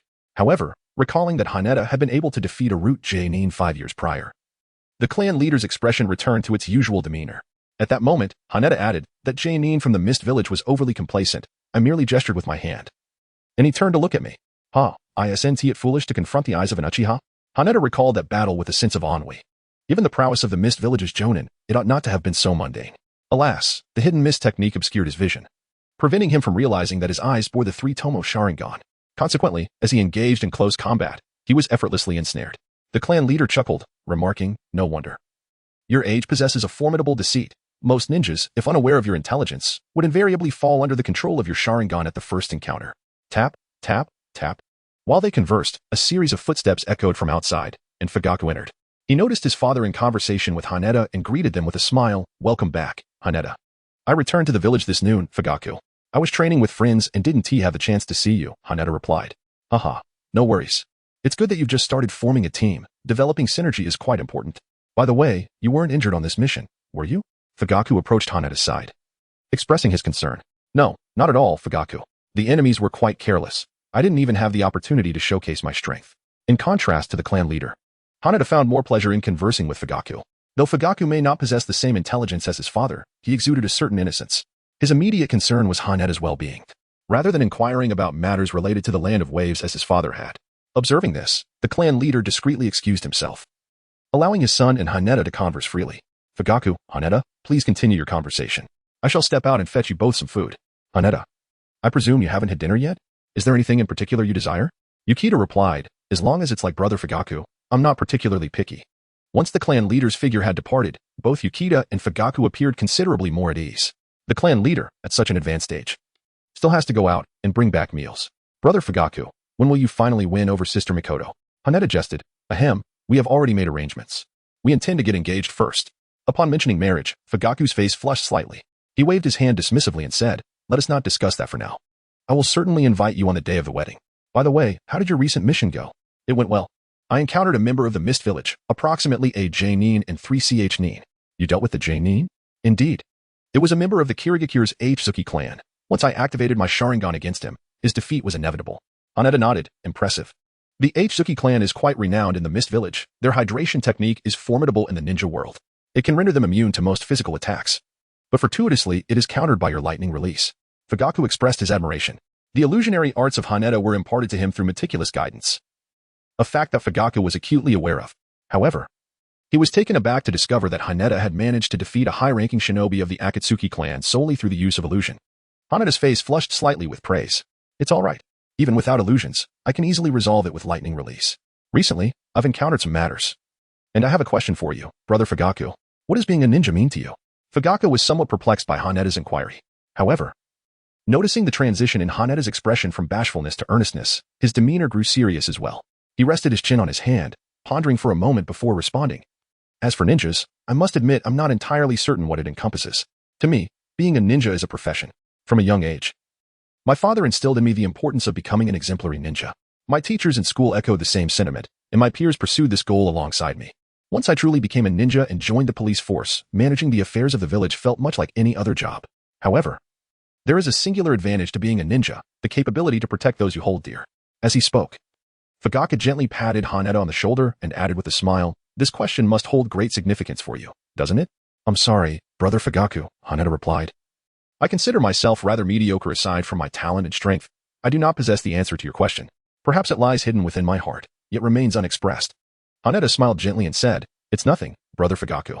I am merely seeking the opinions of others. In truth, I already possess the answer within my heart. I simply wish to delve deeper and explore more broadly."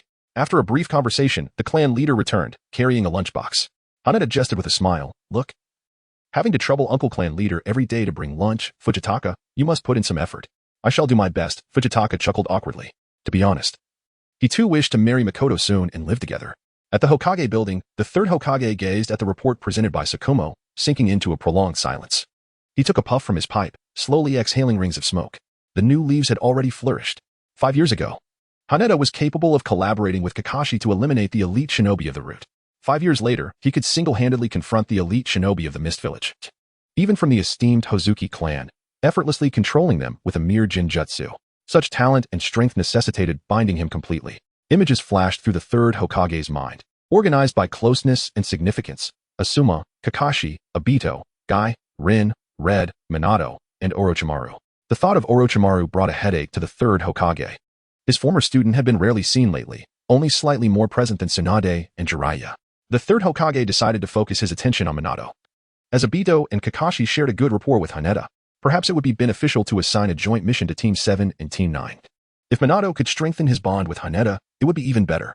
Chapter 068, Joint Mission with Team 7. The following day, early morning. Haneda had just awakened and was in the midst of his morning ablutions.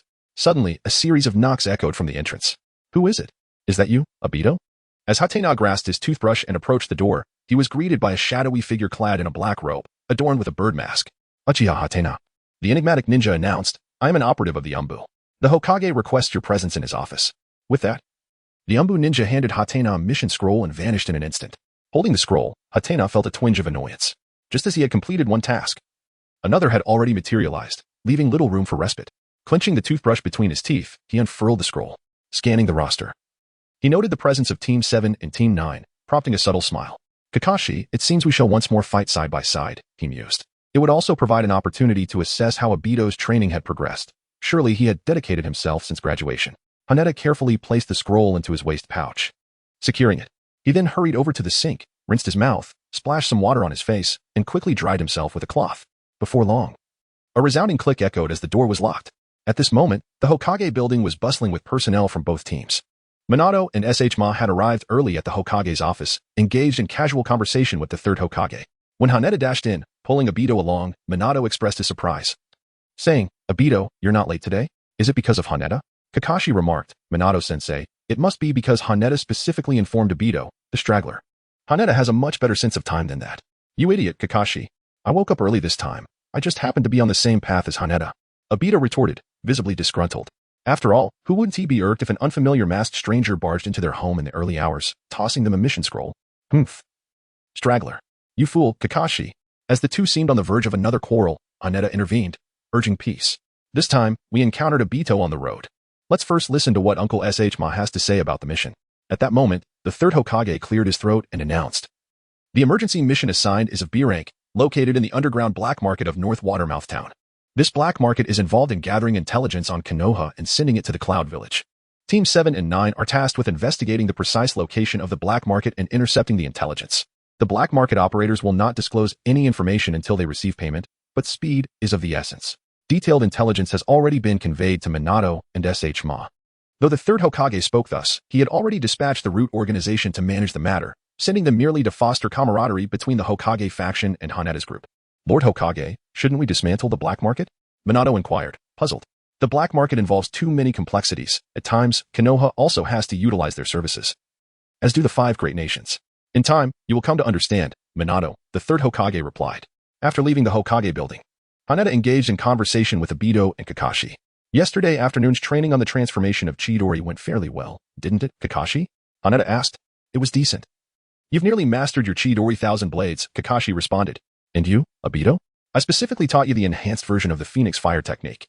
Did you manage to incorporate the Shuriken into that technique? After a night of training, I've already mastered it, Obito replied. Asuma glanced at Kurenai and Rin. Then at Haneda and his companions, feeling somewhat isolated. Thus, he interjected, Haneda, shouldn't we discuss the mission first? Hey, Asuma, with Manado-sensei, Uncle SH Ma, and Haneda here.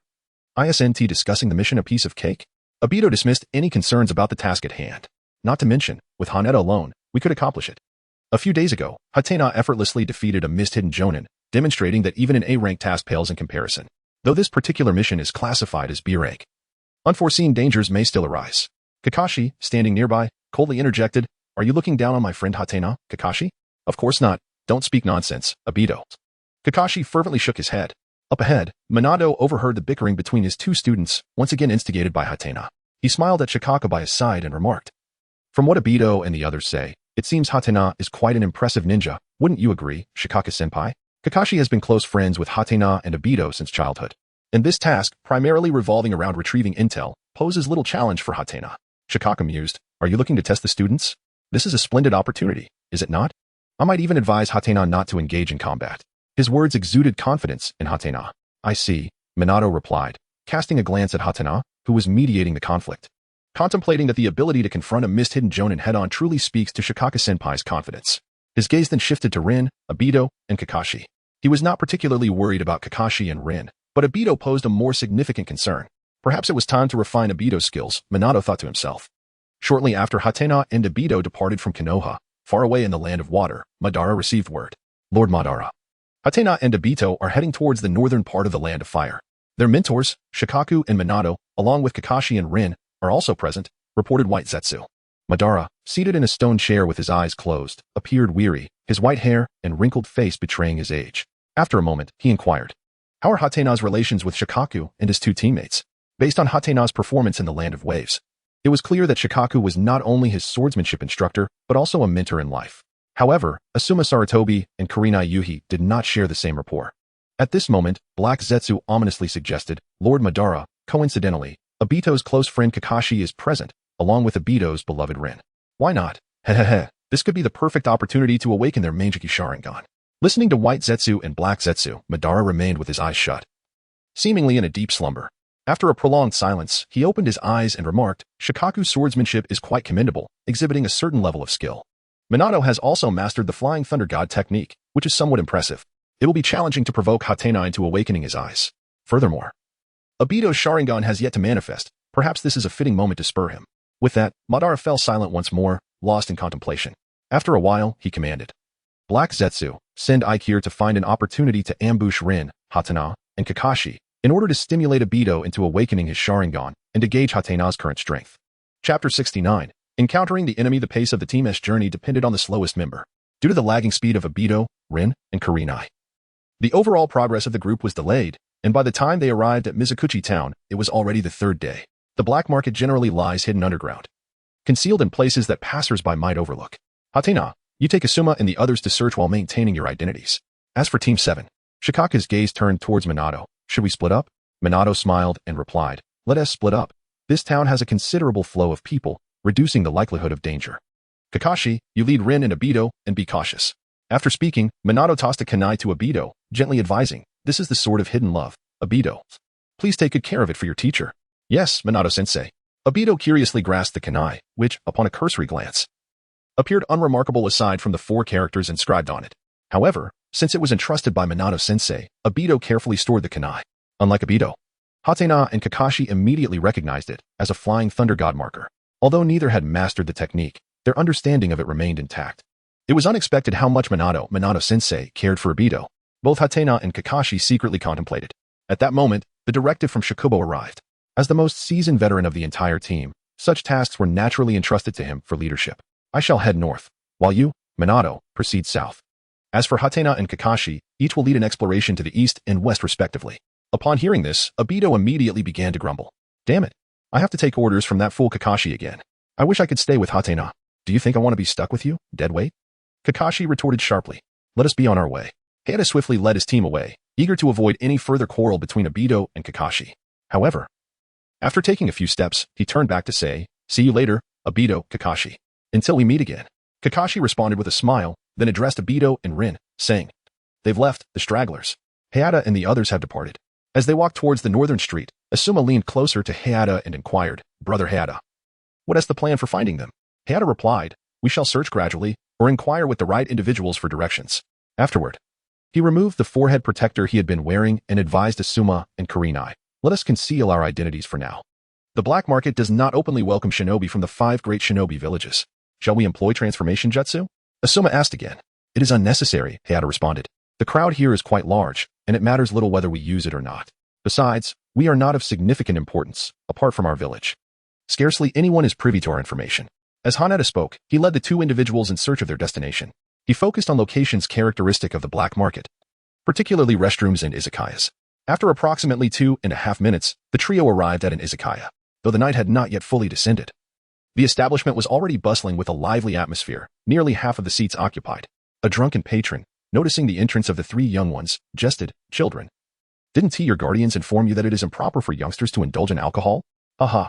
Haneda cast a fleeting glance at the boisterous drunkard, who promptly collapsed to the ground. Onlookers, mistaking his fall for drunkenness, erupted into laughter. At the counter of the izakaya sat a young and attractive woman, her smile igniting a spark of desire in the hearts of men. However, Haneda remained uninterested in her allure. He approached the high stool at the counter and leaned in to quietly inquire, Do you possess any knowledge of the black market, madam? The black market? What black market? Your question is quite peculiar, young man, she replied, a hand resting on the table, her lips, adorned with lipstick, curling into an enticing smile. Please. If you know where it is, enlighten me. I prefer not to resort to force with a lady. Haneda maintained his composure, his voice steady. Are you from out of town? Haneda did not deny it, but quietly awaited the next words. Well, sir, judging by your cool and composed demeanor, you must be a ninja, the lady whispered, then called out to the upstairs, Ichiro, we have a guest. After a while, a middle-aged man in a suit descended from the upper floor. He glanced at Haneda, then followed his gaze to the curious Asuma and Kurenai behind him. Inquiring with a smile, which guest introduced you? I shall introduce myself. Lead the way. Hana rose to his feet and employed an illusion to instill in the middle-aged man an unthinking belief in himself. Ah, it is Mr. K. Please allow me to guide you, esteemed sir, the middle-aged man said respectfully, gesturing towards the entrance of the izakaya. Not at the izakaya? Indeed, sir. The black market lies beyond the town, he replied with deference. Lead the way. With that, Hana brushed down his sleeves and proceeded to guide Asuma and Kurenai along. They traversed the bustling North Street, where the throng of people gradually diminished, and the buildings became increasingly sparse. Just then, 3 figures approached, Obito, Kakashi, and Rin. The individual leading them bore an uncanny resemblance to Hana. Finally, all were gathered, the son of the 3rd Hokage, the son of Konoha's White Fang, and the 2 young scions of the Uchiha clan. Your heads are quite valuable, and the girls are equally enticing. Aikir licked his lips, his gaze betraying a primal hunger. He shed his suit, his muscles bulging as he tore the fabric apart. Asuma, Kurenai, you must return to the village and seek out Uncle Shikumo. Obito, Rin, you too. Haneda and Kakashi stood in unison at the forefront, observing as Elon spoke one after another. Abandoning companions is something I, Uchiha Obito, cannot do. Obito declared, brandishing a kunai and preparing for battle. I feel the same way, Asuma added, drawing his chakra blade. He then turned to Kurenai, saying, I will protect you, Kurenai. You must return to find teacher Shikamaru. Lin, you must not concern yourself with us. Obito interjected upon hearing Asuma's words. At that moment, Elon unsheathed a long sword, executing a graceful flourish. Quite touching, but regrettably, I shall not allow any of you to escape. Elon revealed a menacing grin and swiftly sprang into action, his speed nearly producing only an afterimage. In an instant, he crossed over 10 meters, knocking Lin and Kurenai unconscious as they fled towards the village. This remarkable velocity astounded everyone present. Haneda, can you see it clearly? Kakashi gripped his short blade tightly, wishing to intervene, yet recognizing that such a decision was not prudent. It was a reluctant choice. Haneda's Sharingan fixed its gaze intently upon Ichiro, yet Ichiro seemed aware of his 3-tomo Sharingan, deliberately avoiding direct eye contact. Could it be the swift release? Kakashi immediately considered this speed-oriented bloodline limit, as even the Sharingan struggled to discern the movements. Chapter 070, Dual Bloodline Limit Users, what should we do, Haneda? Kakashi inquired once more. The speed of swift release is remarkable, yet it possesses a significant drawback, considerable inertia, making it challenging to alter direction mid-attack. Be mindful of the trajectory of his assault. Suddenly, a fleeting shadow darted past, appearing instantaneously behind Kakashi. He stroked his jaw and slowly raised his right leg. Just as he executed the kick, a wooden plank was forcefully propelled against the tree trunk, causing the massive tree to topple. It's a substitution technique. Had that strike landed on Kakashi, it would have been either fatal or severely debilitating. Haneda's Sharingan remained fixed on his opponent, yet his reactions consistently lagged a beat behind Aikir's, unless they were in close proximity. It was exceedingly difficult to impose any constraints on the enemy. Stay close together, do not separate, Haneda urged, beads of sweat forming on his tense forehead. He had to keep his gaze locked on Aikir to protect his companions. Had a strategy already been devised? However, in the face of absolute speed, all schemes would inevitably crumble. Aikir smirked disdainfully. He swiftly moved again, this time not directly attacking Haneda and his group, but instead revolving around them in a dizzying dance. Before long, the gravel was kicked up, swirling at high velocity, invading their eyes and causing discomfort. Yet Haneda could not afford to avert his gaze. He was the only one capable of discerning Aikir's movements. To safeguard Obito and Kakashi, he could not allow himself a moment's lapse in focus. Suddenly, a fleeting shadow raced past. Haneda swiftly calculated the distance of the opponent's movement. In an instant, as he was about to collide with Aikiru, the cry of the Chidori echoed, and flashes of lightning continuously flickered, coalescing upon his blade. Chidori flow. Clang. Zzz. The short dagger clashed against the long sword, and the immense force augmented upon them erupted in a moment. At that precise moment, Kakashi also made his move. The silvery blade surged toward Aikiru's heart, yet Aikiru did not flinch, allowing Kakashi to proceed unhindered. Sizzle. The silvery short blade struck as if against a steel plate, even sparking upon impact. Kakashi's powerful strike merely left a faint white mark, not even breaking the skin. These two youngsters, are they merely engaging in futile efforts? A little more strength. Aikiru grinned widely, a row of teeth gleaming like steel, reflecting a metallic sheen. This was undoubtedly steel release. And the adversary before him, Aikiru, was a rare dual Kekii Genkai possessor. Fear, trepidation, and a tinge of despair enveloped Asuma and Obito's hearts. Use lightning release, Chidori. He dared not confront it head-on. Kakashi, Haneda exclaimed. He discerned that Aikiru was willing to receive Kakashi's blade but dared not withstand his Chidori, which clearly indicated that the Chidori could indeed inflict harm upon him. Understood. Kakashi was about to unleash Chidori when Aikiru retreated several meters in the blink of an eye. Kakashi's Chidori fell completely short. What now, Haneda? Kakashi habitually inquired. Use that technique, you know the one, Kakashi. Look into my eyes. Understood. Kakashi smiled faintly, instantly grasping Haneda's intention. At that moment, Haneda began forming hand seals, and in an instant, more than 10 shadow clones materialized. Multiple shadow clone technique. As Haneda's form shielded everyone completely, hope reignited in Obito and Asuma's hearts. Haneda has indeed triumphed over the elite shinobi of the mist and, in collaboration with Kakashi, may well possess the capability to vanquish those who wield dual bloodline limits.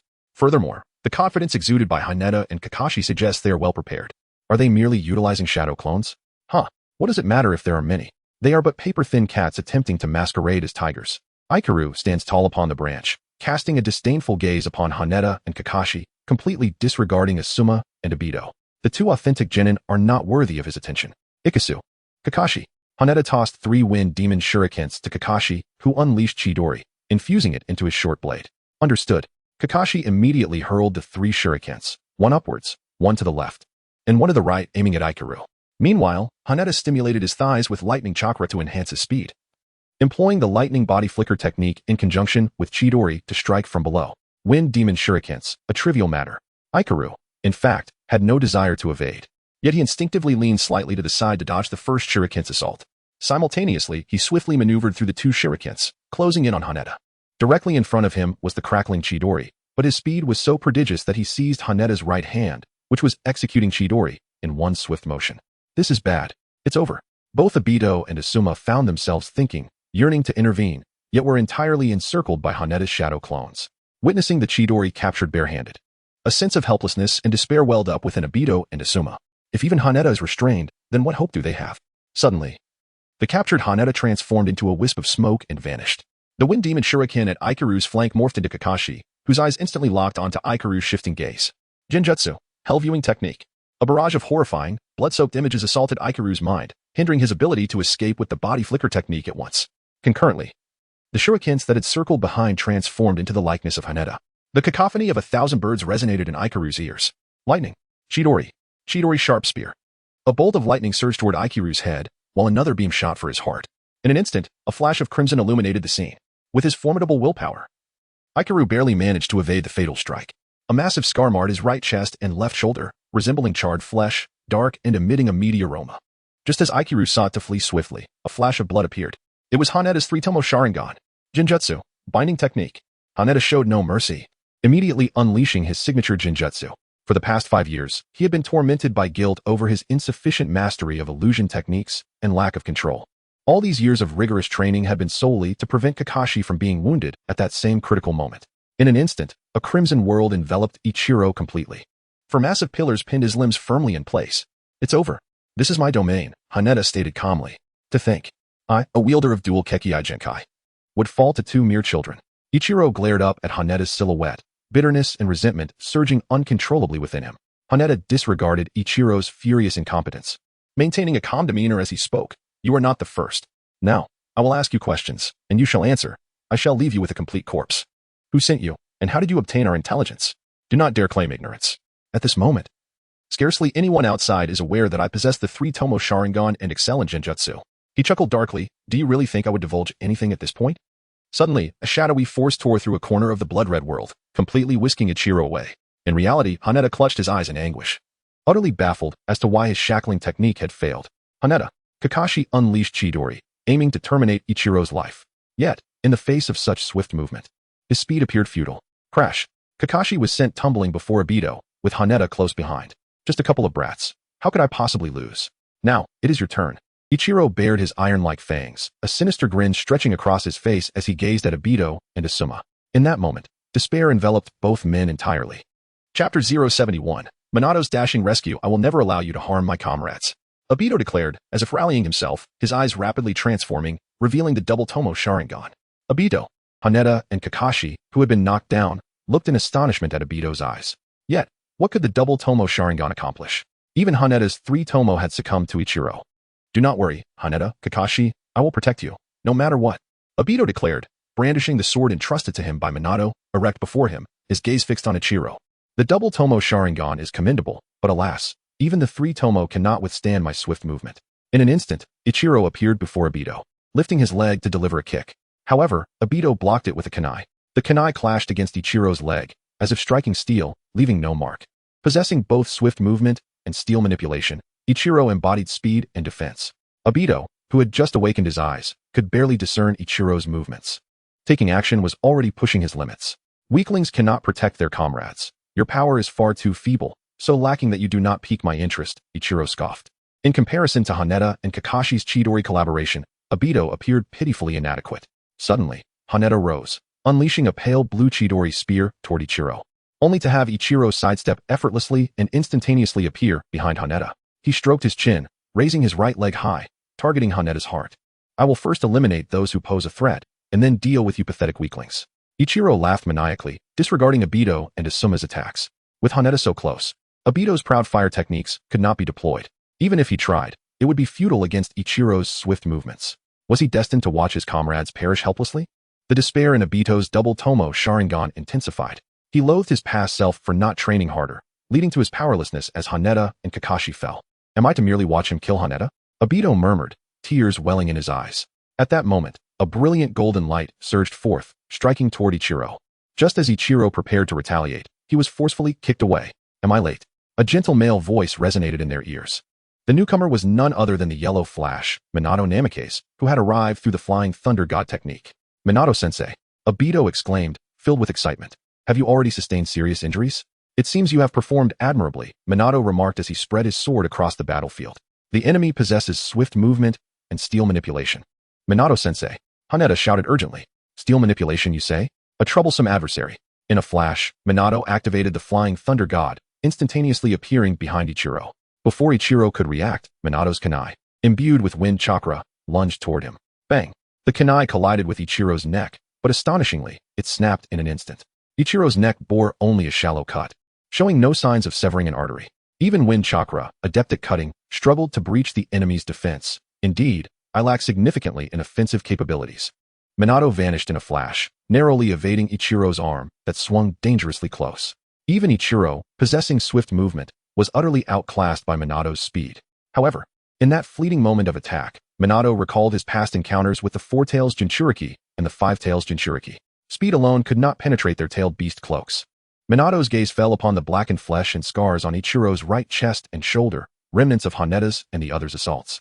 At that moment, the Sage Mode enhanced Haneda rose, his stamina and chakra barely recovering to 30%. With lightning release, Manado-sensei, Chidori can breach his defense, Haneda stated, wiping the dirt from his face. Chidori, I understand. Can you still fight, Haneda? Manado inquired gently. I can. As soon as he spoke, the sound of Chidori echoed, a dazzling blue light shimmering on Haneta's short blade. You just focus on attacking ahead. Leave the rest to me, Manado replied with a smile. As those words left his lips, the flying thunder god activated. In the instant Ichiro intended to retreat, a blade crackling with electricity lunged toward his left chest. This moment transpired in a mere 0.01 seconds. And this was the essence of Manado's speed. As Ichiro was pierced through the heart, he instinctively activated a seal hidden within his watch. Countless explosive tags erupted from the seal, enveloping him entirely. He intended to self-detonate. Manado-sensei. As Haneta's words lingered, a brilliant flash illuminated the scene, and Ikaru's body was entirely freed from the explosive seal. Meanwhile, Haneta, caught in a moment of surprise, returned to Obito's side, bracing for the impending explosion. It's about to detonate, Manado gently warned. Boom, boom, boom. The echo of successive explosions reverberated in their ears. From the spot where Ikaru had been transported away, a mysterious black liquid began to ooze forth. Observing Manado's striking silhouette, Haneta felt an unprecedented sense of security. This man, embodying both gentleness and strength, was simply exquisite. Particularly, the Flying Thunder God technique filled Haneta with immense envy, a speed unparalleled, even eclipsing the rapidity of the swift body flicker technique. This was the true might of space-time ninjutsu. Apologies for my slight delay. Manado turned to Haneta and the others, expressing his regret. Your timing was impeccable, Manado-sensei, Haneta replied with a smile. Indeed. You arrived just in time. Obito exclaimed with enthusiasm. Just a moment before Manado's arrival, Obito had been engulfed in despair over his inability to protect his comrades. Yet, Manado's appearance became a beacon of hope, swiftly reversing the tide of the conflict. Manado, somewhat bashful from the praise, scratched his head and glanced at Kakashi and his companions, who lay sprawled on the ground. It seemed this B-rank mission was destined to escalate to an S rank.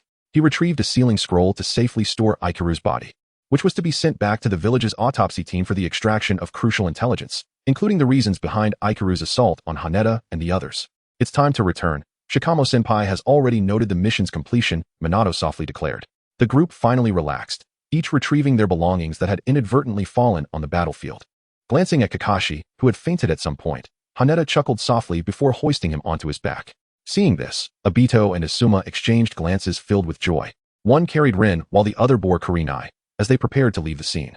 Chapter 072, Madara, Black Zetsu, Mizukuchi Town.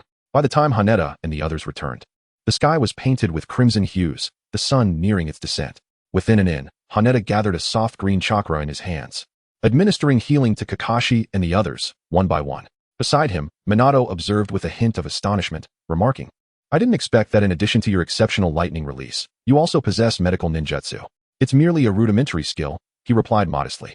As Hatena spoke, his hands remained busy, and soon Kakashi and the others awakened.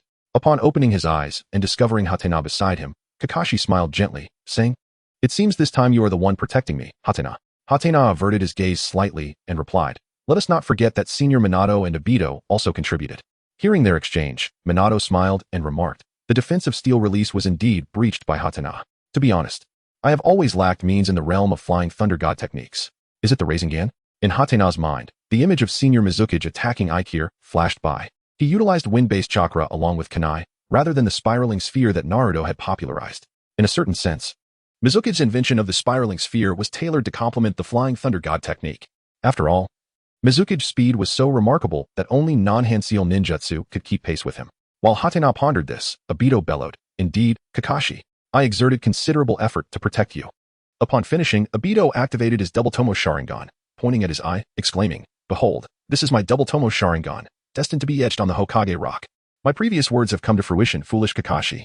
While the one who activated the Sharingan is still the same old laggard, in the end, it's still up to Hatena to protect you, Kakashi retorted habitually. Foolish Kakashi. Had I known, I wouldn't have bothered to protect you. Humph. Hearing the two bicker once more, Hatena and Mizuki exchanged helpless smiles. These two were perpetually at odds, a source of constant annoyance. Once assured that Kakashi was fine, Hatena suddenly recalled the matter concerning Aikir's corpse. He was now perplexed as to how this individual knew about his 3-tomo Sharingan and his exceptional proficiency in Jinjutsu. Moreover, how had Aikir managed to escape his shackling technique? It must be noted that the shackling technique was a high-level application of hypnotic eyes. Ranking among the elite in the realm of Jinjutsu, he had trained diligently for 5 years for this. Senior Mizuki, has that corpse been delivered back to Konoha? Hatena inquired. As for that, I have sent it to my Bokuzen, to be passed on to the forensic team by Jiraiya-sensei. I trust we will receive results soon, Mizuki replied softly. In the distant land of Blood Mist, within a concealed underground chamber, Kagaya's silhouette emerged alongside Black Zetsu. Lord Madara, Black Zetsu roused the slumbering Madara. Due to his advanced age, Madara relied on the outer path to sustain his life. In order to see the day of the Moon Eye plan's heir, he spent most of his time in slumber, with Black Zetsu and White Zetsu executing his plans. How is the plan progressing? Madara inquired slowly, his eyes opening. Lord Madara. Aikir perished at the hands of Hatena and Manado, and nearly succumbed to the combined forces of Hatena and Kakashi. Had I not intervened to break Hatena's Jinjutsu, Aikir would surely have met his end, Black Zetsu respectfully reported. And Obito? Madara asked in a low voice. He successfully awakened his Sharingan, and it is a double Tomo Sharingan. Black Zetsu responded. It appears he harbors a profound obsession with Rin Noara, Hatena, and Kakashi, Madara remarked, resting a hand on a stone chair, his fingers tapping rhythmically. After a moment, the dull sound ceased, and Madara continued, Obito's awakening of the Manjiki Sharingan may require but a single step. His most cherished girl is Rin Noara. Is she not? Let us arrange for his best friend, Hatena or Kakashi, to slay Rin before his very eyes. Pausing momentarily, Madara added, as for Hatena, let us have SH go die on a mission, and have his teacher killed before him, preferably by his own hand. We can then cast this matter upon Konoha. Danzo's roots are quite formidable and share a vendetta with him. Upon concluding, Black Zetsu immediately flattered. Hehehe. Lord Madara's plan is flawless. I doubt Hatena will ever suspect that all of this was orchestrated by you. Sarutobi Hiruzen, this Hokage, will inevitably shield Danzo, thus providing an opportunity to utilize the power of revenge to recruit him into our ranks. 2.5 days later, Hatena and his companions returned to Konoha. In the Hokage building, the third Hokage observed the arriving Hatena and his team, silently taking a puff from his cigarette. The transformation of this B-rank mission into an S-rank endeavor was utterly unforeseen.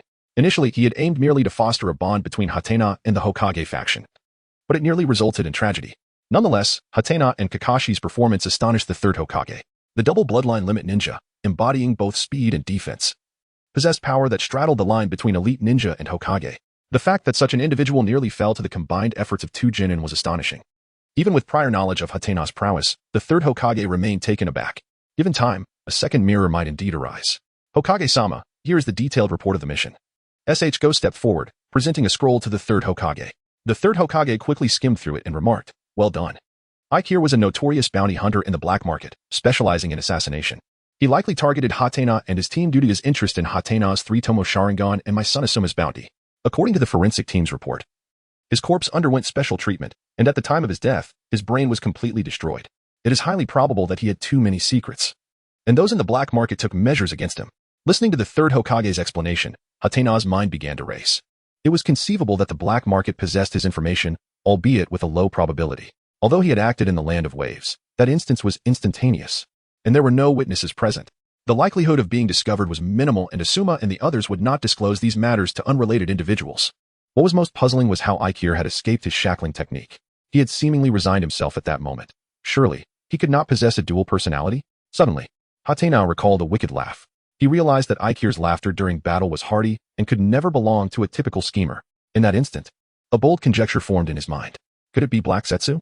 Was it possible that he, Uchiha Hatena, had attracted the attention of the hidden hand behind the ninja world, Madara and Black Zetsu? Chapter 073, Manado learns Chidori? Hatena silently cast his gaze towards Obito. Based on the original storyline, it is highly probable that Obito has caught Madara's attention. Within the Uchiha clan, the only individual who ardently supports the village, showing warmth and optimism, is indeed Obito. Such a person is precisely what Madara requires. As for Hatena, being the most gifted prodigy among the Uchiha, it is entirely reasonable for him to be targeted. With this inference, all the illogical aspects of the battle suddenly align perfectly. Upon exiting the Hokage building, Hatena appeared to be deeply troubled. Shikumo, well acquainted with his student, inquired with a smile, "What troubles you, Hatena? Are you feeling uncomfortable about being on the black market's bounty list?" "Something like that," Hatena replied. Haneda did not disclose his conjecture to Sakuo. The news of Madara still being alive was too absurd for anyone to believe. Moreover, why would Haneda, of all people, be privy to information that no one else knew? Time travel was his most significant secret, and he could never afford to reveal it. Sakuo smiled reassuringly, saying, "The black market will not act again anytime soon after a single failure. They even fear you due to your strength. Rest assured, while they desire your Sharingan, they must also consider the repercussions of offending the Uchiha and Konoha. The cost does not equate to the reward." Haneda nodded slightly, deciding to bury this matter deep within his heart. Even if Madara and Black Zetsu had their sights set on him, what could he do against them? Contemplating this issue would only lead to unnecessary distress. Instead, he resolved to diligently train and enhance his abilities, ultimately overpowering all obstacles. Meanwhile, Manado walked through the streets of Konoha, burdened by his thoughts. He pondered how to compensate for his inadequacies in offense, not to mention dealing with tailed beast bombs. He struggled to even breach the tailed beast defenses. Manado recalled his powerlessness against the 4 tails Jinchuriki, Owatsuki, and the 5 tails Jinchuriki, Han. According to their claims, only a Jinchuriki could contend with another Jinchuriki, which meant his beloved would have to enter the battlefield. Currently, Kushina could not fully control the 9 tails. And if she were to engage in battle, an emotional upheaval could lead to her being overtaken by the beast. This was an outcome Manado could not accept. If only he could perfect that technique. As Manado contemplated, a woman with flowing red hair suddenly approached from afar and embraced him tightly. Manado, you're finally back. It was Kushina, and he responded instinctively. It's been a while. You seem troubled, Manado, she observed, her sensitive heart sensing his reluctance to engage. Oh, it's nothing, Kushina, he chuckled lightly, attempting to brush off the matter. He wished to bear his burdens alone. Shall we practice sealing techniques? Kushina suggested eagerly. Don't worry. Manado, I'll be quite strict today. Her excitement was palpable as she gazed at him, but Manado averted his eyes, evading her hopeful gaze. I want to practice other ninjutsu in a different place today. What technique? Kushina inquired, her expression earnest, almost vexed. Is it one that I cannot know? No. Manado quickly shook his head. It's just that the technique isn't complete yet. It's still very dangerous. Suddenly, inspiration struck Manado as he thought of Haneda-S Chidori, which he could unleash without hand seals. This technique would coincide perfectly with his Flying Thunder God technique, as his chakra also contained the lightning element. Though he had not practiced much in that domain, it's the Chidori created by Haneda. Kakashi can use it too. It's an A-rank technique, and training with it is perilous. I don't want you to get hurt, Kushina. Is that so? I understand. As Manado looked at her in confusion, Kushina exploded in frustration. If you dislike being with me, just say it. No, I've never thought that. Manado fervently denied. At that moment, Obito happened to pass by. Manado-sensei. Kushina-ne. He greeted excitedly, addressing Manado. How about we train this afternoon, Manado-sensei? I don't want to be mocked by that fool Kakashi anymore. Nor do I want to always be protected by Haneda. What do you say, Manado-sensei? Please. Sorry, I have to go now. See you later, Manado replied, rushing towards Obito and gesturing an apologetic farewell to Kushina. Goodbye, Kushina-ne. Obito echoed. Seeing this, Kushina contemplated pursuing them, but 2 Umbu members intercepted her. This is already outside the barrier. I understand, she murmured, turning away quietly. No one knew the turmoil within her heart. Wait, Manado-sensei. You want to learn Chidori from that guy Haneda? Obito exclaimed in astonishment. He was well aware of his teacher's expertise in ninjutsu. Aside from space-time ninjutsu, Manado was skilled in wind release, sealing techniques, summoning techniques, and sage techniques. The sun must be rising in the west for Manado-sensei to want to learn lightning release ninjutsu. Chidori. Manado-sensei, are you serious? Obito pressed again. There's a technique that is too dangerous. I haven't perfected it yet. And I was thinking that Haneda-S Chidori would complement my Flying Thunder God perfectly. Take me to see Haneda, Obito. Consider it a request from your teacher. Manado said earnestly, shedding his usual gentleness. Seeing Manado so serious, Obito instinctively nodded. All right. Half a month prior, Haneda would have been found training with his sword at the Hatake clan's training ground. However, times had changed, and he now trained at the Uchiha family training ground, a location quite close to his home. Sometimes, Obito would train alongside Haneda, so he was familiar with where Haneda practiced. Soon, the two arrived at Haneda's training spot. It was a small grove, and Haneda was seated on a large stone, surrounded by a dozen shadow clones. He was training the nature transformation of lightning release chakra. Haneda. Guess who I brought? Upon hearing Obito's familiar voice, Haneda opened his eyes. The figures of Obito and Manado came into view. Obito, Manado-senpai, what brings you here? Haneda inquired, puzzled. To be honest, he did not have a deep relationship with Manado, nor had his fondness for him reached a significant level. He could surmise that Manado had come to find him through Obito, given their nearly 10-year friendship. Yet, he was unsure of Manado's purpose for seeking him. Haneda leaped down from the boulder, landing beside Dato, and curiously inquired, isn't Watergate-senpai adept at wind release? Why has he suddenly taken to learning lightning release? Watergate scratched his head, feeling a twinge of embarrassment at seeking advice on ninjutsu from his junior. Haneda, he began, after our last battle. I noticed that your Chidori can be unleashed without hand seals. This aligns perfectly with my Flying Thunder God technique. Hatake contemplated that utilizing the Chidori technique to enhance his rapport with Manado would be quite advantageous. Thus, he readily acquiesced, stating, certainly, Manado-senpai. However, mastering Chidori requires a high level of proficiency and a profound understanding of chakra nature transformation. In essence, it demands extensive training. Manado, having heard Kakashi's grievances regarding the difficulty of mastering Chidori, was well aware of its challenges. He promptly responded, as long as it can be mastered, that is sufficient. By the way, Hatake, is there any jutsu you wish to learn? Perhaps the Flying Thunder God technique? Yamato understood Manado's intentions and did not wish to exploit his ninjutsu without offering something in return. After a moment of contemplation, Yamato smiled and said, let us employ the 4 symbol seal. I have heard that this seal is remarkably powerful, capable of even sealing tailed beasts. I wonder if that is true. I would appreciate your guidance in the coming days, as my foundation in sealing techniques is rather tenuous. Just as Manado began to respond, Yamato commenced demonstrating the technique of Chidori. Manado-sensei, the hand seals for Chidori are as follows: rat, horse, monkey, horse, and rabbit, totaling 5 seals. As Hatake spoke while forming seals, the moment the sun dipped below the horizon, the sound of chirping birds resonated. Simultaneously, azure lightning coiled around Hatake's right hand, flickering with intensity, a spectacle of extraordinary effect. Incredible, Hatake! Obito exclaimed, unable to contain his admiration. It was his first time witnessing Hatake demonstrate the Chidori. Could you perform it once more? Manado asked earnestly, his gaze fixed on Hatake's right hand as he meticulously observed the fluctuations of chakra. He could sense that, during the seal formation, a substantial amount of lightning chakra was gathering in Hatake's hand. At the moment of Chidori's release, the lightning chakra underwent a rapid transformation, akin to a beast pouncing upon its prey. Of course, Manado-senpai, I merely demonstrated it just now. I have yet to formally begin the instruction. Hatena retracted the Chidori, and the sound of thunder faded away in an instant. The essence of Chidori lies in its piercing speed, which concentrates a tremendous amount of high-intensity lightning chakra into his hand, perfectly synchronizing with the thrust. As he spoke, Hatena formed hand seals once more, this time at a deliberately slower pace, and the gathering of lightning chakra also significantly decelerated. Controlling such a volatile element as lightning chakra to slow its speed is exceedingly challenging. However, after 5 years of dedicated training to master Chidori, Hatena's comprehension of lightning chakra had ascended to a profound level. Could you demonstrate it for me? In the astonished gaze of Hatena, Manado swiftly formed the hand seals. And within a second, the familiar sound of Chidori resonated from his right hand. Hearing the familiar sound and witnessing the familiar brilliance struck Hatena deeply. He was overwhelmed by Manado's talent. It conjured memories of the fear he felt when teaching Kakashi Chidori years ago. Just a glance or two, and he had mastered it. Truly outrageous. This was the realm of genuine genius, far beyond what he, a mere diligent practitioner, could compare. Oh, the secret to Chidori is indeed the thrust. You explained it splendidly, Hatena, Manado remarked with a smile. Listening to his gentle voice and observing Manado's relaxed demeanor, the bitterness in Hatena's heart dissipated like herbal medicine. Incredible, teacher Manado. Hatena only needed 2 demonstrations to grasp it. Obito exclaimed. The familiar scene only deepened Hatena's discomfort. He resolved to wager his 5 years of shadow clone training to see whether Manado could execute Chidori without hand seals. With over 1,000 shadow clones and 1,800 nights of effort, Hatena was determined to see if even a genius could overcome this hurdle. Ahem. Since you have mastered Chidori, Manado, allow me to discuss the technique for performing it without hand seals. The essence of performing Chidori without hand seals is fundamentally no different from using hand seals, but the latter allows one to concentrate their mental focus temporarily, simplifying the rapid gathering of lightning chakra. Much like enzymes in biology or catalysts in chemistry, hand seals serve as a facilitator for ninjutsu.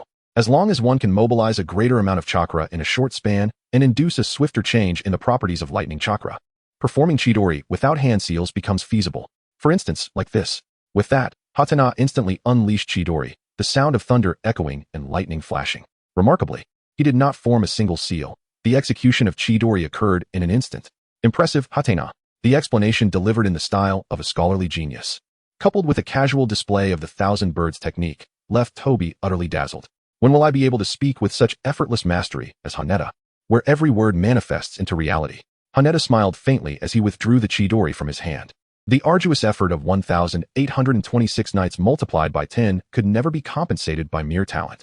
After listening, Manado made an attempt. He gathered a substantial amount of lightning release chakra in his right hand, hoping to swiftly induce a change in nature, but time had already slipped away. The lightning in his hand extinguished instantaneously. Manado tried once more. He reduced the concentration of lightning release chakra and hastened the transformation of the chakra's nature. However, the chakra proved insufficient, and the Chidori soon dimmed and vanished. Manado quickly realized that executing Chidori without hand signs required precise control over his own lightning release chakra. Simultaneously, a profound understanding of the transformation of lightning release chakra was essential, a feat not attainable in a single day. Observing this, Haneda's lips curved upward again. His own diligence and external aids could not be rivaled by mere genius. Even Sasuke would have to obediently invest 3 years to reach his level. Manado-senpai, the lightning release chakra is far too volatile. It requires gradual and dedicated practice. As long as one is willing to invest time and diligently hone their skills, mastery is assured. Yamato spoke with great patience. Is that so? Watergate replied with a bittersweet smile, contemplating the necessity of preparing for the worst. The recent international landscape was far from favorable, with the hidden sand village restlessly seeking to incite conflict and seize territory from the land of fire. If one village was in turmoil, the other 3 ninja villages were also diligently preparing for battle.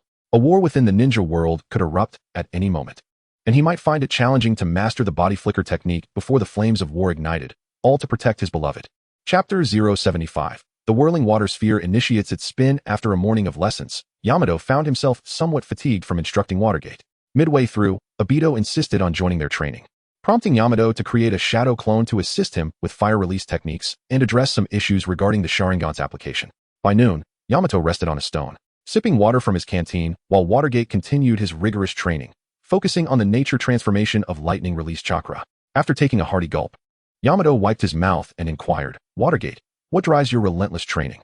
For the past 5 years, Hatake has ardently endeavored to alter the fates of his companions and cherished friends. He finds himself pondering whether Manado now strives for the sake of Konoha. What is the purpose of such effort? Manado paused for a brief moment, a smile gracing his lips as he replied, "To protect my comrades, the village, and those I hold dear." "Surely, you can comprehend my sentiments, can't you, Hatake?" Manado is acutely aware of what the awakening of the Sharingan signifies, especially the 3-tomo variant. Before Hatake could respond, Obito interjected, "Indeed. Teacher Manado, what value does power hold if it cannot safeguard what truly matters?" Hatena smiled and inquired further, "Is this also the perspective on ninjas held by Senior Manado? Why are you pondering such trivial matters again? Aren't ninjas meant to protect their comrades?" Interrupted Obito, recalling Hatena's words from 5 years prior, where he had asserted that those who abandon their missions are worthless, and those who forsake their companions are even less than worthless. However, Hatena's attention was clearly not on Obito. He bypassed him and gazed at Manado. "Ninjas." Manado reflected on the term with great sentiment, likely aware of some of Hatena's inner thoughts. With a smile, he articulated, "As a ninja of Konoha, to safeguard comrades, the village, and those you cherish most, this is my understanding of what it means to be a ninja. However, my teacher once imparted to me that a true ninja is one who can endure everything." Just as he finished speaking, a tall man with waist-length white hair and a forehead protector adorned with the kanji for oil appeared beside Manado. "Ah, Manado, I finally found you. So today you're not training with that fiery girl Kushina, but rather with these 2 Uchiha youngsters? Aren't you supposed to be practicing the tailed beast bomb with me today?" Jiraiya's mention of Uchiha youngsters instantly irked Obito. "Hey, pervy sage, how can you be so rude? Hatena and I are already ninjas, not mere youngsters, as you put it," Obito exclaimed, pointing at Jiraiya and raising his voice. "Indeed, just youngsters," Jiraiya replied, ignoring Obito and instead sizing up Hatena. This prodigious boy had begun to make waves 5 years ago, and Jiraiya had often heard the old man speak of him, claiming he possessed the talent and brilliance akin to that of Orochimaru in his youth. Jiraiya, however, scoffed at such comparisons, having a considerable respect for Orochimaru. "Hello, Lord Jiraiya," Hatena greeted. Jiraiya nodded slightly and turned to Manado, asking, "Are you training in lightning release? I thought wind release was your forte?" "Let us stay here, Master Jiraiya. It's perfect that Obito and Hatena are present. I can guide their training," Manado suggested. "Their training?" Jiraiya recalled the old man's policy of appeasing the Uchiha clan.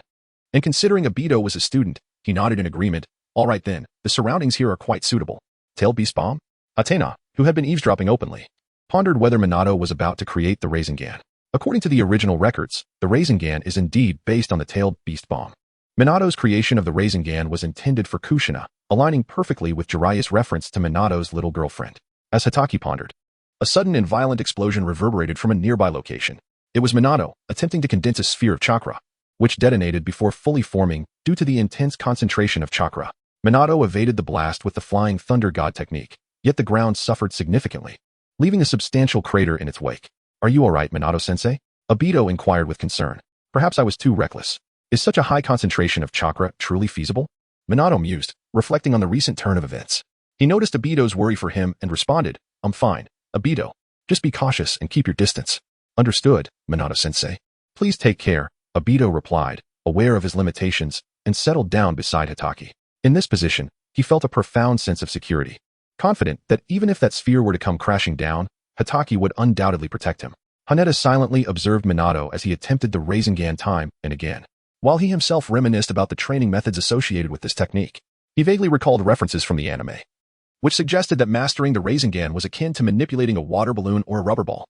Due to his insufficient recollection of the details, Haneda refrained from attempting to cultivate the Rasengan himself. In contrast, he believed that the Chidori was far more suited to his Sharingan abilities. Consequently, he allowed his focus on the Rasengan to wane. Within mere minutes, Manado had endeavored to create the Rasengan dozens of times, until he ultimately collapsed onto the ground. exhausted from the excessive chakra expenditure. At that moment, the area where Manado had been training was riddled with numerous craters, remnants of his relentless pursuit to master the Rasengan. Haneda observed the discussion between Manado and Jiraiya and suggested, why not attempt to simulate highly concentrated chakra using water-filled balloons? Guiding the water to move erratically to induce the balloons to burst? This would significantly reduce chakra consumption. What do you know, kid? Jiraiya, momentarily interrupted in his enthusiastic conversation with his apprentice, retorted with some irritation. However, upon locking eyes with Manado, a moment of mutual understanding dawned upon them. Could that actually work? Without hesitation, Jiraiya quickly procured a water-filled balloon for Manado, who did not disappoint. With just a few attempts, he successfully burst the water-filled balloon.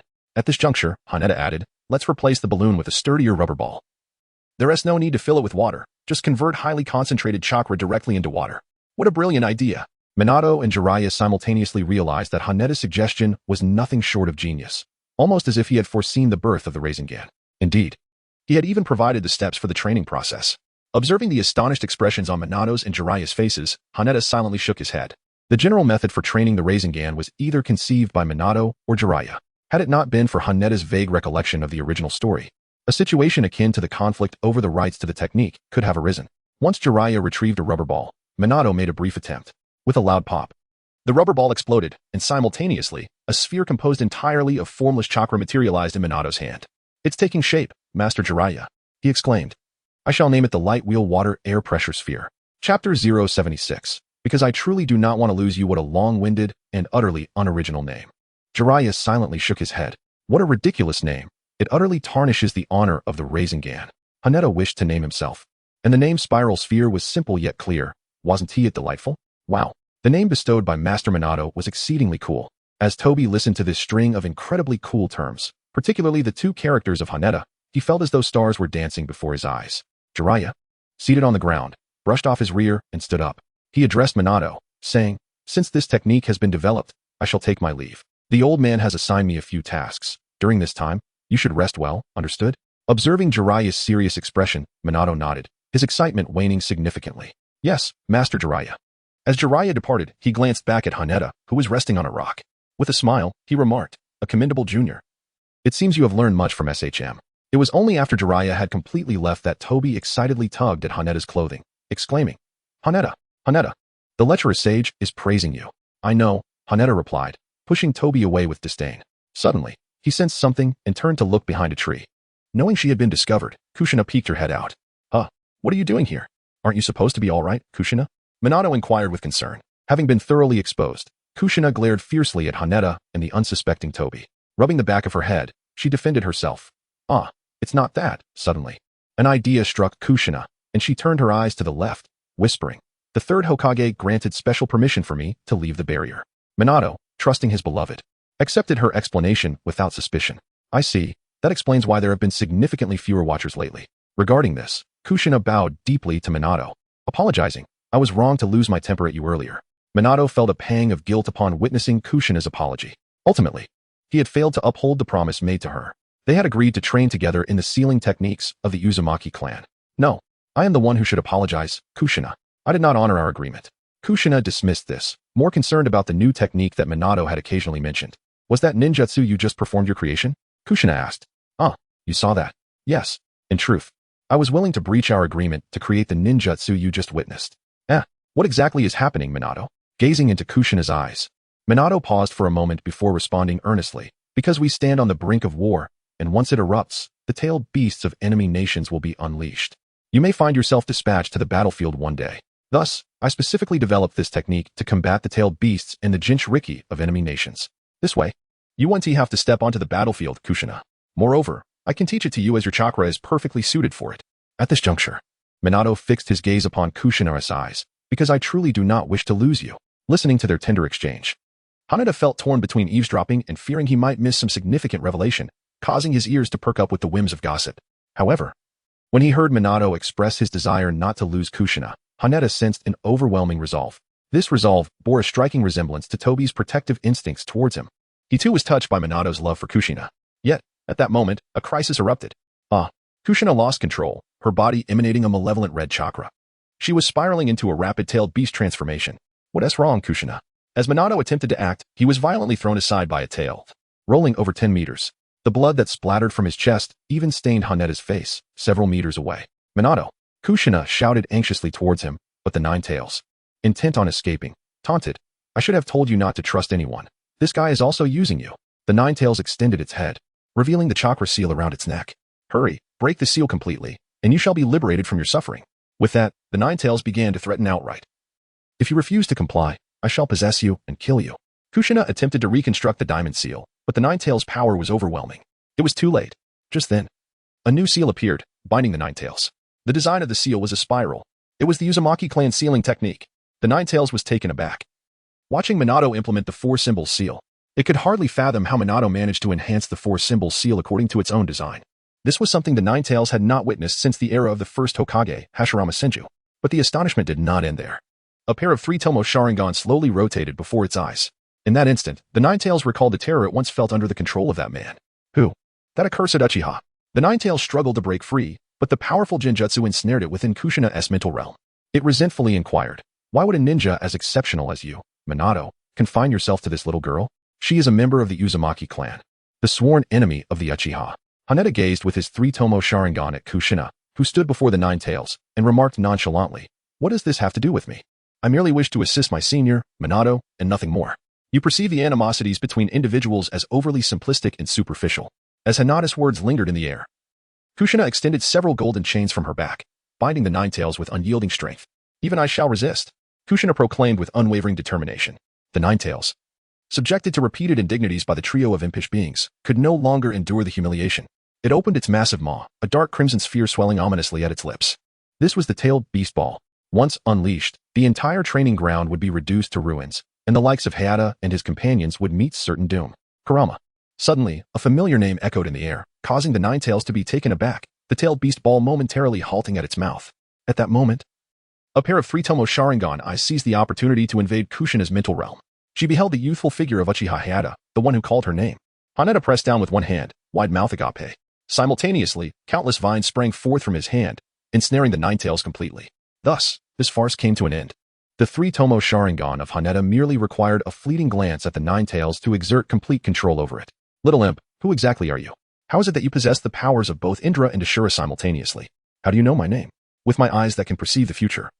I must ask, do you not think your words are rather excessive? As Hatake turned away from Kushina's mental realm after aiding her in maintaining the seal, he cast an illusion that caused her to subconsciously forget the recent events. Kushina, far from being the perfect Jinchuriki, was in a fragile mental state. Entirely oblivious to the occurrences within her mind, she only recalled that Manado had sacrificed himself to uphold the seal. Back in the realm of reality, Hatake gazed silently at the unconscious forms of Kushina and Manado on the ground. The sealing technique was insufficient against the tailed beasts. Reliance on the Sharingan and wood release was imperative. This was the true essence of expertise. Chapter 077. News returns to Uchiha Manado-sensei. What should we do? Both Kushina and Manado-sensei have collapsed. Obito exclaimed, startled by the malevolent aura of the Nine Tails, confused as he observed Kushina suddenly attacking Manado. First, let's tend to their injuries. Then we can have the Umbu take them away. Obito, please head to the Hokage Tower to find assistance while I stabilize their conditions. Yuta was somewhat reluctant to recklessly engage with the Nine Tails Jinchuriki, as it might inadvertently provoke the sensitive nerves of Konoha's higher-ups. As he spoke, Yuta employed his medical ninjutsu, a soft green chakra coalescing in his hands. At that moment, Manado's right chest bore 3 deep gashes, as if slashed by sharp claws. Blood oozed steadily from the wounds. Fortunately, no major arteries had been severed, for even with Yuta nearby, such an injury would be exceedingly difficult to manage. With the continuous release of his yang chakra, the previously inflicted lacerations from the Nine Tails gradually began to mend. Haneta wiped the beads of sweat from his forehead. The injuries sustained by Mizukage were exceedingly difficult to manage. He could hardly fathom how Mizukage managed to persevere in such a severely wounded state to complete the sealing technique for the Nine Tails. Such a person evoked the image of Kakashi in his mind. Haneta momentarily felt despondent. For the sake of the one he cherished, he would willingly sacrifice his very life. This embodies the of Manado, a true testament to profound love. Once his injuries were largely stabilized, Haneta swiftly directed his gaze towards Kushina. She bore no physical wounds. Rather, her internal chakra pathways were disrupted by the malevolent and volatile chakra of the Nine Tails. Given her Uzumaki lineage, a few days of rest would suffice for her recovery. Akin to Haneta's sage body, albeit lacking the enhancement of wood release. Around this time, members of the Umbu arrived, adorned with various animal masks. They scrutinized Haneta briefly before he stepped aside, allowing them to escort Manado and Kushina away. Though no words were exchanged, an unspoken understanding prevailed. As night fell, the Uchiha clan's territory awaited. Hayata entered the patriarch's home with a familiar ease, as he removed his shoes and placed them neatly in the shoe cabinet. He called out to the interior, "Uncle Patriarch, Brother Fugaku, I'm here." Upon hearing the soft voice of a woman, he immediately recognized it as his sister Mikoto, who had come to see Brother Fugaku. In her youth, Mikoto sported long, straight black hair and vibrant black eyes.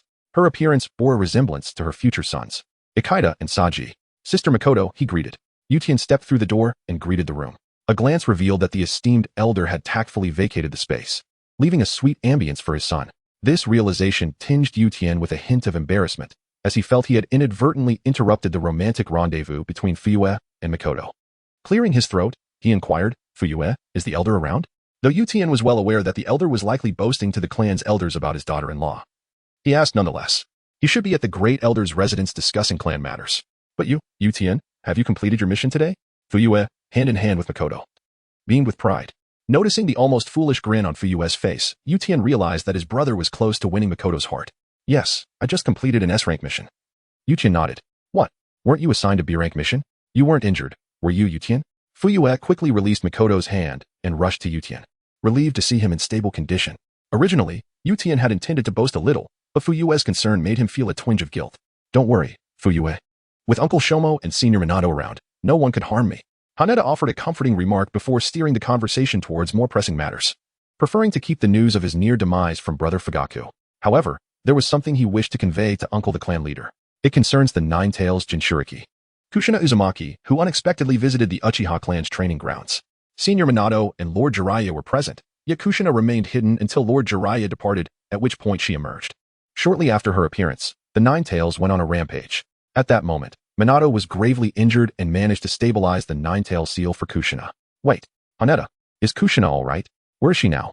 Mikoto suddenly interjected, her hands trembling with concern for her friend. Yuta cast a glance at his sister Mikoto, finding her anxious demeanor unsurprising. Mikoto and Kushina had been acquainted for quite some time. From their previous conversations, Yuta speculated that their acquaintance began during her time at the Ninja Academy. They had all been taken away by the Umbu, and at that time, he had attended to their injuries, and they should now be at the Konoha hospital. By the way, Obito was also present at the training ground, witnessing the entire sequence of events unfold. Hamada recounted the events in detail, concealing his use of the Sharingan and would release against the Nine-Tails. The sage body was a secret he could not afford to reveal. As for the reason behind notifying the clan leader and Fugaku, it was simply that the Nine-Tails Jinchuriki had encountered trouble within the Uchiha territory, necessitating a full account of the incident. "Let us depart, Fugaku. Will you accompany me to the Konoha hospital?" Mikoto grasped Fugaku's hand. Of course, he began, but was interrupted by Hamada. "Sister Mikoto, the situation there has likely been taken over by the Umbu. If we go now, it may give rise to unnecessary misunderstandings. It would be prudent to wait for the clan leader's return, or perhaps until tomorrow morning." By the time the clan leader arrived from the elders' quarters, the clock had struck around 5 in the afternoon. Upon learning of the turmoil involving the Nine-Tails Jinchuriki within the Uchiha domain, he became visibly anxious. Only when Hamada mentioned that Jiraiya and Manado were present at the scene did the clan leader finally exhale in relief. "You handled the matter of the Jinchuriki quite well, Hamada," the clan leader remarked, placing a reassuring hand on Hamada's shoulder. He observed Hamada's refined features, growing increasingly satisfied, and could not resist praising, assisting Jiraiya's disciple, Manado, in treating the Jinchuriki's injuries. "And having Obito inform the Umbu instead of us, such adept management ensures we do not disturb the higher-ups in Konoha, while also fostering their trust in you and Obito. It also strengthens our ties with one of the legendary Sannin, Jiraiya." After conveying these thoughts, the clan leader's gaze shifted to his son. He pondered whether to assess Fugaku's perspective, yet recollections of past responses caused a flicker of discomfort across his countenance. "Fugaku, what is your take on this matter? What should we, the Uchiha, do?" The clan leader ultimately voiced his thoughts, feeling the necessity to clarify certain issues. Otherwise, his role as clan leader in educating the young heir would be deemed inadequate. Chapter 078. The ultimate eye technique of the Uchiha. Fugaku reflected momentarily before responding earnestly, "Father, I believe the incident involving the Nine-Tails Jinchuriki was entirely an accident. She inadvertently entered our territory. Furthermore, the negligence lies with the Umbu, and it bears minimal relation to our Uchiha clan." As he spoke, he noticed his father's growing ire and quickly shifted the conversation to how they might address the situation. "As for how to handle it, I believe we can leave it to Hamada." Though his answer might not have been entirely satisfactory, he had at least identified the right individual. As clan leader, it was acceptable not to manage every issue personally, as long as he delegated to those capable of doing so.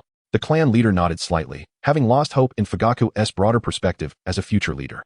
As long as Hamada remained, the Uchiha would not encounter significant problems. Just as he contemplated ways to further bind Hamada to their clan, Fugaku interjected, "By the way, father, Hamada has successfully completed an S-rank mission, defeating a wielder of both steel and swift-release bloodlines. This ninja likely possessed at least elite Genin strength, otherwise, it would not have been classified as S-rank." At that time, Hamada and Kakashi nearly eliminated each other, and with Minado's assistance, they ultimately vanquished their foe. "Father, Hamada has grown quite strong. It is time we teach him some of our clan's secret techniques." Hearing Fugaku's tone of praise and his request for benefits on Hamada's behalf, the clan leader smiled with contentment. His son had finally come to a realization. He understood how to cultivate relationships at the right moment. However, unbeknownst to him, Fugaku's intentions were purely to impart some of the clan's secret techniques to Hamada, considering that with Hamada's current strength, he was ready to engage with such knowledge. His mission was merely to inform his father. "Indeed, it is time," the clan leader affirmed with a gentle nod, thereafter leading Hamada and Fugaku to follow him. They arrived at a concealed bookshelf within his study, where the clan leader raised his index finger to unlock a seal. Instantly, a lengthy passageway revealed itself. Much like the one in Hamada's residence, this entrance required a specific technique to access, albeit of a more advanced nature. With a gentle breath, the clan leader ignited the oil lamps lining the passage, casting a faint glow to illuminate the tunnel. Traversing the dim corridor led them to a hidden chamber. Within lay numerous scrolls meticulously organized on shelves, clearly categorized for preservation. This was a repository of the clan's historical records and various secrets, having existed for several centuries. "What I am about to teach you is the Uchiha's ultimate eye techniques, Izanagi and Izanami." As the clan leader spoke, he retrieved 2 scrolls from the shelf and handed them to Hamada. Naturally, Hamada was aware of Izanagi and Izanami, one utilized by Danzo as a resurrection token, and the other employed by the Dream Master to regain self-awareness. Mastery of Izanagi would provide him with a high-stakes trump card, sufficient to safeguard his life in dire moments. Haneda gazed fervently at the 2 scrolls in his hand. Naturally, possessing more trump cards is advantageous. One can never predict when they might prove invaluable. Izanagi comprises 3 seals. You, I, and me. Activating this technique allows one to transform all unfavorable circumstances into mere illusions for a period, while manifesting only the advantageous aspects into reality. For instance, when confronted with an unavoidable demise on the battlefield, it grants the possibility of resurrection. In contrast, there exists Izanami, a technique designed specifically to counteract Izanagi. This technique captures and records a sequence of actions between oneself and the opponent, ensnaring the sequence in an infinite loop. One might perceive it as an illusion, with but a singular means to break free from it, embracing one's fate and acknowledging one's true self. The cost of both Izanagi and Izanami is the irreversible blindness of one Sharingan eye. At this juncture, the clan leader's countenance grew grave as he cautioned, "Remember, Haneda, Izanagi should only be employed in moments of life and death. Conversely, Izanami serves to thwart Izanagi. I hope you will never find yourself compelled to use them." Yuta gazed at the solemn clan leader, instinctively nodding in acknowledgement. "I understand, esteemed elder." In that moment, Yuta grasped the leader's innermost thoughts. He did not wish for Yuta to meet an untimely demise, nor to suffer betrayal from the Uchiha clan. This sentiment was born out of both a sense of duty and personal concern. Once filled with excitement while holding 2 scrolls, Yuta now felt their weight pressing heavily in his hands. Nonetheless, it remained an unexpected boon. "If you require any information, feel free to seek me out. I will guide you here," the clan leader said, his stern demeanor softening into a smile. As night fell, Yuta found himself alone at his doorstep. Bathed in the glow of the street lamp, he discerned a figure waiting for him. It was Obito. "What brings you here? You're not planning to drag me back to your home again, are you?" Hatena stepped forward with a smile. "No, Hatena." Dato shook his head, a hint of embarrassment in his voice as he pointed his finger. "It's only just darkening now. Shall we go train?" "What do you say, Hatena?" Yamato inquired with curiosity. "Why aren't you going back to sleep today? What compels you to train instead? I faintly recall you mentioning 5 years ago, why train if you won't sleep at night? At that time, you even asked me, do you train?" With a slight blush adorning his cheeks, Obito found it somewhat embarrassing to voice his true feelings. He had witnessed the near demise of his comrades Rin, Yamato, and Kakashi at the hands of enemies. He despised his own powerlessness, which fueled his desire to alter this grim reality. The events of today deepened Obito's reflections upon returning home. Manado-sensei's poignant words, "I truly do not wish to lose you," rekindled memories of his own helplessness. He feared losing Rin, Yamato, and Kakashi once more. He could not bear to endure such experiences again. "Very well. I must train myself anyway, so I shall take you along." Upon observing the countenance and eyes of Obito, Hatata could discern certain thoughts residing deep within his heart. Since Obito was reluctant to voice them, Hatata felt it sufficient to acquiesce. Moreover, given Obito's growth and his desire to strive, Hatada was more than willing to offer his assistance as a friend. Upon hearing Hatada's agreement, Obito's gaze instantly brightened. Although Haneda excels in lightning release, swordsmanship, illusion techniques, in hand-to-hand combat, his fire release is also commendable. Moreover, he possesses an exceptional mastery of the Sharingan. With Haneda as his mentor, he may not surpass him, but he can certainly aspire to keep pace with Kakashi. At this moment, a familiar yet enigmatic system notification resonated in Haneda's ears. Ding. Uzumaki Kushina's Affection 3 Ding. Uzumaki Kushina's Affection 7. The host's affinity with Uzumaki Kushina has reached 81, granting 0.6 chakra, an understanding of beginner sealing techniques, and a trace of Ninetales chakra enhancement. Chapter 079. The pact between the Ninetales and Kushina. It seems that Kushina has awakened. Yukihiro was acutely aware of the reasons behind Kushina's growing fondness for him. Firstly, he had aided her in combating the Ninetales, thereby buying some precious time. Secondly, he had employed his medical ninjutsu to save Manado. He secretly speculated that the latter factor played a significant role. Meanwhile, at the Konoha hospital, Kushina lay on her hospital bed, beads of sweat occasionally forming on her forehead, as if she were ensnared in a nightmare. At that moment, within her mental realm, the Ninetales was ensnared by countless golden chains, its head confined by a spiraling seal. Its head rested on the ground, eyes closed, appearing to be in slumber. Upon re-entering her mental space, Kushina was astonished by the sight. Typically, at this hour of the night, the Ninetales was at its most tempestuous. It was during daylight that it would exhibit such calmness. Could it be that the sealing technique had subdued it to the point of apathy? Contemplating this, Kushina gazed at the four-symbol seal left by Manado, a sweet smile gracing her face. Hey, Ninetales, I ask you, how is Manado faring now? With a surge of courage, Kushina inquired of the Ninetales before her. You do not know my name? The Ninetales slightly opened its eyes, casting a sideways glance at Kushina. Do you have a name, Ninetales? Humans possess names. Why should tailed beasts not? The Ninetales retorted, then continued in a mocking tone. It seems that the inherently malevolent Uchiha brat has made you forget the events of this afternoon. You still haven't told me how Manado is doing. Kushina, exasperated by the barrage of nonsense, couldn't help but stamp her foot in frustration. He was saved by that little brat. Yukihira? Upon hearing that Manado was unharmed, Kushina was instantly filled with joy. Her greatest fear was losing Manado, who praised her, acknowledged her, and loved her unconditionally. His name is Uchiha Yukihira. He can't possibly possess both Senju and Uchiha bloodlines, can he? The Ninetales mused internally. Suddenly, a thought emerged from the depths of the Ninetales' mind. Since it could not escape from this girl before it, nor from the boy named Manado behind her, perhaps. The Ninetales lifted its head, fully opening its eyes to gaze at Kushina. Do you wish to break free from the seal, Ninetales? I will never allow you to harm Manado and the others again. Kushina's back extended several golden chains, her eyes filled with warning. Such volatility, such stubbornness. No wonder you are referred to as the blood-red pepper, the Ninetales muttered to itself. It glanced at the spiraling four-symbol seal, its demeanor and tone softening considerably. I wish to propose a deal with you. What sort of deal? Kushina inquired, her expression laden with suspicion, wondering if the Ninetales was scheming once more.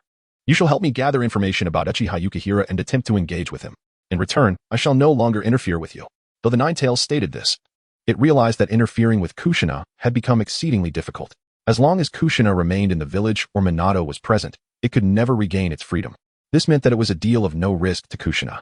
The Ninetales felt quite clever for having conceived such a contract. Perfect. Really? Kushina restrained her excitement and asked, would I deceive a young girl? As the Ninetales spoke, Kushina felt a twinge of disbelief. The wicked-tailed beast had led her astray on numerous occasions. However, the conditions it proposed seemed relatively easy for her to fulfill, thus she decided to acquiesce. All right. I accept your terms, but you must not harm my comrades, Konoha or Manado. Upon hearing the mention of harming Konoha and Manado, the Ninetales' expression grew markedly uneasy. As for Manado, just the deeply concealed Uchiha Yukihira was beyond its capabilities to contend with. The three-tomo Sharingan combined with would release would pose a challenge even if it were not sealed within Kushina's body, given its current state of confinement. Such an endeavor was utterly unrealistic. The following morning, at Konoha Hospital, numerous visitors began to arrive at Manado's hospital room. Haneda and Obito entered the room, holding a bouquet of daffodils. A brief glance around revealed Jiraiya and Tsunade standing at the head of the bed, while Rin and Kakashi stood nearby. Kushina was seated at the head of the bed. What piqued Haneda's curiosity was the presence of Tsunade. He recalled that he had not seen her in several years. Based on the timeline, she should have been wandering with Shizen. However, considering Kushina's connection to Tsunade's grandmother, Uzumaki Mito, it became understandable. Haneda, Obito. Oh. The little brat from the Uchiha clan has also arrived, remarked one of the 5 individuals in the room, as they formed 3 groups, directing their attention towards Haneda and Obito. Tsunade-sama, Jiraiya-sama, there is no need for small talk. Young one, are you here to visit Manado? Tsunade interjected, interrupting Haneda. Of course. Manado-senpai had an incident at my personal training ground. Besides, I must check on my patient to ensure he is unharmed. As Haneda met Tsunade's gaze, He remarked that he had undergone a profound transformation since 5 years ago. Now, he relied not solely on his background. His prowess alone was sufficient to engage in discourse with Tsunade. Your patient? So it was you who staunched his wounds, Tsunade said, her surprise evident. It seems much has transpired at the training grounds since my departure. Jiraiya chuckled heartily. Perverted sage, how can you laugh so shamelessly? If you hadn't left, Master Manado and Sister Kushina wouldn't have been injured. Obito shouted loudly. It's you again, you little brat. I am already a ninja. Perverted sage. Jiraiya glanced at Obito, whose personality bore a certain resemblance to his younger self, and chose to ignore him. Be quiet, dead last, Kakashi interjected. Shut up, stupid Kakashi. Obito retorted, still loud. Obito, lower your voice. Don't disturb Senior Minado's rest. Haneda chimed in from the side. Haneda is right. Let's keep our voices down, Rin agreed. Upon hearing Rin and Haneda speak, Obito quickly nodded, stating, Rin and Haneda are correct. I won't hold it against you today, stupid Kakashi. At that moment, Kushina, sitting at the head of the bed, cast a curious glance at Haneda. Why was the Ninetales so intrigued by this young man, even going so far as to sign a peace treaty with him? Haneda, with his tousled hair and bright black eyes, appeared somewhat youthful, yet his pristine white shirt and deep blue trousers lent him an air of maturity. The dark gray arm guards and the short blade at his waist further enhanced his gallant demeanor. Kushina silently compared Haneda to Manado. Although Manado was more handsome, Haneda was only slightly less so. A bold hypothesis flashed through Kushina's mind. Could it be that the Ninetales has a penchant for dashing, somewhat mature youths like Haneda? Chapter 080. The Spiral Sphere of Love. Just as Kushina let her thoughts wander, Manado suddenly coughed a few times. He propped himself up, leaning against the pillow. Observing the crowd before him, he queried, Huh? However, no sooner had Manado spoken than Kushina tightly embraced him. Ouch, ouch, ouch. Manado, taken aback by Kushina's familiar scent, was momentarily astonished before breaking into a gentle smile. Kushina, please, not like this, everyone is watching. Hearing the commotion, Haneda and the others instinctively turned away, leaving a somewhat bewildered Obito behind. The fortunate blonde-haired boy mused silently, though his expression bore a hint of amusement. Despite her thoughts, Tsunade wore a faint smile. Deep down, she acknowledged her feelings for Manado, though she simply felt a tinge of annoyance. Jiraiya, witnessing Minado's blossoming romance, inadvertently cast a glance at Tsunade, only to be caught in the act. He quickly feigned nonchalance and turned his gaze to the window. By the way, Manado, that technique from yesterday resembled the tailed beast bomb that the Ninetales uses. What inspired you to develop it? Kushina inquired with curiosity. Well, that was because I witnessed the release of the tailed beast bomb on the battlefield, which sparked my initial inspiration, Manado replied, his gaze drifting toward Haneda, who was sneakily observing him and Kushina. With Haneda's guidance, I ultimately developed it. At this point, Manado's face turned slightly red, and his voice softened considerably. I wanted to teach you a technique to counter the tailed beasts, so you wouldn't have to fear the Ninetales or any other Jinchuriki. Upon hearing this, Haneda and the others exchanged knowing smiles, while only Obito remained oblivious to Manado's true intentions. The tailed beast was merely an excuse. Love was the reality. And this technique shall be called the light wheel water sphere initiating spin Haneda dual style ball. Manado declared with fervor, casting an expectant glance at Kushina. What do you think? Isn't that a beautiful name? Upon hearing this, Kushina was momentarily speechless and responded with extreme disdain. Hatake. And isn't that name a bit too long? At that moment, Obito interjected, Sister Kushina, Sensei Minado's technique is super cool and sounds great, okay. Plus, it even includes Haneda's name. What did you say? You brat. Kushina's red hair stood on end, and her temper flared. Ahem, I think Sister Kushina has a point. Obito quickly backtracked. Huh, dead last, Kakashi quipped nonchalantly. Shut up, stupid Kakashi. Manado interjected. Alright, Obito, Kakashi, we're all friends here. There's no need for a quarrel. Haneda pressed down on Obito and Kakashi's shoulders, interjecting. How about we call it the Spiral Sphere? The Spiral Sphere? Manado and Kushina momentarily froze, as if captivated by the name, which seemed to resonate as though this technique was destined to bear such a title. This sensation evoked memories for Manado of the moment he fought valiantly with the four-symbol seal to protect his beloved. It also reminded Kushina of a place Mito had taken her to, the Whirlpool Tower. That was a cherished and tranquil memory. Kushina, as the Jinchuriki of the Ninetales. We reside at the heart of the Whirlpool, yet through our own ascent, we can surely discover our own love. If that is the case, the Whirlpool shall ultimately transform into a spiral. Mito's words echoed persistently in Kushina's ears. Whirlpool, spiral, Minado's unwavering determination to protect what he loved. All past experiences and present circumstances illuminated her understanding. The spiral symbolizes love. Then let us name it the Spiral Sphere, a name that represents love. Kushina remarked with a smile as she gazed out at the Hokage rock. A blue butterfly fluttered by the window. While Minado's smile was perfectly positioned behind the statue of the third Hokage, the Spiral Sphere, a sphere of love, is indeed a splendid name, Kushina. As Haneda listened to the couple's affectionate banter, his thoughts drifted toward the future, and in a fit of frustration, he pinched Obito's arm sharply. Ouch! What was that for? Haneda? Obito exclaimed, feeling both bewildered and slightly aggrieved. Clearing his throat awkwardly, Haneda replied, Ahem. Just a reminder to show a bit more respect for your teachers in the future. What nonsense is this? I, Uchiha Obito, am the epitome of respect for my teachers. He retorted, indignant. You're not even a match for me now, and you won't be in the future either, laggard, Kakashi remarked with his signature deadpan expression. Shut up. You fool, Kakashi. Alright, enough squabbling, you three. Noticing Manado and Kushina's attentive gazes, Rin quickly intervened. At that moment, Kushina leaned closer to Manado, whispering a few words, causing Manado's expression towards Haneda to soften slightly. He had come to understand what transpired the previous afternoon. It was Haneda who saved both him and Kushina. Ding. Manado Namake's affection 3 ding. Manado Namake's affection 7 ding. Kushina Uzumaki's affection 3 with the affection towards Kushina reaching 91. The host received 0. 6 chakra and a hint of Ninetales chakra enhancement. With the affection towards Manado reaching 103, the host received 0. 2 chakra, wind release, vacuum sphere, and spacetime affinity 3. Spacetime affinity? Upon this reward's appearance, Haneda almost disregarded everything he had acquired thus far. 5 years prior, he had found it exceedingly challenging to master the Flying Thunder God technique, grappling with the demanding sealing arts and reaction speed, primarily due to a lack of talent. The enhancement of space-time affinity signified that he could reignite the Flying Thunder God project. In recent days, Haneda had genuinely felt the formidable power of the Flying Thunder God. The bloodline limit, swift release, linked to speed, paled in comparison to space-time ninjutsu, to the extent that it could be deemed inferior.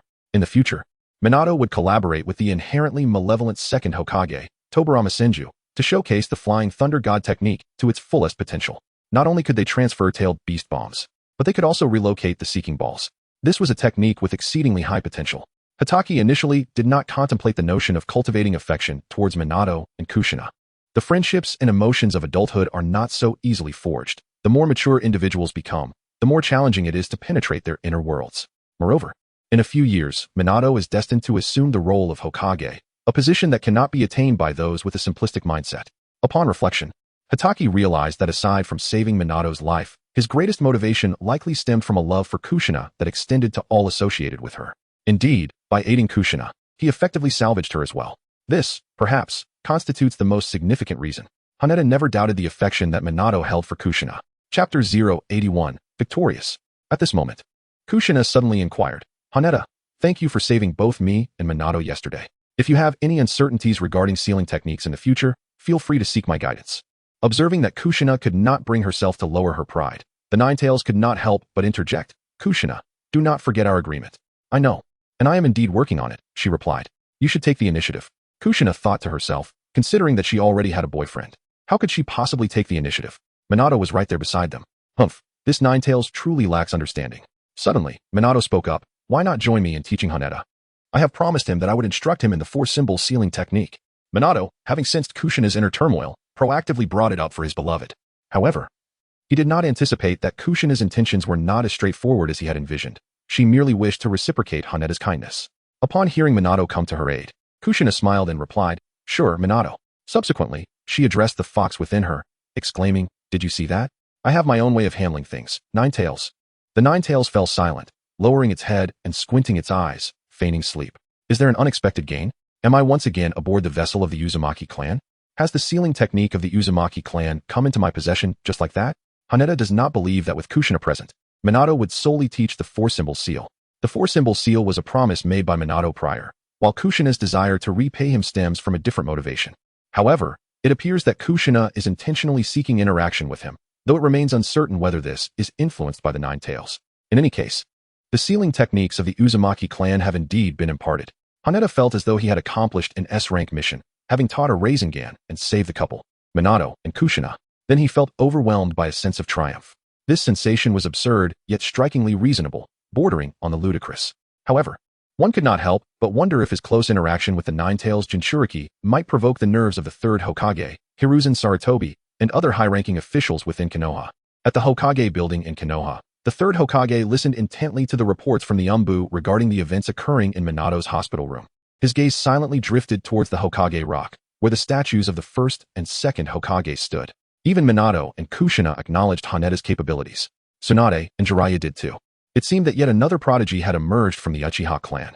The third Hokage took a few puffs from his pipe, setting it down to exhale a cloud of smoke. Where the leaves of Konoha fluttered, the fire of life continued to burn. The flames would forever illuminate the village, nurturing the budding new leaves.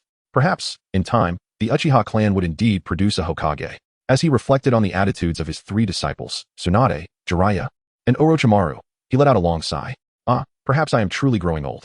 Deep within the depths of the Forest of Death, in a secret underground base, a loud bang echoed as Danzo slammed his hand on the table. He widened his left eye, listening intently to the reports from his subordinates. Could you repeat that? Manado Namikaze and the Nine-Tails Jinchuriki are personally instructing that naturally malevolent Uchiha brat, Haneda? Lord Danzo, this information was intercepted from the Umbu and is absolutely reliable. One of the root ninjas reported. Damn it. Danzo struck the stone table several times, leaning forward with his hands braced against it. His gaze fixed on the passage leading to Konoha. I knew it.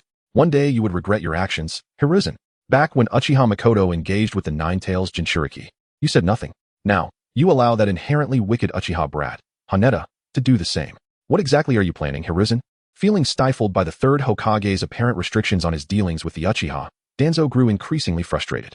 Furthermore, upon learning that Hiruzen intended to permit Uchiha Haneda's activities, his frustration deepened. The inherently malevolent Uchiha brat should have been dealt with accordingly. 2.5 days later, Minado's injuries were nearly healed. Team 7, along with the additional member Kushina, gathered at the third training ground, where Class 9's Haneda also arrived.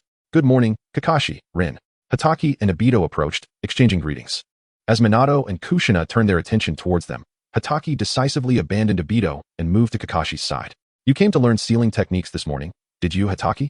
Kakashi inquired with a smile. Indeed. Did Uncle Shimo not mention this to you? He did, but he felt there was little more he could teach you. So he left you to your own devices. I assumed you would be practicing something else this morning. While they were engaged in conversation, Manado bid farewell to Kushina and approached the group of 4, saying, Rin, you should accompany Kushina to practice by the lake. Obito, you will join Rin and continue your water walking exercises. As for Hatake and Kakashi, you both shall come with me.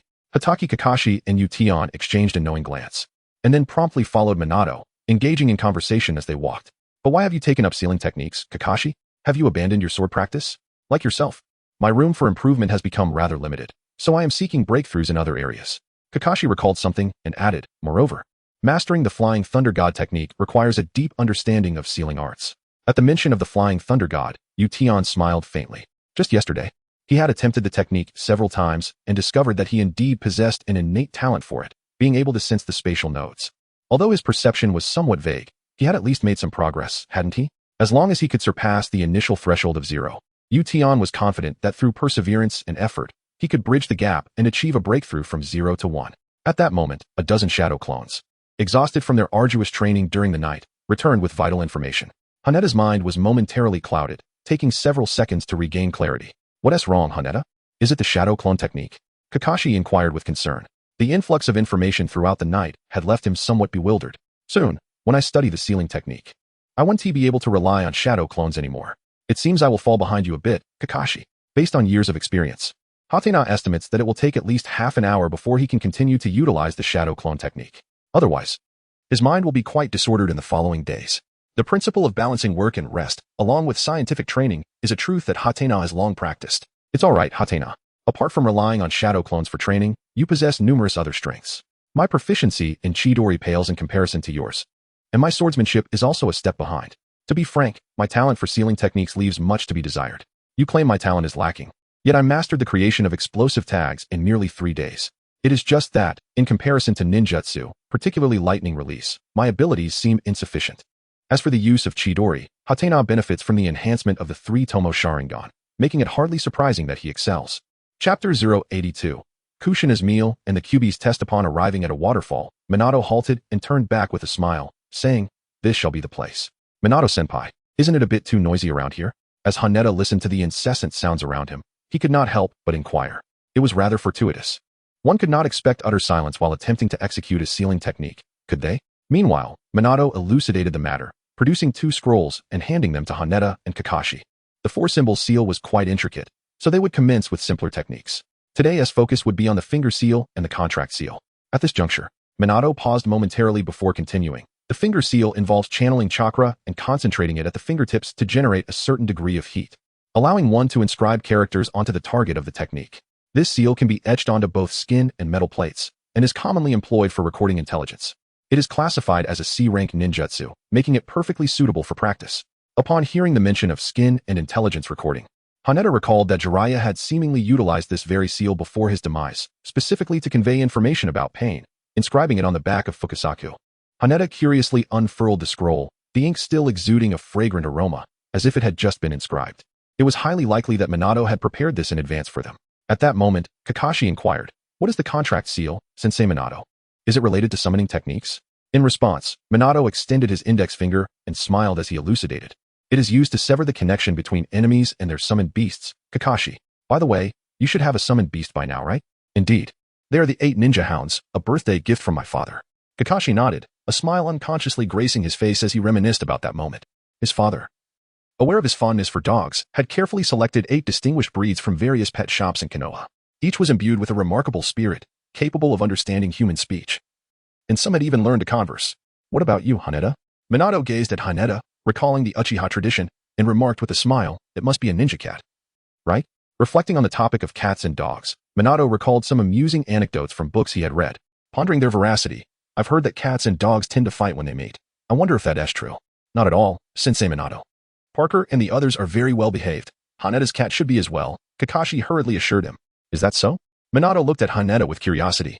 He often enjoyed reading and was uncertain about the truth behind various tales concerning cats and dogs. "Ahem, I do not yet possess a summoned beast, Senior Manado," Kakashi interjected.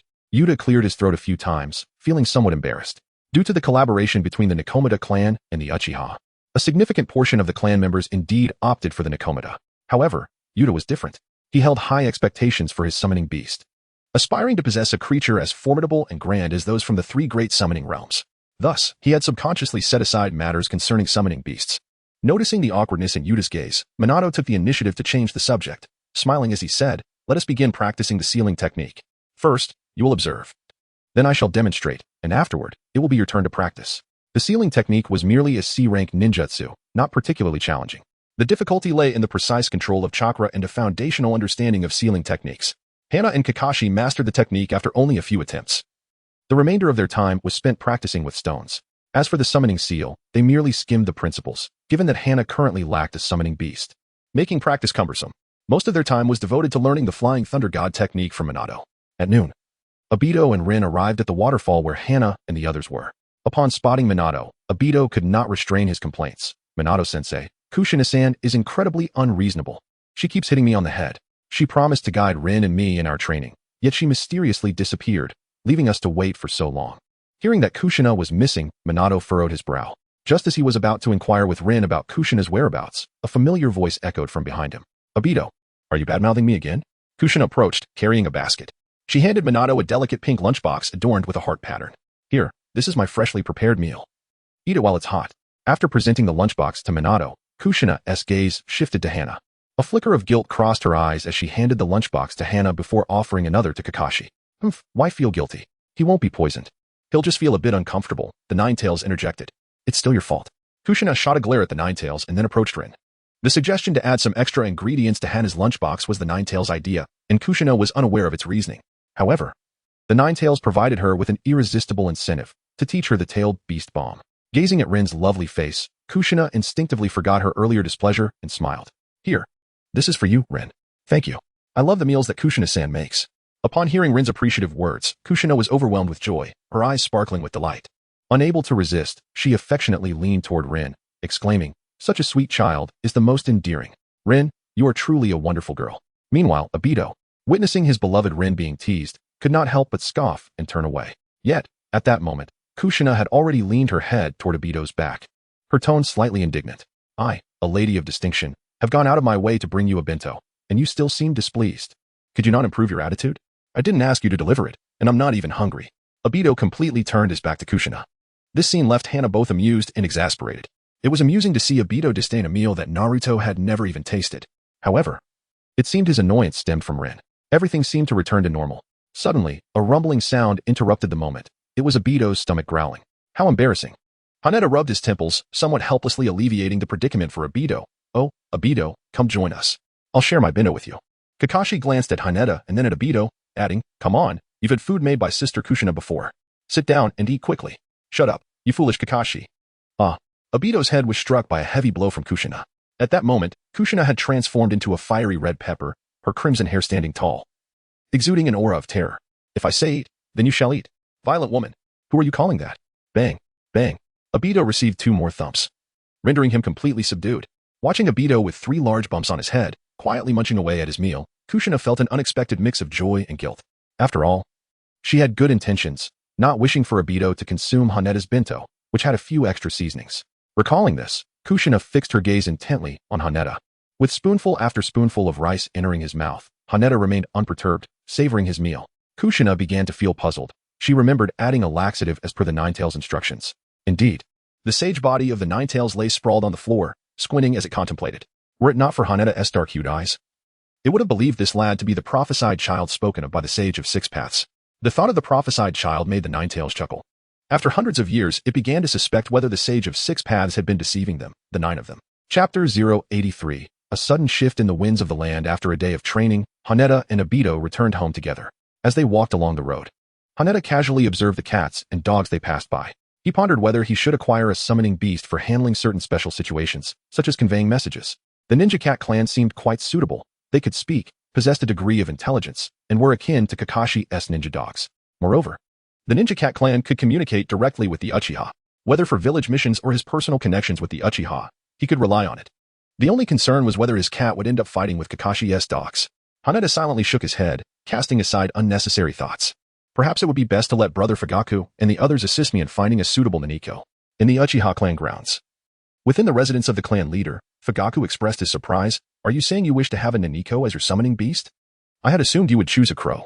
Naniko are quite remarkable, he continued, as some possess considerable size and the ability to perform Jinjutsu and ninjutsu. The clan leader glanced at his son, who favored crows, before smiling at Hanada. The Naniko clan serves as a vital source of intelligence for us. They reside in the ruins district under the contract of the cat matriarch. To encounter them, one must have a designated guide. Are you in a hurry, Hanada? If so, I can reach out to them immediately. Tomorrow will suffice. It is too late today. Thank you, Uncle Clan Leader. Hanada replied with a slight bow of gratitude. I will send a letter to the cat matriarch tonight, and I expect an Naniko to accompany you by morning. That will not be necessary, Uncle Clan Leader. I only require assistance in locating a Naniko skilled in intelligence work. Hanada waved his hand dismissively. He regarded the prowess of the shinobi cats with indifference, believing that as long as they could effectively relay information, that sufficed. Very well, in a few days, the shinobi cat will be sent to you, Hanada. The clan leader contemplated the connection between the Uchiha and the shinobi cat clan, reasoning that gifting one to this prodigious youth would likely be met with approval from the elder cat. In the ensuing days, Hanada immersed himself in rigorous training. His skills in swordsmanship, Jinjutsu, and lightning release had reached a plateau, making further advancement exceedingly challenging. Yahada has shifted his focus increasingly towards the Flying Thunder God technique and sealing arts, utilizing the Shadow Clone technique. He has made significant progress in mastering the Flying Thunder God. While he has yet to fully achieve spatial teleportation, he has at least grasped the technique's principles and can sense its location. His most notable advancements lie in the realm of sealing arts. Under the tutelage of Manado and Kushina, Yahada's comprehension of sealing techniques has been accelerating rapidly. After a fortnight, he has managed to proficiently execute the 4-symbol seal. It is a crisp morning at the 3rd training ground. Hana sat gracefully upon a large stone, accompanied by Kakashi, who was likewise engaged in the art of sealing. Beneath them, a playful yellow tabby cat was being teased by 8 exuberant dogs. After frolicking for half an hour, the tabby, unable to endure any longer, leapt to Hana's side, curling its head and tail together to drift into slumber. This tabby was none other than Hana's summoned spirit, affectionately referred to as Little Kiku, despite its true name being Shuinzu. Before long, the tranquility of the scene was interrupted by the arrival of an Umbu ninja, wearing a bird mask. Uchiha Hana. The Hokage has summoned you to the office, the Umbu ninja announced, handing Hana a mission scroll before departing. It seems we must venture out of the village for a mission once more, Kakashi. Hanada unfurled the mission scroll and glanced at the personnel and location. The entire 9th squad was present, with the destination set in the Land of Rain. What could the mission entail? Kakashi's pen paused in midair. Sunagakure seemed to be frantically searching for something within the borders of the Land of Wind. The upper echelons of Sunagakure, led by Chiyo, were reportedly heading to the Land of Rain, seemingly to forge an alliance with Hanzo, the leader of Amigakure. Uncle Shikumo and I were tasked with infiltrating the Land of Rain to gather intelligence. Yuta carefully rolled up the scroll and tucked it away in his waist pouch. Rising to his feet, he dispelled the summoning technique, contemplating that it might be another fortnight before they could meet again, Kakashi. At that moment, Kakashi also stood up and extended his left fist towards Yuta. Haneda, with an understanding nod, extended his right fist to collide with Kakashi's left fist. Take care, Kakashi. Farewell. As Hatena took a few steps and turned back to Kakashi, he remarked, "You too." The streets of Konoha were lined with various shops, bustling with a multitude of people, creating an atmosphere that was both crowded and vibrant. "War is approaching," Hatena mused silently while walking through the thoroughfare. He reached into his waist pouch and felt the scroll within, recalling the news of Sunagakure's large-scale operations in the Land of Wind. As a traveler, Hatena naturally understands the reasons behind the current situation. The third Kazekage has perished, assassinated by Chiyo's grandson, Sasori, and turned into a mere puppet. The Sand Village, now bereft of its third Kazekage, is in desperate search of a successor. After some time without any leads, they will undoubtedly begin the selection process for the fourth Kazekage. A Kage must possess merit, and war presents the most opportune moment to dismantle the legacy of the previous Kage and establish one's own prestige. Regardless of who assumes the role of Kage, war is inevitable. This interaction between the Sand and the Rain villages is likely tied to the third Kazekage's demise. However, if too much time passes, it may escalate into an invasion against the Land of Fire. Yet, Hanzo of the Salamander has long abandoned the ambitions of the Second Great Ninja War, preferring to maintain the status quo, thus rendering Sand's aspirations futile. Chiyo, regarded as a figure of Kage caliber, could potentially become a target if her presence is detected. Alone, Uncle Shikumo cannot impede everyone, and considering my current strength system, I ponder my options.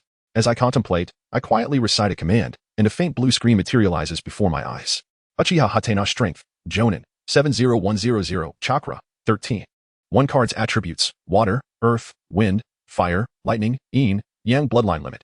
3 Tomo Sharingan Kaleidoscope 69, Beginner Sage Body, Intermediate Sage Body 18. Would release special abilities: 8 Gates released, 73100, Proficient in Kakashi's Sword Technique, 77100, Flying Thunder God Technique, 3100. My strength remains insufficient, without reaching Kage level. I cannot alter the fates of Obito and the others, nor can I ensure my own protection. In deep contemplation, Hatena soon arrived at the Hokage building. Within the office of the third Hokage, the members of Team 9 had already gathered.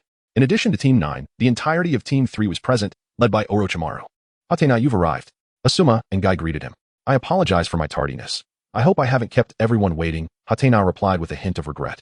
Orochimaru merely glanced at the clock on the wall, noting that they were still within the allotted time, and remarked, "Hatenkoen arrived 3 minutes early. Now that everyone is present, Sensei, please assign the specific tasks." Chapter 084, New Missions and Crises. Have you all reviewed the intelligence scrolls? The third Hokage inquired, observing the silence before continuing. According to reports from our spies, Sunagakure is conducting a large-scale search for something in the Land of Wind. They have now reached the Land of Rivers. And the higher-ups in Sunagakure, Chiyo, have ventured to the Land of Rain, seemingly seeking an alliance with Hanzo. Sunagakure may declare war on Konoha at any moment. The village requires precise intelligence and must prepare for the outbreak of war. Pausing for a moment, the third Hokage turned to Shikumo and Orochimaru, instructing, "Shikumo, lead Team 9 to the Land of Rain to investigate the purpose of Chiyo's meeting with Hanzo, as well as Hanzo's stance towards Sunagakure and Konoha. Orochimaru, you will command Team 3 at the border of the Land of Rivers and the Land of Rain, serving as both command and deterrent against Sunagakure and Amigakure. And be prepared to provide support at any moment. This is your deployment order, and I appreciate your assistance for the safety of Konoha." With that, the third Hokage handed the symbolic order of command to Orochimaru and approached Shikumo, whispering, "If any unforeseen circumstances arise during the mission, Shikumo, you must ensure the safe return of the students." "I will, Lord Hokage," Shikumo replied with a nod, understanding the third Hokage's concerns as a father. Furthermore, Hatena's role was crucial for the stability of the village. Without further ado, the teams departed. As they passed through the office door, Hatena inadvertently noticed Orochimaru eagerly licking his lips while holding the order. A shiver ran down his spine at the thought of Orochimaru's human experiments, wondering if the impending war would provide him with sufficient subjects for such endeavors. Thankfully, he reassured himself that Orochimaru would not be so heartless as to use fellow villagers for his experiments. Once outside the Hokage building, Guy and Asuma appeared liberated, bursting with excitement. "Hatena, this time we shall fight side by side. I had originally intended to reserve a move for you, but it seems I must save it for our adversaries instead," Guy expressed, his tone shifting from exhilaration to regret. From his words, Hatena sensed that Guy bore little emotional weight regarding the war. However, the mention of a reserved move piqued his curiosity. Could it possibly be the 8 Gates? Haneda contemplated delivering a powerful kick that would shatter half of Ban's body, invigorating his spirit. Perhaps this technique should be reserved for Ban and Kakashi. Haneda expressed that he truly could not bear Kai's youthful exuberance. Shortly after Kai's declaration, Asuma excitedly exclaimed, "Brother Haneda, this time, I shall not underperform as I did last time." "Is that so?" Haneda thought to himself, casting a glance at the self-assured Asuma. Realizing that his companion was still too young, The previous encounter with Aikir, a wielder of double bloodline limits, had already proven formidable enough. This time, they were to confront the seasoned shadow-level powerhouse, Chiyo, from Sunagakure.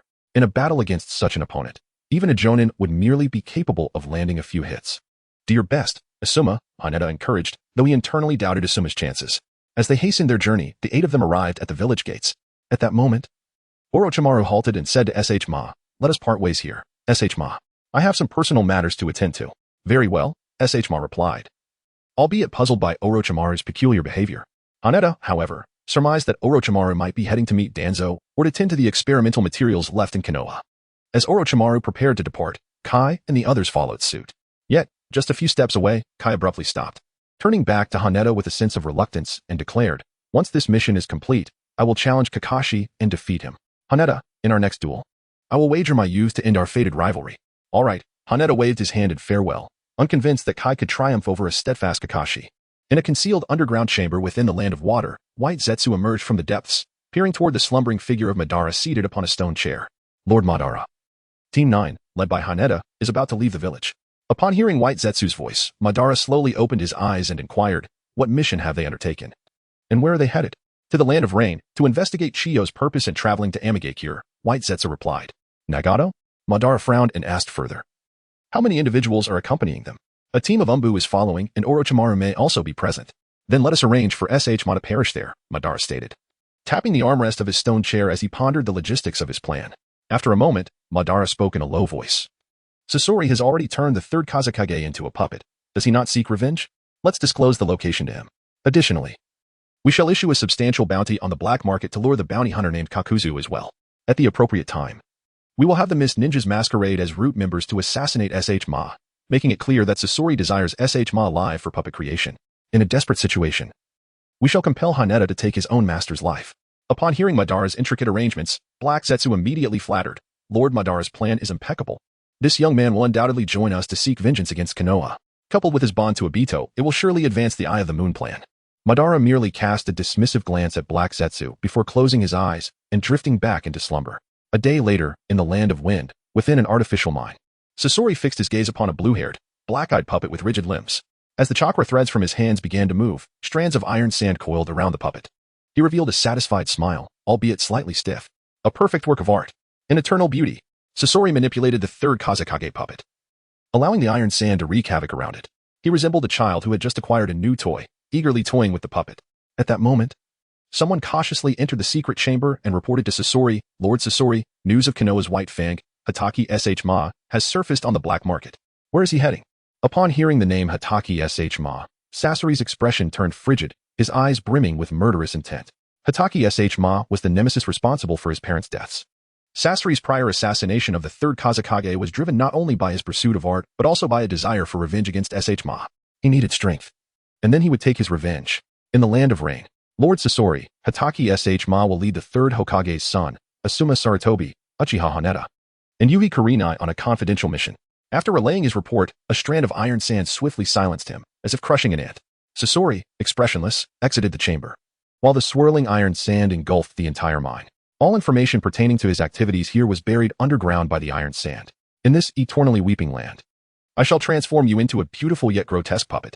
Amidst the desert, Sasori's solitary figure gradually receded, leaving behind no trace but the windswept sands. Chapter 085. Arrival in the Land of Rain. In a town in the western region of the Land of Fire, Kakuzu carried a lifeless body upon his back. Stepping into a public restroom, he paused before a wall, touched it, and then pushed forcefully, revealing a hidden door. This place served as a currency exchange, commonly referred to as the black market. "This way, please," a scarred, bald man intoned gravely as he emerged, before retreating once more. Kakuzu followed him inside. The bald man opened a coffin-like cabinet, instructing, "Please place it here." He then retrieved a dossier containing bounty information and began to peruse it. "Keigetsu Momonosuke, indeed. You've pulled off another significant job, Mr. Kakuzu." After confirming the identity, the bald man went to fetch the payment, returning with a briefcase that he handed to Kakuzu. Without hesitation, Kakuzu began counting the money. "Any substantial bounties recently?" he inquired, reveling in the delightful aroma of wealth. "Most large bounties have already been claimed by you, Mr. Kakuzu. However, there are whispers of a new significant bounty, though it remains to be seen if you dare to accept it." "Who?" "Hatake Sh. Ma, for 50 million. Along with his students who also carry considerable bounties. Asuma Saratobi, the 3rd Hokage's son, for 10 million, Uchiha Haneda, with his 3-tomo Sharingan, for 8 million. Kakuzu weighed the bounties in his mind, contemplating whether to take the job. He certainly possessed the strength of a shadow-level ninja. Yet confronting Hatake Shma alone seemed somewhat presumptuous. At that moment, the bald man whispered, "The ninja who killed the third Kazekage is also targeting Hatake Shma, Mr. Kakuzu. Where is that individual?" "In the land of wind, en route to the land of rain." Kakuzu felt a jolt of surprise.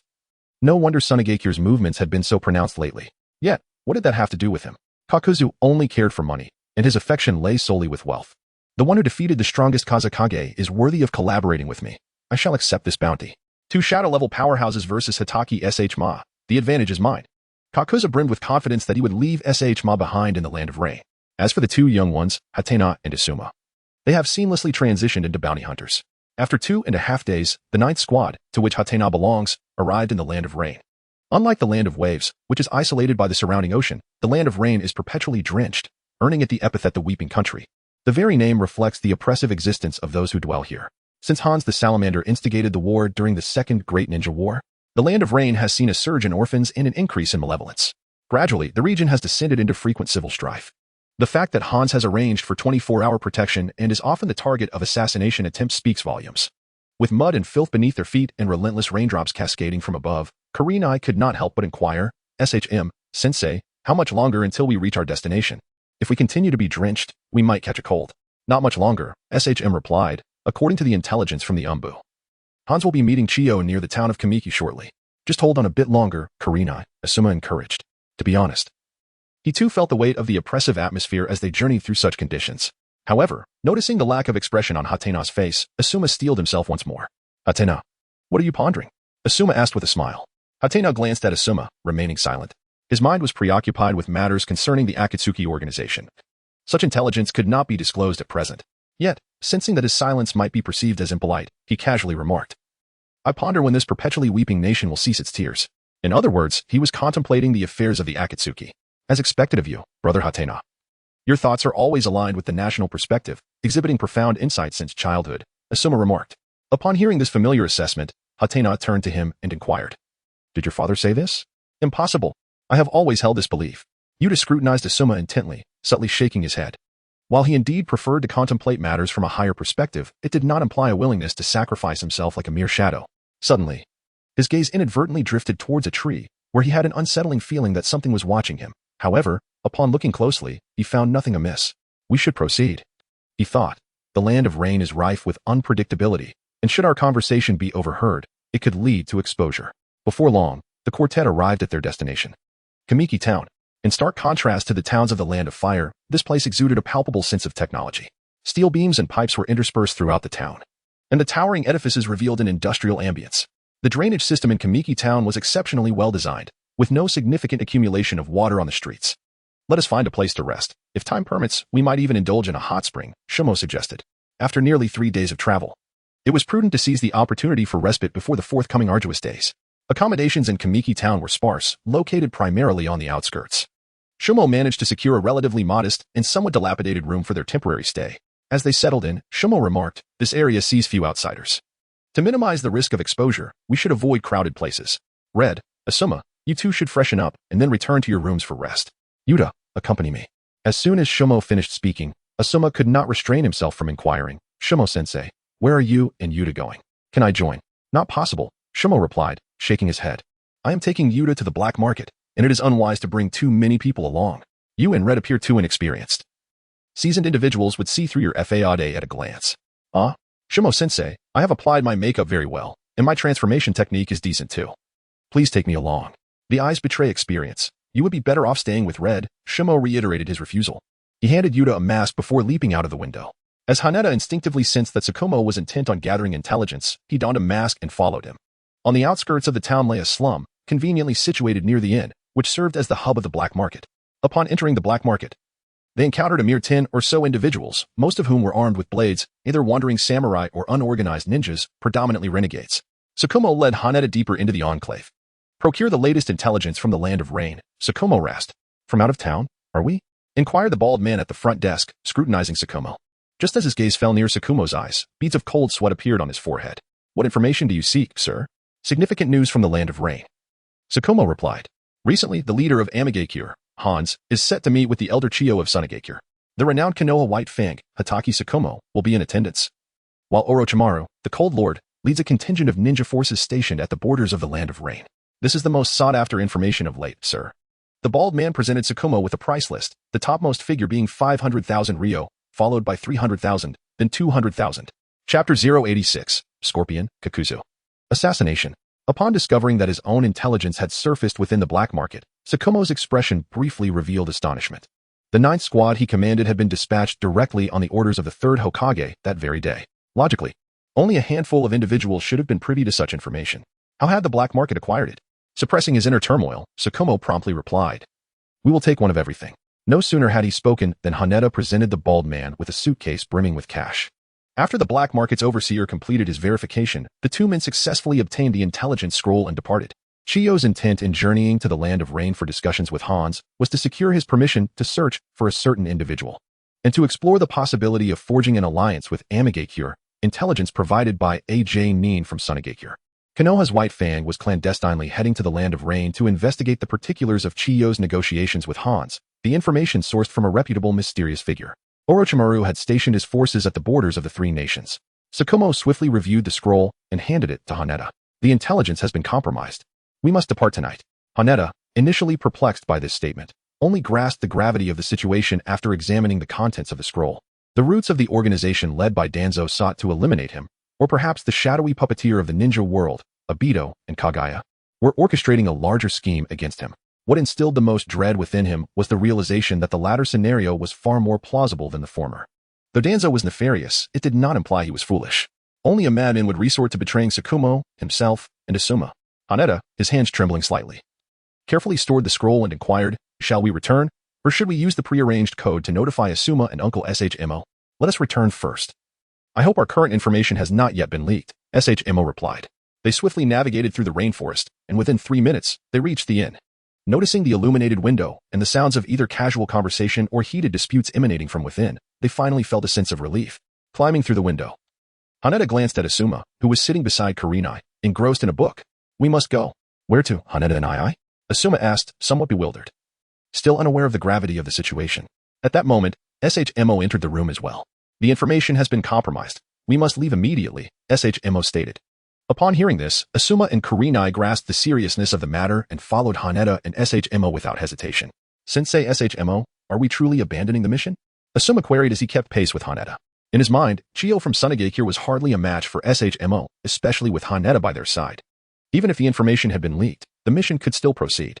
This task may very well attract the interference of a third party. "And your lives are far more significant than the mission," Shmo replied softly. Suddenly, his brow furrowed as he drew the short blade from his back, positioning himself protectively in front of Haneda and the others. "Who goes there? Step forward." The rain splattered against Shmo's silver blade as Haneda also unsheathed his weapon. He cast a glance at the sky. Battling in the rain was decidedly disadvantageous for him. Truly worthy of the title Konoha's White Fang, his perceptive abilities were remarkable. A voice devoid of emotion emerged from behind the trees, and a figure with blue hair and black eyes, clad in a gray cloak, stepped into view. At the moment of his appearance, Shmo and the others, except for Haneda, were taken aback. The newcomer was none other than the legendary 3rd Kazekage, hailed as the strongest of the Wind Shadows. Why was he here attacking them? Was this a declaration of war against Konoha? Before Shmo could voice his inquiry, the 3rd Kazekage's puppet opened its gaping maw, unleashing countless needles coated with venom. This bizarre scene bore an uncanny resemblance to a puppet show, leaving Shmo and his companions even more astonished. Could it be that the 3rd Kazekage had been turned into a puppet? What a ludicrous jest. Earth release, earth flow wall. As Haneda swiftly pressed a button, a wall of earth rapidly rose to obstruct the incoming Senbon. Yet, the Senbon seemed to be manipulated by an unseen force, circling around to strike from above and the flanks. This was, astonishingly, magnetic manipulation. The puppet was capable of unleashing a bloodline limit. Shikumo inhaled deeply, suppressing the shock within. He quickly swung his blade, executing a cross slash that brought down the airborne Senbon. However, at that moment, another figure appeared behind them, a rogue ninja from Takigakure, with 2 bizarre masks sprouting from his shoulders. One mask expelled a high-pressure wind ball, creating a swirling tempest, while the other unleashed flames akin to seawater, devouring everything in its path. This was the ninjutsu known as Inferno Wind Riptide, a combination of fire and wind techniques. The flames, fueled by the fierce winds, consumed all that surrounded Haneda and his companions, turning the moist earth into ash upon contact. But this was not the end. beneath their feet. Countless iron sand spikes erupted from the ground in an all-encompassing assault, leaving no avenue for escape. Should they fail to defend even a single point, they would be engulfed by the flames and iron sand. Watching the scene unfold from the shadows, Scorpion wore a rigid smile. This strike would likely be too formidable even for Konoha's White Fang. Before he could finish his thought, a torrent of water surged from their location. An impenetrable water barrier enveloped Haneda and his companions entirely. Water release? Scorpion felt a flicker of astonishment. Intelligence indicated that Uchiha Haneda excelled in swordsmanship, lightning techniques, and Jinjutsu. Such a vast water defense was surprisingly cast by a Uchiha ninja. The iron sand controlled by Scorpion was completely eroded by the water, making it difficult for him to manipulate and retrieve it. Meanwhile, the raging flames were entirely thwarted by the water barrier. A thick mist quickly enveloped the surroundings, reducing visibility to a mere few meters. The testing phase came to an unspoken halt as both sides paused momentarily. Well done, Haneda, Shikumo remarked. When did you acquire such mastery of water release? Asuma asked in admiration. Let us not dwell on that. Our primary concern is the enemy, Haneda said, activating his three-tomo Sharingan with a hint of anxiety. The two adversaries before them were destined to become official members of the Akatsuki, Sasori of the Red Sand and Kakazu of the Akatsuki. Both were exceptionally formidable shadow-level foes. At that moment, Shikumo directed his gaze toward Kakuzu, his tone laden with an unmistakable warning. And who might you be? A black market operative? We are all ninjas of Konoha. Surely, you do not intend to make enemies in the Land of Fire? In response, Kakuzu let out a cold chuckle, dismissing Shikumo's concerns. I am a ninja who has successfully assassinated the first Hokage and returned unscathed. Do you truly believe I would be troubled by such matters? The other ninjas present, aside from Haneda, were taken aback by his revelation. To have encountered the god of ninjas and emerged intact raised the stakes significantly. Shikumo, Asuma, and the others thought to themselves that today might indeed spell disaster. Kakuzu ignored the astonishment of Scorpion and Shikumo, continuing, I have no particular allegiance. I merely seek profit. There are those willing to pay a handsome sum for your lives. Suddenly, Haneda pointed at the third Kazekage puppet and boldly declared, Then I shall offer 1.5 times the price to buy my life and hire you to deal with him. In other words, Uchiha Haneda was openly willing to pay more. Scorpion glanced anxiously at Kakuzu, noticing a glimmer of interest in his eyes. He was genuinely worried that Kakuzu might change his mind at any moment. I am a man of my word. Once I accept a bounty, I must fulfill it, Kakuzu replied, his eyes betraying a flicker of temptation. However, he preferred to uphold the professional ethics of a bounty ninja. I will offer double the amount, Haneda insisted, having recently received a substantial sum that he could utilize to sway Kakuzu. Seeing that Kakuzu remained indecisive, Haneda extended 3 fingers and calmly declared, triple. This is a deposit. With that, he kicked a briefcase filled with cash toward Kakuzu. The case opened mid-air, releasing the familiar scent of ink from the bills within. Kakuzu quickly employed his earth grudge fear to catch the scattered bills while weighing the briefcase, revealing a satisfied smile. He was genuinely intrigued. Very well, Kakuzu said. Placing the briefcase into a sealing scroll, he turned to Scorpion and stated, As temporary allies, I have no desire to engage you. Hearing this, Scorpion's expression grew cold and ominous, as if it could freeze water. He understood Kakuzu's intentions well. He wanted money while retaining the strength to procure more. Realizing this, Scorpion felt a twinge of panic. Having just created the third Kazekage puppet, he was still not fully adept at manipulating magnetic release. Facing Shikumo was already a challenge, and now he had to contend with a Uchiha possessing a 3-tomo Sharingan. Are you not concerned they might renege on the deal? Scorpion coldly reminded him. Renege? The only people who dared to cheat me are dead. Without exception, Kakuzu replied dismissively. As a shadow-level powerhouse, he knew Konoha would not wish to create unnecessary enemies. Moreover, Kakuzu could always seek out the Uchiha to settle any debts. Selling Sharingan was indeed a lucrative business. As Kakuzu spoke, not only did Scorpion panic, but even the hidden black Zetsu felt a sense of urgency. Similarly, Asuma and Kurenai, who stood behind Haneda, were left speechless, astonished by Haneda's audacity. They could scarcely believe that money could be wielded as a weapon to resolve conflicts and buy off enemies. To be honest, it was somewhat absurd, nearly redefining their perception of ninjas. Most ninjas, whether from hidden villages or wandering, placed great value on their reputation. Haneda, I never imagined you could sway the enemy with mere words, Shikumo marveled. Having executed countless missions over decades, he had never encountered such a situation. The most outrageous part was that the individual before him was also a shadow-level ninja. Just as the atmosphere became tense, on the verge of conflict, a representative from the black market rushed over, calling out to Kakuzu, We are willing to pay 10 times the amount. 10 times. Kakuzu's expression shifted instantly. He never doubted that the black market operatives would dare to deceive him. Ahem, I have always prided myself on my integrity across nations. I would never commit an act of betrayal that would tarnish my name. Konoha's ninjas, words are futile, let us engage. Scorpion, witnessing his temporary ally switch allegiances once more, was momentarily speechless. However, his deep-seated resentment quelled any stray thoughts, albeit planting seeds of suspicion in his mind. Kakuzu, a person not to be fully trusted, warranted cautious cooperation. Realizing the black market representative's timely arrival, Haneda immediately understood that the current situation was orchestrated by Madara and Black Zetsu. An ordinary person managing to evade the perception of his Sharingan and suddenly appearing here was simply inconceivable. Moreover, the timing is exceedingly fortuitous. It seems we must indeed take action, Uncle Shlomo. As Hatada spoke, flashes of lightning illuminated the scene, and the brilliance of the thousand birds' blade gleamed upon the short sword. Hatada, you three shall confront that puppet master, Shikumo commanded swiftly. He himself sought to engage Kakashi, who was reputed to have successfully assassinated the first Hokage and emerged unscathed. Very well. Hatada was well aware of Shikumo's intentions. Although Kakuzu's boast about throwing kunai from 800 miles away was rather exaggerated, it was undeniable that his current prowess far surpassed that of Sasori, who had just slain the third Kazekage.